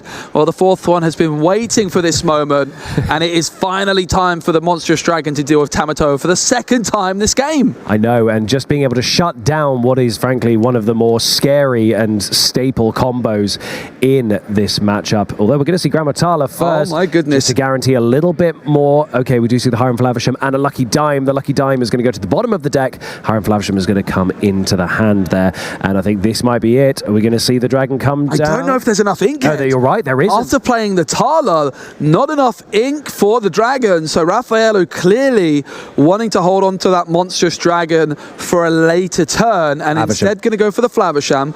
My concern here, Ed, does Raffaello have enough time to not use the monstrous dragon on Tamatoa this turn? Because it's going to quest for quite a lot. Well, in comes Grammatala, dealing 3 damage to Tamatoa. In comes a Vitalosphere. It's going to give the Grammatala rush and 5 extra strength. Wow. That was the plan Raffaello had up their sleeve all along. Wow, you get to preserve that dragon in hand for a moment that you really need it, and just deal with it with a couple of Grammatalas. Vitalosphere coming in absolutely clutch in the play there. And now we get to see exactly where this goes from here, because basically the board has almost been reset. But the one thing is, Raffaello, despite being very behind in lore, now has Hiram Flavisham with an item on the board. So actually, this could be the ramp that Raffaello needs. Yeah, it certainly could, but for Federico, that Lucky Dime ready and waiting, and it's going to be that legendary Sisu. It's an enchanted. 2 ink left to tap the dime. That's 3 lore more for Federico, who is within touching distance from 20. They're now at 16 lore. Raffaello is just at 1 lore with no characters on the board. Now, is this the point where we see the dragon come down? Is it going to have to be used just to get rid of that Sisu? I don't know. I'm not sure Raffaello's going to have many other options. It looks like 9 ink being exerted. There it is. Federico knows what's coming before it even happens. The monstrous dragon deals with the Sisu, but this is where the Cusco, the hideaway, would be so good, Ed, to deal with that Lucky Dime, because it's going to continue to rack up lore every single turn. But we know the Raffaello is not running Cusco, but more importantly, Federico's technically not running it anymore because it is in the Inkwell. Popsicle coming down there from Federico to secure another draw, bringing out a Sisu into hand, which might be useful for anything that's going to try and help Raffaello with ramping later on. We're going to see Flavisham come down and get rid of the Popsicle, which is going to add to that drawing power, and we see a Medusa and a Maui come in. Right now, a very good hand for Federico. Absolutely. Still going to be wanting to spend that 2 ink and use the Lucky Dime on something. Of course, the more lore a card has, the more lore you're going to gain for the dime. But even 1 lore is still going to be worth it at this moment in time. Grammatala is going to put How Far I'll Go and Flavisham into hand as the options. Flavisham has been taken, and that How Far I'll Go has gone straight back to the bottom of the deck. So now we're going to see Brawl get inked, and then we're going to see Lucky Dime get used there on Flavisham. Yep, Federico is 3 lore away. They can quest for 2 next turn, tap the dime. So Raffaello has to get some control on this board, or it will be game 1 in favor of Federico. Having a look at the hand, I see the hideaway. It's been found, and the Lucky Dime can finally be dealt with. Or was it a vision of the future? Vision of the future. Did I mislead us? But this could be the moment. There's definitely a Be Prepared in there. He's just having a quick look at the hand, just double checking how much ink is available, because this has to be utilized right now, because otherwise it is all over. So right now this has to be thought out very carefully, see how much resource you've got left, look at those cards, pick the right one. It looks like Raffaello's 3rd card, well, the card to the left is in fact that hideaway. So they've played Vision of the Future, but they do have hideaway in hand. So Be Prepared and hideaway, it would cost 9 more ink. And of course, they've already played 2 for this Vision of the Future. So this all comes down to how much ink has Raffaello amassed up to this point. And we're seeing Be Prepared being taken off Visions of the Future, the rest going to the bottom of the deck. Okay, right. Now let's see from here. It's kind of hard to see exactly how many resources there are. 1, 2, 3, 4, 5, 6, 7, 8, 9 ink right there, and we're going to see 2 of those get used, probably for hideaway therefore coming out. There it is. It's going to get rid of Lucky Dime. That's now going to just slightly take away a little bit of the advantage that Federico had pushing for game, still with 3 lore to gain, but with a lot of cards in hand. Dragon's going to sing Be Prep. Oh. It's happened once, and it happens again. Raffaello singing Be Prepared with the monstrous dragon, and it's going to be Not quite the end of their turn yet, I don't believe. It is. It's going to pass back on over to Federico, who opens things up with an ice block, which won't be around for long, as Falavasham will banish it to draw a couple of cards. They're 3 lore away from victory right now. They certainly are, and they have a lot of options in that hand, and especially off the back of Hideaway. They still have a lot of visions of the future coming out there. We see Sisu, we see another Sisu. Goodness me, okay, there's a lot to digest here. What to go for? Because we still have the option of another Be Prepared. No, it looks like, oh, I didn't actually glimpse which one that was, but we'll see it in a second when we re-look at the hand. But all those cards are going straight back to the bottom of the deck, although they, that's the first time I've actually seen someone properly arrange the ones going to the bottom of the deck, just in case, because of all the draw power that you're going to have. It's important to make sure. It absolutely is, as in comes the human Sisu, not targeting anything, but of course it can quest for 1, which doesn't sound like much, but at this moment in time, every lore matters. Federico just 3 lore away in this Ruby Sapphire mirror. Of course, Federico, as the highest seed, was able to go first in this semi-final in game number 1. Raffaello exerting a lot of ink.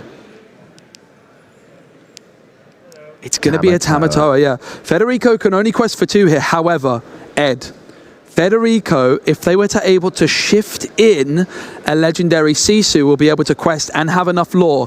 Vision of the future, it's there! There it is, that's exactly what you said. And it's game 1 to Federico on the Ruby Sapphire mirror matchup. Now that was exactly what you predicted, and a very, very smart move there from Federico. He's managed to take game 1 just 1 step closer to getting into the grand final here at the Disney Lorcana Challenge in Birmingham. There it is, the words I just said out loud. Disney Lorcana Challenge. It doesn't say in Birmingham. No, it does not, but it is in Birmingham. It is. That I can tell you for free. We're in Birmingham as well. We are. We're all here together. Enjoying our time in the UK. We've been doing a lovely tour of Europe. Don't forget, also Disney Lorcana Challenge Las Vegas happening, which you guessed it is in fact in Las Vegas. That's over on in America. So don't forget, once we're done here today, to go and check out the action over there. If you like Disney Lorcana, if you love Disney Lorcana and you love watching the content, you get not 1 but 2 Disney Lorcana challenges in 1 weekend. Now that to me sounds like a heck of a viewing party. Absolutely. Now Federico won game number 1, so Raffaello will get to decide if they go first or second. Ed, I have a hunch Raffaello will decide to go first in game number 2 here. Well, now that you've said that, let me ask you a question. As such a professional in the world of Disney Lorcana, what situations would you like to try and go second? In Pack Rush, maybe.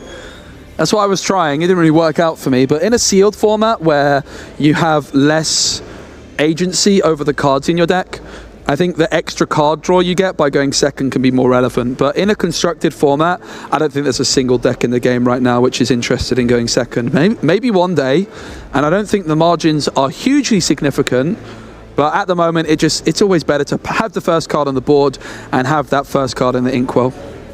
I think you're absolutely right, and so we're not going to see that kind of decision happen here. We're going to see the fist bump of friendship right there here at the Disney Lorcana Challenge semi-final, and now that means we are going to see the first drawing into the mulligan. Let's see how both of our participants do. Will Raffaello go for a full 7 like they did in game number 1? Now, of course, Raffaello was going second in game 1. They might have felt that they just needed a bit of a miracle hand to help them out here. So Federico, the player, going second. Will they be quite as aggressive? It looks like they're going to be getting rid of 4 or keeping 3. We're not quite sure. I'm just having a quick double check of how far I'll go, because I've seen that there were 2 in hand there. But we are now saying, oh, Fishbone Quill, Grammatala, actually not a bad looking hand for Raffaello to be able to get the ramp going. But the thing is, with 2 how far I'll go, they are uninkable 4-cost cards, so it's probably best just to get rid of those initially, because you still have a lot of options. Absolutely. Raffaello getting ready, passes the deck on over to Federico if they would wish to cut it. I'm not a fan of cutting decks, Ed. You tap my deck as if to go, I don't need to do that. Yeah. I trust you, which is foolish of you, because I stack. At the most competitive of events, I would probably cut, but I think in a pack rush where you've not seen the cards yourself, it doesn't make any difference. Yeah. Raffaello inks, no Popsicle yet again for Raffaello. We saw that in the previous game, and they didn't have it this time either. Tipo into the inkwell for Federico, and yet again, Federico has found a Popsicle. And look at that, Raffaello's like, yeah, okay, I wish I could do that and find a Popsicle, but that is part of the fun of a card game. You can't get every card you want on the turn you want it every single time. Now, I think it looks like we're going to have Brawl inked there. We do have a Fishbone Quill in hand. We're going to see their own Tipo there. Just going to start making things move a little bit faster. Hiram Flavisham looks like going into the inkwell there, exerted. And now back over to Federico. Yep, Federico, the player going second, is now 2 ink behind thanks to that Tipo, but well, they're putting a Tipo in the inkwell the previous turn. They put a Tipo in the inkwell this turn, and guess what? They play a Tipo as well. They took away that legendary Sisu as a secret ink. With Tipo, of course, an uninkable card, but Tipo has the power to put that Sisu into the ink. It's a Tipo tea party out here. Oh, yeah. And speaking of tea party, well, no, that didn't work. Brawl into the inkwell. I don't know where I was going with that one. And Grandma Tyler for 4 ink, played by Raffaello. Tipo or Tipo. It is a Tipo tea party. Wow, I didn't realize just how accurate that would be. And Grandma Tyler's been invited to the Tipo tea party. And what's going to happen here is we're just going to keep seeing Tipos ramping up both of these players. How exciting. This is what it's all about here at the Disney Lorcana Challenge. Federico has 2 Tipos in the inkwell. Raffaello has a Tipo on the bottom of the deck. And there's a couple Tipos on the board. And I think Raffaello has a Tipo in hand as well. Tipo is everywhere they possibly could be right now. Apart from, there's no Tipo in the discard pile just yet. But I'm sure that will change rather soon. Oh yeah, they'll be everywhere at some point. But we also do see in hand that we've got Brawl, we've got 1 jump ahead. And what's going to happen, we're going to see Maui get inked there. So we do now have 4. All are going to be used. Oh, just to get that Flavisham out, and there goes the Popsicle, and there comes the draw. 2 cards into the hand. One of them is a Be Prepared. And the other, Ed, a Maleficent Monstrous Dragon. And Tipo's not just doing questing, not just challenging, but singing 1 jump ahead. Top card of Federico's deck goes into the inkwell for some more Sapphire Ramp. And despite Raffaello being the player that went first, I do think Federico might have just nudged ahead in terms of cards in the inkwell. In terms of lore, it's just 1 lore for Raffaello to none. Tipo's just made their way in to the inkwell for Raffaello. And now we're going to see Fishbone Quill come out, and this is going to make life a lot easier for starting that ramp. I think that might have just been a Be Prepared. It was the Be Prepared is now gone. Brawl has been used to try and get rid of Flavisham. Very, very useful. Is now going to deny Federico any options. And then Grandma Tala taking down Tipo, taking away from the Tipo tea party. Well, Tipo is now pretty much everywhere Tipo could be. It's in the inkwell, it's on the bottom of the deck, it's in the discard pile, and it's on the board. So Tipo doing just about everything right now. Brawl in hand for Federico. There's a Popsicle, there's a Maleficent Monstrous Dragon, there's that Be Prepared, and that crossbow item as well. It's going to be a Popsicle played, drawing a card for Federico, draws into that Fishbone Quill, that 3-cost inkable item. Ed, I don't know how people do this little shuffle thing with the hands. I was saying this in the previous game. I said there's 2 signs of people who play trading card games a lot. One of them is that sound that a lot of players make when they flick a card down onto the table when they play it. And the other is doing that. And some of the players that we've seen on these feature matches do it at lightning speed, which, whilst impressive, makes it very hard to see what cards are in their hand for the commentary. It certainly does. Vision of the future for Federico for 2 ink. They look at the top 5 cards of their deck and can add 1 into hand, rest onto the bottom. Oh, he's doing it again. I can't see. I can't see. Yeah, the cards Federico's looking at right now are the cards in hand. They just put down those other 5 cards on the table to decide what to add in. The Dragon, Madame Medusa, a Tamatoa, and then something on the left that I didn't quite make out. Grammatala, the card Federico's considering, but decides maybe Tamatoa might be the better option instead. Both Tamatoa and Grammatala can draw cards. Tamatoa, of course, more expensive, and seems like a much better card than Grammatala. But I think that really just shows you how strong Grammatala is. The fact that Federico is considering it over the Tamatoa. But there's also the fact that in hand is both Fishbone Quill and the crossbow, which means that Tamatoa is going to get ramped up by utilizing those. So that's probably why. And Fishbone Quill, oh, so despite what I just said, Fishbone Quill's gone down, and I believe that's the crossbow that's just gone down as well. And now that means we might start seeing Tamatoa in the next couple of turns. Bear in mind, there is only 6 in the Inkwell for Federico, but now we're back over to Raphael, who still has the ability to do the Fishbone Quill, try and get a little bit more in that Inkwell. But we are going to see 4 Ink used. And that might just be the Flavisham coming down there, maybe getting rid. Oh, they're undoing that right now. Yeah, Raphael having second thoughts. Now, the Fan Crossbow, Ed, I've had to look it up because I'm not exactly certain what it did, but you can exert and spend 2 ink, and chosen character gains -2 strength this turn. That's not great, but you can exert it, banish this item, and banish chosen banish chosen dragon character. So in a mirror matchup, the crossbow, you can banish it to destroy your opponent's Maleficent, Monstrous Dragon, the Sisu, and then you can pull it back from the discard with Tamatoa. So I think this crossbow is very much a tech for the mirror matchup, and Federico finds himself in a mirror matchup in the semi-finals with the Fang crossbow down on the board. They play a Porpsicle for 1, they draw a card.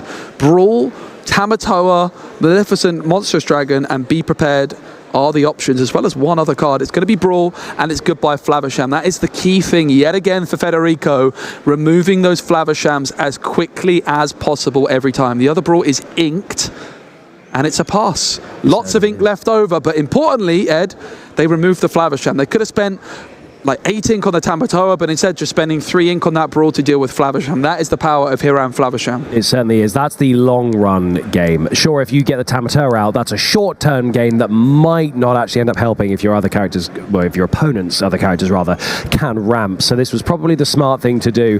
But now just having a quick look at what was in the discard for Raffaello, probably just to have a quick assessment of what might likely be left in the deck. Although I don't have a very good memory. We're seeing a Vitalisphere. I don't have a very good memory. I wouldn't remember what's in the Inkwell and what's not and what's in the discard. I would be hopeless at that. Absolutely. Vitalisphere is coming down though, and that's always a good thing to have on there. But I think that might be all we're going to see from Raffaello. We do see Hiram Flavisham. Wow. There we see the Porpsicle. Yeah, the Flavishams, once you find one, they can start chaining together. And that's also the power of Vision of the Future, being able to dig more for those Flavishams, or exactly what you need at that moment in time.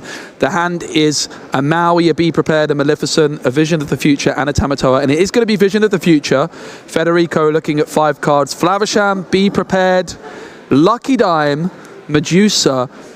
Not sure what was selected there. Might have been another Flavisham. It's going to be Maui into the ink. Yep. And it's going to pass on over to Raffaello. Now, I have to say, Federico, the board is looking a bit better for them with that Flavisham and the cards in hand. But Raffaello is leading the battle in terms of lore at this moment in time. Tipo continuing to quest. Raffaello not able to remove the Flavisham. That is a big moment in this game. As Flavisham quest for 1, Federico with the first lore on the board, but the Flavisham just able to draw those 2 extra cards now. It's going to be a Tamatoa and a Fishbone Quill. Oh, this is starting to get good. And you're right, the more I keep looking, did we see Raffaello ink the dragon, knowing that they have the crossbow ready at any point on Federico's side? You could be right. Yeah, I think we did, because I don't think I see it in the hand anymore, but we do have Federico with that still in hand, as well as the very famous Baker favourite, Be Prepared. Yeah, Federico counting out all of their ink, making sure they've got everything right and they know what they're doing. Everything gets exerted.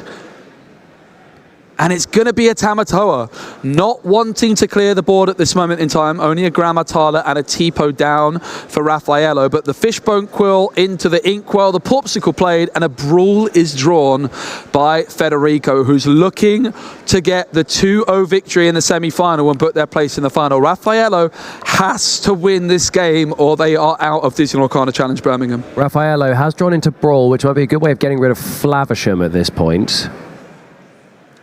And Grammatala quest, Tipo quest. This Tipo has done some questing, Ed. It's been on the board for so long. In comes Brawl, Flavisham now removed.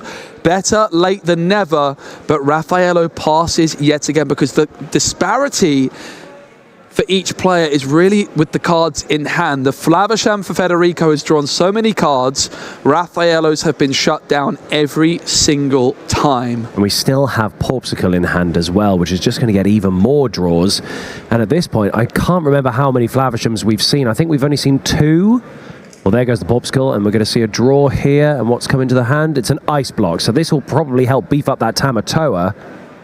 Yep, beef up the Tamatoa is a really good point. Each extra item Federico has in play, Tamatoa gaining that 1 extra lore, but also just might help Federico, for example, use a legendary Sisu to remove a Grammatala, and might just prove to be quite a useful card to have down on the board. And it does come down, the Ice Block. 4 items now in play. That's 2 Popsicles, the Ice Block, and the Fan Crossbow. Tamatoa quests for 5, jumping from 1 to 6, and suddenly Raffaello is getting caught up to. Federico is hot on the heels of Raffaello. Now, what we're probably going to see is maybe the Popsicle come down again. What we're certainly going to see, what I imagine we're going to see, is that Hiram Flavisham is about to come down, and we're going to get even more. That's why you want to quest with the Tamatoa first, maximize what you're getting off all of those items, and then just try and get more drawing power to follow up in the next turn. I might be wrong. Oh, that Brawl is going to go down into the Inkwell. No, it's not. Okay, second guessing. Just give it a second. Just give it a second. You've got loads of time.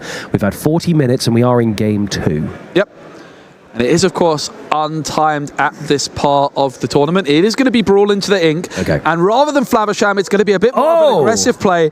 It's another Tamatoa. Now, the risk of this for Federico is that they're almost inviting that be prepared for Raffaello to come down, because you've got to anticipate that there's going to be a big board clear in your opponent's hand at this stage. However, Ed, oh, you do worry about that, but obviously at this point, Federico doesn't know what Raffaello's got in hand. Yep. What we do have is Maui. We've just seen Lucky Dime come into hand as well, and frankly, Lucky Dime might be something quite useful, because that gap is getting further and further. There comes the Maui, the enchanted Maui that now has Vitalisphere, and there goes swinging into that Tamatoa, challenging it and getting rid of it. That's one of the threats removed that was going to clean up and move Federico closer to that victory in this game. it absolutely was. Federico with 1 Tamatoa down, but 1 still remaining. The disparity is really huge in terms of cards in hand. Another Popsicle adds another card to Federico's hand. No Lucky Dime as of yet, though. Raffaello has a Lucky Dime in their hand, so they could start trying to race. That Tipo has done some serious questing. It's another Popsicle for Federico. This Tamatoa is currently questing, I believe, for 6.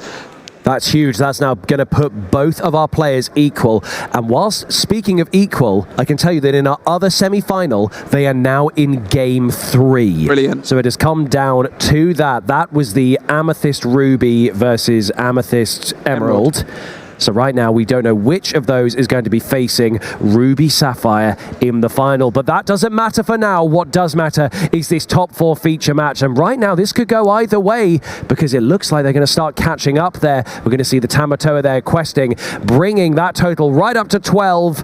And also, we've got a Popsicle going back into the hand. It looks like Federico has got the momentum. Yep. Federico could have quested for 7 with the Tamatoa, but instead quests for 6 and puts that Popsicle back into their hand. And in comes the Sisu, and Tipo has finally been banished. The Ice Block lowering Grammatala down to 2 strength. The Sisu cleans it up, and Raffaello needs some removal right now. They find a Maui off the top. Is that enough to stop Federico getting the 2-0? This is a very tough moment right now, because it's basically coming down to this. There it is. That's the handshake, which means Federico is going to be advancing to the final here at the Disney Lorcana Challenge in Birmingham, with an excellent display of just what that Ruby Sapphire deck can do when it gains the momentum. Absolutely masterfully done by Federico. They never looked in trouble. Raffaello just couldn't quite get those card draw engines going.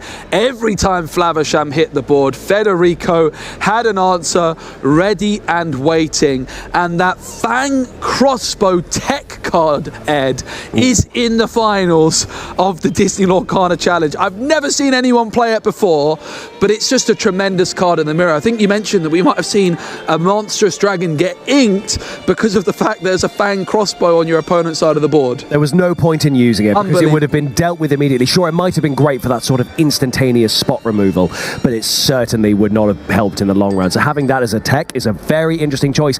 Is it going to help, though, now going to that final? Because that is where that deck is going. It's straight into the final against either Ruby Amethyst or Ruby Emerald. I don't believe there are any dragons. There might be a single Sisu. Yeah. Legendary Sisu, maybe the 3-cost Sisus in Ruby. I very much doubt there's any in Emerald Amethyst, but the beautiful thing is it's a one copy of a tech card, but with Tamatoa, you can banish itself to banish a dragon and then pull it back with Tamatoa, use it loads of times again in the mirror, and then when it's not the mirror, you can ink it. And even if you can't ink it, you can always just banish it with Flavisham to draw 2 cards. That's not that bad at all, is it, Ed? No, not bad at all. It's a very, very interesting way of playing this game. And look, it carried to a victory. We did see those Tamatoas and all of those items really carrying all of that momentum straight into the final. And now, speaking of that final, we can go and have a word with our winner who's made their way into the final here at the Disney Lorcana Challenge in Birmingham.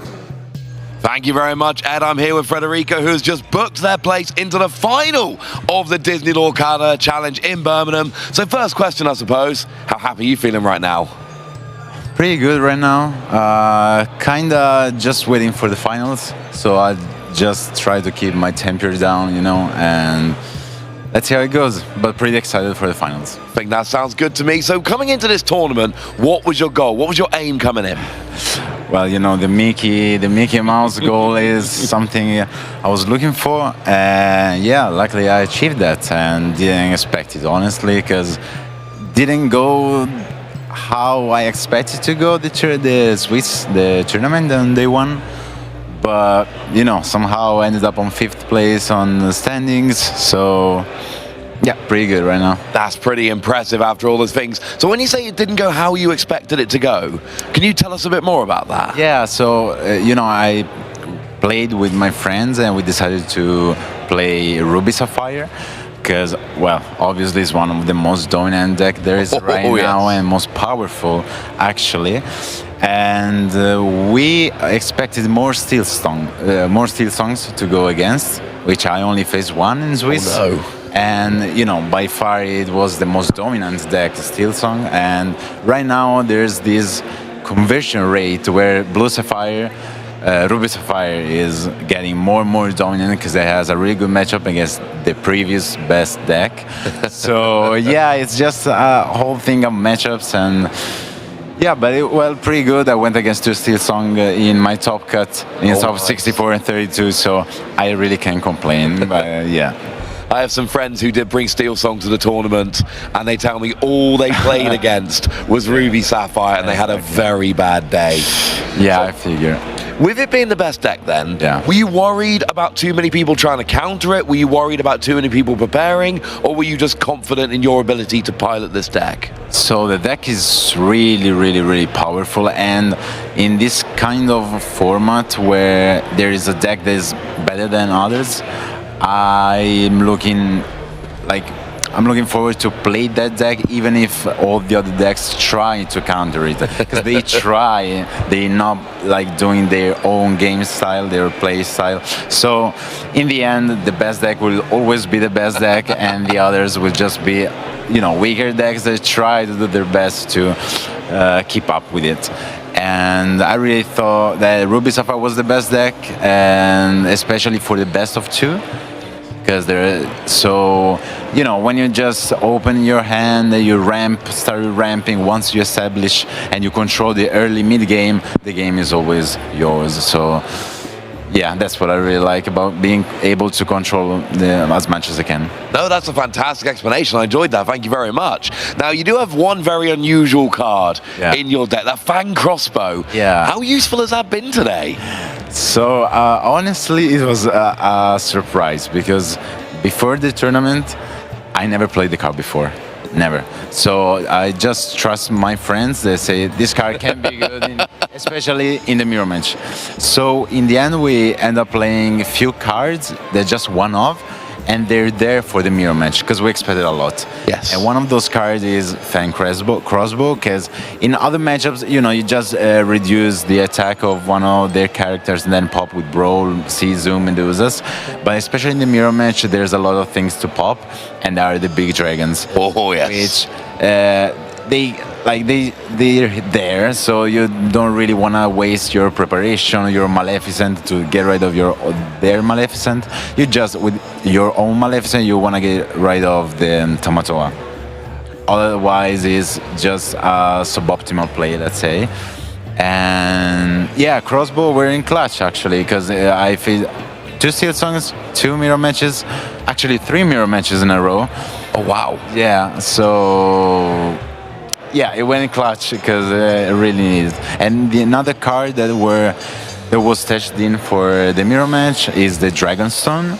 Nice. It's just a one-off. Yep. But in this kind of matchup, you don't want to waste. Like, the pro of this stone is that it keeps you putting mana in your ink. And you don't have waste cards from your hand. No, so you keep your hands together. Yeah, so you have more resources in the late game than your opponent for sure, because he has to use cards from his hand and you don't. Simple as that.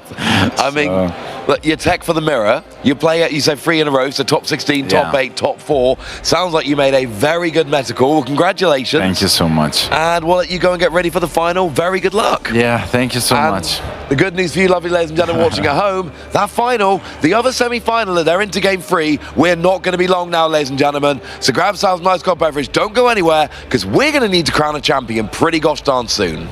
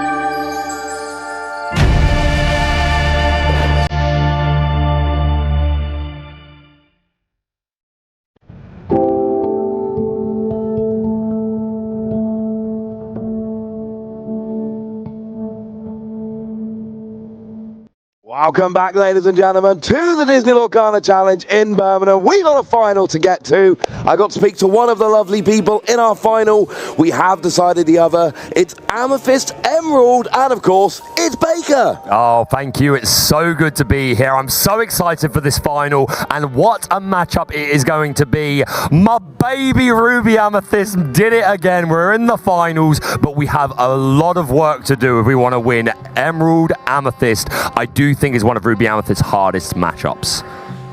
Yes, yeah, absolutely. It is going to be a little bit awkward. We have got Ruby Sapphire and Amethyst Emerald who are going to be facing off in the final. So I'm just saying that of the 4 casters here, only one of our predictions has made it to the final. So I've already won, and I won the pack rush. I mean, it's a pretty successful weekend so far. Let's not talk about our pack rush game. No one needs to No one needs to know that. No, sorry, I misspoke. I meant to say my baby didn't make it, and I'm upset about it. But Ruby Sapphire has absolutely earned its stripes in this final matchup. And yeah, EA Tempo, an incredible deck. I think it would be a really nice Cinderella story for that deck that really fell off in set 4 after being super popular in set 3, coming all the way back to this event, the first event with Shimmering Skies being legal. If EA Tempo can secure this dub, I think you're going to see a lot of people go back to EA Tempo. It's a good deck. I think you're already going to see a lot of people going back to it. I think we've basically shown over this tournament, it wasn't one of the top 3 decks by numbers coming in.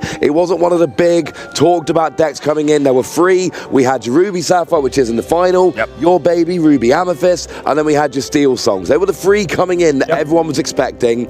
But this EA Tempo, as you like to call it, yeah, it's legit. It's here. And when set championships kick off in a couple of weeks, I think most of the people watching are going to be playing against 1 or 2 of those. Yeah, I imagine, you know, we've reached this point where maybe we're in a big 3 meta. We had the big 4 prior with Emerald Steel when Bucky was still around, but so far it seems like these 3 decks are the decks to beat. Not that other things can't win, of course they can, but another thing in the final. There you go, but no huge surprises here. It's going to be so good to watch these players. They've come through such a long tournament. They had 9 rounds of Swish yesterday, Ross, 2-game format. Then they've made their way through top 64 all the way down to the finals. They have won an incredible amount of prizes. The foil versions of Cinderella, Rapunzel, the Rapunzel playmat, the invitation to the European Championships, Ross. And what's the most important one?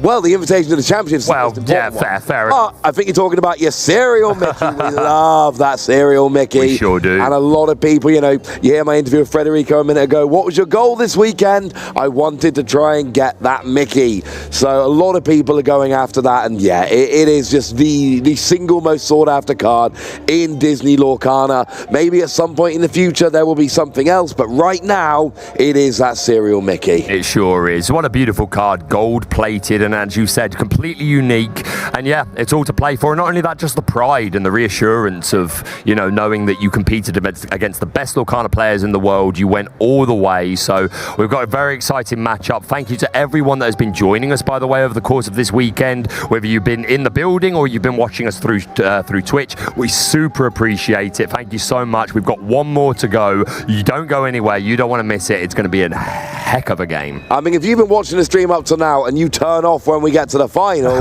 I'm sorry, but I might need to judge you for that. This is going to be the big one. And then, of course, after we're done here, you can go and check it on the Las Vegas stream, because there is another Disney Lorcana Challenge happening this weekend. Like I've said a couple of times, when we get to the end of this weekend, we are going to know what the Shimmering Skies meta looks like. Doesn't mean it's going to stay that way.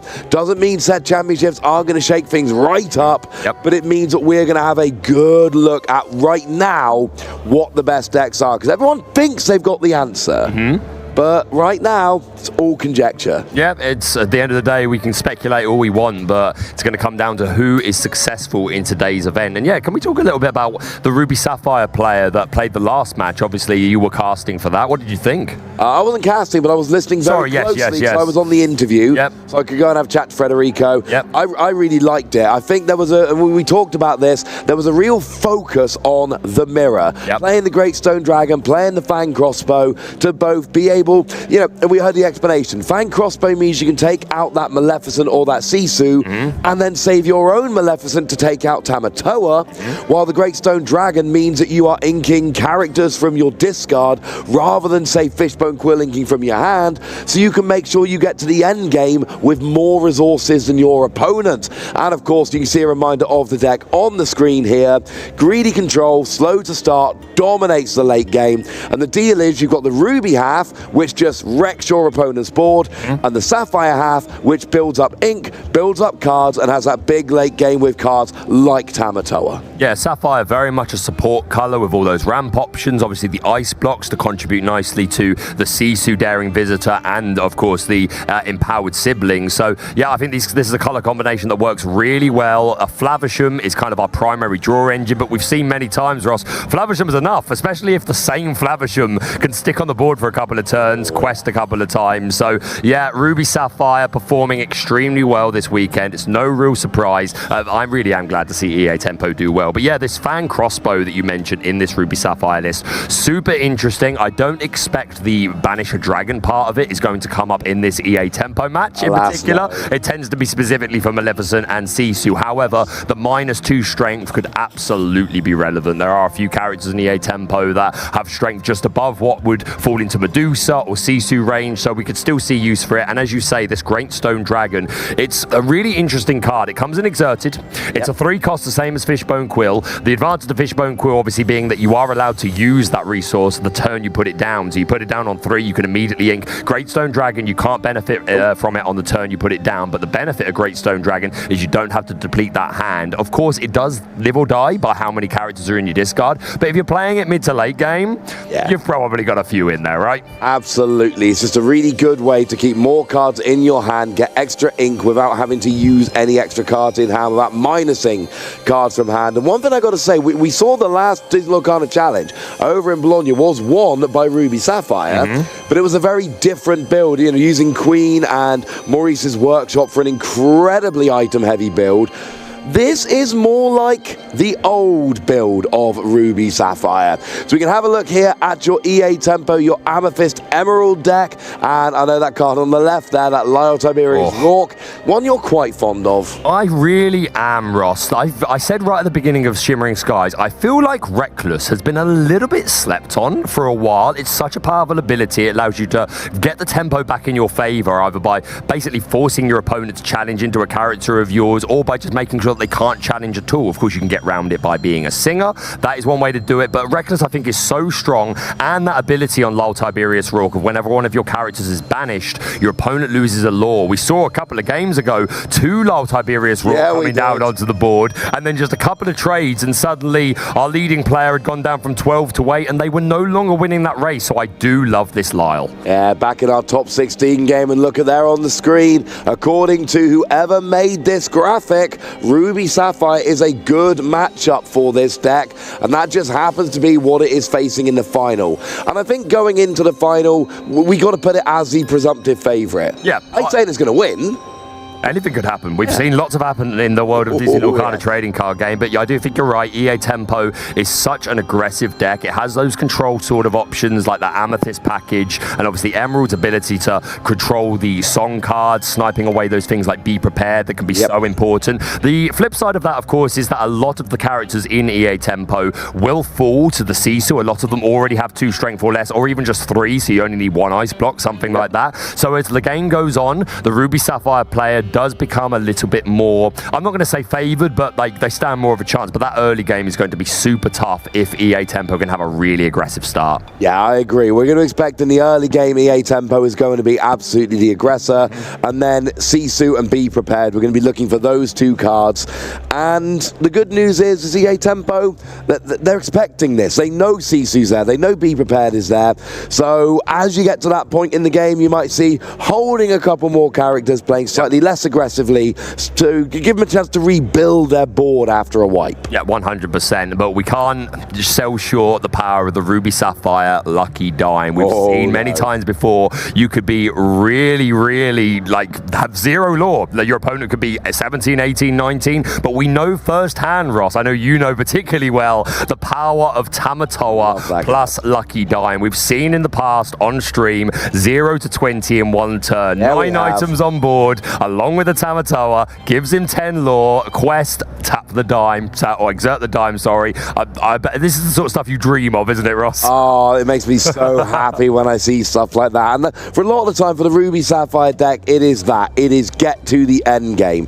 And the reason the Ruby fits so well with it is because Ruby helps you get to the end game. Using those characters to start clearing the board, be prepared, Sisu, Maui for the occasional big threat, etc., etc. And then that clears the way for your Tamatoa. We're not seeing much Bell or Ariel in these new lists of Ruby Sapphire in set 5. It does seem to be a Tamatoa. It's a Tamatoa party. Ariel and Bell, other item, well, really Sapphire, you know, Bell. Sapphire Steel, I think, utilises them quite a lot. Exactly. And well, I mean, Ariel works very nicely because you quest for 5 if you got more items in play. But it's a room issue. There's just not room in the deck. So you are relying on Tamatoa more so than, like you say, the Sapphire Steel decks that could play the others. Yeah, I think you're absolutely right. Sometimes you would see the Bell Strange but special specifically for the mirror match. Just gives you another one of those options that can quest super high, hopefully come out in the lead on that race, especially because Tamatoa being such an expensive character, quite a lot of the time it can be the only character that you can afford to put on the board, whereas if you're putting down Bell, perhaps you've also got enough thing to put down a secondary character and protect yourself against things like Tremaine and Beaking. Obviously not necessarily in this match, but something that you bear in mind when you're deck building in general. Oh yeah. So I just want to take a look at this deck list. Obviously we've already seen Jonathan on stream today, a super interesting list running just one copy of Cogsworth, a Luminary Keeper, just a nice little tech there. We've got a couple of Rafiki. There's a 1-drop, lots of crabs. We saw those crabs putting in an incredible amount of work earlier against Steel Song, helping to take out things like the Cinderella Stout-Hearted. We've got the 1 copy of Bell, Accomplished Mystic, and 2 copies of that Ursula, Sea Witch Queen, which Ruby Sapphire doesn't do a lot of singing, but there could be instances where that Sisu might want to sing Be Prepared, so it could shut it down. But don't forget that Ursula, Sea Witch Queen also has the ability where it can exert opposing characters, and maybe that's a route to taking out a Tamatoa that's hit the board or something like that. Yeah, being able to exert it the turn it comes down. Generally speaking, you have to challenge exerted characters, so you get that 1 turn of grace while the ink is drying. But a card like that can exert a character, go after it straight away, just not give your opponent any chance to use those characters. Don't challenge and get rid of it after it's been used once. Challenge and get rid of it before it's been used once. Yeah, don't even give them the chance to gain advantage from that. We've got a couple of copies of your Welcome, Kick Cloud Kick, a nice early board control card. Maybe that can help offset any, like maybe an early Flaversham or something. Obviously, you know, you can always replay Flaversham to get the card draw, but that costs you 4 ink, Ross. So sometimes that's exactly what we mean. We're just trying to put the tempo back into our favour. Yes, you may be playing Flaversham again, but you've had to spend ink to do that. You weren't able to progress your turn any other way. And me as the EA tempo player, I've got all these aggressive characters and I'm just going to keep questing. 1 copy of the Cursed Merfolk as well could be super interesting. We saw earlier when Jonathan was playing, Ross, they were throwing that card away in the early game because they were all against Steel Song, and obviously Steel Song has a bit of a habit of going Cinderella Ballroom Sensation and then let the storm rage on, so very wisely thrown away. But against Ruby Sapphire, this would be, I would imagine our EA tempo player, if they find this on their opening mulligan, it is something that they're going to keep, because Ruby Sapphire may not be able to answer it for a few turns. No, it's a great turn 1 option. It's a 1 cost, a quest for 2 lore, and all you need is a couple of turns of your opponent not answering it, and it becomes a big problem very, very quickly. A lot of new set 5 cards in here. This really is a deck. We got Clarabelle, we've got Mother Gothel, a couple of different versions, we've got Banzai as well, and of course we've got a couple of different Clarabelle. So it is a deck. This EA tempo really does like these new cards. Oh, and also the 5th Spirit as well. Yeah, that 5th Spirit has done a lot of work this weekend for tons of Amethyst decks, even Ruby Amethyst choosing to use it. That ability to exert, rush, and evasive, it's proved very, very strong. strong. And yeah, this EA Tempo deck, one card that will be, I think, quite useful in this matchup is that Mother Gothel that you just referred to. On play, your opponent chooses a character to return to their hand, so kind of a Tremaine Beaking-esque effect, but obviously not banishing, returns it to the hand. But if we need a way to remove that big Tamatoa that's just come down, this could be a pretty reliable way of doing it. Yeah, and when we've seen time and time again, when a character like Tamatoa is on the board, sometimes it is literally just too big to get rid of. So what you do instead is you get rid of everything else, and then you got Lady Tremaine or Beaking Undisputed, or in this case Mother Gothel, and your opponent gets to choose which character gets banished or goes to the hand, depending on which card you're playing. But if you leave them with only one character there is no choice to be made. It's like playing We Don't Talk About Bruno with a 0-card hand. Put your opponent's character into their hand, and then they get to choose what to discard. This one or this one. EA Tempo as well are using that new Clarabelle that has been extremely popular in Shimmering Skies. I've seen people draw 10 cards off of this in a turn before, Ross. However, Ruby Sapphire, while admittedly we keep saying Flavisham is an incredibly powerful draw engine, it's not known as a deck that often has a ton of cards in its hand. Like, yes, it will draw through Flavisham and then ink that with Fishbone, ink this with Return, play all this. So the Clarabelle may not be in a position to get that much advantage in this particular matchup. It may happen, maybe the Ruby Sapphire player will just keep drawing, but Clarabelle not necessarily going to be the most useful card in this matchup, but tons of other cards in this list that are going to help. Gothel, you're welcome. Ursa Deceiver could put, if we can get rid of those Be Prepared. I'm actually just going to check how many Be Prepareds this Ruby Sapphire player is running. It is only two copies. That is not a lot. We often see 4, we sometimes see 3, but 2 if you're trying to make some room. Just going back to Clarabelle quickly. Please do. Clarabelle's one of these characters. When it was first revealed, I looked at that and I'm like, that card's ridiculous. And it felt like everyone was just like, nah, it's fine. And then a few weeks went by and people started testing and people were like, oh yeah, no, Clarabelle's ridiculous. You basically match hand sizes with your opponent at the end of your turn. If you've got fewer cards in hand, you draw until you've got the same number. And what I love about Clarabelle is, if you've got more cards in hand, you don't need it. If you've got fewer cards in hand, it gets you there. I love this idea of if you need it, it's there. And you know, it's got decent stats as well. It's got great stats. Quest for 5/6 is pretty hard to remove. And it quests for 2, if I remember correctly. Indeed. So it's still a useful card in that regard. But what I love about it is, if you don't need it, brilliant. If you do need it, brilliant. Just one of those you win either way sort of situations. But yeah, taking another quick look at this Ruby Sapphire deck, seeing any particular interesting cards, and I'm noticing one straight away. We are seeing one copy of that new Mufasa. Say it again. Mufasa, Ruler of Pride Rock. This is a card that, when it first came out, there was a lot of discourse about this particular character. Yes. Super expensive, 8 cost, uninkable. On play, you shuffle up your Inkwell and return 2 random cards from that Inkwell to your hand. So an on-play ability is pretty cool. Card draw is obviously very good. These are cards that you've inked. And I've seen some people say, well, if you've inked it, then you didn't need it. But I don't agree with that at all. Sometimes you're in a position where, like turn 1, maybe you inked that Maleficent Monstrous Dragon because it's not a good early game card. But if you can get something like that back with the Mufasa, that's incredible. And of course, the secondary ability of Mufasa, when he quests, we can re-ready all of our inks, and we could be in a position where we can have Mufasa on the board. Hopefully he survives a full round, come to our turn, we use all of it, maybe we play dime, maybe we exert the dime, and then we can quest with Mufasa, get all our ink back, and do some more. Yeah, it's a phenomenal card. And the thing about that early game inking is, it's very, you know, every so often there will be an I'm keeping this card because I need it for later. The reality is, if you just keep cards for later, you're probably going to lose the game. If you ink the card, most of the time what it means is you don't need it now.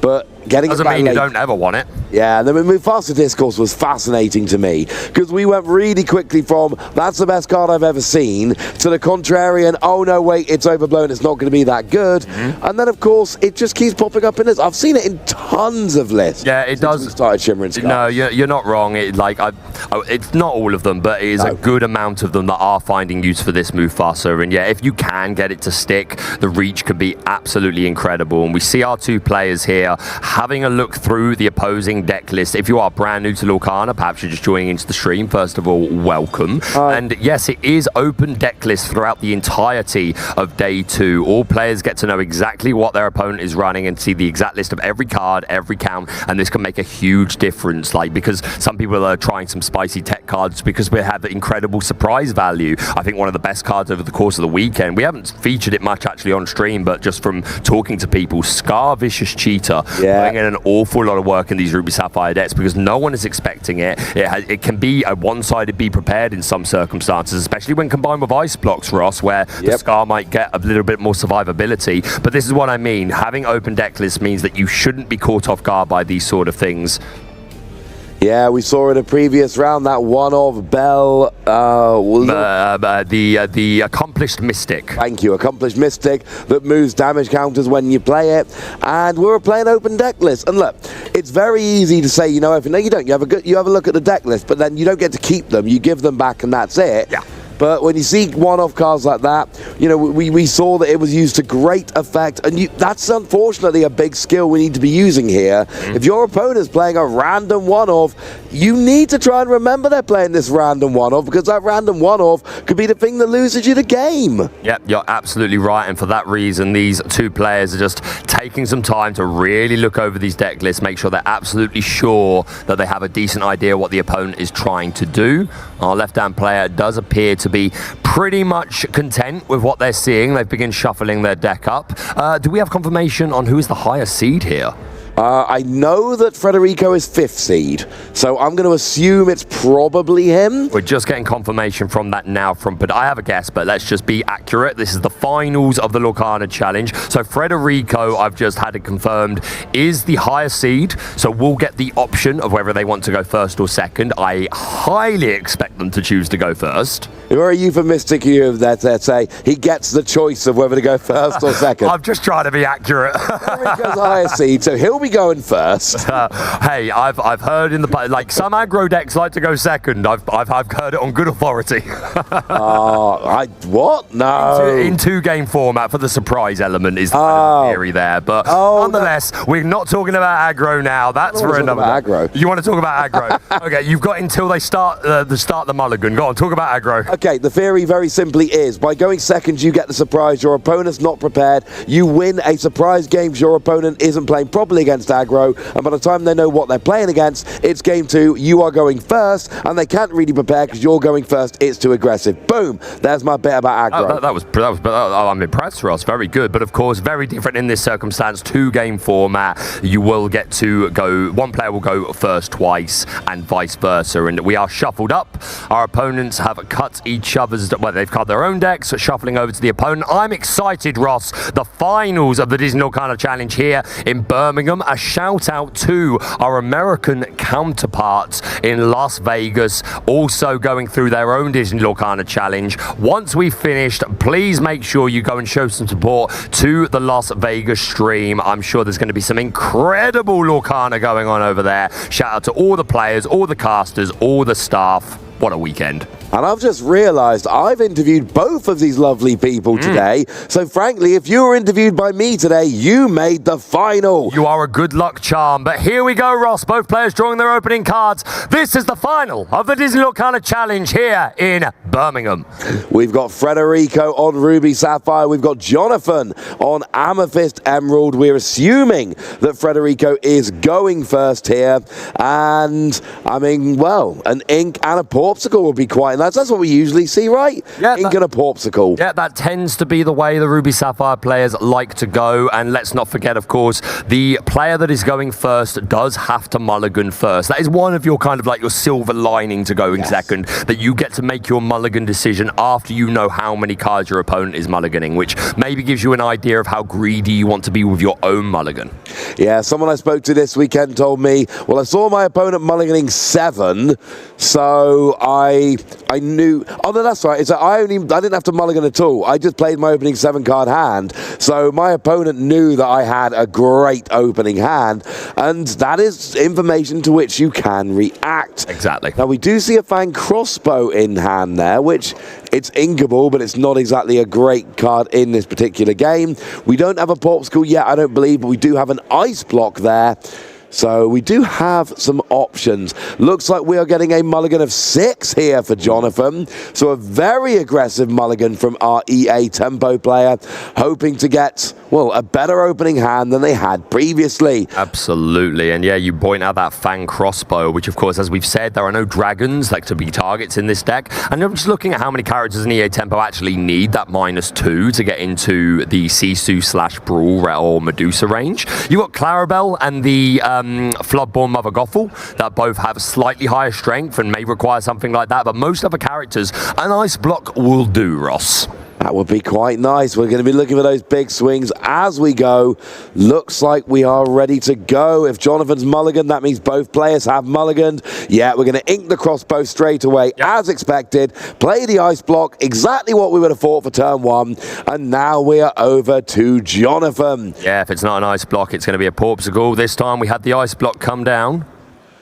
And we've at least got Rafiki, so there is a 1-drop in hand there. There is. We're also seeing that Ursula Deceiver, and this is one example, Ross, straight away of the play-draw disparity having a huge difference, because we see Federico is holding a 1-jump ahead. I strongly expect that will come down this turn. If Jonathan was going first, he would have been on turn 2 quicker. He would have been able to play the Ursula Deceiver and snipe that 1-jump ahead. That won't happen in this game, but just important to point out these interactions that are set by who's going first. No, absolutely. That 1-turn difference can make a huge difference. A lot of thinking here from Federico. Of course, we are in an untimed final here, so don't worry about the clock. Worry about making the right plays. We are inking is that a Brawl? It's a Brawl that's making its way down. And it is 1 jump ahead, as expected. And Jonathan's going to be thinking, I could have got that with the Ursula if only I'd been going first. But actually, who just goes first here is very fair. Jonathan was a 35th seed. Federico was the 5th. Yeah, no, I absolutely agree. Very fair. And Federico is 1 swing ahead of the sword with that 1 jump ahead, going up to 3 ink. Jonathan choosing to put down the Rafiki? No, that went down turn 1. That did go down that went down turn 1. So we're thinking of inking this Madam Mim Fox. And then what do we have as a 2-drop? We know he's holding Ursula the Deceiver, but you really don't want to be playing that now. We do have the Madam Mim Snake, so I expect perhaps we'll just see a quest out of the Mystical Fighter Rafiki and then the Snake coming down. Quite probably. Do note it is both the inks so far for Jonathan have been that Madam Mim Fox. Gotcha. He's inked 2 of those so far, and that is a very useful card a lot of the time for taking out those characters. So keep an eye on the Foxes, and also just for bouncing it back. Yep, no, absolutely. Very important. And the best players are doing that, Ross. They're noting every single card you ink, and not just for the sake of knowing, okay, that's 1 less of them in your deck. They're also thinking, okay, if you've inked that, what might you have? You wouldn't have inked that if this was the situation. There's tons of thought that can go into this, and players can really get some intel just from paying attention to what their opponent is inking. We are going to pay that 2 ink, and down does come the Ursula Deceiver, hoping for a hit, even without the 1 jump ahead being there. We do not get one, but we do get some information, a Tala, couple of Flavishams, and that Fishbone Quill. Yeah, and the good news is that Federico will be on 4 ink this turn, so Hiram Flavisham can come down, start that draw engine rolling. There's already an Ice Block that can be banished to draw a couple of cards. Yep, you're right. And another reason why Jonathan might have been inclined to go down this Ursula Deceiver route is because this Rafiki is fairly safe in this matchup. Some of the builds play Queen of Hearts, but again, Jonathan's seen the deck list, so he knows that that isn't in the list. So this Rafiki is very safe to quest, and then Ursula can quest next turn. So this is just a more aggressive play, Ross. If he'd have gone for the Snake, that's just 1 lore sitting on board. And as we said at the beginning, it's the early game that EA Tempo really want to take advantage of before we get too late into the game. Yeah, you're worried about things like Sisu and Be Prepared coming down and wrecking your entire board. So Federico here, I would imagine Heron Flavisham is coming down here. The decision appears to be what gets inked in order to pay for Flavisham here. And the decision has been made. It looks like we're inking one and, actually playing the Grammatala instead here. Yeah, for sure. It's still card draw, and Federico probably just valuing that ice block, knowing how important it could be as the game progresses. So yeah, Flavisham could have been an option, but Tala is a perfectly good one. She is still card draw, and we can play Flavisham on a subsequent turn, maybe, if we can find a Porpsicle. Yeah, Porpsicle is good. You play Porpsicle, draw a card, get rid of it with Flavisham, draw 2 more cards, and then you've actually drawn 3 for 1, which is a very nice trade. We are paying for the snake now. Madam Snake is down. Rafiki goes back to the hand. We're inking a Mother Gothel, and we are replaying that Rafiki. So now we've got 3 characters on board, all of whom can be questing next turn. Jonathan's on 2 lore. Could be more very soon. Absolutely. Choosing not to quest with that Ursa Deceiver makes little sense with that Grandma Tala on the board. Would be just a very efficient challenge from her. So let's keep Ursula safe. And again, that Rafiki quested before being bounced to the hand with a snake and put back down. This showing the aggressive game plan of Jonathan. Just wants to accumulate as much lore as possible in this early game. Have a formidable field before Federico opens up these cards like B-Prep and Sisu. Yeah, and that seems to be a very good option indeed. Federico here's got Grammatala on the board. We know the hand isn't phenomenal. You did get a card from Grammatala last turn. You get to look at the top 2 cards of your deck. 1 goes in hand, 1 goes to the bottom of your deck. But there's still only, is it 3 cards in hand or 2? 3 cards. Does look like 3 for sure. Also worth mentioning, our Ruby Sapphire player Federico here is playing 2 copies of How Far I'll Go, which is fantastic ramp plus card draw, a song that Grandma Tala can sing quite easily. Yeah, it's like Grammatala, except instead of a card going to your hand and 1 going to your deck, 1 goes to your hand and 1 goes to the inkwell. So very nice for advancing pretty much everything. Sure. Now, I still feel this would be a nice turn to play Heron Flavisham, but maybe I'm just too excited. No, chooses to play an Fishbone Quill and pass, but the Fishbone Quill is already gone. Yes, so Jonathan putting down that 1-cost Clarabelle, who has the built-in ability we can pay extra ink to banish an item. Super strong. Yeah, play it as a 3 cost, get rid of an item. And because it's a 1 cost inkable that can shift into the good Clarabelle, we'd play it without that extra skill to get rid of an item. Can I be honest with you, Ross? When I reviewed this set, I was like, don't play the Floodborn, play the 1-drop. The 1-drop is fantastic for that item removal. Oh. Yeah, that was my honest early opinion. Well, I would play it as a shift target if it didn't have the item removal, but it's got the item removal as well, so it just, everything about that card is fantastic. Absolutely right. This ice block going to be exerted to lower the strength of Madam Mim Snake by 1. So Madam Mim Snake is now a 2 strength character. Absolutely. Rather than 3. We got more ink about to be used by Federico here. What we going for? I'm very curious. Looks like we're using... I mean, our Grandma Tala... Okay, it's Havisham. Yep, it's finally happened. We're going to exert that ice block, Ross, so that we can lower the strength of the Madam Mim Snake. This means that Grandma Tala will be able to challenge into the snake, take it out, not be taken out in return, and this Flavisham coming down and getting rid of this ice block after it has served a fantastic purpose. Yeah, use the ice block and then banish it, draw 2 cards. You get the nice trade here, but it's not a trade in which you go down, you just take 2 damage, and you're going to trade it, fine, but the ice block means you get to survive, and if you're going to just banish it with Heron Flavisham anyway, might as well get some value out of it. Absolutely right, and of course now this card is here that can trade with any of the other characters on Jonathan's board. Yeah, we like this very much indeed.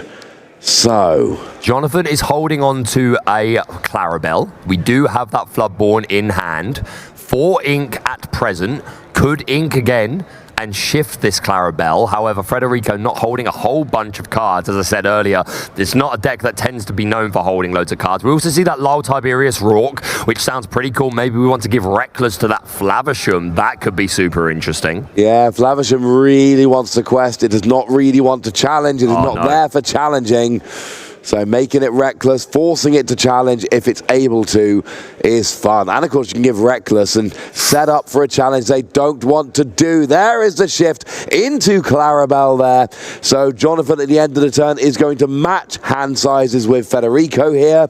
And if nothing else, we've got a nice statted, well, dancing cow on the board. Nice dancing cow on the board. Jonathan needs to, of course, be careful. He knows Federico could have access to something like Maui, which if this Clarabelle does choose to quest or challenge, would be very susceptible to it. But even if that happens, it's going to have drawn cards for Jonathan either. I do believe so anyway. How many cards has Jonathan been able to get his hand down to?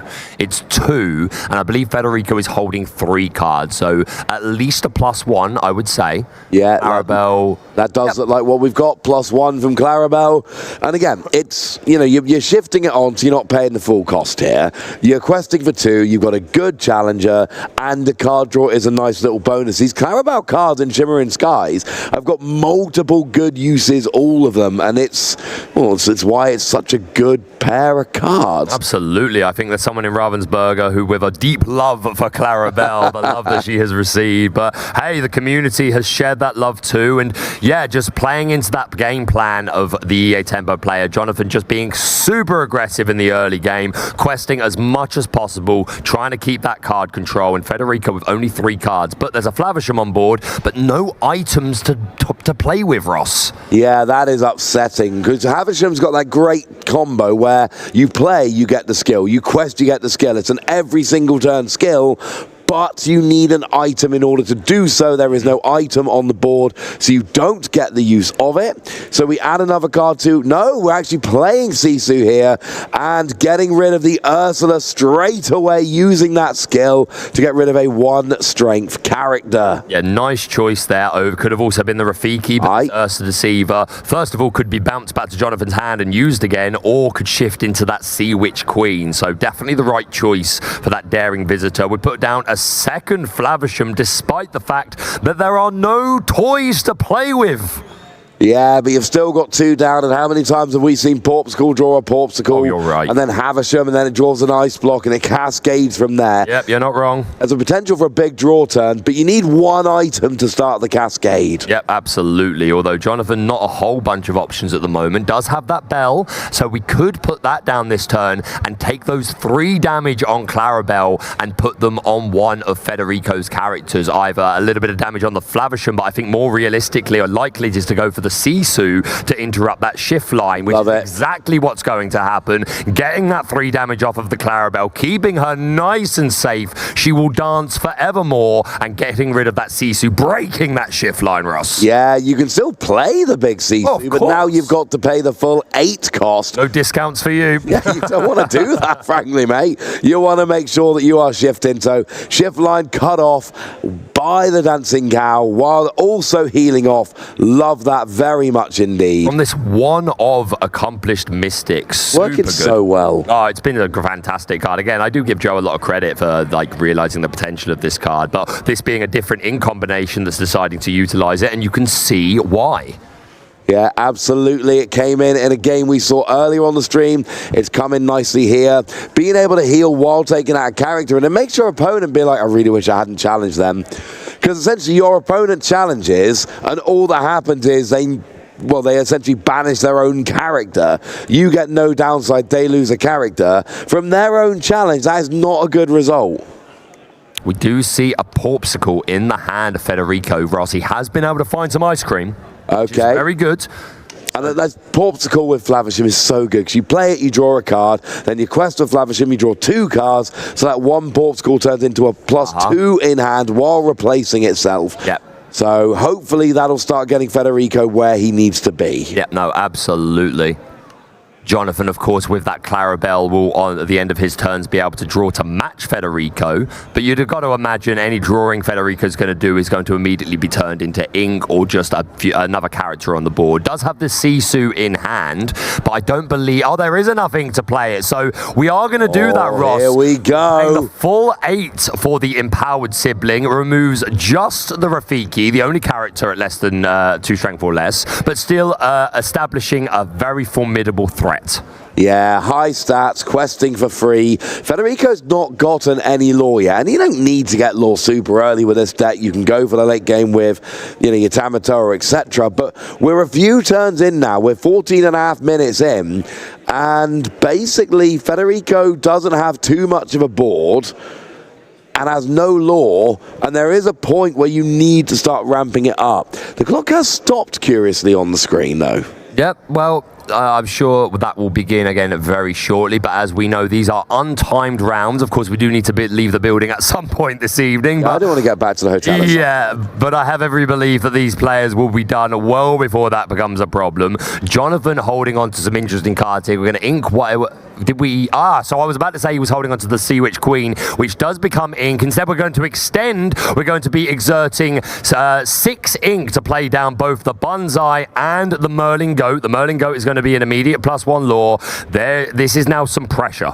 Yeah, Banzai quest for 2. Goat gains a lore when it comes in and gains a lore when it goes away again. So that's fantastic in that regard. We are questing with Bell Accomplished Mystic as well.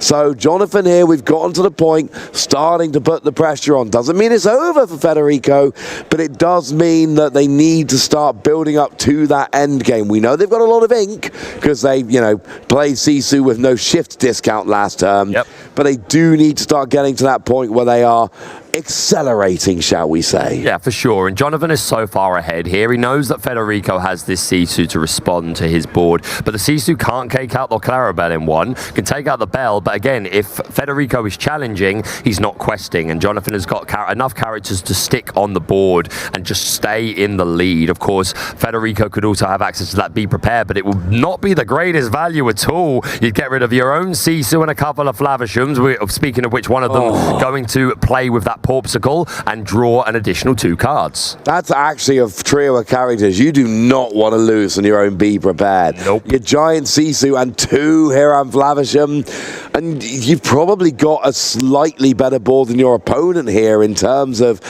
big threats. Because let's face it, Bell Accomplished Mystic is fine, Banzai is fine. Merlin Goat actively kind of doesn't mind being banished for the lore, but you've got your giant character and a really nice draw engine. Yep, no, this is looking real good for Jonathan. EA Tempo so far winning the game, but Federico holding on to a Flishbone Quill, a Porpsicle, and a Medusa that I can see there through this very impressive quick card flicking. I'm a bit of a card flicker, but that's impressive, Ross. I'm impressed. Yeah, I noticed that during your Pack Rush game earlier. I will say I saw somebody earlier doing very quick flicking with an enchanted Sisu. Made me a little bit nervous. Yeah, absolutely. I don't even have an enchanted Sisu. And you can see, not in this EA Tempo deck, but a different Bonsai just being shown in the bottom right-hand corner there. If you were so inclined to build a Hyena deck, you could include this one. But the one on the board is uninkable, 3-2 quest for 2. Super aggressive, Ross. Very similar to Mr. Smee in a lot of ways regarding the stat line. We are going to be doubling in to the Clarabelle with both the Sisu and the Flavisham. Takes out our own Sisu. Flavisham lives to tell the tale, but that was a big investment. And down comes the lady in red, Madame Medusa, getting rid of that Bonsai. Yeah, really going after the board here is Federico. He sees Jonathan at 11 lore and goes, you know what? You're getting a bit too close to my liking. I need to start playing a little bit of board control. And you lost your Sisu, you kept your Flavisham. Not the end of the world. So here we do see a Berlin Rabbit coming down, drawing a card, using that 4 ink. So Jonathan building up hand a little bit here. Needs to try and keep pushing this advantage. You're up by 10 lore, but we know it's not going to last forever. There will come a time where your opponent just goes, ha, Tamatoa lucky dime. Yep, exactly. We've seen it before, Ross. You could be at 0, and if you can just get to that point, you can win out of nowhere. But looking good for Jonathan so far. 11 lore on the board, a couple of cards in hand. That Clarabelle has gone, which is one of our draw engines. But again, we are Ruby Amethyst. We have access to the Rabbit that you see on the board, and any card that we have that can bounce it is going to result in even more card draw. Yeah, it really is. That's the thing I love about the goat and the rabbit. It doesn't matter how they're taken away. If they're put to the hand, if they're put to the deck, if they're banished, however they leave the field, you get that extra use again. And we now see the crab with Challenger free, or Challenger plus free, coming into a lot of these decks. Not so trendy last set, but it's coming in now because it hits the numbers so beautifully on so many things. Yeah, you're absolutely right. Crab was very popular in set 3, fell off last set, but it is making a return. I'm a big fan of this crab giving Challenger 3 when it enters and leaves play. The Bell Accomplished Mystic going to quest for 2 here, bringing Jonathan up to, I believe, 13 lore. The goat is going to follow suit, taking us to 14. Yep. Rabbit only came down this turn, so that will be it for our questing. But 14 is a pretty scary point, especially when there's a goat on the board, Ross. Yeah, you've essentially got 4 lore. Well, you got 4 lore on the board, but if you let that goat quest again, it turns into 15 lore on the board. And you've kind of got to, you know, we saw in a game earlier when I was casting with Joe, it's a case of you've got to get rid of that goat, but you cannot get rid of that goat. And that's how you end up losing. When it's on the board, it is going to give a second lore, whether it's by questing or whether by being removed. Federico finding a Grandma Tala off the top of that, and I also see a Tamatoa in hand. I missed that earlier. Down comes some ice cream. We're going to draw a card, and of course Flavisham's probably going to love that. Yeah, loves in that ice cream, getting a couple of extra cards. Well, it really is a nice lolly rather than ice cream. If we want to be pedantic here, baby. All right, no, fair enough, fair enough. You are correct. I will continue to call it ice cream, but you are correct. That's all I ask. We see Flavisham, we're going to be questing, and we get rid of the ice lolly, grabbing a couple of extra cards. I really want to know what they taste like. They do look delicious when they're made in the film. They sure do. I see a Maleficent Monstrous Dragon in the hand there, that 9-cost inkable on play. Banish chosen character, an incredibly strong ability. There's a reason she's expensive, Ross. Or one of the very first cards we saw in that initial set of 6 cards at D23 when Lorcana was initially shown off, still seeing play after a full year of the card game being out. We're into set 5, it is still here, and the chance to banish anything on play is huge. We see it getting rid of things like Tamatoa, or could get Clarabelle if another one of them came down, or Ursula if that's being a pain, whatever it is. As long as it doesn't have ward.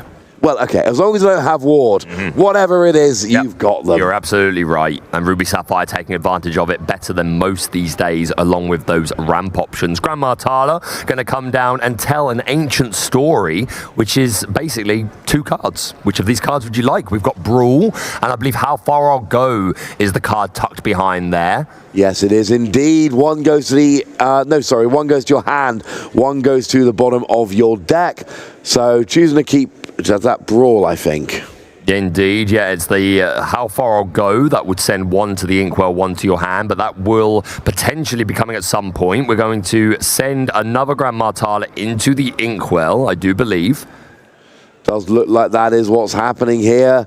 So you got a lot of ink available. How are we going to use it first? Maui. Oh, very nice. Maui is going to take someone else because it's reckless and kind of has to. So Madame Medusa takes out Belle. Maui takes out the goat, and it is just the rabbit there. But you do get the lore from the goat on its way out the door. You sure do, sending Jonathan up to 15 lore. But yes, now finally Federico has stabilized this board.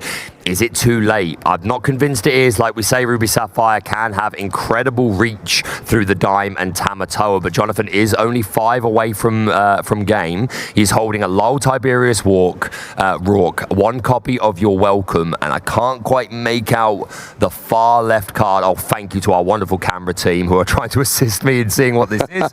We are going to be playing Your Welcome. We're going to play it on our own rabbit, Ross. Sending the rabbit back into the deck. We draw 2 cards because of Your Welcome. The rabbit trigger goes into the bag, and then we take that out of the bag. We draw a card because it left the board. Lovely stuff. Yeah, drawing 3 cards. And Your Welcome's a great card. It's got a couple of different uses. You either get rid of one of your opponent's cards, it acts as control, or you get rid of one of your own cards, it acts as draw. Either way, it's very rare you won't get some value out of your welcome. And if neither of those are suitable for you, you can always just put it in the inkwell, Ross. Yeah, and it's got an enchanted in the set as well, which is beautiful. It sure is. Maui gets a lot of love in this game. Sure does, as deserved. Maui is hero to all. But we're going to draw 3 cards as a result of that play. We've got an Ursula. The card tucked away was 5th Spirit Elsa. That was already in the hand along with Lyle. Nice. And we now have an Ursula Deceiver, the Merlin Crab, and that cursed Merfolk that I talked about earlier, Ross. Unfortunately, at this point in the game, is nowhere near as safe as it would have been in the early game. We are going to play that Ursula Deceiver, force Federico to show the hand. Let's get a look. There are no songs available, unfortunately. Rewarded for not taking that How Far I'll Go. We've got a Brawler Maleficent, a Tamatoa, a Daring Visitor, and the Fishbone Quill. Yeah, so you know if you play that Cursed Merfolk, I feel fairly confident Brawl will come down and immediately get rid of it, and you will never get to quest for 2, nor will it be challenged or any of that. Great turn 1 play, but at this point, normally you've reached a point where actually it's a little bit unsafe. Your opponent's often got an answer, but we do see that Lyle Tiberius Rourke coming down, and now Federico doesn't have much lore, but it looks like Jonathan's trying to get it even further, and we do see the Merfolk coming down. Yep. But this seems to be just baiting the Brawl out of the hands. It's forcing Federico to make a choice, because this Lyle Tiberius Rourke is also a character with 2 strength that can quest, but of course, while it's on the board, whenever one of Jonathan's characters is removed, Federico would lose a lore, and that is exactly what I was expecting to happen there. Choosing instead to take out the Lyle. If we'd have taken out the Merfolk, we would have lost a lore, but the Merfolk is now still around. Yeah. This Sisu in hand may have something to say about that. And that is a little bit of a problem, and that you bait out the Brawl, like you say, it was always going to be Lyle Tiberius Rourke that came down, but you essentially play them both at the same time to bait it out while keeping one of them, but then Sisu comes down, you keep none of them, and this is a problem. At this point in the game, cards like that, they don't tend to last. No, they really don't, and yes, this Sisu Daring Visitor coming down to remove that Cursed Merfolk, not looking so good for Jonathan right now. Of course, he's still well in the lead. Federico only at 4 lore, and none of his onboard characters quest for a particularly high amount. There's 4 lore on board, judging by the characters. But again, all it's going to take is a lucky dime, that's Hamatar, and a couple of items. So Jonathan doesn't have too long to try and find a way out of this and find that final 5 lore to get to game. And that is the problem. Jonathan just played a couple of cards that could really swing the game, and Federico was like, nope. Yep. Got rid of both of them straight away, and now look at that board. No, we're not high on items, but we are high on characters here. We got 5 there on the board, and there is a point where you can just go, I'm just going to start aggressively questing. I've controlled your board well enough here that I can just quest my way to victory at this point. Yeah, absolutely right. Federico's a second Flavisham, not questing, of course, because it was given reckless by Lyle Tiberius Rourke. That ability stays even if Lyle is removed. And what do we see Jonathan draw into? Holding his hand at such an angle that I can't quite see. I'm sure we'll find out very soon though, but this does look like we're coming down to the final few turns of this first game. Either Jonathan is going to find those final cards he needs to get to game, or Federico is going to start to really overwhelm and may not even need the dime. Ross, just aggressive questing, and he can play Tamatoa quite safely. Obviously Emerald Amethyst has the Mother Gothel, but that just returns a Tamatoa to your hand. So I think actually Federico is in a much superior position at the moment, judging by the resources available to the players. We see 2 Merlin Crabs hitting the board. The Ursa Deceiver is going to quest up to 16, so we have 3 lore on board. I have no doubt the Ursa Deceiver will be removed and just 2 crabs left behind. Yeah, and unfortunately that means you're going to still be 2 lore away right now. A goat would be great. Merlin Goat would help get you over there very nicely indeed. I don't believe there's any locations in Jonathan's deck, are there? I do not believe so. Not very common that you would find. Like sometimes you might find Queen's Castles or the libraries in there, but no locations whatsoever. Instead a lot of 1 and 2s off. Like we've got 1 Cogsworth, the 2 Mother Gothel, but no locations, Ross. No, so that means you are, and the reason here is you've got goats that gets you the automatic lore. Yep. Outside of that, you have to play a character, wait a turn, and then quest. And that gives Federico time to try and stop you. It means getting those last couple of lore is going to get very awkward indeed. We got Maui, we got Ice Block. We've got Maleficent Dragon there, which can just get rid of any character. And sure, there isn't a great, big, phenomenal target, but when all you're trying to do is just keep your opponent's board low, can even see that coming down. Yeah, absolutely right. And yeah, even if there were locations, look at this board that Federico has built with a Maui. There's another Maui in the hand, the Grand Martala, but it's not over by any stretch. Federico knows that he is in a dominant position when it comes to card count and resources, but Jonathan at only 16. If Federico can't interrupt these two crabs, then he will go to 18. So Federico definitely feeling the pressure right now, needs to put in some work to remove these cards. Yeah, absolutely does. Now he's got Visions of the Future here. Love this card, Ross. Oh, it's phenomenal. It's one of the best. Let me say, Sapphire got a lot of good stuff in Shimmering Skies. This is one of them. You look at the top 5 cards of your deck, you find yourself any card you like. And I think we spoke about it on stream yesterday. Looking at 5 is more than normal. Getting any card rather than a particular category is better than normal. It's just a phenomenal card for consistency here. And we are at that stage where Federico, we're going to probably start seeing catching up very quickly. It's why I don't like playing the deck. It gets too nerve-wracking, but it does seem like the comeback is on for Federico here. Yep, this ice block going to be exerted to lower the strength of this Merlin Crab by 1. And it looks like we are... Yeah, then we are questing with Hiram Flavisham, drawing a couple of cards, banishing that ice block, going up to 7 lore. Finding How Far I'll Go and Tipo. This How Far I'll Go, super good. Potentially the Grand Martala may choose to sing this straight away, just for a bit more card draw. But trying to find the way to the Lucky Dime, really, Ross, I think. Yeah, Lucky Die would be very, very fun right now. You play it down and you get to pay a couple and exert it. And then, oh, look, now I get to get lore equal to the lore value of one of my characters on the board. Oh, Tyler already has exerted. Instead, the Maui is going to trade into that Ursa Deceiver. Every lore counts, particularly at this point in the game where Jonathan is at 16 with 2 characters on board. We're going to see the Growing Sun Tipo sent to the Inkwell, and down comes the Maleficent Monstrous Dragon, removing one of these crabs from the board and 1 lore from Jonathan's potential for next turn. Yeah, and that is the problem. It looks like Jonathan can only get to 17 max next turn.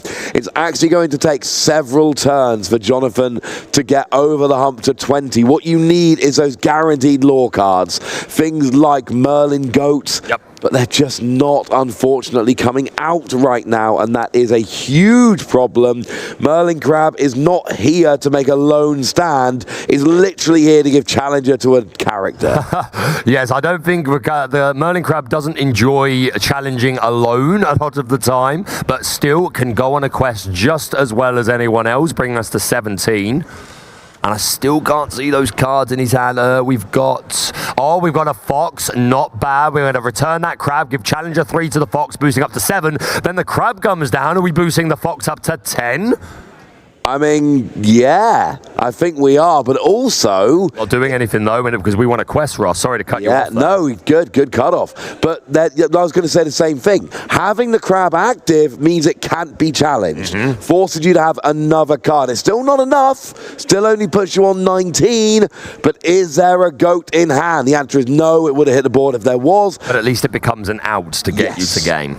100%. Plus, Federico may still need a couple more turns. Maleficent is the most aggressive quester on the board. We are going to see Grand Martala sing How Far I'll Go. Very symbolic, in my opinion. We're going to find a Porpsicle and a Fishbone Quill.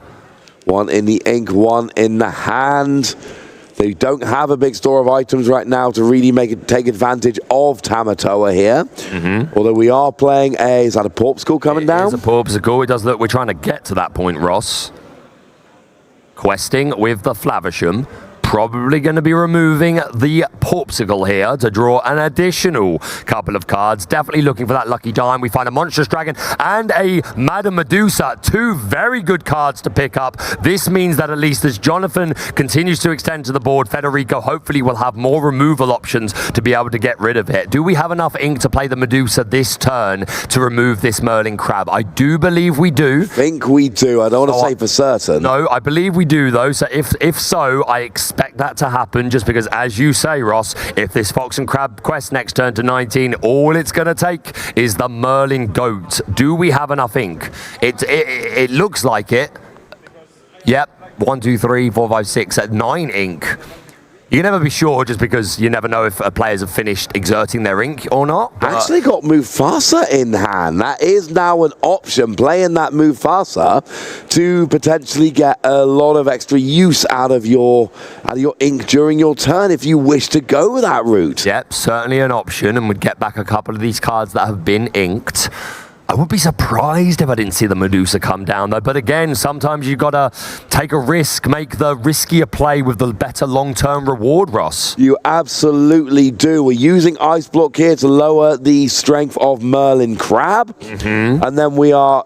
Yeah, we're just questing with Aaron Flavisham, going up to 9 or 10, banishing an item there.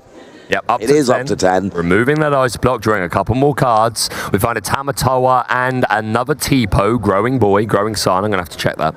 And we've got another Maleficent there, which of course can banish any character on play. And it is coming down, it looks like. Oh, is it? Oh, no, it's just questing. Just questing? Yeah, it looks like that was one that was down previously and is just questing. Yep, no, that makes sense. Bringing us up to 12 lore. There we go. So 2, 3, 4, 5, 6 lore on board, Ross. So Federico, if they just quested next turn, would get to 16. Oh, no. Down comes the Maleficent Monstrous Dragon. Going to remove this Fox. Oh, maybe not. Taking a moment to think about it. But that would be game next turn, Ross. Of course, Jonathan does have a couple of he's going to have one character left. So at the very least, we'll be able to prevent game here by removing the Grandma Tala. But down comes Tipo, who's going to help even more. The Sisu Daring Visitor questing up to 13. And we passed.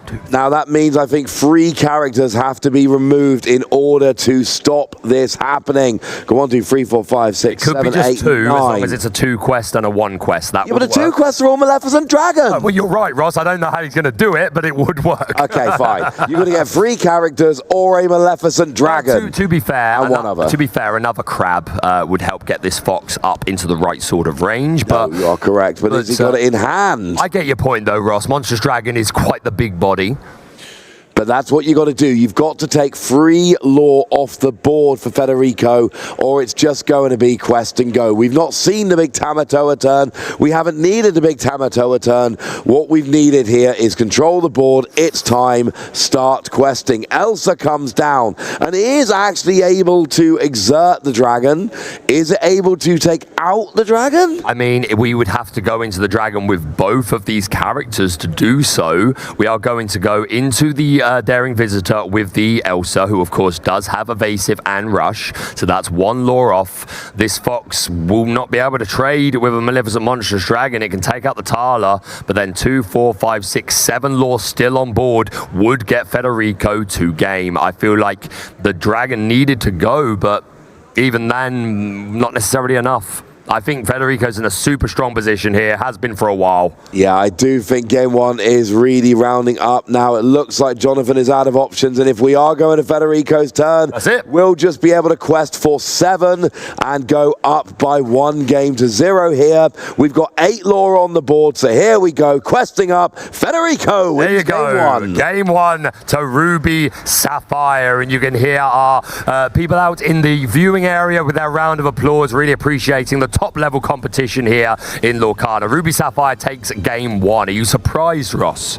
Not terribly surprised, because the Amethyst Emerald just didn't do enough in the early game. They didn't get enough of a lead, and that's the thing. You have Sapphire Ruby deck here, needs to hold on. If you can hold on for long enough, that is what happens. And they were going first, which meant they had a little bit of an advantage. I do think that going second here is going to be a much more difficult proposition, but the thing to remember is you're going first game 3. Yeah. Or you're winning the tournament. Yeah.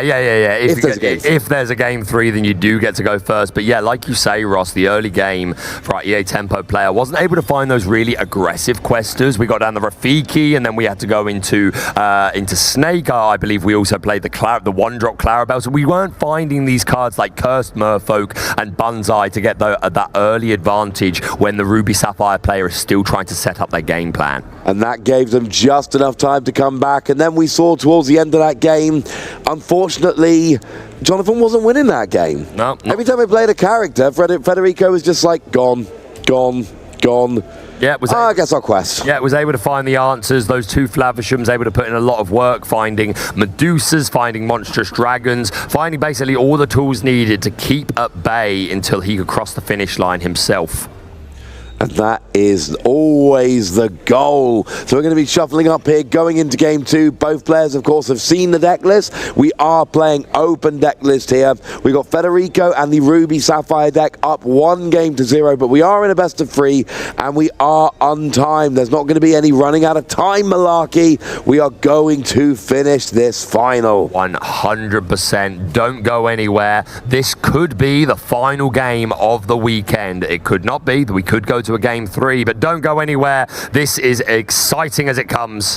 Why would people go anywhere? We just finished game 1 in the final. Well, that's why I say don't go anywhere. Don't even put the idea in their head. I'm sorry, I apologize.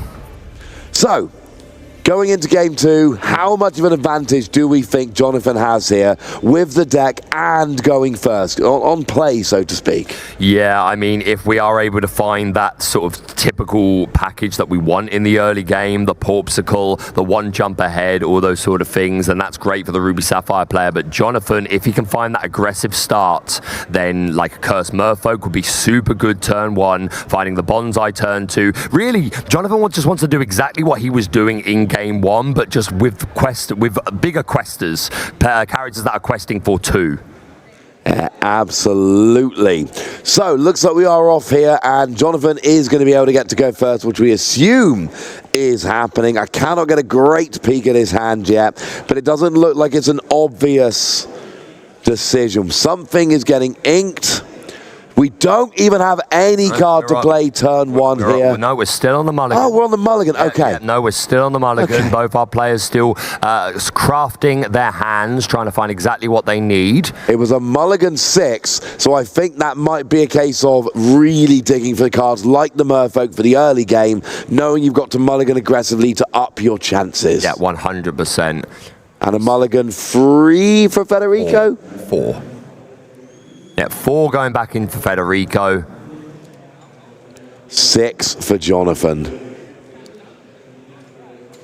There's a lot of mulliganing from both players combined here. Are they going to end up with what it is they are looking for? I certainly hope so. I enjoy Lorcana the most when both players find reasonable outs to the opponent's cards, and both players get to play the game, essentially. We see the Fang Crossbow in that opening hand for Federico. I have a strong suspicion that may be the first ink of the game, but the first ink for Jonathan, I believe, was that Elsa 5th Spirit. Down comes that Clarabelle, who, of course, in the previous game was able to remove a Fishbone Quill on turn 3 when she came down, but also just provides that shift line. Yeah, shift line into the other Clarabelle, which can now come out a little bit earlier. I don't mind that. I'd rather Merfolk, but Clarabelle works. We are inking Visions of the Future and playing, stop me for this one before, Porpsicle. Yep, no, it makes sense, to be fair. With Fang Crossbow, if we don't have an ice block, then that is our only way of being able to lower character damage, character strength, should I say. So maybe that's part of the reason why Federico chose to hold on to it. And to be fair, he is holding another Vision of the Future. This is the best way for us to get to see the hands, Ross. We just need our players to play Bare Necessities and Ursula's. But Ursula here, you see there's items, there's characters, there are no songs in the hand. Nope. Last game, just a turn too late. This game, you're nice and quick, but there's nothing there to actually target. So Jonathan there left disappointed. Yeah, and I imagine Federico took that into account during his mulligan, throwing away things like 1 jump ahead, knowing that Jonathan would have the chance to play Ursula Deceiver before playing it himself. So, yep, certainly something that you take into account depending on if you're going first or second. Don't have the best view of Federico's hand. Yeah, well, that's a better one. We are going to play 1 for a Porpsicle, and we still can ink And if we have another one-cost item, which we do, we have the ice block has finally arrived. We're going to ink the Maleficent Monstrous Dragon. Not going to be online for a while. Plus, we are running, I think, multiple copies, I would assume. I will double-check that. We saw 2 on the board at the same time last game. So 10 is at least 2. Yep, so 3 in the deck in total. And again, Ross, as you were mentioning earlier, that Mufasa potentially could get back a Maleficent with a little bit of luck. Could be fun, right? There we do see that bonsai. Okay. We are on turn 3, so it doesn't exactly fit our curve, but still, maybe we want to just extend, play the bonsai and the Clarabelle. I was going to say, there's a one-cost Clarabelle here with which you can combine it. And then, look, we want aggressive questing here. If we're Jonathan, we can't afford to, do the whole spend a few turns board building, see what happens later. You know what happens later. It ain't pretty. Get your characters down, quest. Build up your lore, hope to get a big enough advantage before Federico gets going, because when this deck gets rolling, things get bad. We do have Sisu in hand for later, but it looks like we've got Fang Crossbow here, looking to be inked, but then brought back into the hand, but I think it is finally going to hit the ink there. Now that we've got that ice block, I think that's more fun, much more reliable, and of course ice block is not inkable, so putting that Fan Crossbow into the inkwell, and just worth mentioning, Ross, on Jonathan's turn, could have made the choice with that Clarabelle. Instead of playing the bonsai, could have paid the 2 ink to remove one of these items, but Jonathan prioritizing the aggressive line that is going to get him the most lore as quickly as possible. Yeah, I don't mind that at all. We do see Sisu coming down, getting rid of the Ursula there, because of course it's only a 1-strength character, and it didn't actually hit a song. It did quest for 1 lore. Yep, you're right. But that was all it ended up doing in the end. So now we are inking, I believe that was a Merlin Goat. It certainly was, and we're going to be playing a Merlin Rabbit to make up for it, drawing 1 additional card. We're going to be questing with all available characters. That takes us +4, courtesy of Bonsai and a couple of cows.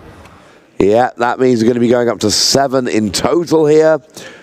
And Jonathan just trying to press the advantage. Federico does have a bunch of items down. So here on Flavishing would be awesome right about now. Yep, certainly would. Or if we can just get a lot of ramp and maybe play an early Tamatawa. That would also be fun. We've got a Fishbone Quill being eyed up in the hand here that would allow you to ink some extra cards, whether they're inkable or not, build up that inkwell quite nicely. Yep, absolutely right. And I know we keep saying this, Ross, but I'm such a fan of this Vision of the Future. We are a combo deck. We need to find the right pieces at the right time, and Vision of the Future can really help you get there. Federico really taking the time to think this over, and I do not blame him. He's in the grand final of the Disney Lorcana Challenge, untimed. Our players have been going for 46 minutes and a half at this point. We are 1 game down. We are going to see 3 ink exerted to put down the Fishbone Quill. The Quill will be exerted in as well, and we're allowed to put an additional card from our hand into our inkwell. Potentially the Brawl is being brought to the front of the hand here. It doesn't look like it's a Brawl. Eyeing up Maui, eyeing up Brawl. We do have an uninkable in hand, but it's the 8-cost Sisu, which can be such a monster against Jonathan's deck. So I would not expect that to end up in the inkwell unless it absolutely had to. A tough choice here, to be fair, Ross, because this Maui could be super important to be able to respond to a shifted Clarabelle on the opposite side of the board. Likewise, this Brawl could be used to get rid of this Merlin Rabbit or just any aggressive quester that comes down like a Merfolk or a Bonsai. It absolutely could. So where are we going here? We've got Sisu down, but nothing else. We are going to be questing with the Sisu, it looks like. Are we going to be challenging? There is Clarabelle out there, which have, the shifted Clarabelle's got good stats. The 1-cost does not really, but no, we are just questing with the Sisu, and Federico is off. First lore of the game. Yep.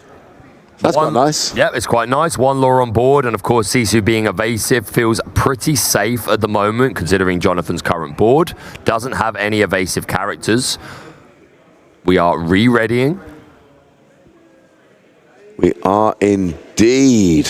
We've still got a decently wide board from Jonathan there. We've got the Banzai, we've got the Clarabelle, we've got the Merlin Rabbit, which could be bounced back to provide more card draw. So we're up to 8 here for Jonathan.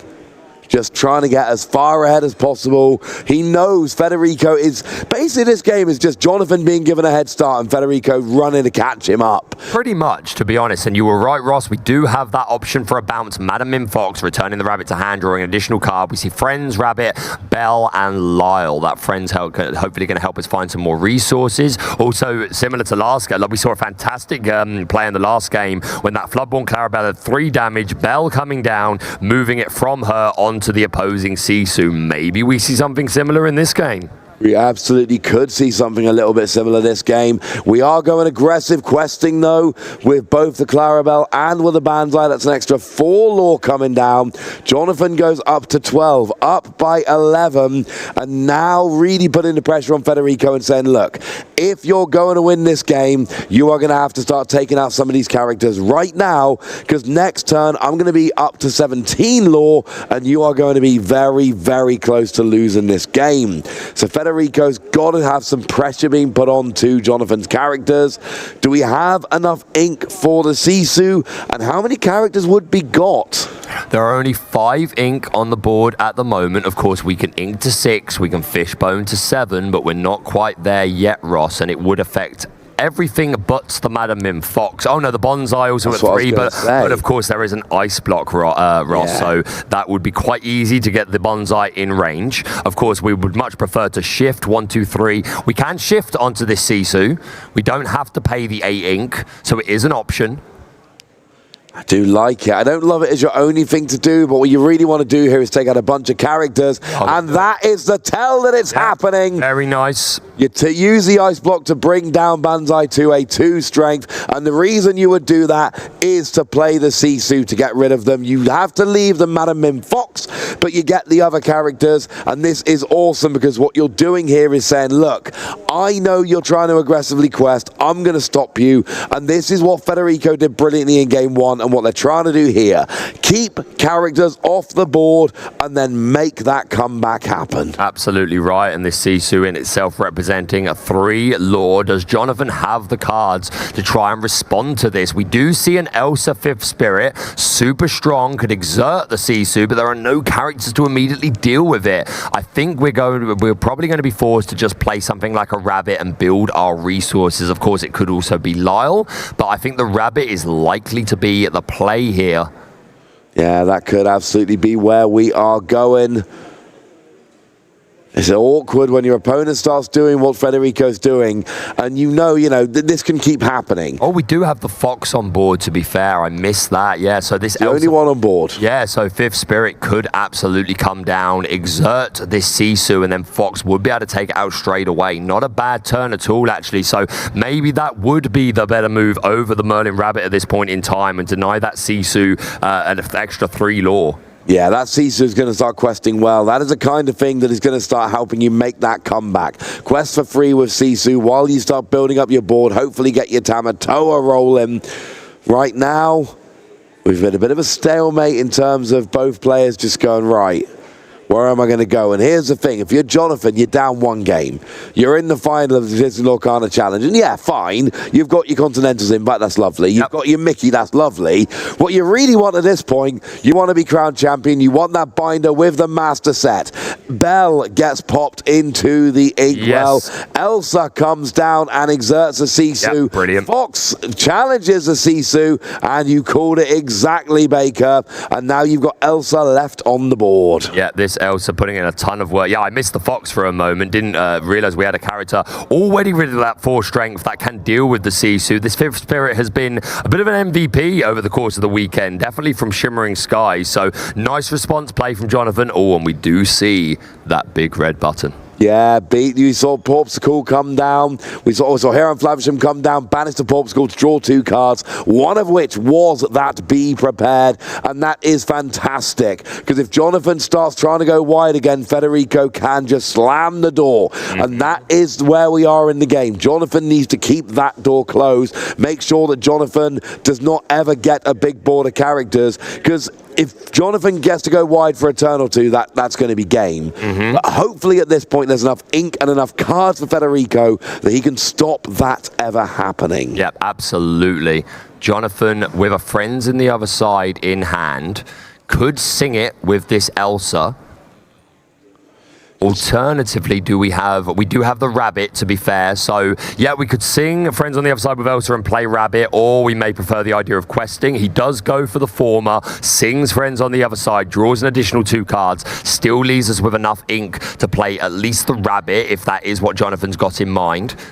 As a Kit Cloud Kicker came out along with a Rafiki. So a couple of your smaller characters there, giving some options to go a little bit wider if you wish to. Yep, Lyle Tiberius Rock coming down and giving Reckless to that Flavisham. Down comes the Banzai. We're going to ink the Kit Cloud Kicker. Oh no, I think it's coming, Ross. I think it's coming too, because Jonathan's gone pretty wide here. A Fishbone Quill being eyed up. And actually, Lyle Tiberius Rourke is going to... is it kicking when your characters get banished? Yes, whenever the controller of Lyle, whenever one of their characters is banished in any way, the opposing player loses a law. And we are going to see that big red button. Don't worry, I've done it too many times today already. You are all safe. But we are going to see the board completely wiped. I'm getting some dirty looks from the production team. Federico only loses 1 law. And that was the point I was going to make there. Was that there's only 1 law to lose, so it's a good time to play Be Prepared. It's a fantastic So you're not losing enough law. And the laughing there was our director standing up, hand in the air, looking despondent at Baker, not singing. As much as I enjoy it, I do not want to take any more attention away from these incredible players that have made it all the way to the final of Disney Qualifier Challenges. Maybe if there's one more, maybe it'll happen. But for now, I am focused on this game. I want to see how we're going to progress here. There's been a producer in my ear, official request. We see the Flavisham.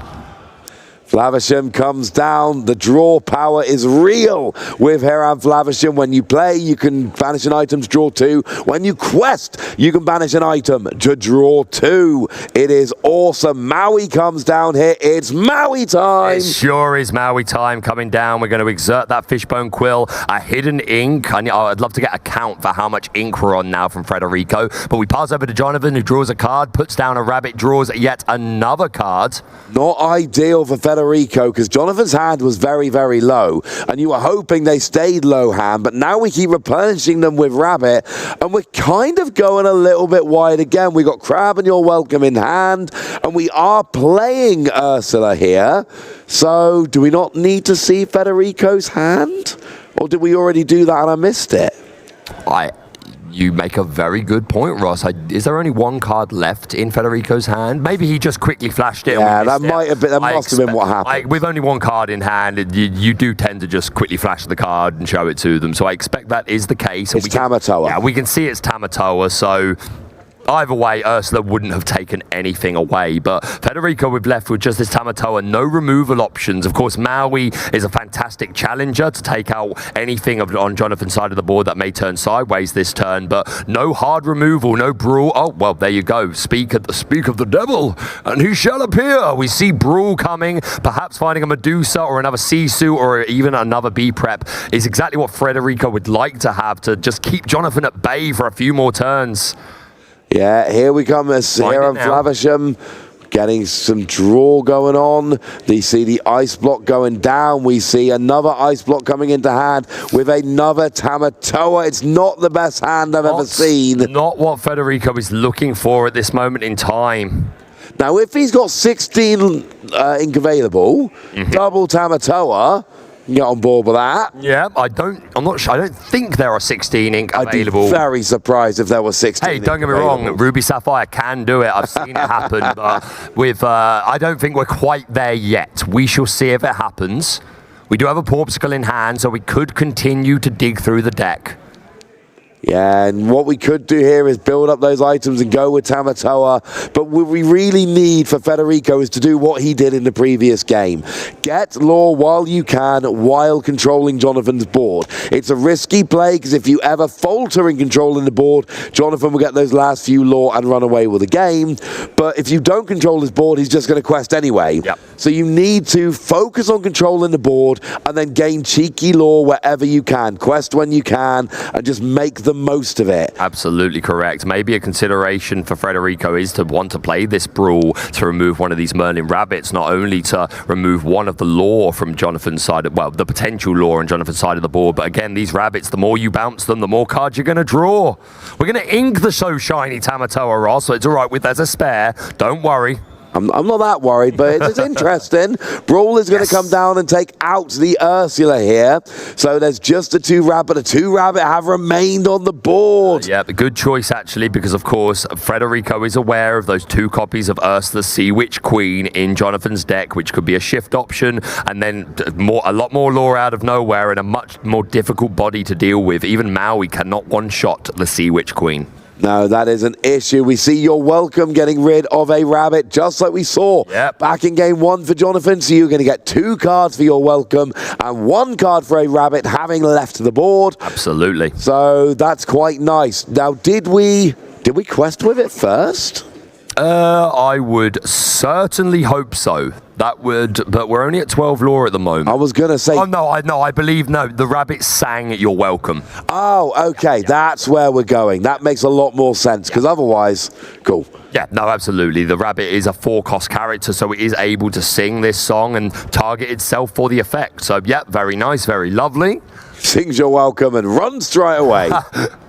You're welcome. I'm leaving. Down comes the Mother Gothel, who does have that built-in Mother Knows Best ability, paying 3 ink to bounce a character of Jonathan's choice back to Federico's hand. Quite clearly chooses the Tamatoa, which will, of course, on play get to recycle another item, but it will be prevented from questing for a large amount potentially next turn. And that is the problem. It's going to be another 8 ink used. It doesn't just mean that you can't quest of it next turn. It means you get 8 ink that may have been used elsewhere is now being used for Tamatoa. And that's exactly what we mean when we talk about tempo and why this deck is donned as such. We're going to pass over to Jonathan, readying the Flavisham. We do have a Popsicle, an ice lolly to keep Ross happy. Thank you. You're welcome.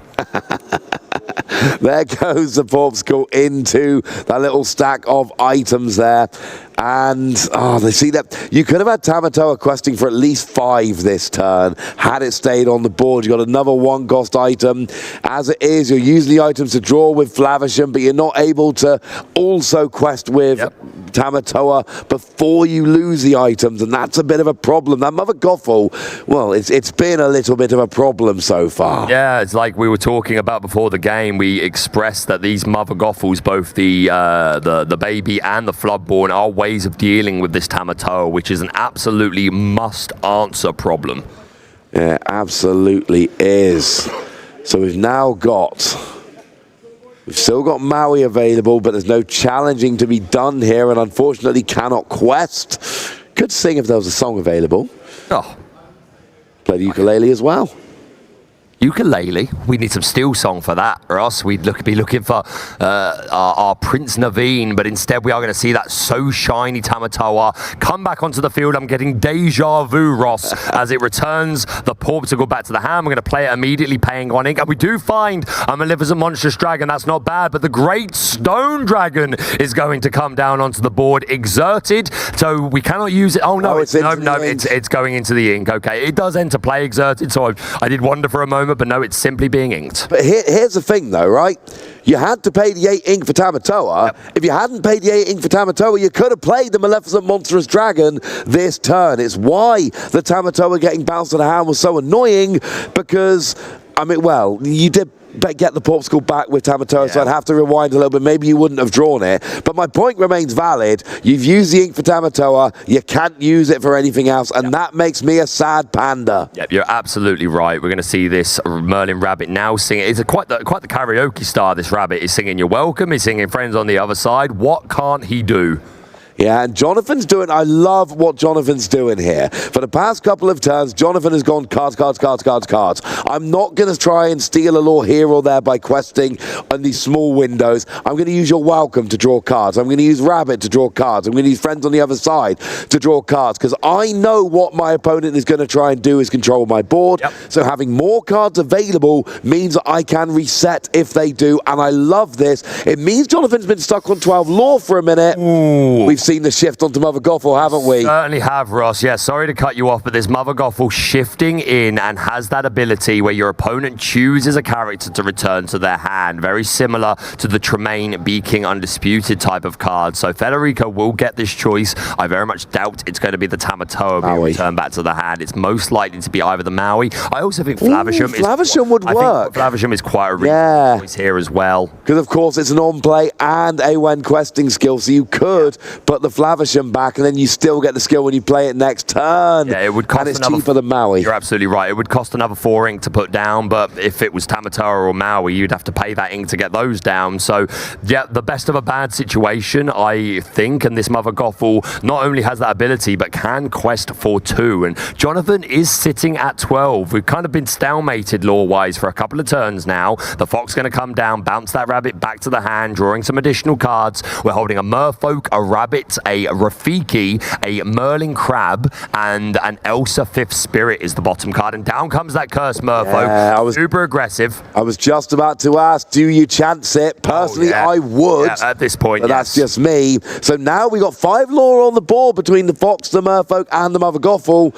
So you're saying to your opponent, what have you got? Right now, there isn't an answer, but you do have Hiram Flavisham. You do have your Maleficent. Yep. But do you want to use Maleficent Monstrous Dragon to take out a Merfolk? I mean, no, I would be taking out the Mother Gothel. Of course. That seems like a much more satisfactory target. But at the end of the day, Ross, if that Merfolk was going to win the game, it would just absolutely have to go. Feels bad though, doesn't it? It does. Using a 9 cost to take out a 1 cost. Yeah, no, you're not wrong at all. But yeah, you see the benefit of bouncing back this Flavisham. Jonathan doesn't know that Federico already has the Monstrous Dragon, but if he didn't, then bouncing this Flavisham would have been super good because it avoided the Flavisham simply being able to quest this turn, remove an item, draw more cards, and hopefully find that Maleficent or whatever removal card. As it happens, Federico had that Maleficent Monstrous Dragon already, but still, you can see how Jonathan's turn could really affected that particular line. No, absolutely. Hard agree on that one. So, we've got... Okay, so we are using some ink here. What are we going to be playing? Obviously, it's here on Flavisham. Flavisham. He's coming straight back down. There are toys to be made. Let's get rid of the portico. Let's draw ourselves a couple of cards. We find another Maleficent Monstrous Dragon. Couple of removal options now, feeling a lot better for Federico. It's looking better than when he was just holding a Tamatoa a few turns back. You need to get rid of some of these characters right now because as it is, you've gotten up to 6 ink, but at that point in the game where you can start going off with some of your characters, but you cannot let Jonathan get 5 lore next turn. You can't do that. You've got to get a bit more control of the board going on here. Yep, absolutely. What is it that we're looking at the moment? We're inking. Is it the Hideaway? It certainly is. Hideaway. Not hugely useful in this matchup. Dragon comes down for the Mother Gothel, as you suggested. You're absolutely right, Ross. That Dragon Fire ability, you're removing that Mother Gothel. And there's actually 6 lore on the board here from Federico. 3 for the Maui, 1 for the Havisham, and 2 for the Maleficent Monstrous Dragon. So Jonathan goes up to 15. Federico goes up to 12. If we just have a bit of a quest off here, if Federico can do a little more, and actually, second Monstrous Dragon, take out one of those bigger threats, and then have an extra 2 lore on next turn, maybe Federico can rush here with just a little bit of removal, but Jonathan's going wide. Yep. That Merlin Crab coming down, providing Challenger 3 to the Merlin Fox. Mother Gothel, that second copy. That's both copies of Mother Gothel now not accessible. We are going to throw down a Banzai, and yes, we are absolutely pushing for game here. Federico really needs to find either a B-Prep or that Sisu empowered sibling. Sisu way better right now. Absolutely. Of course, we'll be able to deal with some of these characters, but the Banzai, the Crab, and the Rabbit are, of course, all readied, and they represent 4 lore, which would push Jonathan to 19, and then we're simply a goat away. So Federico is going to be feeling the pressure here. What does he have? Yeah, we've both sat forward in our chairs. This is coming right to it. You didn't get to see it, but I promise you, perfectly synchronized. It really was. We want the Sisu here, ideally. Combine it with the ice block for a one-sided board wipe. Porpskull comes down. What are we drawing? Now, Be Prepared would do here. It would. But it would not be fun. It would not be fun. He'd, of course, lose the all of his own characters, which are some pretty good ones. The Dragon, the Toy Maker, the Drab Little Crab, and the Hero to all. But again, if you've got to do it, because otherwise you're going to lose the game, you've got to do it, Ross. But I don't even think he's holding one at the moment. No, the other option is you challenge a bunch and then you play the other Maleficent Monstrous Dragon to take out the Banzai that quest for 2. And just win the race. Just represent a board state where you are going to get to 20 before your opponent, and if they want to stop you, they're going to have to deviate from their questing game plan to try to interrupt you. Right, so we're looking at Hiram Flavisham here. So we've got Maui, we've got Maleficent, we've got Tamatoa, we've got Havisham. I really don't want to challenge with my crab here because it's questing for 5. It's the best challenger on the board, but you're questing for 5. It's too good at questing, yeah. So we are questing here. We're going up to 11, and then presumably Maui can take out the Fox and... I mean, can Monstrous... Yeah, does Havisham? No, it's just questing here. Just questing. Drawing a couple of cards. We've got Grammatala and How Far I'll Go, I believe that was. This Maui and Monstrous Dragon can still put in some work here to move something on Jonathan's side of the board. Of course, challenging the Merfolk will force a discard, but that doesn't really matter at the moment. And Ross, I said at the beginning of the match, it's not often that Ruby Sapphire has these huge hands, but Federico with a whole bunch of options here, going to play the Vision of the Future and look for even more choices. Is there a Sisu in there? There is. Yes. That's immediately being put into the hand. You see, not much hesitation. Have we got 8 ink available? Now, don't forget, I was going to say, don't forget to use your ice block. Ice block brings Banzai down. Yep. Other ice block brings Crab down. Yep, here and it comes. now we get the Sisu, and it's going to get the Rabbit. It's going to get Banzai. It's going to get the Crab. It's going to get the Merfolk. It is going to leave just one law on the board for Jonathan with a huge thing of characters. Do we have game on board here? 3, 4, 5, 6, yes. 7, 8, 9. Yep, it certainly is, Jonathan. This is a big turn. Oh, and Maui even takes out the Fox for good measure. Yep. A full-on one-sided board wipe while Federico's got a huge board of characters. And this looks like Federico is going to give us our second Ruby Sapphire winner in a row at a DLC. You were maybe It is right, not Ross. over yet, though. Let's be perfectly clear. But Jonathan's got a big uphill battle here. We see the handshake, and Federico is your Birmingham Disney Lorcana Challenge champion. Yes, he is an incredible finish. Ruby Sapphire 2-0 against EA Tempo, which is seen as an unfavorable matchup. Maybe we need to reconsider that. The set 5 format in particular. Absolutely incredible performance from both of our players. Huge congratulations. What an event, Ross. Oh, I enjoyed that final very much indeed. I've said a few times, I do not like playing these Ruby Sapphire decks. It is too nervous. You basically sit there for turn after turn going further and further behind. But we saw in both of those games, it was the same story. Jonathan jumped out to a lead, had that good start, a decent start at least, wasn't perfect in either game, but then Federico started coming back. And it was control the board, quest where you can, get a bit of lore here and there, and then in both games to get to the end game where you have no characters, I have many characters. Yeah. I win. I just win. That's just the way of the game. Just all the Ruby Sapphire's access to so many removal options. That Be Prepared was pretty significant, I believe, a few turns earlier on the game. And these multiple Maleficents, Medusas, Brawls, Sisus, there's just so much for any other deck to have to worry about. But I couldn't be prouder, honestly. Ruby Sapphire, it wasn't my official pick, but it was what I said, what I think is the best deck in format at the moment. And here it did it all the way. But Ross, You predicted it. You said you believed in it enough to say it will win today. I think it's the best deck, but I did think it would lose to Ruby Amethyst.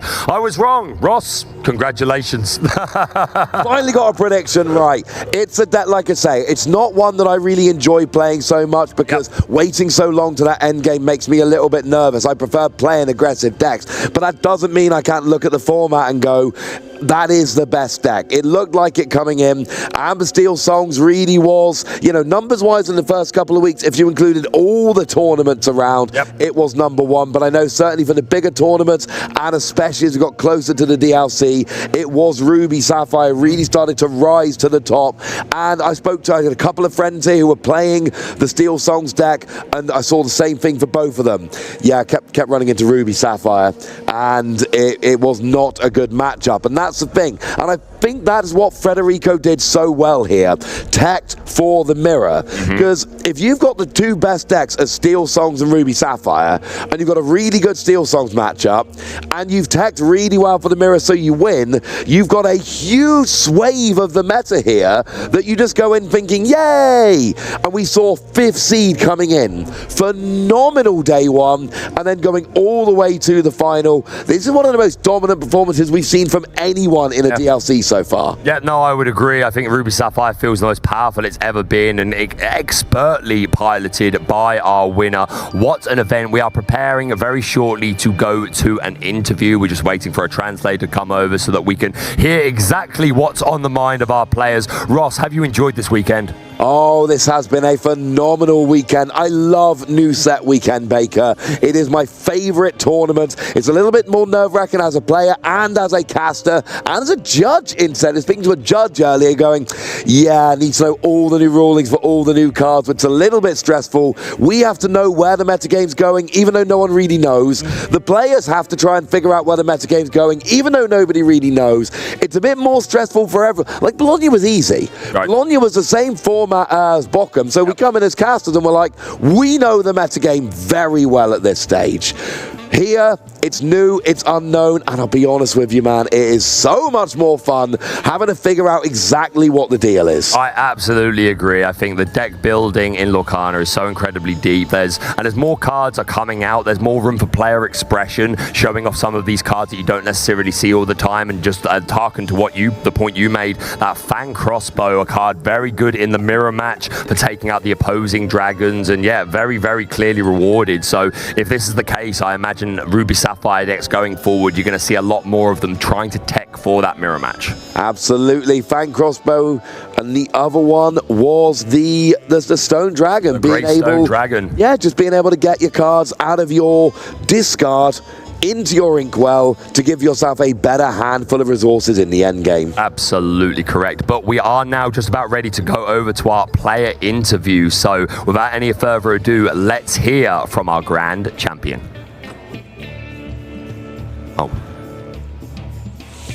Commiserations, but what a run it was. So impressive.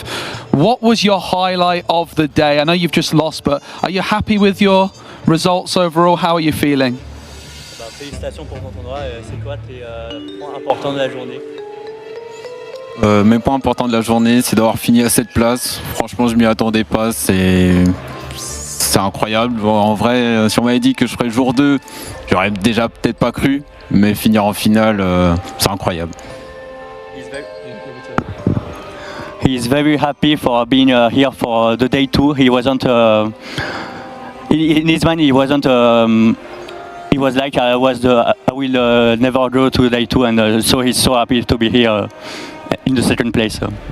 Amazing, thank you so much. Jonathan, you told me you started playing Disney Lorcana after Lille in just a few months. So did you expect to be here? What was the key to your success after starting Lorcana? What made you so good so quickly?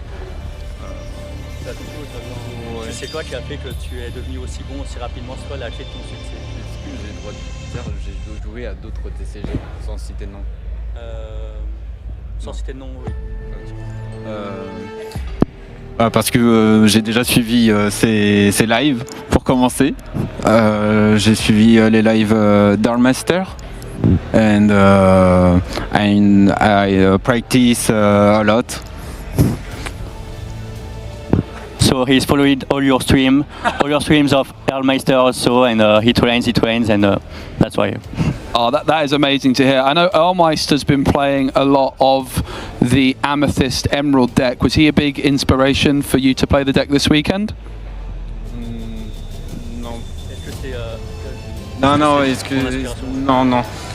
Non, j'ai commencé à jouer le deck avant qu'il affiche sur Twitter. Donc, non, j'aime juste regarder ses streams pour la bonne énergie qu'il dégage et voilà. He starts playing his deck before Erlmeister posted it on Twitter, and he just loved this deck, and that's all.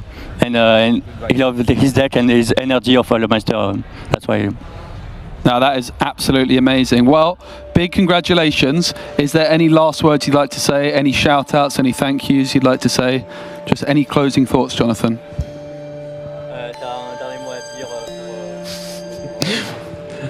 Mon avion est parti il y a 4 heures.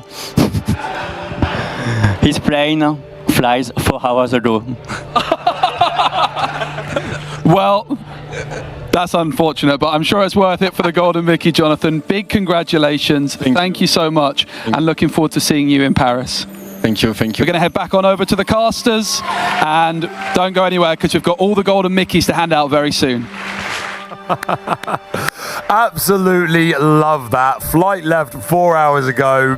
Didn't matter. I'm staying. I'm getting a Golden Mickey. I'm going on to win second place at the Disney Lorcana Challenge. Absolutely love the commitment and love the shout outs to other content creators that have inspired and provided entertainment. And yeah, absolutely fantastic interview. Oh, that makes me happy. I've been doing target game tournaments for a long time, Baker. Yeah, I know. That is not the first time a player has done so well in a tournament. They have missed their flight home. And I'll tell you what, I've seen a lot of people miss their flight home because they've been doing too well. Never seen anyone sad about it, though. No, never. But they're going to be very, very happy. They've won an awful lot of prizes over the course of this weekend. So I'm sure we can find another one. And to be fair, I think there's been other Lorcana. I think in Lille, the same thing happened. Our winner was like, oh, my flight left like 5 hours ago. But who cares? I made it to the finals of the Disney Lorcana Challenge. Fantastic, fantastic player. Fantastic guy. Loved it. Yeah, there's always another flight home, but how many chances do you get to win a Golden Mickey? Indeed. I mean, for us, none. None. I will one day. I will go to America and I will play one. I can't do it this year, but I will make it happen. I'm determined. We know our co-caster Joe is headed off to the last DLC in Seattle to try and win a Golden Mickey. So I very much look forward to charting his progress over there, seeing how well he does. He's been telling us all day, that's a lie, for months about this Robin Hood Sharpshooter deck. Oh, goodness me. I am waiting to see if he was telling the truth or not. He better be playing it at the very least. So, absolutely better be. Go on. Takeaways for the weekend. What stood out to you, Baker?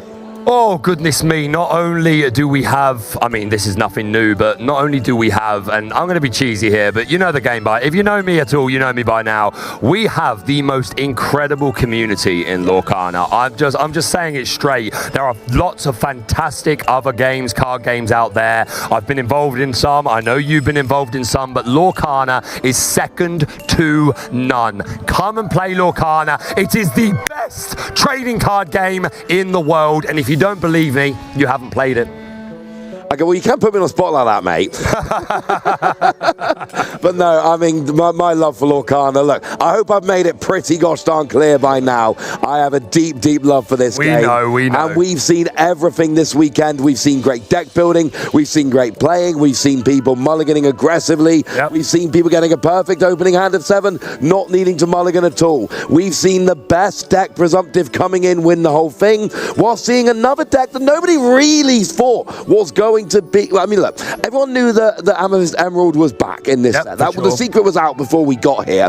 Nobody really took it seriously as a top place contender. It was not supposed to win this event. And yet it goes all the way to second, and nobody would have been surprised by the time we got to the final if it wins. Nobody's surprised at that point. We have changed, you know, our thinking about that, and that's the thing. We've seen, I don't know, it wasn't in great numbers, but Sapphire, Amethyst, I was not taking seriously at all coming into Birmingham this weekend, and I'm leaving Birmingham going, you know what?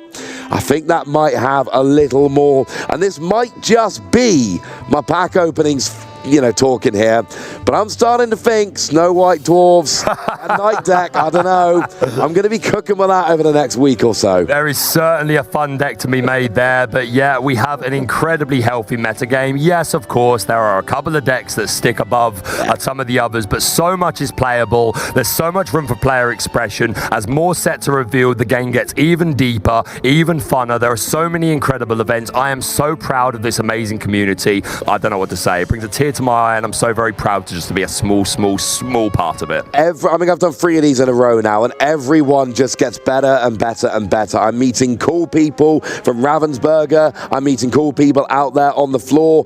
You know, every tournament, more people come and say hi to me. More people come and say nice things about, you know, this whole casting as a group. We've got Ed joining us in now for this tournament, so we've got, you know, a team of 4 now rather than a team of 3. We are expanding quite nicely, and genuinely, every tournament I come to, 3 in a row now, more nice things, more nice people, and it does seem like it feels like players are up in their game. Of course they are. Of course they are. But it seems like the community as a whole is getting just better. Like, it's almost like there's a collective understanding of the game which is improving, and it's leading to better deck building and better playing as a community as a whole, because we are only a year into this game. We're so very young, Ross. We are still just a baby. We've only just had our first anniversary.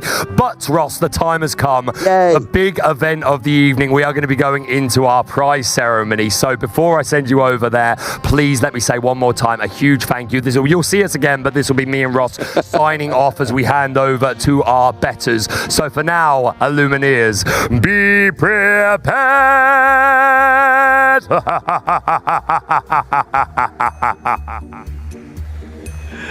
Oh, wow. What a hero, always singing for us and always keeping us entertained. Thank you very much, Ross and Baker, for being our casters for that final game.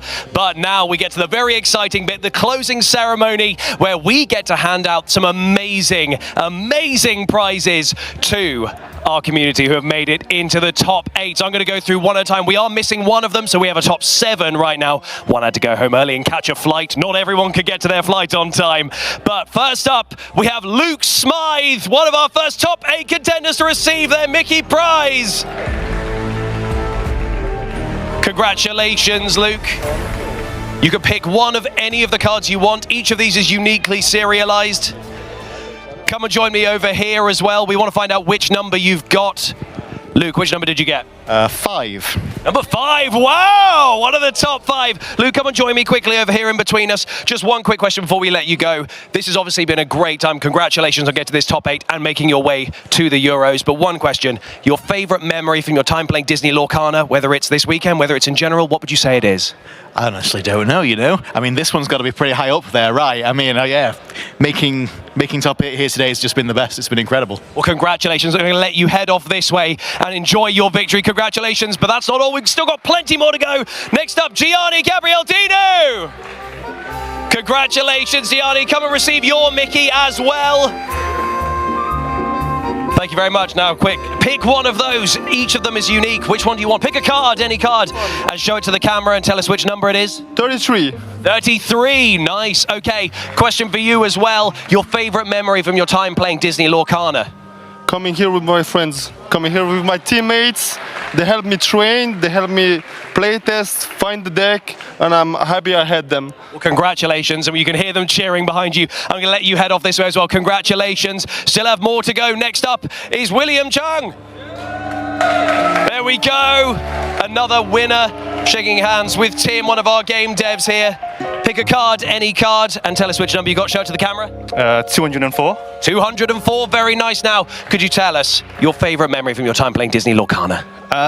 Probably today. Yeah, you know? It's going to be that for a lot of them, I reckon. Well, congratulations. This is amazing. Do you have anyone you want to quickly shout out? Shout out to the Brother of the Games. They're the vendor here. This is my first TCG, so they provided me a platform to do well. And shout out to my girlfriend for putting up with me playing Lorcana all the time.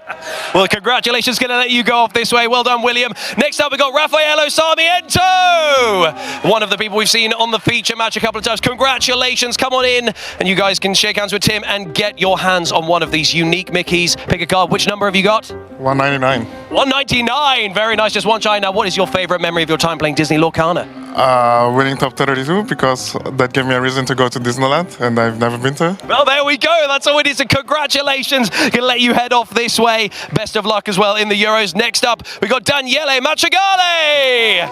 Another one. A lot of cheering going on behind us and the spectators watching in the hall. Congratulations. You get to shake hands with Tim, one of our game devs, and you get to pick one of these 3 remaining cards. Go to the middle one. What is it? What number? 268. 268. Show that to the camera. Very nice. Now, I'm going to ask the same question to you. They're asking everyone your favorite memory from your time playing Disney Lorcana. Is playing Super Goof. That's a great answer. Congratulations. Gonna let you head off this way as well. We have 2 more, and both of them are our finalists. Jonathan Pettini, our 2nd place champion here at the Disney Lorcana Challenge in Birmingham. You can pick one of your cards there. Which one are you gonna pick? Okay, and what number?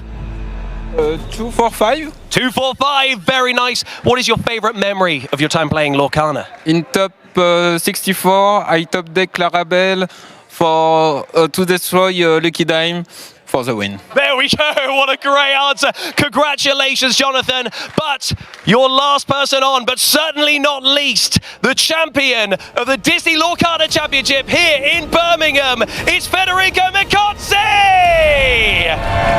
Congratulations, Federico. You get the last card in the hand, so let's see what number you've got. Let us know. Show it to the camera. It's 114. 114, very nice. But that's not all. I'm going to hand this over to Tim. That is an exclusive, high rarity, full enchanted, a full holo set of Shimmering Skies, which you could take home and show that to the camera because it is absolutely beautiful. Do you have any words to share with us? Not only you go to Euros, you've got the Mickey, you've got the binder, but you are the champion. How does it feel? Feels amazing. I just wanna honestly shout out all my friends that helped me achieving this: Marcello, Daniele, Enrico, Vince, and everyone else from home. Shout out to my girlfriend as well, they're supporting me every round. And yeah, love Lorcana, I guess. I don't know. That's all we need to hear. Boy, this is a heck of an achievement. Congratulations. We will see you in Euros. This is an amazing achievement. But that is going to be it from this here at the Disney Lorcana Challenge in Birmingham. But just to say goodbye, I'm going to get my casting friends to just come and join us on here one more time because this has been great fun. Thank you so much to Ravensburger for having us here. We have thoroughly enjoyed getting to do this coverage and obviously getting to crown a new champion with Federico here. This is very, very exciting and we've had a great time. We've been told we've got to squeeze on in, everyone. We're all friends here. No one's going to bite. But remember, guys, it doesn't all end here because you guys can actually go and watch even more content because Las Vegas is still going and another champion has to be crowned. And it's very exciting. But we will see all of you at the European Championships. But I'm going to hand over to Tim, one of the game devs, who is going to have a little final word for you.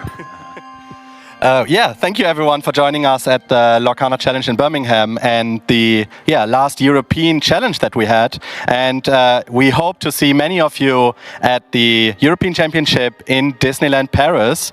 And yeah, hope to see you there. Thank you for playing and see you soon. Congratulations. Thank you.